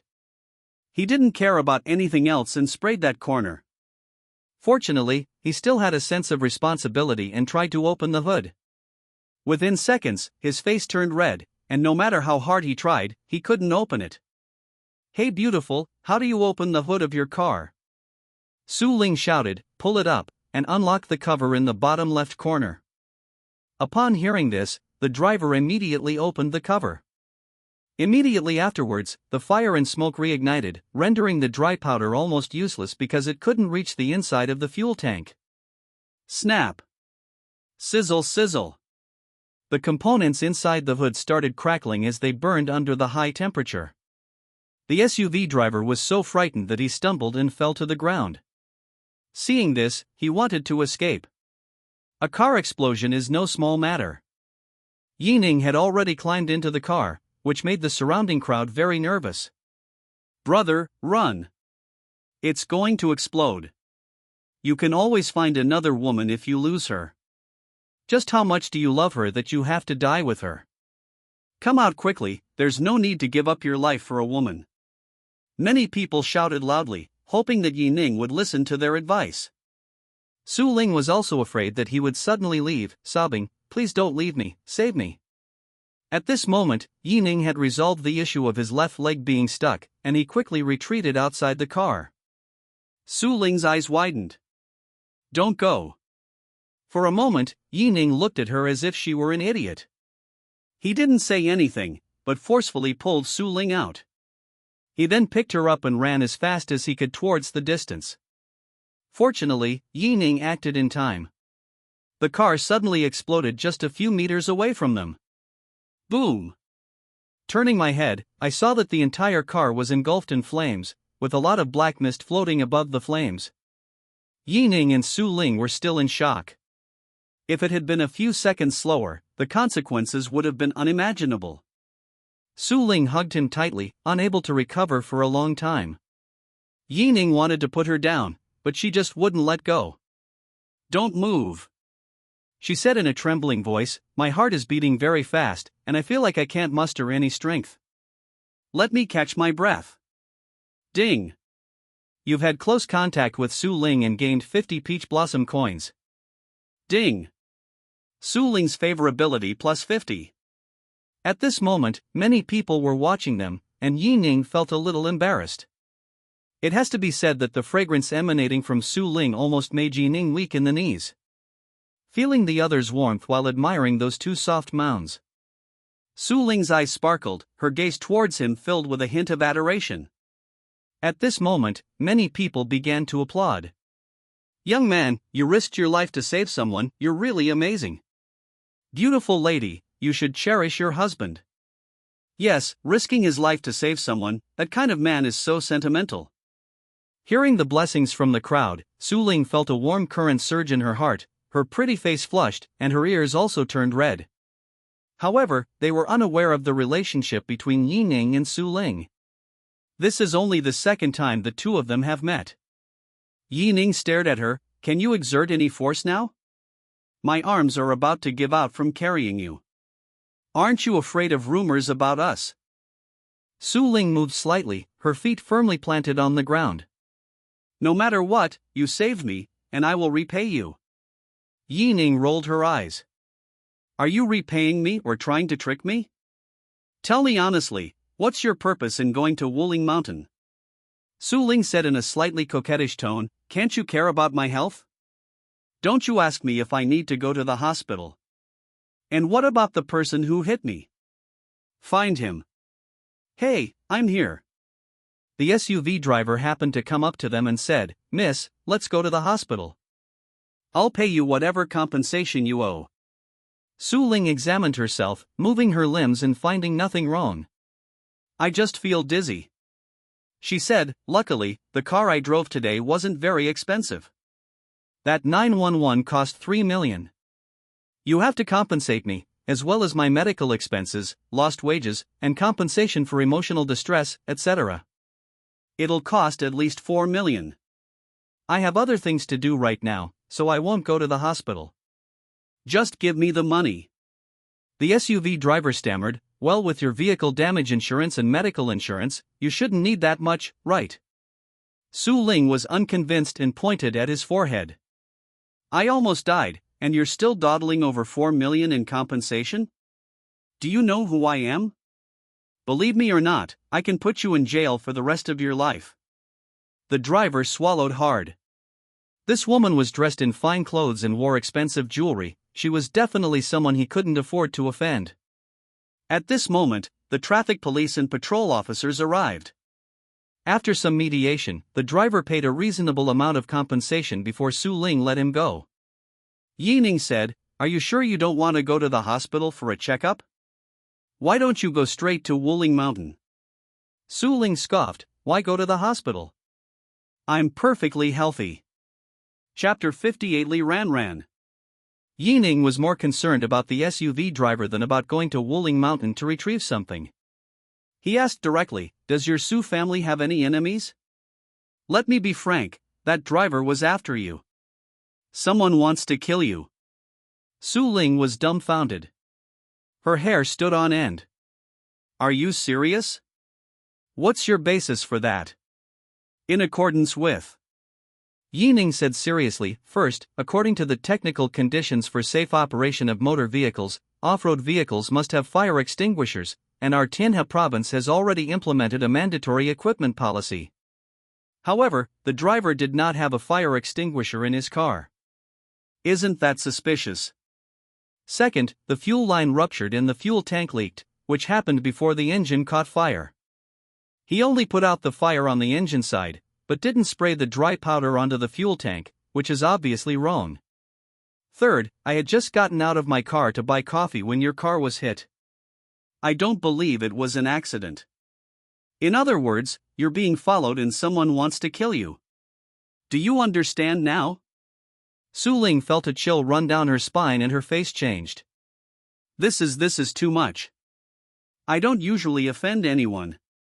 Ning said, "Given your arrogant and domineering personality, just because you haven't offended anyone doesn't mean your family hasn't offended anyone. Moreover, it involves the interests of others, which is obviously pushing them into a desperate situation. Otherwise, why would they be so ruthless towards you?"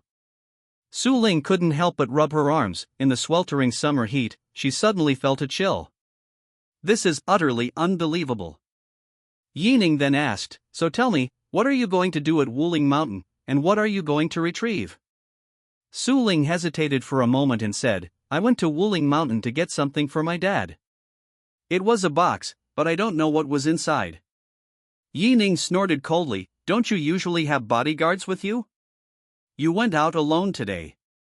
If it weren't for me, you would be dead already." Su Ling's voice suddenly rose, "Well, I came to find you, didn't I? You're so good at fighting, of course I came to find you to go with me." Ning smiled helplessly, "So you're treating me like a bodyguard?" Su Ling pouted, "Well, I did something for you, and you agreed to go to Wuling Mountain with me, right?" At that moment, Ning hailed a taxi. "Let's go, let's get this done quickly." Ding! Host has triggered a mission. Choose option 1, help Su Ling obtain the item, reward 10 free attribute points. Option 2, investigate Su Ling's murder, uncover the truth, and you will be rewarded with intermediate medical skill. Choose option 3, complete the 2 tasks above to receive 500 peach blossom coins and an advanced boxing skill. Ning was stunned. How did the system suddenly become so good? 500 peach blossom coins and advanced boxing skills. What a kind heart. Wuling Mountain. Upon reaching the foot of the mountain, the two looked at the tall steps and spoke in unison. "These steps are way too long and too high." Su Ling added, "Won't I be exhausted?" Ning guessed that the items stored at the Wuling Mountain Temple must be either account books or rare treasures. When she reached the halfway point of the mountain, Su Lingxian was drenched in sweat and panting heavily. "I can't go on anymore, let me rest for a while." Ning leaned against the fence. "Do you know Himeichi?" Su Ling frowned. "What Himeichi? You mean the eldest daughter of the Zheng family, right? Of course I know her. My family's company also has collaborative projects with her family. These are usually operated by Xingyue Group, and they are all government-led projects. I get along with her fairly well, why are you suddenly asking this?" In fact, Ning was just guessing randomly. Hearing her say that, Xingyue Group would not target the Su family, since the two groups have different development directions. The Zhang family Xingyue group mainly focuses on investment, as well as wine and e-commerce. The Su family group has a presence in many industries, with businesses seemingly spreading far and wide, including hotels, real estate, supermarkets, cosmetics and skincare products, tourist attractions, resorts, and more. Ning chuckled and said, "It's nothing, just asking." Su Ling wasn't stupid, she knew they knew each other, but she was too lazy to say anything. Just then, 3 people came up from behind them, breathing heavily and their faces covered in sweat. Su Ling's expression hardened. Li Ran Ran. Li Ran Ran also happened to see her eyes flashing with anger. Su Ling? Su Ling snorted coldly. "What, did you come here to pray to the gods and Buddhas? It seems you've chosen the wrong place." Li Ran Ran scoffed, "What I'm doing here is none of your business." Su Ling pulled Ning away, saying, "Let's go. Standing so close to that villain is bad for my luck." "Wait. Who are you calling a villain?" Li Ran Ran retorted defiantly, "Don't think I'll let what happened last time go by. Let me tell you, I'll make you suffer." Su Ling and Ning walked faster and faster until they left the 3 behind them behind, then they slowed down. Ning only learned about it after she briefly related to him. Li Ran Ran is the daughter of the governor of Tianhe province. Last time, the 2 of them had a very unpleasant argument over bidding for land. Su Ling bids for a plot of land to build a commercial city, while Li Ran Ran bids for a plot of land to build a private school. Later, Su Ling promised Li Ran Ran's father that if she won the bid, she would sponsor 100 million yuan for official charity projects. When Li Ran Ran learned that her father was siding with outsiders, she was so angry that she almost fainted. Later, Li Ran Ran and Su Ling attended another party. Li Ran Ran accidentally spilled wine on Su Ling. Su Ling thought she did it on purpose and took the opportunity to trip her, forcing the 2 of them to leave the party. This led to a significant conflict between the 2. Ning found it a bit funny. He was going to give the governor acupuncture in a couple of days, but he didn't expect to run into the governor's daughter here. However, Li Ran Ran is also very beautiful, and the system gave her a score of 8.2. As for Su Ling, the system gave her a slightly higher score than Li Ran Ran, 8.3 points. Seeing his expression, Su Ling was slightly displeased. "What are you laughing at?" Ning said, "It's nothing, I just found what you guys did at the party quite funny." More than an hour later, the 2 of them finally arrived at the temple gate. After buying tickets, we arrived at the place where we offered incense and made offerings to Buddha. The 2 devoutly offered incense and paid their respects, after which a high-ranking monk appeared behind them. "Miss Su, it's been a long time." Su Ling turned around and smiled. "Master He, how have you been?" Master He nodded. "You must have gone through a tribulation to arrive here today." Su Ling and Ning were greatly shocked. "You know that?" Master He said, "Miss Su, your luck is indeed very bad today. Fortunately, this young man protected you and you were able to escape danger. I anticipate that some things will happen afterward. To overcome this misfortune, one needs to enhance personal energy, do good deeds, and purify and tidy up the environment. For example, volunteering, planting trees, actively cleaning the living environment, and rearranging furniture to improve energy flow." Chapter 59 7 Flavors and 1,000 Gold Prescriptions. Su Ling put her hands together and bowed slightly. "Master He, how do you understand the concept of improving personal abilities?" Master He smiled and said, "Forget about those expensive and impractical jewels, and wear some practical items that interest you. For example, a tourmaline pendant can balance negative energy, and some feng shui auspicious items, such as red string beads or gold jewelry, can enhance personal vitality and boost one's aura." Ning bluntly stated, "Others want to build a school, but you want to build a commercial city."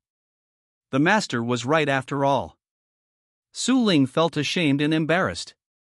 "Thank you for your guidance, Master He." "Master He, I've come today to retrieve something." Master He said, "It's in the storage pavilion. I'll go with you to get it." On the road, Su Ling asked curiously, "Master He, how did you know that something serious happened to me today?" Master Yi laughed and said, "It's not difficult to observe what's happening to a person using divine eyes, divine ears, telepathy, knowledge of past lives, and divine footwork, etc.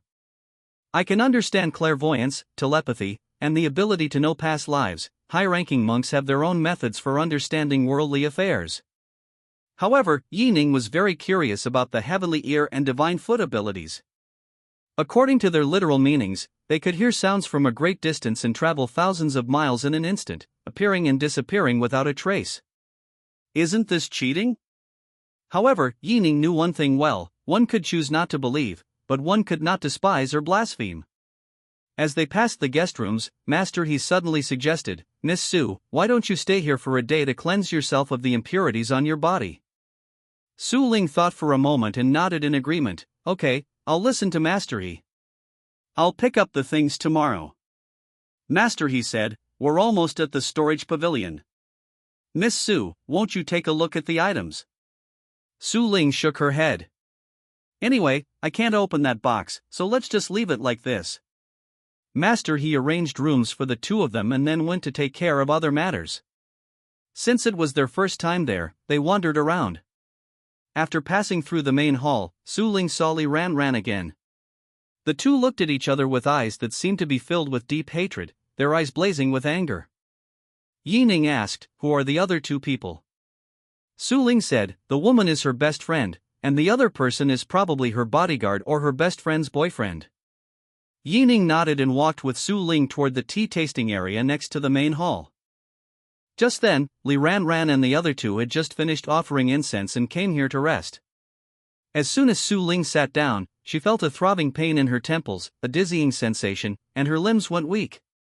She also began to feel inexplicably panicked. What happened? Everything was fine just now, how did it turn out like this?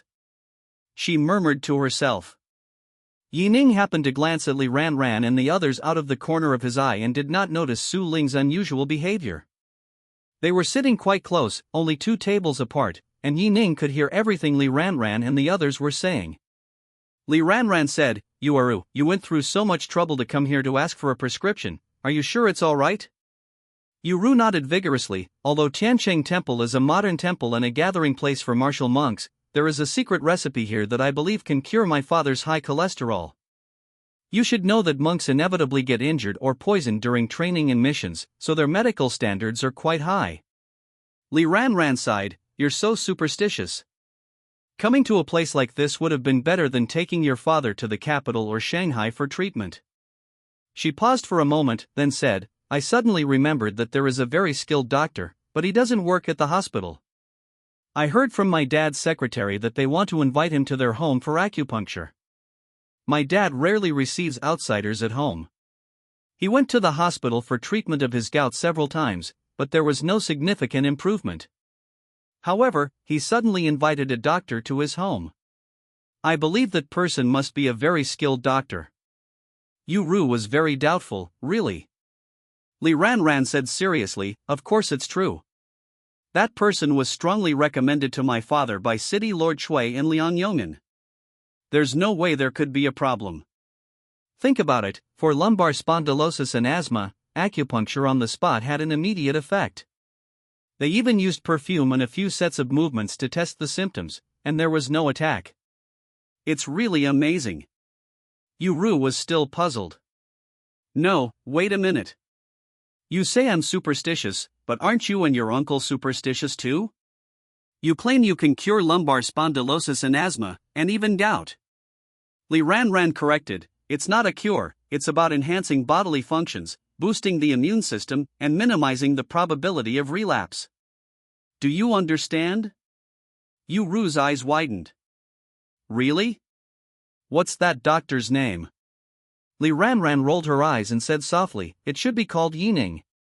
Ning was very surprised when she heard this. This Li Ran has never even met me, yet she trusts my medical skills so much? Yu added, "Since we're already here, let's wait until Master He has time to ask him about the secret recipe. It's about time, let's go to the main hall to find Master He." The 3 of them got up and left. As Li Ran passed by Ning and Su Ling, she glanced at them sideways, her eyes full of disdain. Watching them walk away, Ning turned to Su Ling and said, they went to the main hall to find Master He and asked for a secret recipe. Do you want to go and take a look? Su Ling came to her senses. A secret recipe. Ning was very curious about the secret recipe of Tiancheng Temple and said, I want to know what the secret recipe is. If you're not going, you can rest here. Su Ling drank a cup of tea. Go, why wouldn't I go? Without further ado, the two quickened their pace to catch up. Upon arriving at the main hall, they discovered that Master He was leading Li Ranran and the others to the Hall of Nourishing Life. Upon arriving at the Hall of Nourishing Life, a very conspicuous reward notice was posted on the wall at the entrance. The 7-ingredient formula worth 1,000 pieces of gold is worth $1 million reward. Li Ranran asked, Master He, what are the medicinal uses of this 7-ingredient prescription? It only lists 5 kinds of Chinese herbs, and 2 more are missing. Master He smiled and said, this prescription was left by the previous abbot. I have thought about it for a long time, but I have not been able to complete it. It is said that if the remaining medicinal herbs are used to complete the treatment, it will have a very good therapeutic effect on cancer. I don't know if it's true or not. Yuru got straight to the point, Master He, we've come here to seek your temple's most precious secret recipe. Could you please tell me the recipe? Master He shook his head. That won't do. That secret recipe is never passed on to outsiders at Tiancheng Temple. Although saving a life is said to be more meritorious than building a 7-story pagoda, we are not doctors and never go out to treat patients. Most importantly, there are several versions of the secret recipe, which are only used by people in our temple. However, if any of you can complete the recipe for the 7 flavors prescription, I will give you our temple's secret formula without needing the abbot's permission. Chapter 60 is completely unnecessary. Hearing Master He's words, Yuru felt a little embarrassed, as she had no knowledge of medicine. She could only turn to look at her boyfriend, Deng Yu. Deng Yu graduated from medical school, but even he was completely baffled by the wanted poster. I have absolutely no clue. The list above includes 5 spice powder, toad venom, aconite, poria cocos, and snow lotus. 2 more ingredients are missing. If the remaining 2 medicinal herbs are added, can cancer really be cured? Although I had my doubts, I still believed Master He's words. Although Master He just said that they never go out to treat patients, and their main job is not to save lives. But whenever they encounter a patient while they are out, they will still help them. These stories have been reported in the news. Deng Yu shook his head helplessly. Ranran, I can't solve the problem, so let's forget about that secret recipe.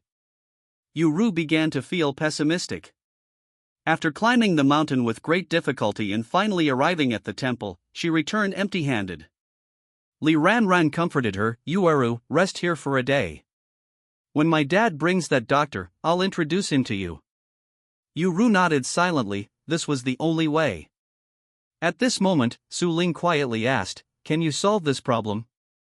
Ning smiled and said, there's no harm in giving it a try. He walked to the front of the reward notice, picked up a calligraphy brush, and unconsciously pursed his lips. My calligraphy is terrible. Under the watchful eyes of everyone, Ning had already written a single character. Li Ranran immediately stopped her. Wait a minute, what right do you have to write random things on it? Do you even know anything about medicine? As she was speaking, she turned to Master He and said, Master, this person is just a servant. Does that mean just anyone can scribble and write whatever they want? The reason she said this was simply because she had always felt that Su Ling was a woman with a wicked heart. There's a saying that goes, birds of a feather flock together. Even if this man isn't a follower, he's no saint either. Deng Yu also started teasing, hey bro, your handwriting is all crooked and messy, do you really know anything about medicine?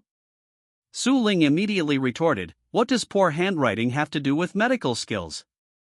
Just because you don't know how to solve problems doesn't mean you can't let others solve them. Deng Yu said in a serious tone, there are many kinds of Chinese herbal medicines. There are as many as 8,000 kinds of medicinal materials recorded in books. There are nearly 800 kinds of medicinal materials that are frequently used. Moreover, medicinal materials are roughly divided into 19 categories, and the relationship between them is very complex. Not only do they need a medicinal guide, but they also need one or even two medicinal materials to harmonize the medicinal effects. The properties of medicinal herbs can be mutually reinforcing or antagonistic, and even well-known traditional Chinese medicine doctors find it difficult to control the efficacy of their blends. I graduated from Tianhe Medical College, and even I can't easily solve the problem, so how could he? Su Ling scoffed, judging by appearance? You want to make me laugh? Just because you're not good enough doesn't mean others aren't. Li Ranran said righteously, regardless of whether he is capable or not, before solving a problem, shouldn't we explain to the master what we want to write? This is a reward notice, not a draft. If he makes a mistake, wouldn't the master have to make a new 1-inch? Master, he was also at a loss. Even if there was a pen here, he couldn't just pick it up and start writing. That would be too rash. He said, young man, if you're not confident, then forget it. I'll have someone make a new notice. Ning smiled and said, I haven't finished writing yet, master. How do you know I can't do it? Master, he was quite helpless, since he had already written it, he might as well let him finish it. He saved Su Ling's life today and seems quite capable. If it were anyone else, they would have given him a hard time. Seeing that even the master was criticizing him, Li Ranran became even more agitated. Did you hear that? The master told you not to write anymore, and you still want to write. Su Ling glared at her fiercely. What's it to you? You just stand there quietly. Li Ranran's eyes blazed with anger. Who do you think you are, daring to point fingers at me?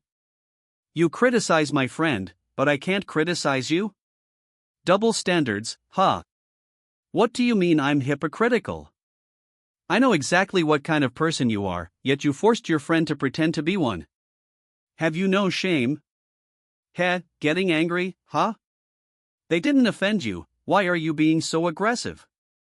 I was being aggressive, it's obvious he doesn't know the rules, and you didn't stop him, you just let him write nonsense here. Do you even have a brain? Master, he couldn't stand it anymore. Alright, everyone, quiet down. There's no need to argue over such a trivial matter. Upon hearing this, the two beauties immediately shut up, afraid that Master he would be angry. At this moment, Ning had already finished writing the second character. Master he took 2 steps forward, his eyes widening instantly, his expression becoming somewhat solemn. Seeing his expression, Li Ranran and the others immediately knew something was wrong. It's obvious that Ning made a mistake. He, I told you so. You pretended to know what you didn't, and you angered Master he, didn't you? Deng, you tried to stir things up. Other tourists also commented, it's rare to see Master he, and we didn't expect someone to be so ungrateful. Hey buddy, if you can't handle it, just get off. Stop showing off. Look how young he is, how could he possibly solve the problem? To say he's showing off is too kind of him, he's just making a fool of himself. Li Ranran was secretly pleased with herself. Now that Su Ling's friend has lost face, she naturally feels ashamed as well. Seeing Su Ling's confident demeanor, Li Ranran couldn't help but wonder where her confidence came from. Are they really that shameless? One of the tourists continued, I heard that several medical experts from our Tianhe province came here to solve the problem, but even with their skills, they couldn't fill in the gaps for the remaining 2 medicinal herbs. Another person said, really? You've come all the way to Tianhe City. Yes, you don't know that you can't take pictures at Tiancheng Temple. They came here to verify whether the first 5 medicinal herbs listed online were correct, which caused quite a stir in the medical community at that time. Li Ranran crossed her arms and said, Su Ling, people need face and trees need bark. Tune your arrogant attitude. You really do make friends with people of similar character. Su Ling didn't bother to reply. Just then, the abbot arrived. He was robust and vigorous despite his age, dressed in bright yellow monk's robes and red kasaya, exuding an imposing presence without anger. Everyone present bowed slightly. Deng Yu said seriously, brother, the abbot is here. Hurry up and come down. Can't you save some face for yourself? Master, he walked up to the abbot, his expression turning puzzled. Master, look at this medicinal herb. A hint of surprise flashed in the abbot's eyes, and he smiled, well written, young man. Can you complete the last medicinal herb? In an instant. Everyone was stunned. They thought the abbot would make Ning get out of the room, but he actually let him continue writing. Uru and Li Ran exchanged a glance, their expressions blank. Could it be that he really knows how to solve the problem? Ning looked back at the abbot and said in a calm tone, "Abbot, I can continue writing, but in my opinion, it's completely unnecessary." Chapter 61, Bounty Content Removed. Is there any need to continue writing? Upon hearing this, the abbot asked curiously, "Young man, what makes you say that?" Ning put down the brush. "May I speak to you in private?" Because Ning wrote down the fifth medicinal ingredient, the abbot greatly admired him and nodded in agreement. Then, the two of them walked to the side. Everyone was very puzzled. What exactly happened? Why was the abbot so polite to him? The abbot asked, "Young man, speak." Ning said, "The seventh medicinal ingredient is ambergris, but this secret recipe cannot treat cancer. It is just a painkiller without side effects. If you insist on saying it has a therapeutic effect, it is only to clear heat and dispel cold. If you don't believe me, you can gather all the medicinal herbs and brew the medicine to find out." The abbot was shocked.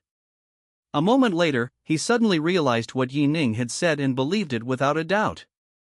So this is the only effect of this secret recipe. Unexpectedly, the secret formula that many medical experts couldn't solve had such a simple answer. It really was a farce. If my senior brother were still alive, he would be very disappointed to know that the 7 flavors prescription is not that effective. Ning continued, "I suggest we remove the bounty, but keep the question so other interested people can answer it. As for the reward, we can change it to something else." The abbot stroked his beard, feeling a surge of admiration for Ning. He not only solved the problem without asking for the $1 million prize, but also offered such excellent advice, which truly deserves the respect of many. The abbot took the initiative to shake hands, saying, "No matter what, young brother, you have solved the problem, and Tiancheng Temple will certainly keep its promise." Ning grasped the strong right hand and smiled, "No need, it's not a big deal." The abbot asked, "What do you want from us?" Ning shook her head. "I don't need anything." The abbot insisted, "I'll give you a string of Buddhist prayer beads. After all, you've been a great help. If someone else solves the problem, we'll not only lose $1 million, but we'll also become a laughingstock." Ning was surprised. Buddhist prayer beads? Those are indeed a good thing. Although he is not a Buddhist, receiving the Buddhist beads from the abbot is of great significance to him. The abbot was still puzzled. "Young man, how do you know the specific contents of the 7-flavor 1,000 gold formula?" Ning explained, "The ancient book on 100 difficult diseases contains information, but other books that record the 7-flavor prescription for 1,000 pieces of gold do not have complete content. You'll understand once you take the time to research the contents of the book." The abbot smiled and said, "Although our temple promotes martial arts culture, we are indeed skilled in healing. I will not question your answer. Because I had just made some progress a few days ago and wanted to confirm it, but I ran into you today." Immediately afterwards, the abbot summoned Master He and, following Ning's suggestion, rewrote the notice, deleting the reward information while keeping the rest unchanged. Master He dared not ask any further questions and immediately did as instructed. Everyone was even more bewildered when they saw the bounty notice had been removed. They whispered among themselves, curious about the content of Ning's conversation with the abbot. Li Ran and Deng Yu, in particular, had a bad feeling. Uru asked, "Does he know the abbot?" Deng Yu stroked his chin and analyzed, "They probably don't know him. Judging from the situation, either the question is wrong, or he has already solved it successfully." "Holy crap, don't scare me." Li Ran refused to believe it. "He looks younger than us, how could he have solved it?" Deng Yu was embarrassed. "I really underestimated him. It seems that Su Ling's friend is indeed quite capable." His face was embarrassed. He had just been verbally provocative in questioning, but now he had been proven wrong, and he felt very bad. A few minutes later, Master He reposted the notice, but without the reward details. Master, he solemnly said, distinguished guests, due to certain reasons, the reward notice of our temple will end here, but the question remains. Those who can successfully answer the question will receive a gift of high-quality ointment from our temple. Seeing this, the crowd's voices grew louder. My God, he solved it. No way, are there really such amazing people? Don't you find it strange? If the answer is really found, why put the notice up again? Yes, that doesn't make sense at all. Someone said, a top-quality ointment is quite good, Tancheng Temple never cheats people. Others chimed in, yes, that means the superior ointment is a secret recipe that Tancheng Temple keeps to itself. Deng Yu frowned. Had he guessed wrong? Did the man fail to solve the problem? No, that's not right. Deng Yu muttered to himself, he must have solved it, otherwise, the reward information wouldn't have been removed from the notice. But what is the purpose of reposting the notice? Seeing that he was puzzled, Yuru said, I saw that he and the abbot were having a very deep conversation. What was it about? Li Ranran was somewhat unwilling. She had expected to see Su Ling and Yi Ning being scolded by the abbot, but now it turned out like this. Yuru said weakly, forget it, it's all over now, don't think about it anymore. I don't have the strength to walk anymore. Let the abbot arrange rooms for us. We won't go down the mountain today. Li Ranran agreed, let's go, and get some rest. At this moment, the three of them had only walked a few steps when Yuru lost her footing and suddenly fell to the ground. Deng Yu rushed forward and hugged her. Yuru, what's wrong? Yuru looked pained, and her lips were pale. I don't know. I feel a headache, palpitations, and weakness all over my body. Deng Yu panicked, oh no, I've got heatstroke. Li Ranran was surprised, heatstroke, this. They left in such a hurry this morning that they didn't eat breakfast or bring a parasol, and then climbed the mountain under the scorching sun. Those with poor physical condition are bound to suffer from heatstroke. Seeing this, the warrior monks who were passing by also rushed over to inquire. Upon learning of the situation, they immediately sent someone to bring over ice and medicines such as Huashan Jingqi water. The monk said, after taking the medicine, you should massage her skin and muscles to help dissipate heat. First, carry her to a room with air conditioning. Deng Yu picked up Yuru and followed the martial monk to the guest room. An hour later, Yuru took the medicine, but her condition still did not improve. Spraying her whole body with cold water did not help. Deng Yu was getting anxious. No, we need to call the temple's doctor. Li Ranran said, aren't you a doctor too? You can't do anything about it either. Deng Yu said helplessly, I'm a doctor, but I also need the hospital's medical equipment, and I need to re-prescribe her medication. Besides, I am a Western doctor, not a traditional Chinese medicine doctor. Helpless, Li Ranran could only seek help in the main hall. The result, however, was not satisfactory. The doctors at Tiancheng Temple have all gone out to study, there are no doctors at the temple today. With no other option, she had to return the way she came and reunite with Deng Yu. When she reached the door of the room, she found that Deng Yu had also come out. She was very puzzled. Why did you come out? Aren't you going to stay with her? Deng Yu said, I went to find that young man, I think he has a solution. Li Ranran rolled her eyes. He has a way? Are you sure? Chapter 62 Good Intentions Misunderstood. Deng Yu was also somewhat worried. His concern wasn't whether Yi Ning would provide treatment, but whether she would help him.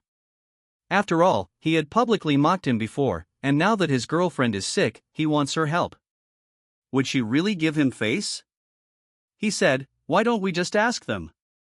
They probably haven't left yet and will stay here for another day. Li Ranran was a little annoyed. How could she ask Su Ling's friend to treat Yuru? Where would that leave her dignity? She knew her thoughts were extreme, but after all, Yuru was her best friend.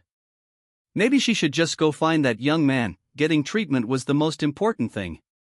Li Ranran said, first of all, there are two questions, how do you know he can cure diseases, and how do you know he will help you?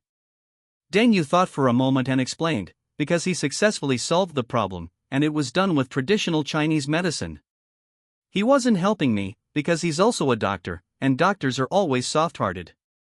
At this point, he laughed awkwardly. Was I being too naive? Li Ranran said helplessly, then go ahead, I'll wait for you here. More than 10 minutes later, Deng Yu finally found Ning. Su Ling was resting at his desk when Ning saw him and asked softly, "What's wrong?" Deng Yu cut to the chase, "My girlfriend has heatstroke, could you please treat her?" Ning said oh, and added, "I thought she had accidentally fallen earlier, so I didn't pay much attention." You can lead the way then. Ding! Host has triggered a mission. Choose option 1, ignore Deng Yu's request and receive a reward of 2 million. Option 2, help Yuru heal her illness, rewarding you with 5 free attribute points. Option 3, let Su Ling make the decision for you, and you'll be rewarded with a Tiger's Might card. Note, the Tiger's Might card enhances the host's physical functions for 1 hour, pushing the body to its limits. Ning couldn't help but smile inwardly. The system really knew how to stir things up. Option 3 was to let Su Ling make the decision. However you look at it, the second option is the best because it provides attribute points. As for this Tiger's Might card, it's even more comprehensive than the power pill. Upon hearing this, Deng Yu finally felt relieved. On the way back, Deng Yu solemnly apologized, "I'm sorry for being rude to you before." Ning said expressionlessly, "I know you and Su Ling don't get along. I agreed to treat your girlfriend because she didn't confront me in public. If she joins you in criticizing me, I won't come. An apology won't help. Let's keep things separate." Deng Yu continued to express his gratitude. "No matter what, I'm so grateful to you for treating Yuru's illness." A few minutes later, the two entered the room one after the other. Li Ranran also felt ashamed when she saw Ning. Ning glanced at Yuru. She was very weak and looked like she had some serious illness. Despite being told it was heatstroke, Ning still took Yuru's pulse. A moment later, he took out silver needles from the mall's warehouse, sat down on the bed, and began to apply acupuncture to the Tsuza acupoint on his elbow. Deng Yu thought to himself, he was right after all, this young man was a practitioner of traditional Chinese medicine. Moreover, he always carried silver needles with him, demonstrating a high level of professionalism. Ning moved slowly, fiddling with the silver needles while observing Yuru's changing expressions. 5 minutes later, he applied acupuncture to the 10 acupoints at the tips of his 10 fingers. The 10 acupoints are rich in peripheral nerves and have the effects of purging heat, relieving spasms, clearing heat, and opening the orifices. Similarly, it can also treat heatstroke, shock, fainting, coma, and high fever. Although Deng Yu is a Western doctor, he is also very knowledgeable about acupuncture points. Ning applied the needles at the correct locations with perfect accuracy, without the slightest deviation. At this moment, Li Ranran asked, "Yuaru, how are you feeling now?" Yuru nodded slightly. "I feel better, sir, thank you." Ning did not answer and continued administering acupuncture. A few minutes later, Ning said, "Now I'm going to apply acupuncture to the Baihui acupoint. Move your body down a bit." Yuru responded and obediently did as instructed. She never expected that Deng Yu and Li Ranran, who had previously mocked him, would now put aside their past grievances and come to treat her.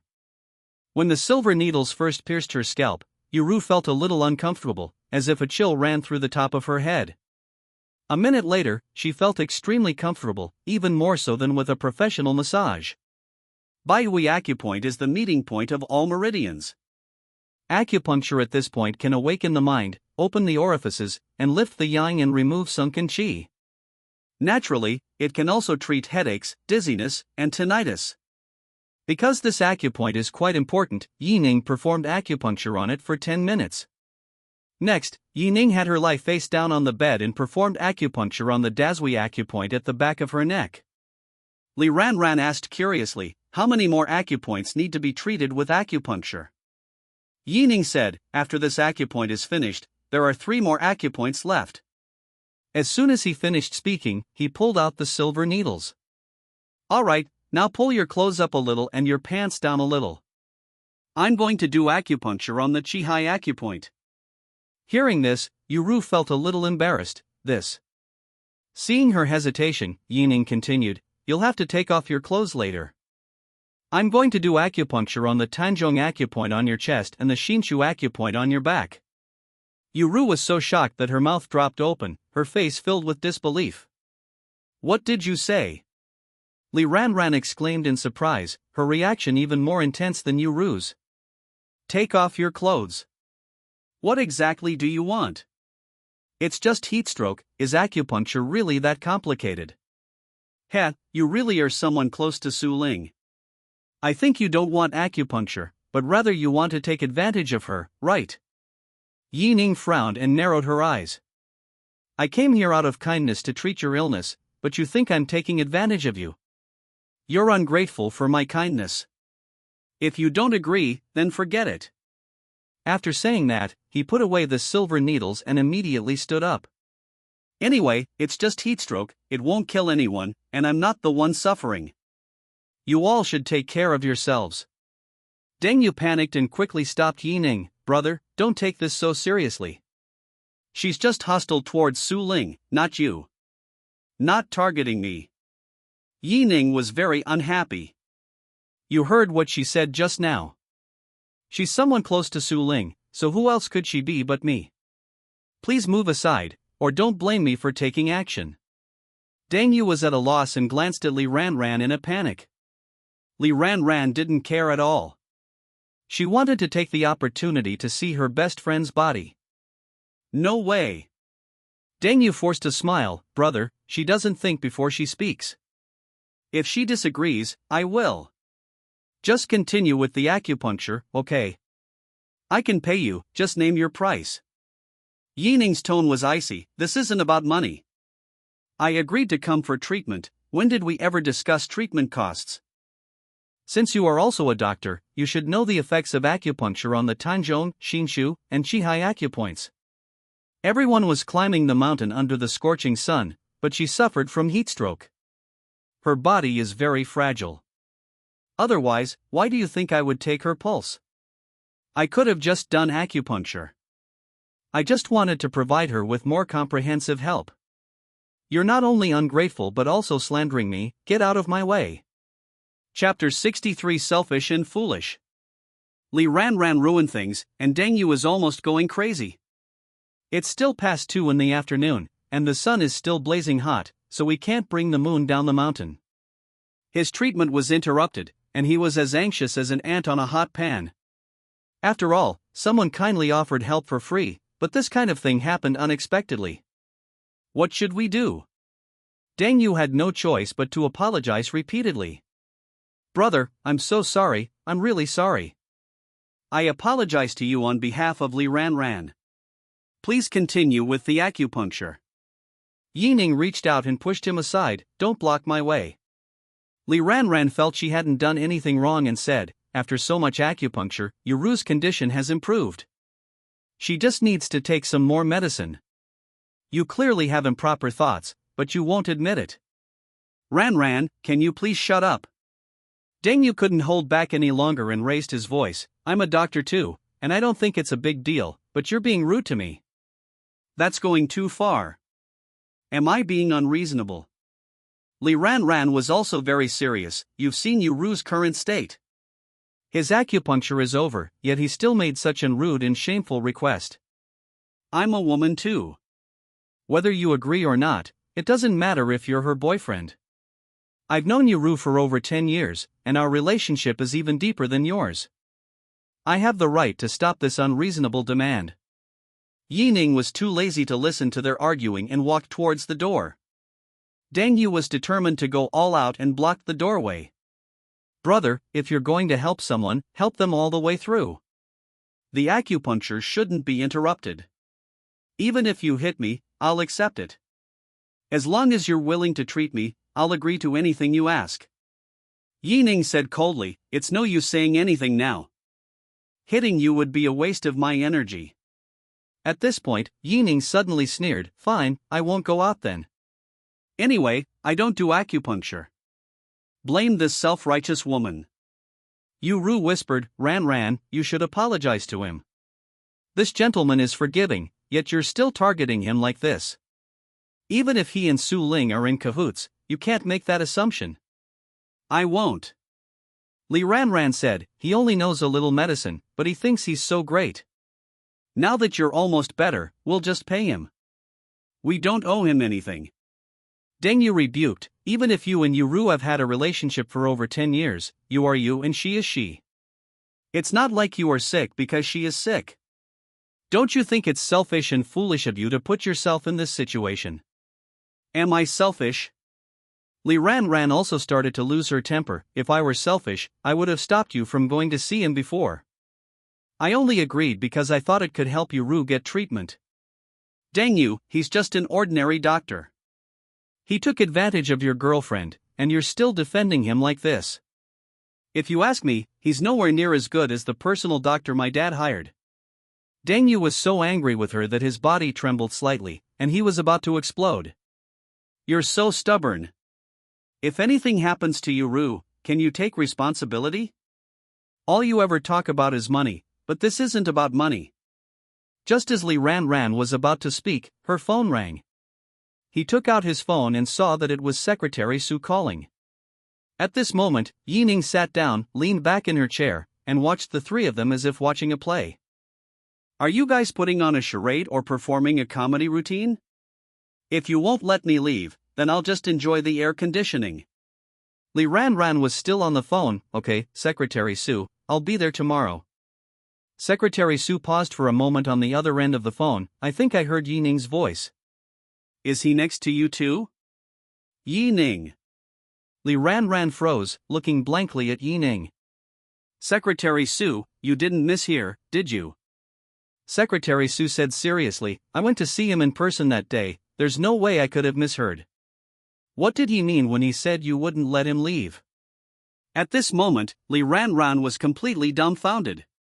He slowly put down the phone he had been holding to his ear, and looked at Ning incredulously. You're Ning. Ning remained silent, staring at her with amusement.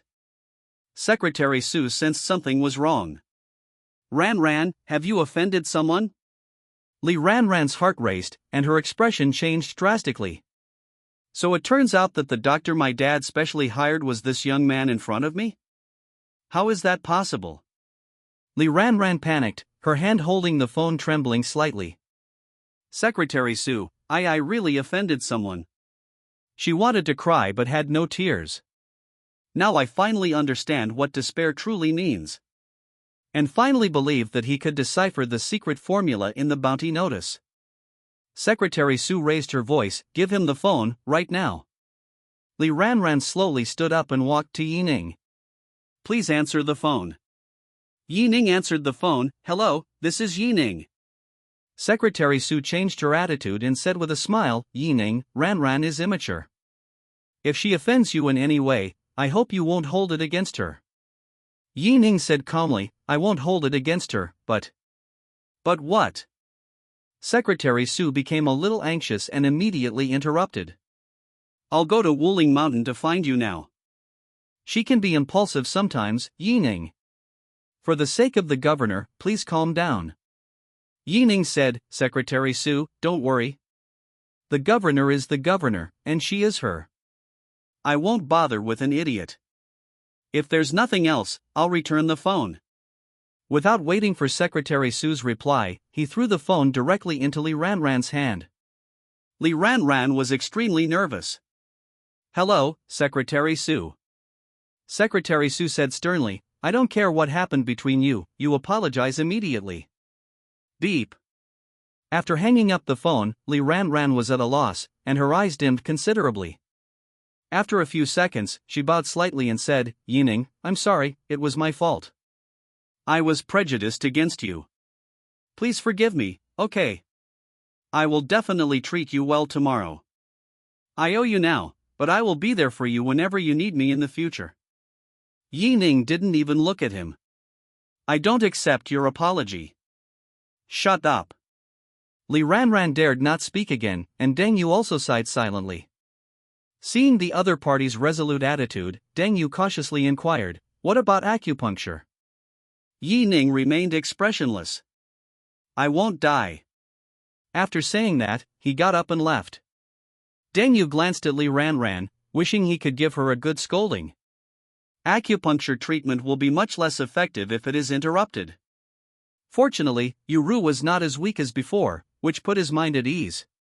He could only continue treatment at the hospital tomorrow. Ning returned to the tea tasting area and found Su Ling still resting at her desk. He joked, "Are you a pig? You can sleep way too much."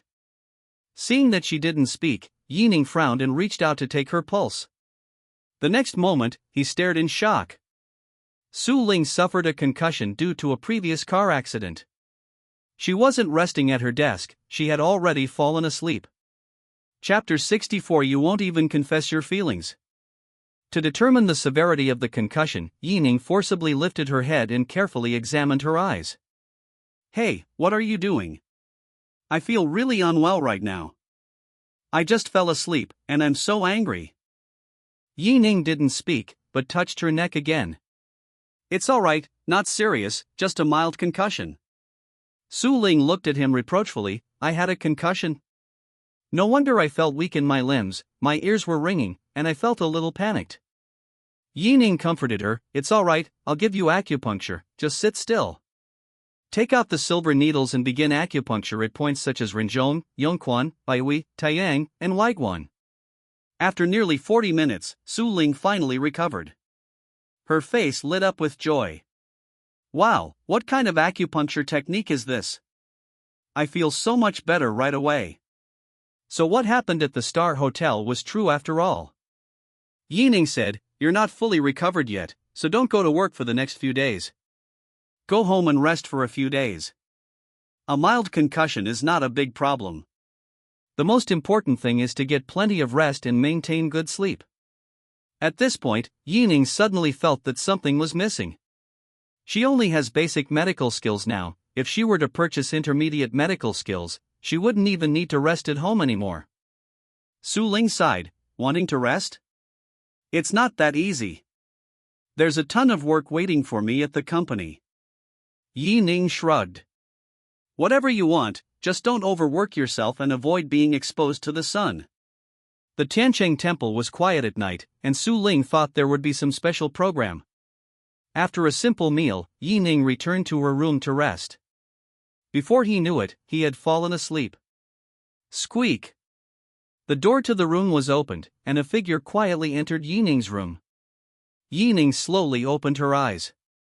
The moonlight shone on Su Ling's face, and the room was very dark, making it feel strangely eerie. "Holy crap! Are you trying to scare me to death?" Su Ling smiled awkwardly. "I couldn't sleep, so I came over to chat with you." Ning rolled her eyes in annoyance. "What are we talking about? I want to sleep, even if you don't." But to everyone's surprise, Su Ling said something astonishing. "Then let's lie down together. I trust your character." Buzz. Ning's mind went completely blank. After a moment, he stammered, Are you really Su Ling? You haven't been possessed by some unclean thing, have you?" Su Ling pursed her lips. "I'm not used to sleeping here, and with all those things that happened, I can't sleep. I only feel at ease when I'm with you." Before he could speak, she naturally got into bed and lay down. Ning. He was speechless for a moment and quickly turned around. "Can you please stop being so familiar with me?" This woman is the famous Miss Su from Tianhe province. With the size of the Yi group, if she gets involved in unnecessary matters, how can the Yi family remain at peace? What's wrong with me? So many people dream of dating me, those sons of officials and rich kids are drooling over me. And you sleep in the same bed with me, taking advantage of me and still not satisfied. Ha! Ning was completely speechless. It's like you're talking as if I went to your room to sleep with you. Shameless. Su Ling felt rejected and glared at him. What do you mean? You look down on me? Am I less beautiful than other women? Having said all that, Ning put his hand on his conscience. To be honest, she is beautiful, but I don't feel anything for her. Men like to look at any beautiful woman, but they still have to consider whether they are attracted to her, right? If we're talking about feelings, Ning has strong feelings for both Le Xiangyan and his landlady Ji Yue. Even though Ling Manru gave him her virginity, it was because he was seduced. He only had a good impression of her and had no intention of dating her. Ning said, "So what if you're pretty? Can you eat that?" Now, Su Ling was completely flustered. "You really did this on purpose, didn't you? I've been so proactive, and you still won't confess your feelings. Is he even a man?" Ning coughed twice. "I just ask that you don't hurt me. As for confessions and declarations of love, they don't exist." Su Ling asked, puzzled, "Why?" You wouldn't even look down on such a large company as my Su family's. Ning explained, "First of all, you are very beautiful, but I don't have any feelings for you. Secondly, what merit do my humble Yi family have to be in a relationship with you? It would be torture. Even if I were willing, my father would be gossiped about, with people saying that the Yi family is trying to climb the social ladder by marrying into your Su family." Do you know that? Now that they have the system, he believes that as long as they develop it gradually, the Yi group will definitely grow stronger. When the time comes, you can choose whichever heiress you want. But it's not the right time yet. Su Ling was helpless. She hadn't expected Ning to give this answer. Although she was rejected, she admired and liked Ning even more. She risked her life to save herself. She not only knew medicine but also had a clear understanding of her place in the world, unlike other men who harbored inappropriate thoughts about her. These few points alone are enough to make her like it. She suddenly said, "That's easy. Anyway, I like you now. If you're willing to date me, I'll have my dad invest in the Yi group." Reaching the top in one step, with ease. I'm just a straightforward person, so give me an answer. Don't say things like we're not a good match. Ning was dumbfounded. She never expected that the proud and arrogant eldest daughter of the Su family would actually take the initiative to confess her feelings to her. Forget it. Ning refused. "Although my Yi family and your Su family are worlds apart, we still have several hundred million in assets and are not a small player in Tianhai City. I don't need to rely on anyone to develop my family." You. Su Ling was speechless for a moment and remained silent for several minutes. Ning didn't want to say anything more. She was being targeted, and if she continued to get entangled with them, even with the system, she would lose her life. I haven't lived enough yet, and I still want to continue enjoying the good life. The next day. It was a little after 8 in the morning. Ning woke up naturally. He opened his eyes, which startled him again. He actually slept in a hug with Su Ling. He dared not move, staring intently at Su Ling's pretty face, listening to her breathing. Beautiful, so beautiful. Even without makeup, she is very attractive. Long eyelashes, a straight nose, and pale pink lips, a few strands of hair cling to her pretty face. Viewed up close, she is like a stunning painting. But Ning was also a normal man, and he really wanted to kiss her lips hard, then strip her naked and take over her body. Although I have no intention of dating her, it doesn't mean I don't want to have a relationship with her. As Ning thought about it, she felt herself getting aroused, her whole body burning with desire. The two embraced each other like that, with Su Ling's left leg trapped between his legs and her left hand resting on his body. Who could stand this? Ding! You have received 50 peach blossom coins. Holy crap, they even have peach blossom coins. Ning felt like her nose was about to bleed. If she wasn't woken up soon, it would be terrible if she really lost control. You know, she confessed her feelings to me last night. Chapter 65 The Chase.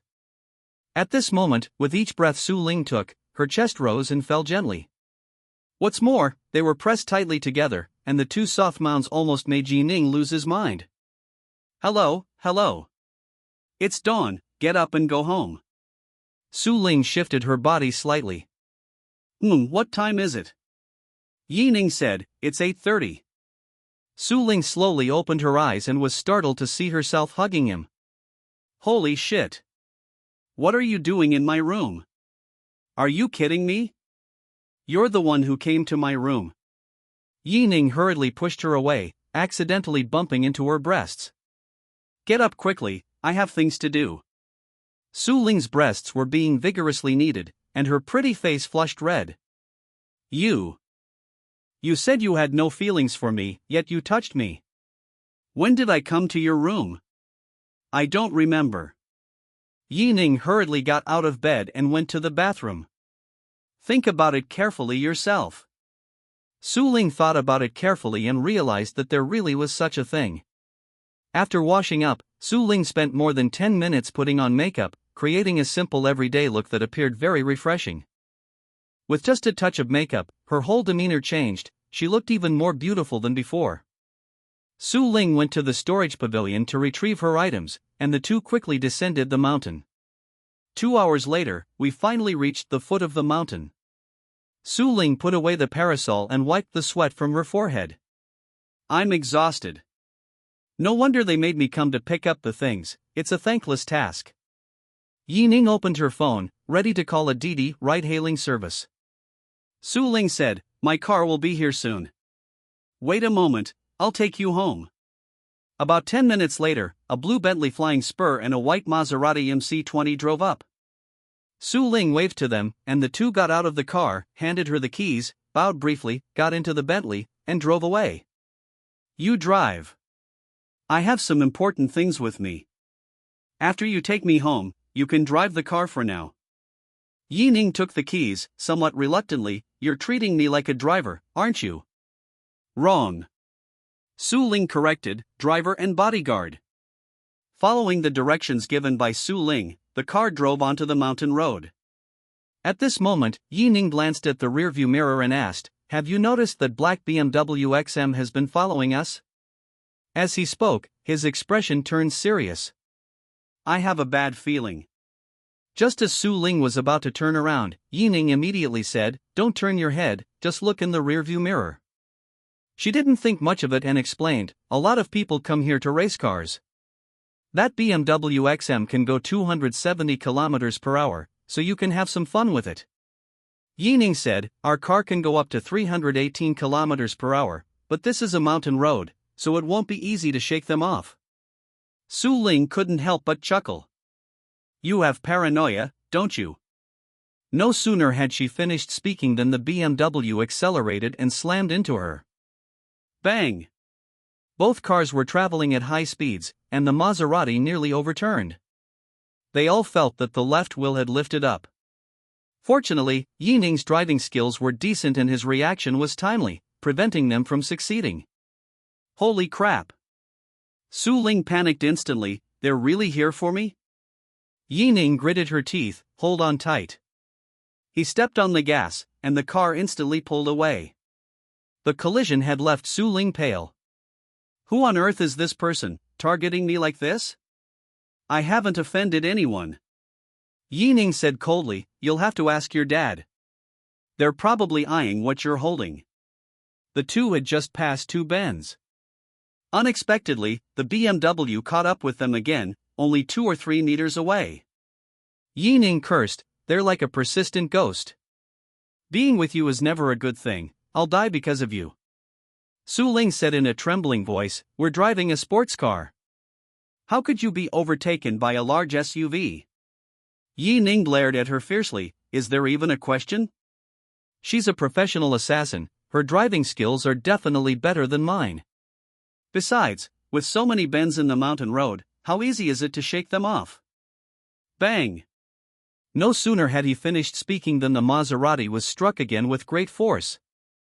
The two of them were leaning forward. If they hadn't been wearing seatbelts, they probably would have crashed through the windshield and been thrown out. Oh shit! Ning was furious. He didn't know if those people were carrying firearms, and he wished he could get out of the car and tear those assassins to shreds. What worries him most now is that the Maserati's fuel tank is located on the right side of the rear of the car. If the fuel tank is ruptured, wouldn't that be the end of us? Ling panicked and shouted, "Ning! Think of something quick. If the car is wrecked, we're doomed." Ning retorted, "What can we do? If you're so capable, you drive it. We've only just started going up the mountain, and we still have more than 10 kilometers to go before we come down.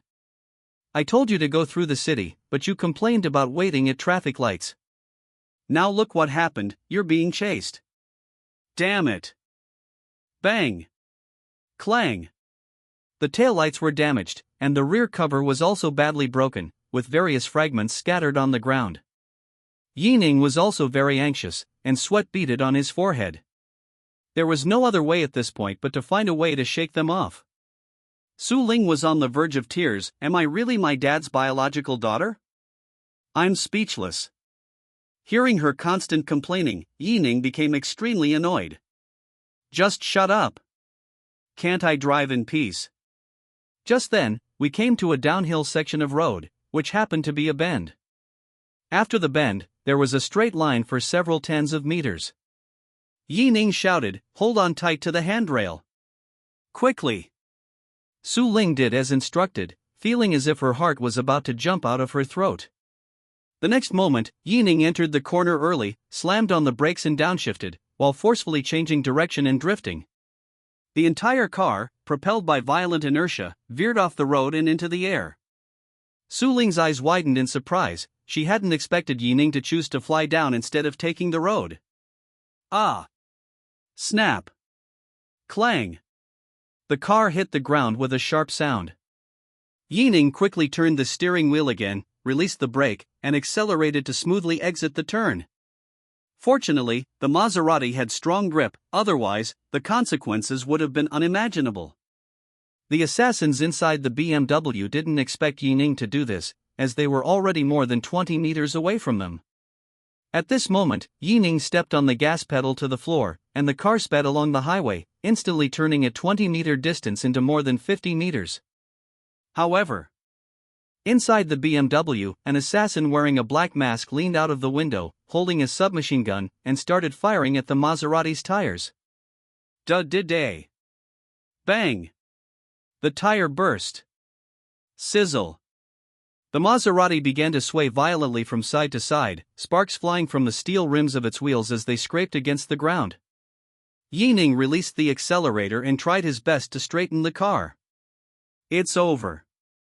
Su Ling turned around abruptly and saw a BMW speeding towards her. Her pretty face froze, and a sense of despair washed over her. Chapter 66 is no ordinary person. Ning was extremely anxious. The BMW had caught up, but instead of continuing to ram the car, they tried to circle around to the Maserati and block Ning's path. But just then, Ning finally straightened the car and stepped on the gas again. As luck would have it, just as the BMW slowed down, the Maserati sped off again. This caught everyone off guard, including Su Ling. That scared me to death. Su Ling was secretly delighted. She thought she was doomed, but Ning turned the tide and proved to be a reliable man. Ning glanced at her face and said in a deep voice, "They're not dead yet, you're being too happy too soon." Su Ling's beautiful eyes widened. You want to kill them? Ning's eyes flashed with a cold light. Isn't that obvious? They captured you, they definitely won't let me go. If we don't kill them, are we supposed to bring them home for dinner? Upon hearing that someone was going to be killed, Su Ling became very nervous. Have you ever killed anyone?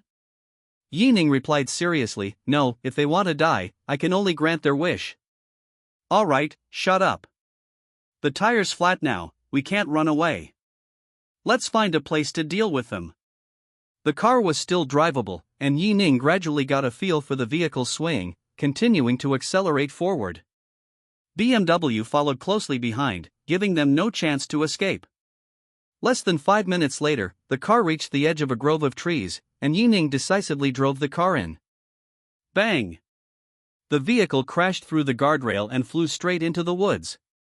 Su Ling took a deep breath and hurriedly asked, "Are you confident you can handle them?" "They're armed."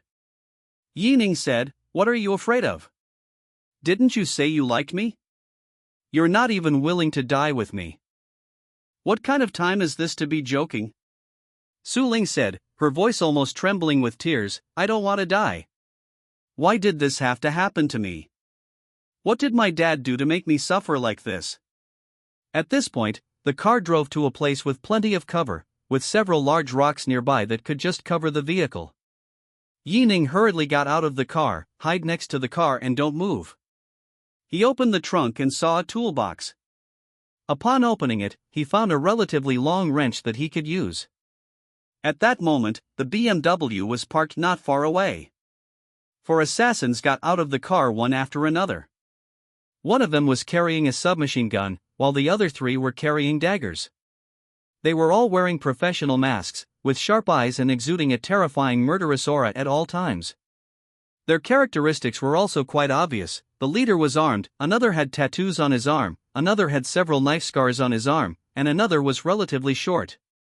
Ning was also very nervous, and unconsciously swallowed. This was the first time he had faced a life-or-death situation. His arm, holding the wrench, trembled slightly. The other side also has submachine guns. We need to find a way to deal with the gunman. At this moment, the man with the submachine gun said, "Stop hiding. Hand her over to us, and we'll let you go." Ning asked, "What is your purpose? What do you want to do? It's not your place to question her." "Before I change my mind, you'd better send her over, or we'll have to take action." "Do you want what she has?" "If so, I can give it to you, as long as you let the 2 of us leave." "Stop talking nonsense. We want the box too, and we want the people with us." Since there was no room for negotiation, Ning could only look for opportunities to defeat them one by one. He hid behind a rock, slowly squatted down, and picked up 2 small pebbles. Then, he put the wrench in his back pocket, raised his hands, and walked out.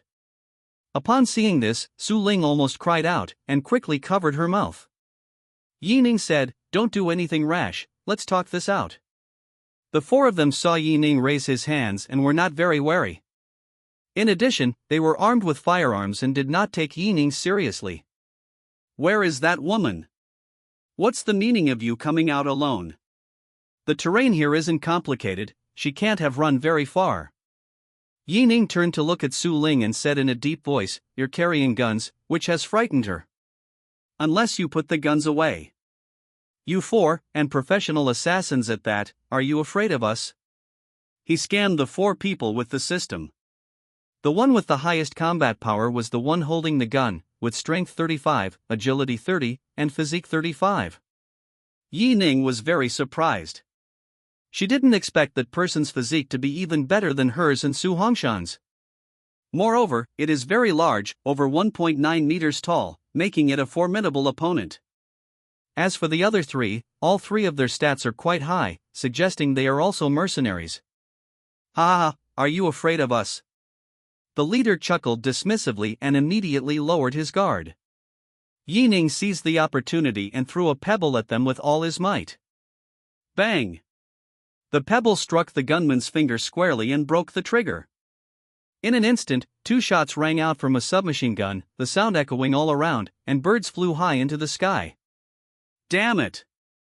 Upon seeing that the submachine gun was no longer usable and that his index finger was severed, the gunman's expression immediately changed.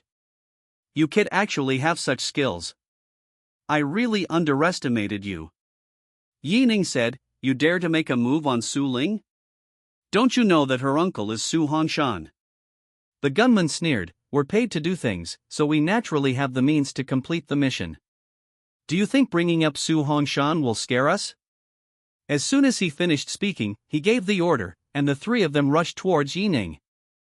Ning's eyes narrowed, she pulled out the wrench, and strode away.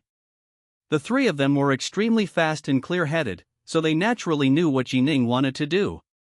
"Don't split up, keep your formation."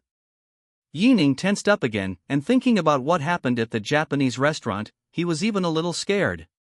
Last time, those guys weren't carrying weapons and were even restrained, which almost allowed them to succeed. If I were tied up by these mercenaries now, I'd probably get stabbed several times. Attack him together. Capture him. Since Ning smashed the trigger, they dared not underestimate him, and it was not hard to see that Ning was very capable. Ning seized the opportunity and threw the remaining pebble at the short man's eye. Ah! The short man cried out in pain as blood spurted out, and intense pain spread throughout his head. Due to the severe injury, he lost his footing and fell backward. Unexpectedly, the scarred man and the tattooed man ignored everything and rushed towards Ning. In an instant, the dagger came down from above, almost piercing Ning's chest. Ning used the wrench to block, but another person had already jumped behind him and stabbed him hard in the waist with a dagger. Whoosh! Ning reacted quickly, dodging the fatal blow with unpredictable movements. Both of them were stunned when they saw this. How could an ordinary person have such a fast reaction speed? They had no idea that Ning's agility attribute was 15 points higher than theirs, which was beyond the limits of human reaction. But they were no pushovers either, and they attacked from both sides again. The two worked together seamlessly, trapping Ning in place with their coordinated moves. Even with a strength attribute of 50, Ning would find it difficult to withstand. He thought he could win by force, but the two of them were one in front and one behind, using each other's strength against him, and he couldn't find a single opening. Chapter 67 Not Threatened. Clang. Ding ding. The sound of metal clashing was incessant. Su Ling hid to the side, watching with a pounding heart. Having grown up in a sheltered environment, she had never seen such a scene of swords and shadows before, and her face turned pale with tension. They were terrified that Ning would be killed by them. At this moment, Ning finally found an opening, bent down to dodge the attack, and then swept his leg. Bang! The scarred man fell to the ground with a thud, and even though his head hit the dirt ground, a lot of blood splattered out. Immediately afterward, the short man who had been hit in the eye by a stone also rushed up to fight. In a split second, Ning dodged the fatal blow. However, he was still hit, a gash was cut below his chest, his clothes were torn, and blood flowed uncontrollably. If it weren't for his 40 agility attribute, he probably would have been dead long ago. At this moment, Ning seized the opportunity to retaliate and slammed the wrench hard on the tattooed man's head. Ooh! The tattooed man instinctively covered his head, his eyes squinting in pain. Fortunately, the short guy provided cover, otherwise Ning would have ended his life in the next second. Ning seized the opportunity to pull them apart, and within just a few minutes, all four of them suffered injuries of varying degrees. The short man was blind, the scarred man had a bloody head, and the tattooed man's head was dented from being hit by a wrench. Ning looked down at her chest. Fortunately, the wound wasn't deep, but she still felt a burning pain from time to time. At this moment, the way the three mercenaries looked at Ning completely changed. Their eyes were filled with fear as they stared intently at Ning, enduring excruciating pain. I thought the task would be easy to complete, but I didn't expect to run into a tough opponent. Ning and the other three moved slowly, looking for the next opportunity to attack. The dry leaves under their feet rustled, and no one dared to make a move. A few seconds later, Ning flashed forward, feigning an attack on the scarred man and the short man. Even though they were mentally prepared, they were still taken aback by Ning's superhuman speed and dodged repeatedly. The tattooed man seized the opportunity to attack, but little did he know that he had fallen right into Ning's plan. Ning firmly grabbed his right hand, then bent down and swept his leg, smashing his knee with the wrench. Clang! Ah! The tattooed man let out a pig-like scream and had lost the ability to move. Upon seeing this, the scarred man and the short man pounced on them like madmen. Ning instinctively leaned back, hearing the whistling sound of a dagger cutting through the air. He quickly put down the wrench, sprang to his feet, and grabbed their hands that were holding the dagger with both of his own. They were all startled, and then the two pulled Ning to their side. Ning leaped forward and kicked them hard in the groin with both feet. Bang! Bang! Ah! Whom? They never expected Ning to use such a treacherous groin kick. They both knelt down in less than a second. Ning punched the short man in the face, breaking his nose and gouging out his other eye. Ah! The short man let out a piercing scream, as if he were in unbearable pain. Only then did the scarred man realize what was happening, demonstrating just how fast Ning was. He lunged forward without hesitation and tackled Ning to the ground. He straddled Ning, gripping Ning's neck with all his might. Ning felt as if his throat was about to break. He grabbed the scarred man's wrist, and with a simultaneous exertion of his legs and waist, he flung him behind him. Thump! The scarred man fell to the ground, and Ning coughed violently, her cheeks flushed and her eyes bloodshot. Whoosh! Holding his breath, Ning flashed to the short man's side, picked up the dagger and stabbed the scarred man through the heart just as he was about to get up. The scarred man cried out in pain, gripping Yi Ning's right hand tightly with both hands, and then breathed his last a few seconds later. "I'll kill you! I'll kill you," the short man cried out, leaping up from the ground at the sound of the fighting. It must be said that even though he was blind, his perception was still very strong. Yi Ning was almost hit on the head by his whip kick. Yi Ning said viciously, "Fuck your mother, you're blind but still so good at fighting? Die." He strode forward and kicked him to the ground. The short man clutched his abdomen in pain, unable to utter a sound.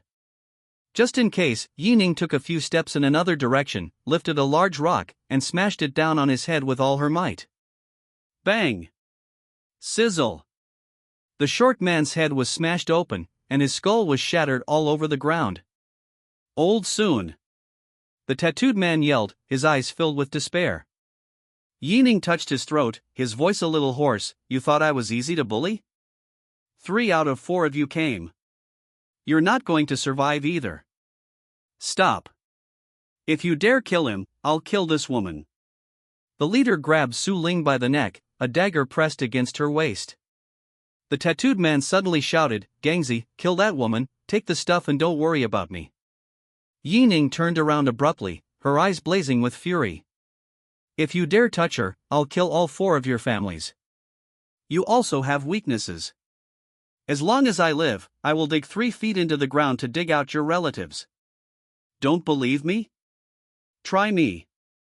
Upon hearing this, Gangzi was taken aback, not expecting Yi Ning to threaten them instead. Yi Ning revealed a sinister smile. "If you kill her, do you think you can escape from me? I won't kill you right away.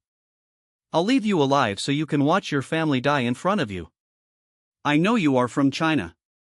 Even if you erase your fingerprints, I will still find a way to find them." Yi Ning opened the system and dragged the tattooed man over. The next moment, his laughter was indistinguishable from that of a madman. "Ha ha, ha ha ha ha. Fang Ping lives in Shangxiang Village, Zongyang City, Jingchuan Province. He is the first household in the Paddy Field Canal. His parents are alive and he has a wife and daughter. His ID number ends in 4637. Ha ha ha." The tattooed man's pupils contracted sharply when he heard the man say his name. Looking at Yi Ning's expression, it was as if he had seen a vengeful ghost. How did you know?" Gangzi was so shocked that his scalp tingled. He swore that this was the first time he had met Yi Ning, and besides, they had been in this line of work for many years and their identities had never been exposed. How did the other party know so much? Yi Ning's smile was sinister.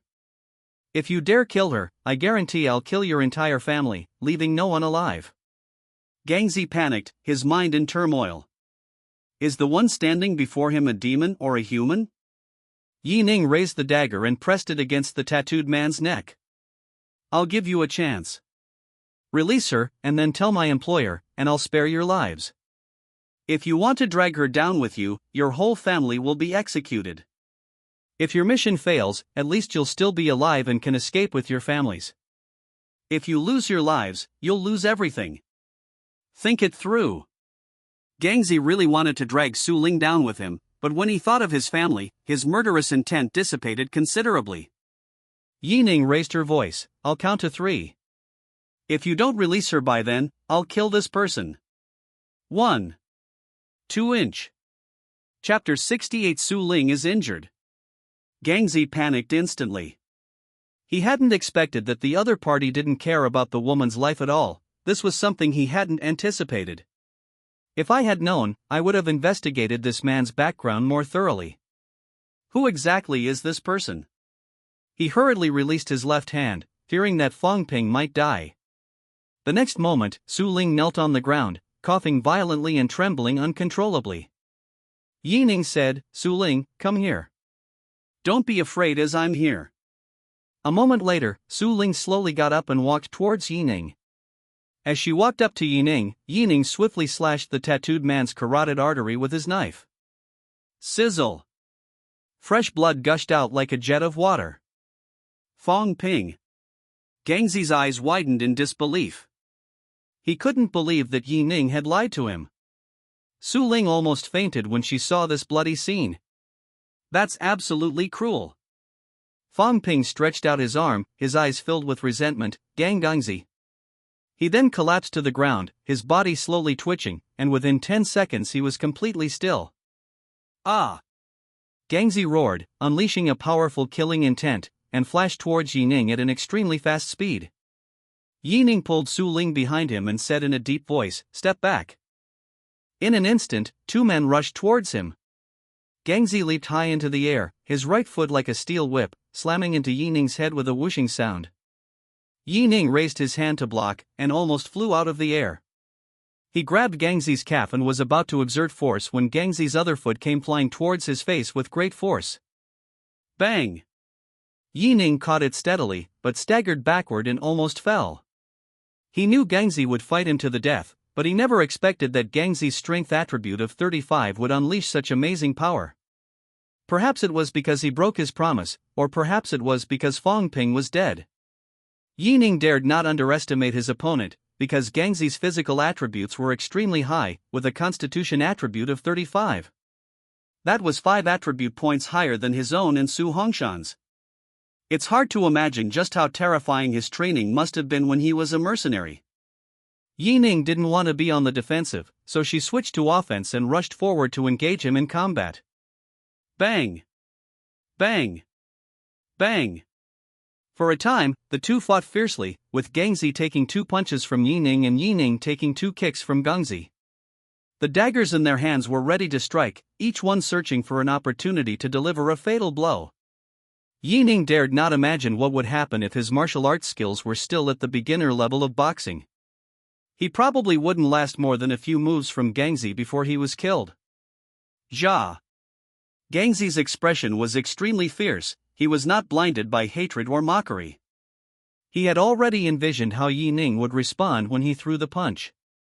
He repeatedly broke through Yi Ning's moves, neither his footwork nor his techniques were superfluous. Yi Ning retreated several steps before finding an opportunity to counterattack. He dodged the punch by turning to the side and delivered an elbow strike to Gangzi's chest. Gangzi grunted, his lower body extremely stable, and raised his hand to grab Yi Ning's arm.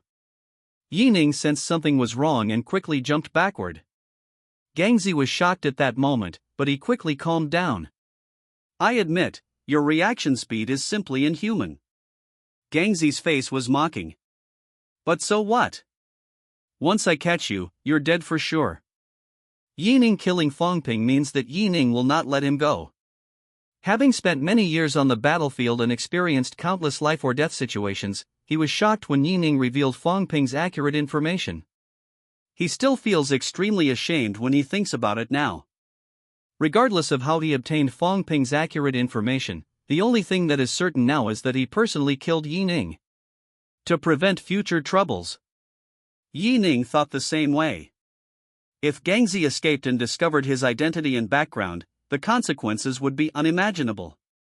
Both men, driven by unwavering resolve, once again engaged in a life-or-death struggle. Bang! As their fists collided, Gangzi suddenly felt a sharp pain in the bones of his fingers. Yi Ning's reaction speed was not only fast, but his strength was also so great. Fortunately, he was physically strong, which prevented him from being at a disadvantage. Yi Ning's dagger flashed with a cold light as she moved it downwards, attempting to sever Gangzi's wrist. By the time Gangzi realized what was happening, his little finger had already fallen to the ground, and his ring finger had also been damaged, with both knuckles broken. Red liquid kept dripping from his hands, and blood was gushing out. Yi Ning is known for being unforgiving even when she's in the right. With a ferocious expression and fierce eyes, he moved erratically from side to side, his movements as unpredictable as a phantom, attacking Gangzi. Gangzi, having lost a finger, was forced to retreat steadily in defeat. Every time he caught Yi Ning's move, his fingers would be in excruciating pain, a pain that even he, who had fought on the battlefield for many years, could not endure. At that moment, Yi Ning gritted his teeth and slashed the dagger fiercely at the other person's neck. But to everyone's surprise, Gangzi seemed to have no regard for his life. Instead of dodging, he stepped forward and slashed at Yi Ning's neck with his dagger. Yi Ning's expression changed, and he immediately grabbed Gangzi's wrist.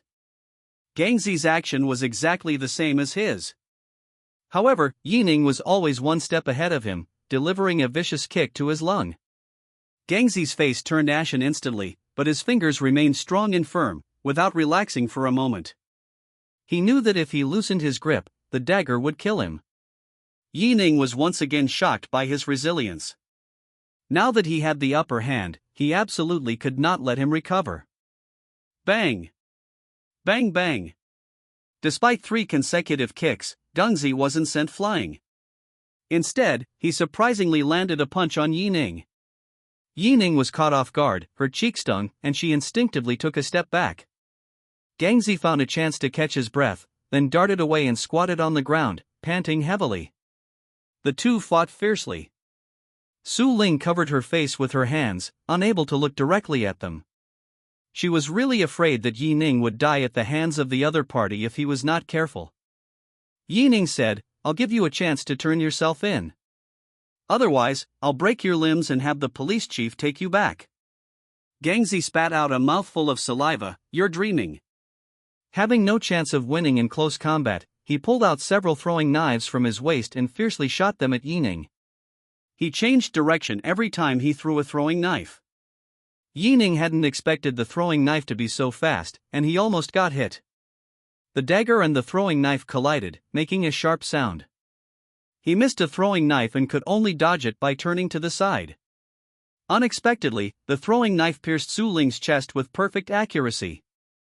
Su Ling's face was contorted in pain, her features contorted in pain. Su Ling. Ning felt a chill run down his spine, but he couldn't go to Su Ling's side.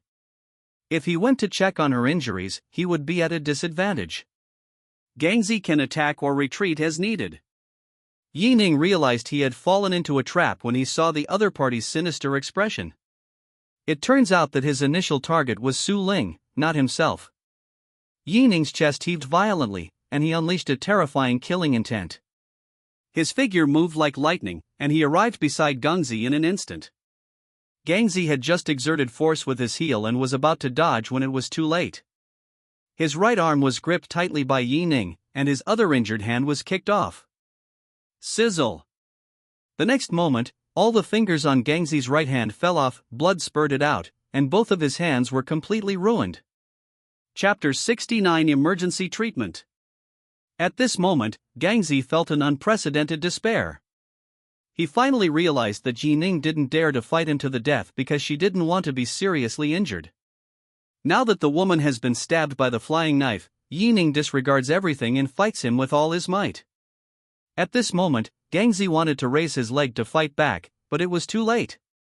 Ning stomped hard on his chest with her right foot, pinning him to the ground, unable to move. Immediately afterwards, Ning severed the tendons in both of Gangzi's feet, rendering Gangzi's limbs useless. Ning grabbed his collar and said fiercely, "You'll be punished by law." After making those harsh remarks, he took out his phone and sent a message to Captain Sun, briefly relaying the message and then sending his location. Gangzi winced in pain and demanded, "So you were holding back during our fight just now?" Ning, panting heavily, said, "You shouldn't have hurt that woman. Although she's not my weakness, you successfully unleashed my potential, understand?" Gangzi gave a bitter laugh, never expecting to end up in such a predicament. "You are very strong, probably even stronger than Su Hongshan. How did someone so young possess such strength and agility, and have such extraordinary martial arts skills?" Ning answered irrelevantly, "Who is your employer?" Gangzi's eyes still held a fierce glint, and he did not answer. Ning stopped wasting words with him, cut a few vines around him, and tied him up. After all, even with his fingers and Achilles tendons severed, he could still move his body using his elbows. Just in case, Ning had no choice but to do this. At this moment, Captain Sun also replied to the message, and Ning quickly returned to Su Ling's side. Su Ling knelt on the ground, her voice trembling as she saw Ning approaching. "Ning, I feel so bad." When she raised her face, Ning was shocked to discover that she had been poisoned. His forehead was dark, his eyes were bloodshot, his lips were slightly purple, and his breathing was extremely disordered. Ning quickly took her pulse and discovered that the toxin had already spread to her internal organs. How could the poison on the throwing knife be so potent? Ning panicked and comforted her. "It's okay, I'll take you to the hospital right now." Su Ling sobbed and cried, "I'm going to die, aren't I?" Ning picked her up, forcing a smile. "Miss Su, how could you say such a thing? Where has your pride gone?" Su Ling remained silent, simply holding his neck tightly. He placed Su Ling in the passenger seat of the BMW XM, fastened her seatbelt, and slammed on the gas, heading towards the hospital in the city. Ning kept talking to her the whole way, afraid that she would faint. If he loses consciousness, the situation will only get worse. Su Ling's lips parted slightly, her breath weak, and she didn't even have the strength to speak. More than 20 minutes later, the car finally drove out of the mountain road.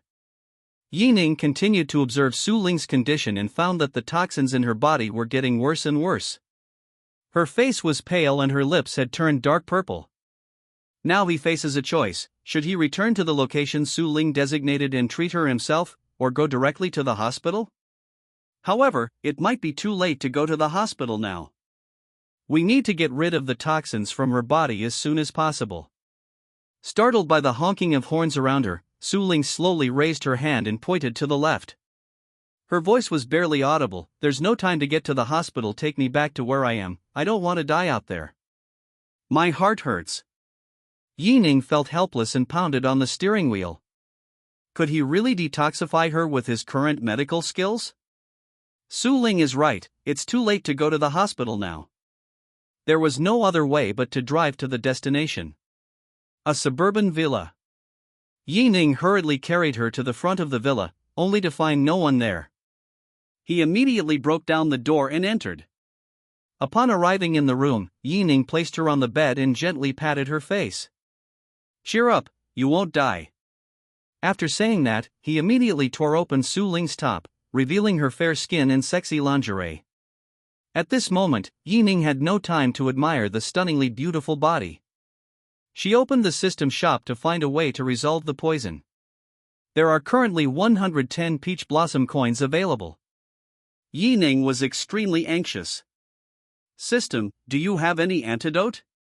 How many peach blossom coins would it cost? Tell me quickly."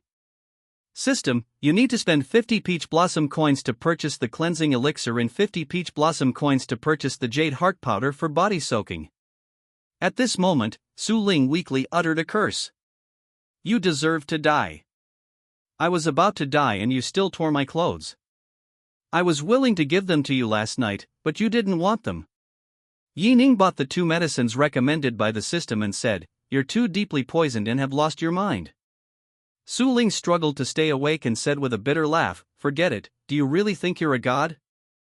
Ning turned around and went to the water dispenser, where she filled a glass with water. He returned to her side and said softly, "I'm going to pull out the throwing knife now, just bear with it." He reached for the throwing knife and gripped it, asking again, "Ready?" Su Ling nodded slightly. Then, Ning forcefully pulled out the throwing knife, and black blood gushed out like a spring that had been pierced open. The next second, Su Ling hunched over and spat out a mouthful of blood. The pale pink sheets were splattered with black liquid. Ning was shocked, he hadn't expected his blood to change color. "What kind of poison is this?" Su Ling lay on top of Ning, her body convulsing uncontrollably, struggling to breathe. I'm really going to die." Ning felt heartbroken and shed tears. She hurriedly opened the Qingling medicine bottle, put all the pills into her mouth, and gently massaged her beautiful back while feeding her water. "Swallow it slowly." Su Ling was on the verge of death, but she managed to swallow the pills. Ning's body began to tremble with nervousness, fearing that she would spit out the medicine she had just swallowed. After a dozen seconds, to make sure Su Ling wouldn't spit out the medicine, he picked her up again and carried her into the bathroom. What are you going to do?"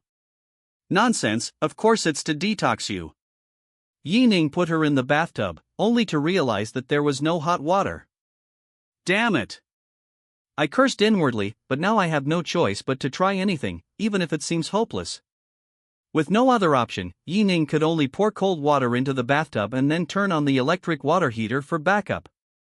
Su Ling shivered from the cold, but her pretty face remained expressionless. His pitiful appearance caused Ning a pang of heartache. Once the cold water had submerged her body, Ning quickly poured the jade heart powder into the bathtub.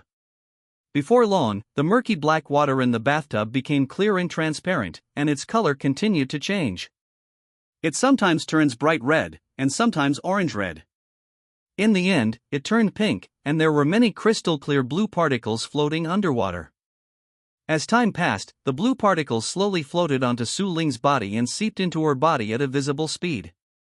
At this moment, Ning clenched his fists, his heart pounding.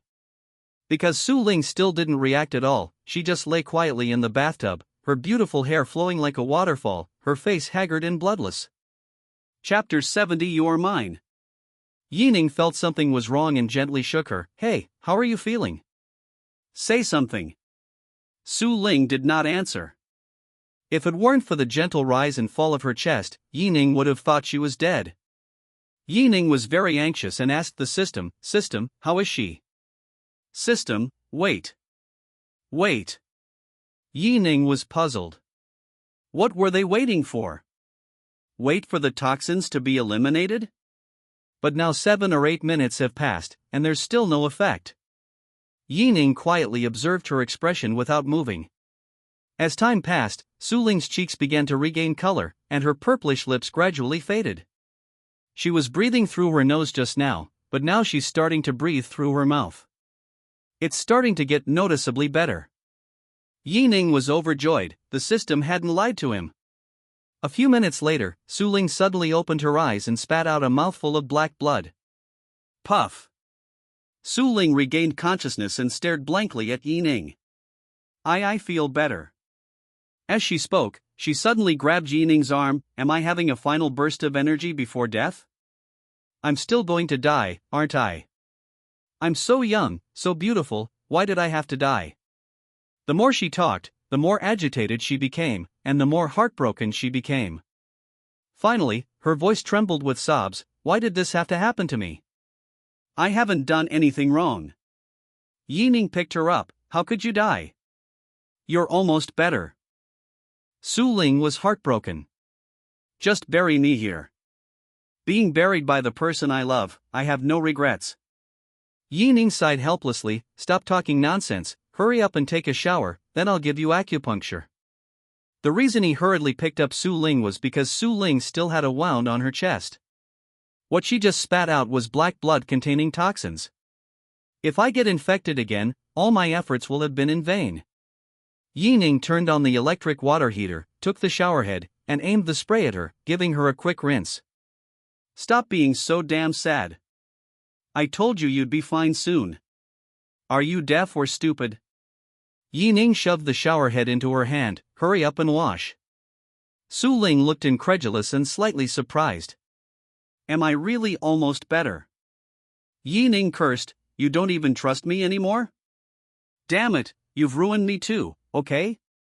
Nothing I do with you is ever pleasant. If you keep dawdling, I'm not going to bother with you anymore. I still need stitches and acupuncture later.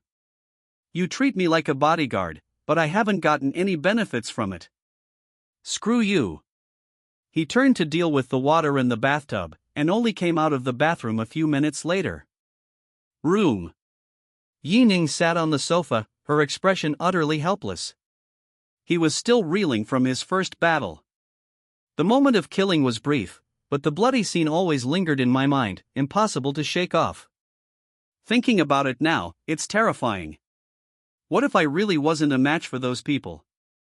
Well. Ning sighed heavily. Now look what's happened. I only have 10 peach blossom coins left, all the ones I painstakingly saved up are gone again. He got up and went downstairs to the kitchen, found brown sugar, ginger, and red dates, and made some simple sweet soup for her to drink. He vomited so much blood, he needs to replenish himself. Prepare the sugar syrup. Ning found a first aid kit in a room on the first floor, which contained suture needles. When I went back upstairs to the master bedroom, I found Su Ling already sitting on the edge of the bed, rubbing her wet hair. Su Ling still looked somewhat weak. She took the sugar water, blew on it a few times, and then drank it all in one gulp.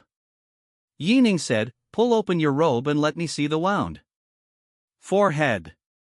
Su Ling was stunned for a moment, Then her pretty face flushed red. You. She hesitated and stammered, but still pulled open her robe. Unexpectedly, she wasn't wearing anything underneath, and her large breasts were exposed to Yi Ning's eyes. Holy crap! Yi Ning shouted and turned around. Don't you fucking wear a bra? Su Ling pouted. I didn't expect you to be so blunt. Yi Ning urged, hurry up and put it on, I'm going to stitch up your wound. Su Ling said oh, and put on her underwear. Okay, you can turn around now. Yi Ning pointed to the bed, lie down on the edge of the bed. He took a sewing needle, threaded it with thin black thread, and began to sew her up. The wound isn't very big, it should only require about 7 or 8 stitches. However, Yi Ning's nose started bleeding while she was stitching up the wound. Su Ling's beautiful eyes widened. My God, you're bleeding from your nose. Are you poisoned too? It would be strange if Yi Ning didn't get a nosebleed when he looked at the sexy lingerie and the flawless skin. He was too lazy to speak, wiped away the blood from his nose, and got the last stitch. You're the one who's poisoned. I'm just full of energy, you idiot. Ding. You have received 30 peach blossom coins. He put away the sewing needles, then took out silver needles, preparing for acupuncture. Looking at the man who took such good care of her, Su Ling felt a warmth in her heart, and her ears and pretty face turned bright red. Yi Ning asked curiously, are you hot? Su Ling pouted, no, no. Yi Ning unconsciously glared at her, then bent down to search for acupoints. Just then, Su Ling suddenly reached out her delicate hand, cupped his face, and kissed him deeply. Yi Ning's eyes widened, then she quickly closed them again. It must be said that Su Ling's tongue is indeed very sweet.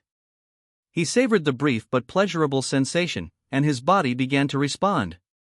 He was afraid he would lose control and want to push Su Ling away. But Su Ling still wouldn't let go, and continued to suck on his mouth. 2 minutes later, Su Ling felt satisfied and lay down on the bed with her back to him. Yi Ning licked her lips, savoring the scene and sensation she had just experienced. Ding! You have received 100 peach blossom coins. Ding! Su Ling's favorability plus 50. Reached 100. Su Ling said shyly, I want to sleep for a while, so I don't need acupuncture, right? Yi Ning refused, that won't do, I need acupuncture. If you keep arguing, I'm leaving right now. No, no. Su Ling turned around, got up and hugged him tightly, you're not allowed to leave. You're mine. You're not allowed to go anywhere without my permission. She gazed at Yi Ning intently and said softly, you don't have feelings for me, so why can't I pursue you? Yi Ning was about to lose it, he was already burning with desire. Now that she's holding me, inhaling her alluring scent, and touching my fair and rosy breasts, I'm even more eager to do that.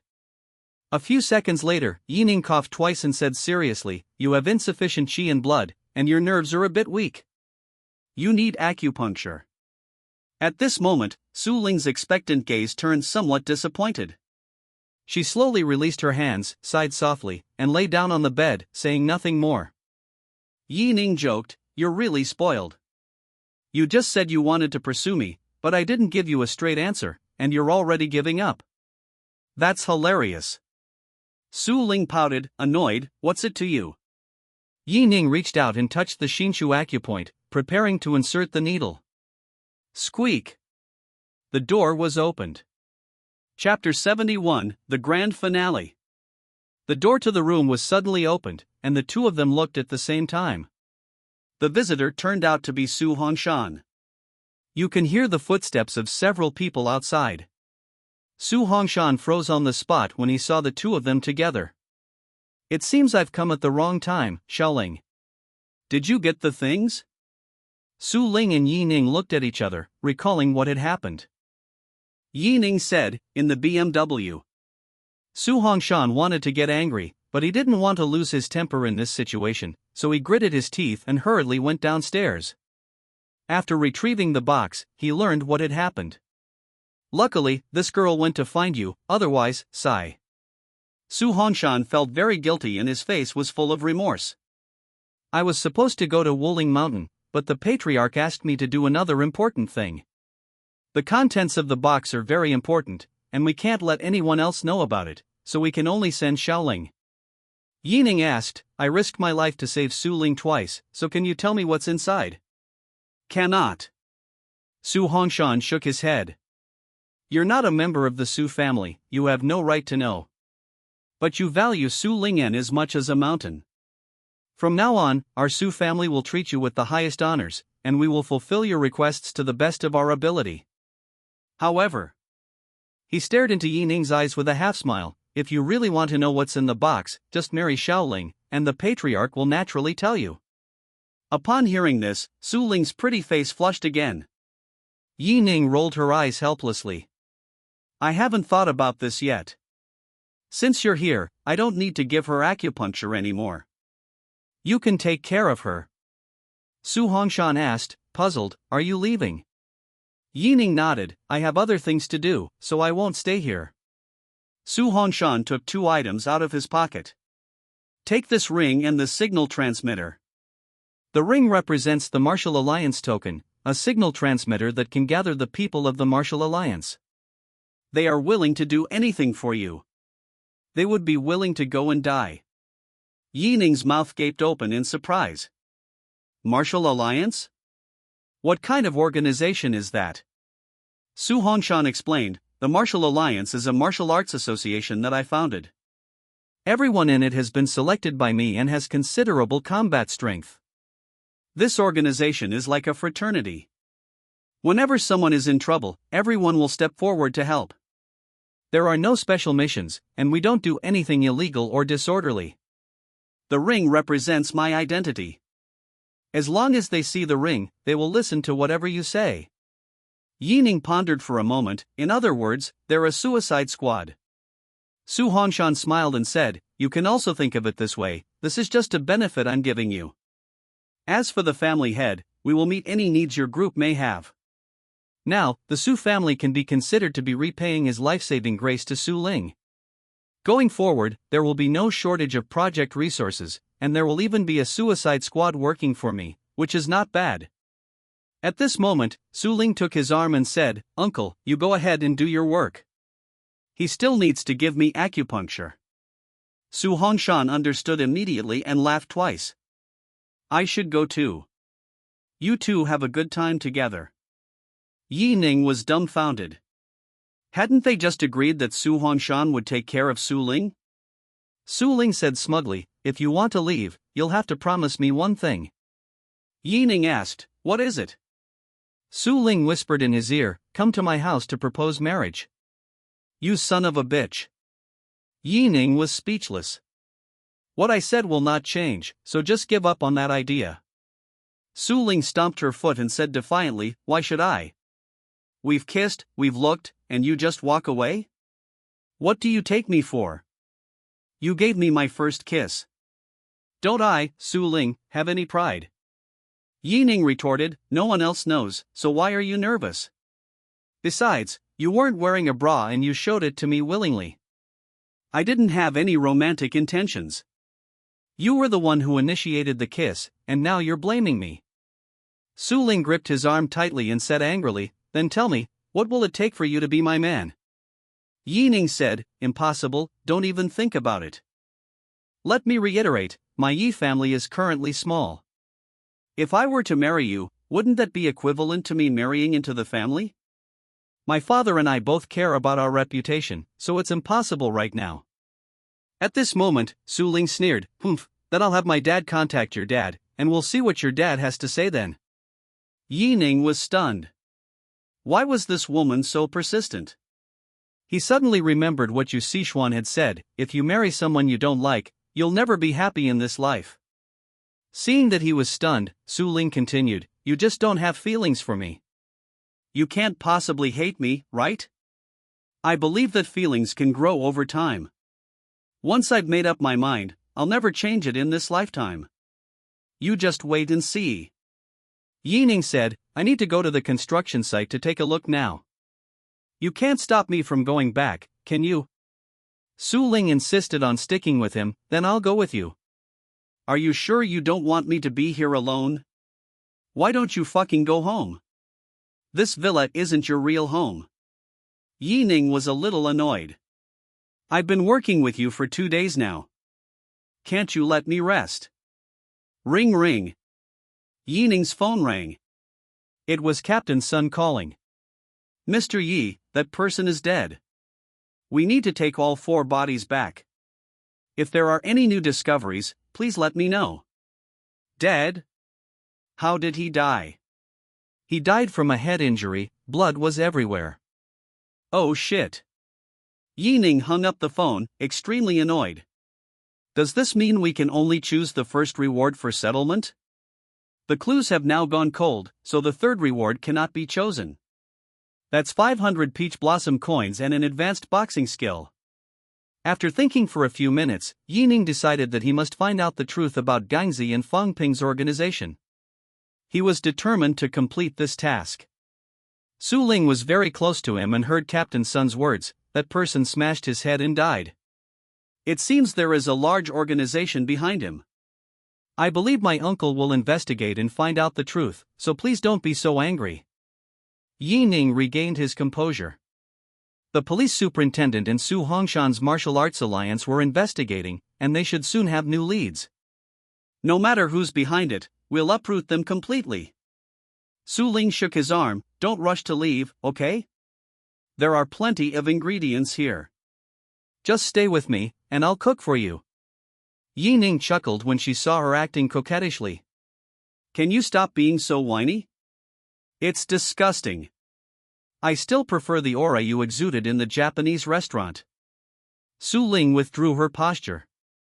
With a smirk and an arrogant, aloof air, she said, Hey, you surname G, you better get me something to eat right now, I'm starving. Did you hear me? Is my word no longer valid? End of book.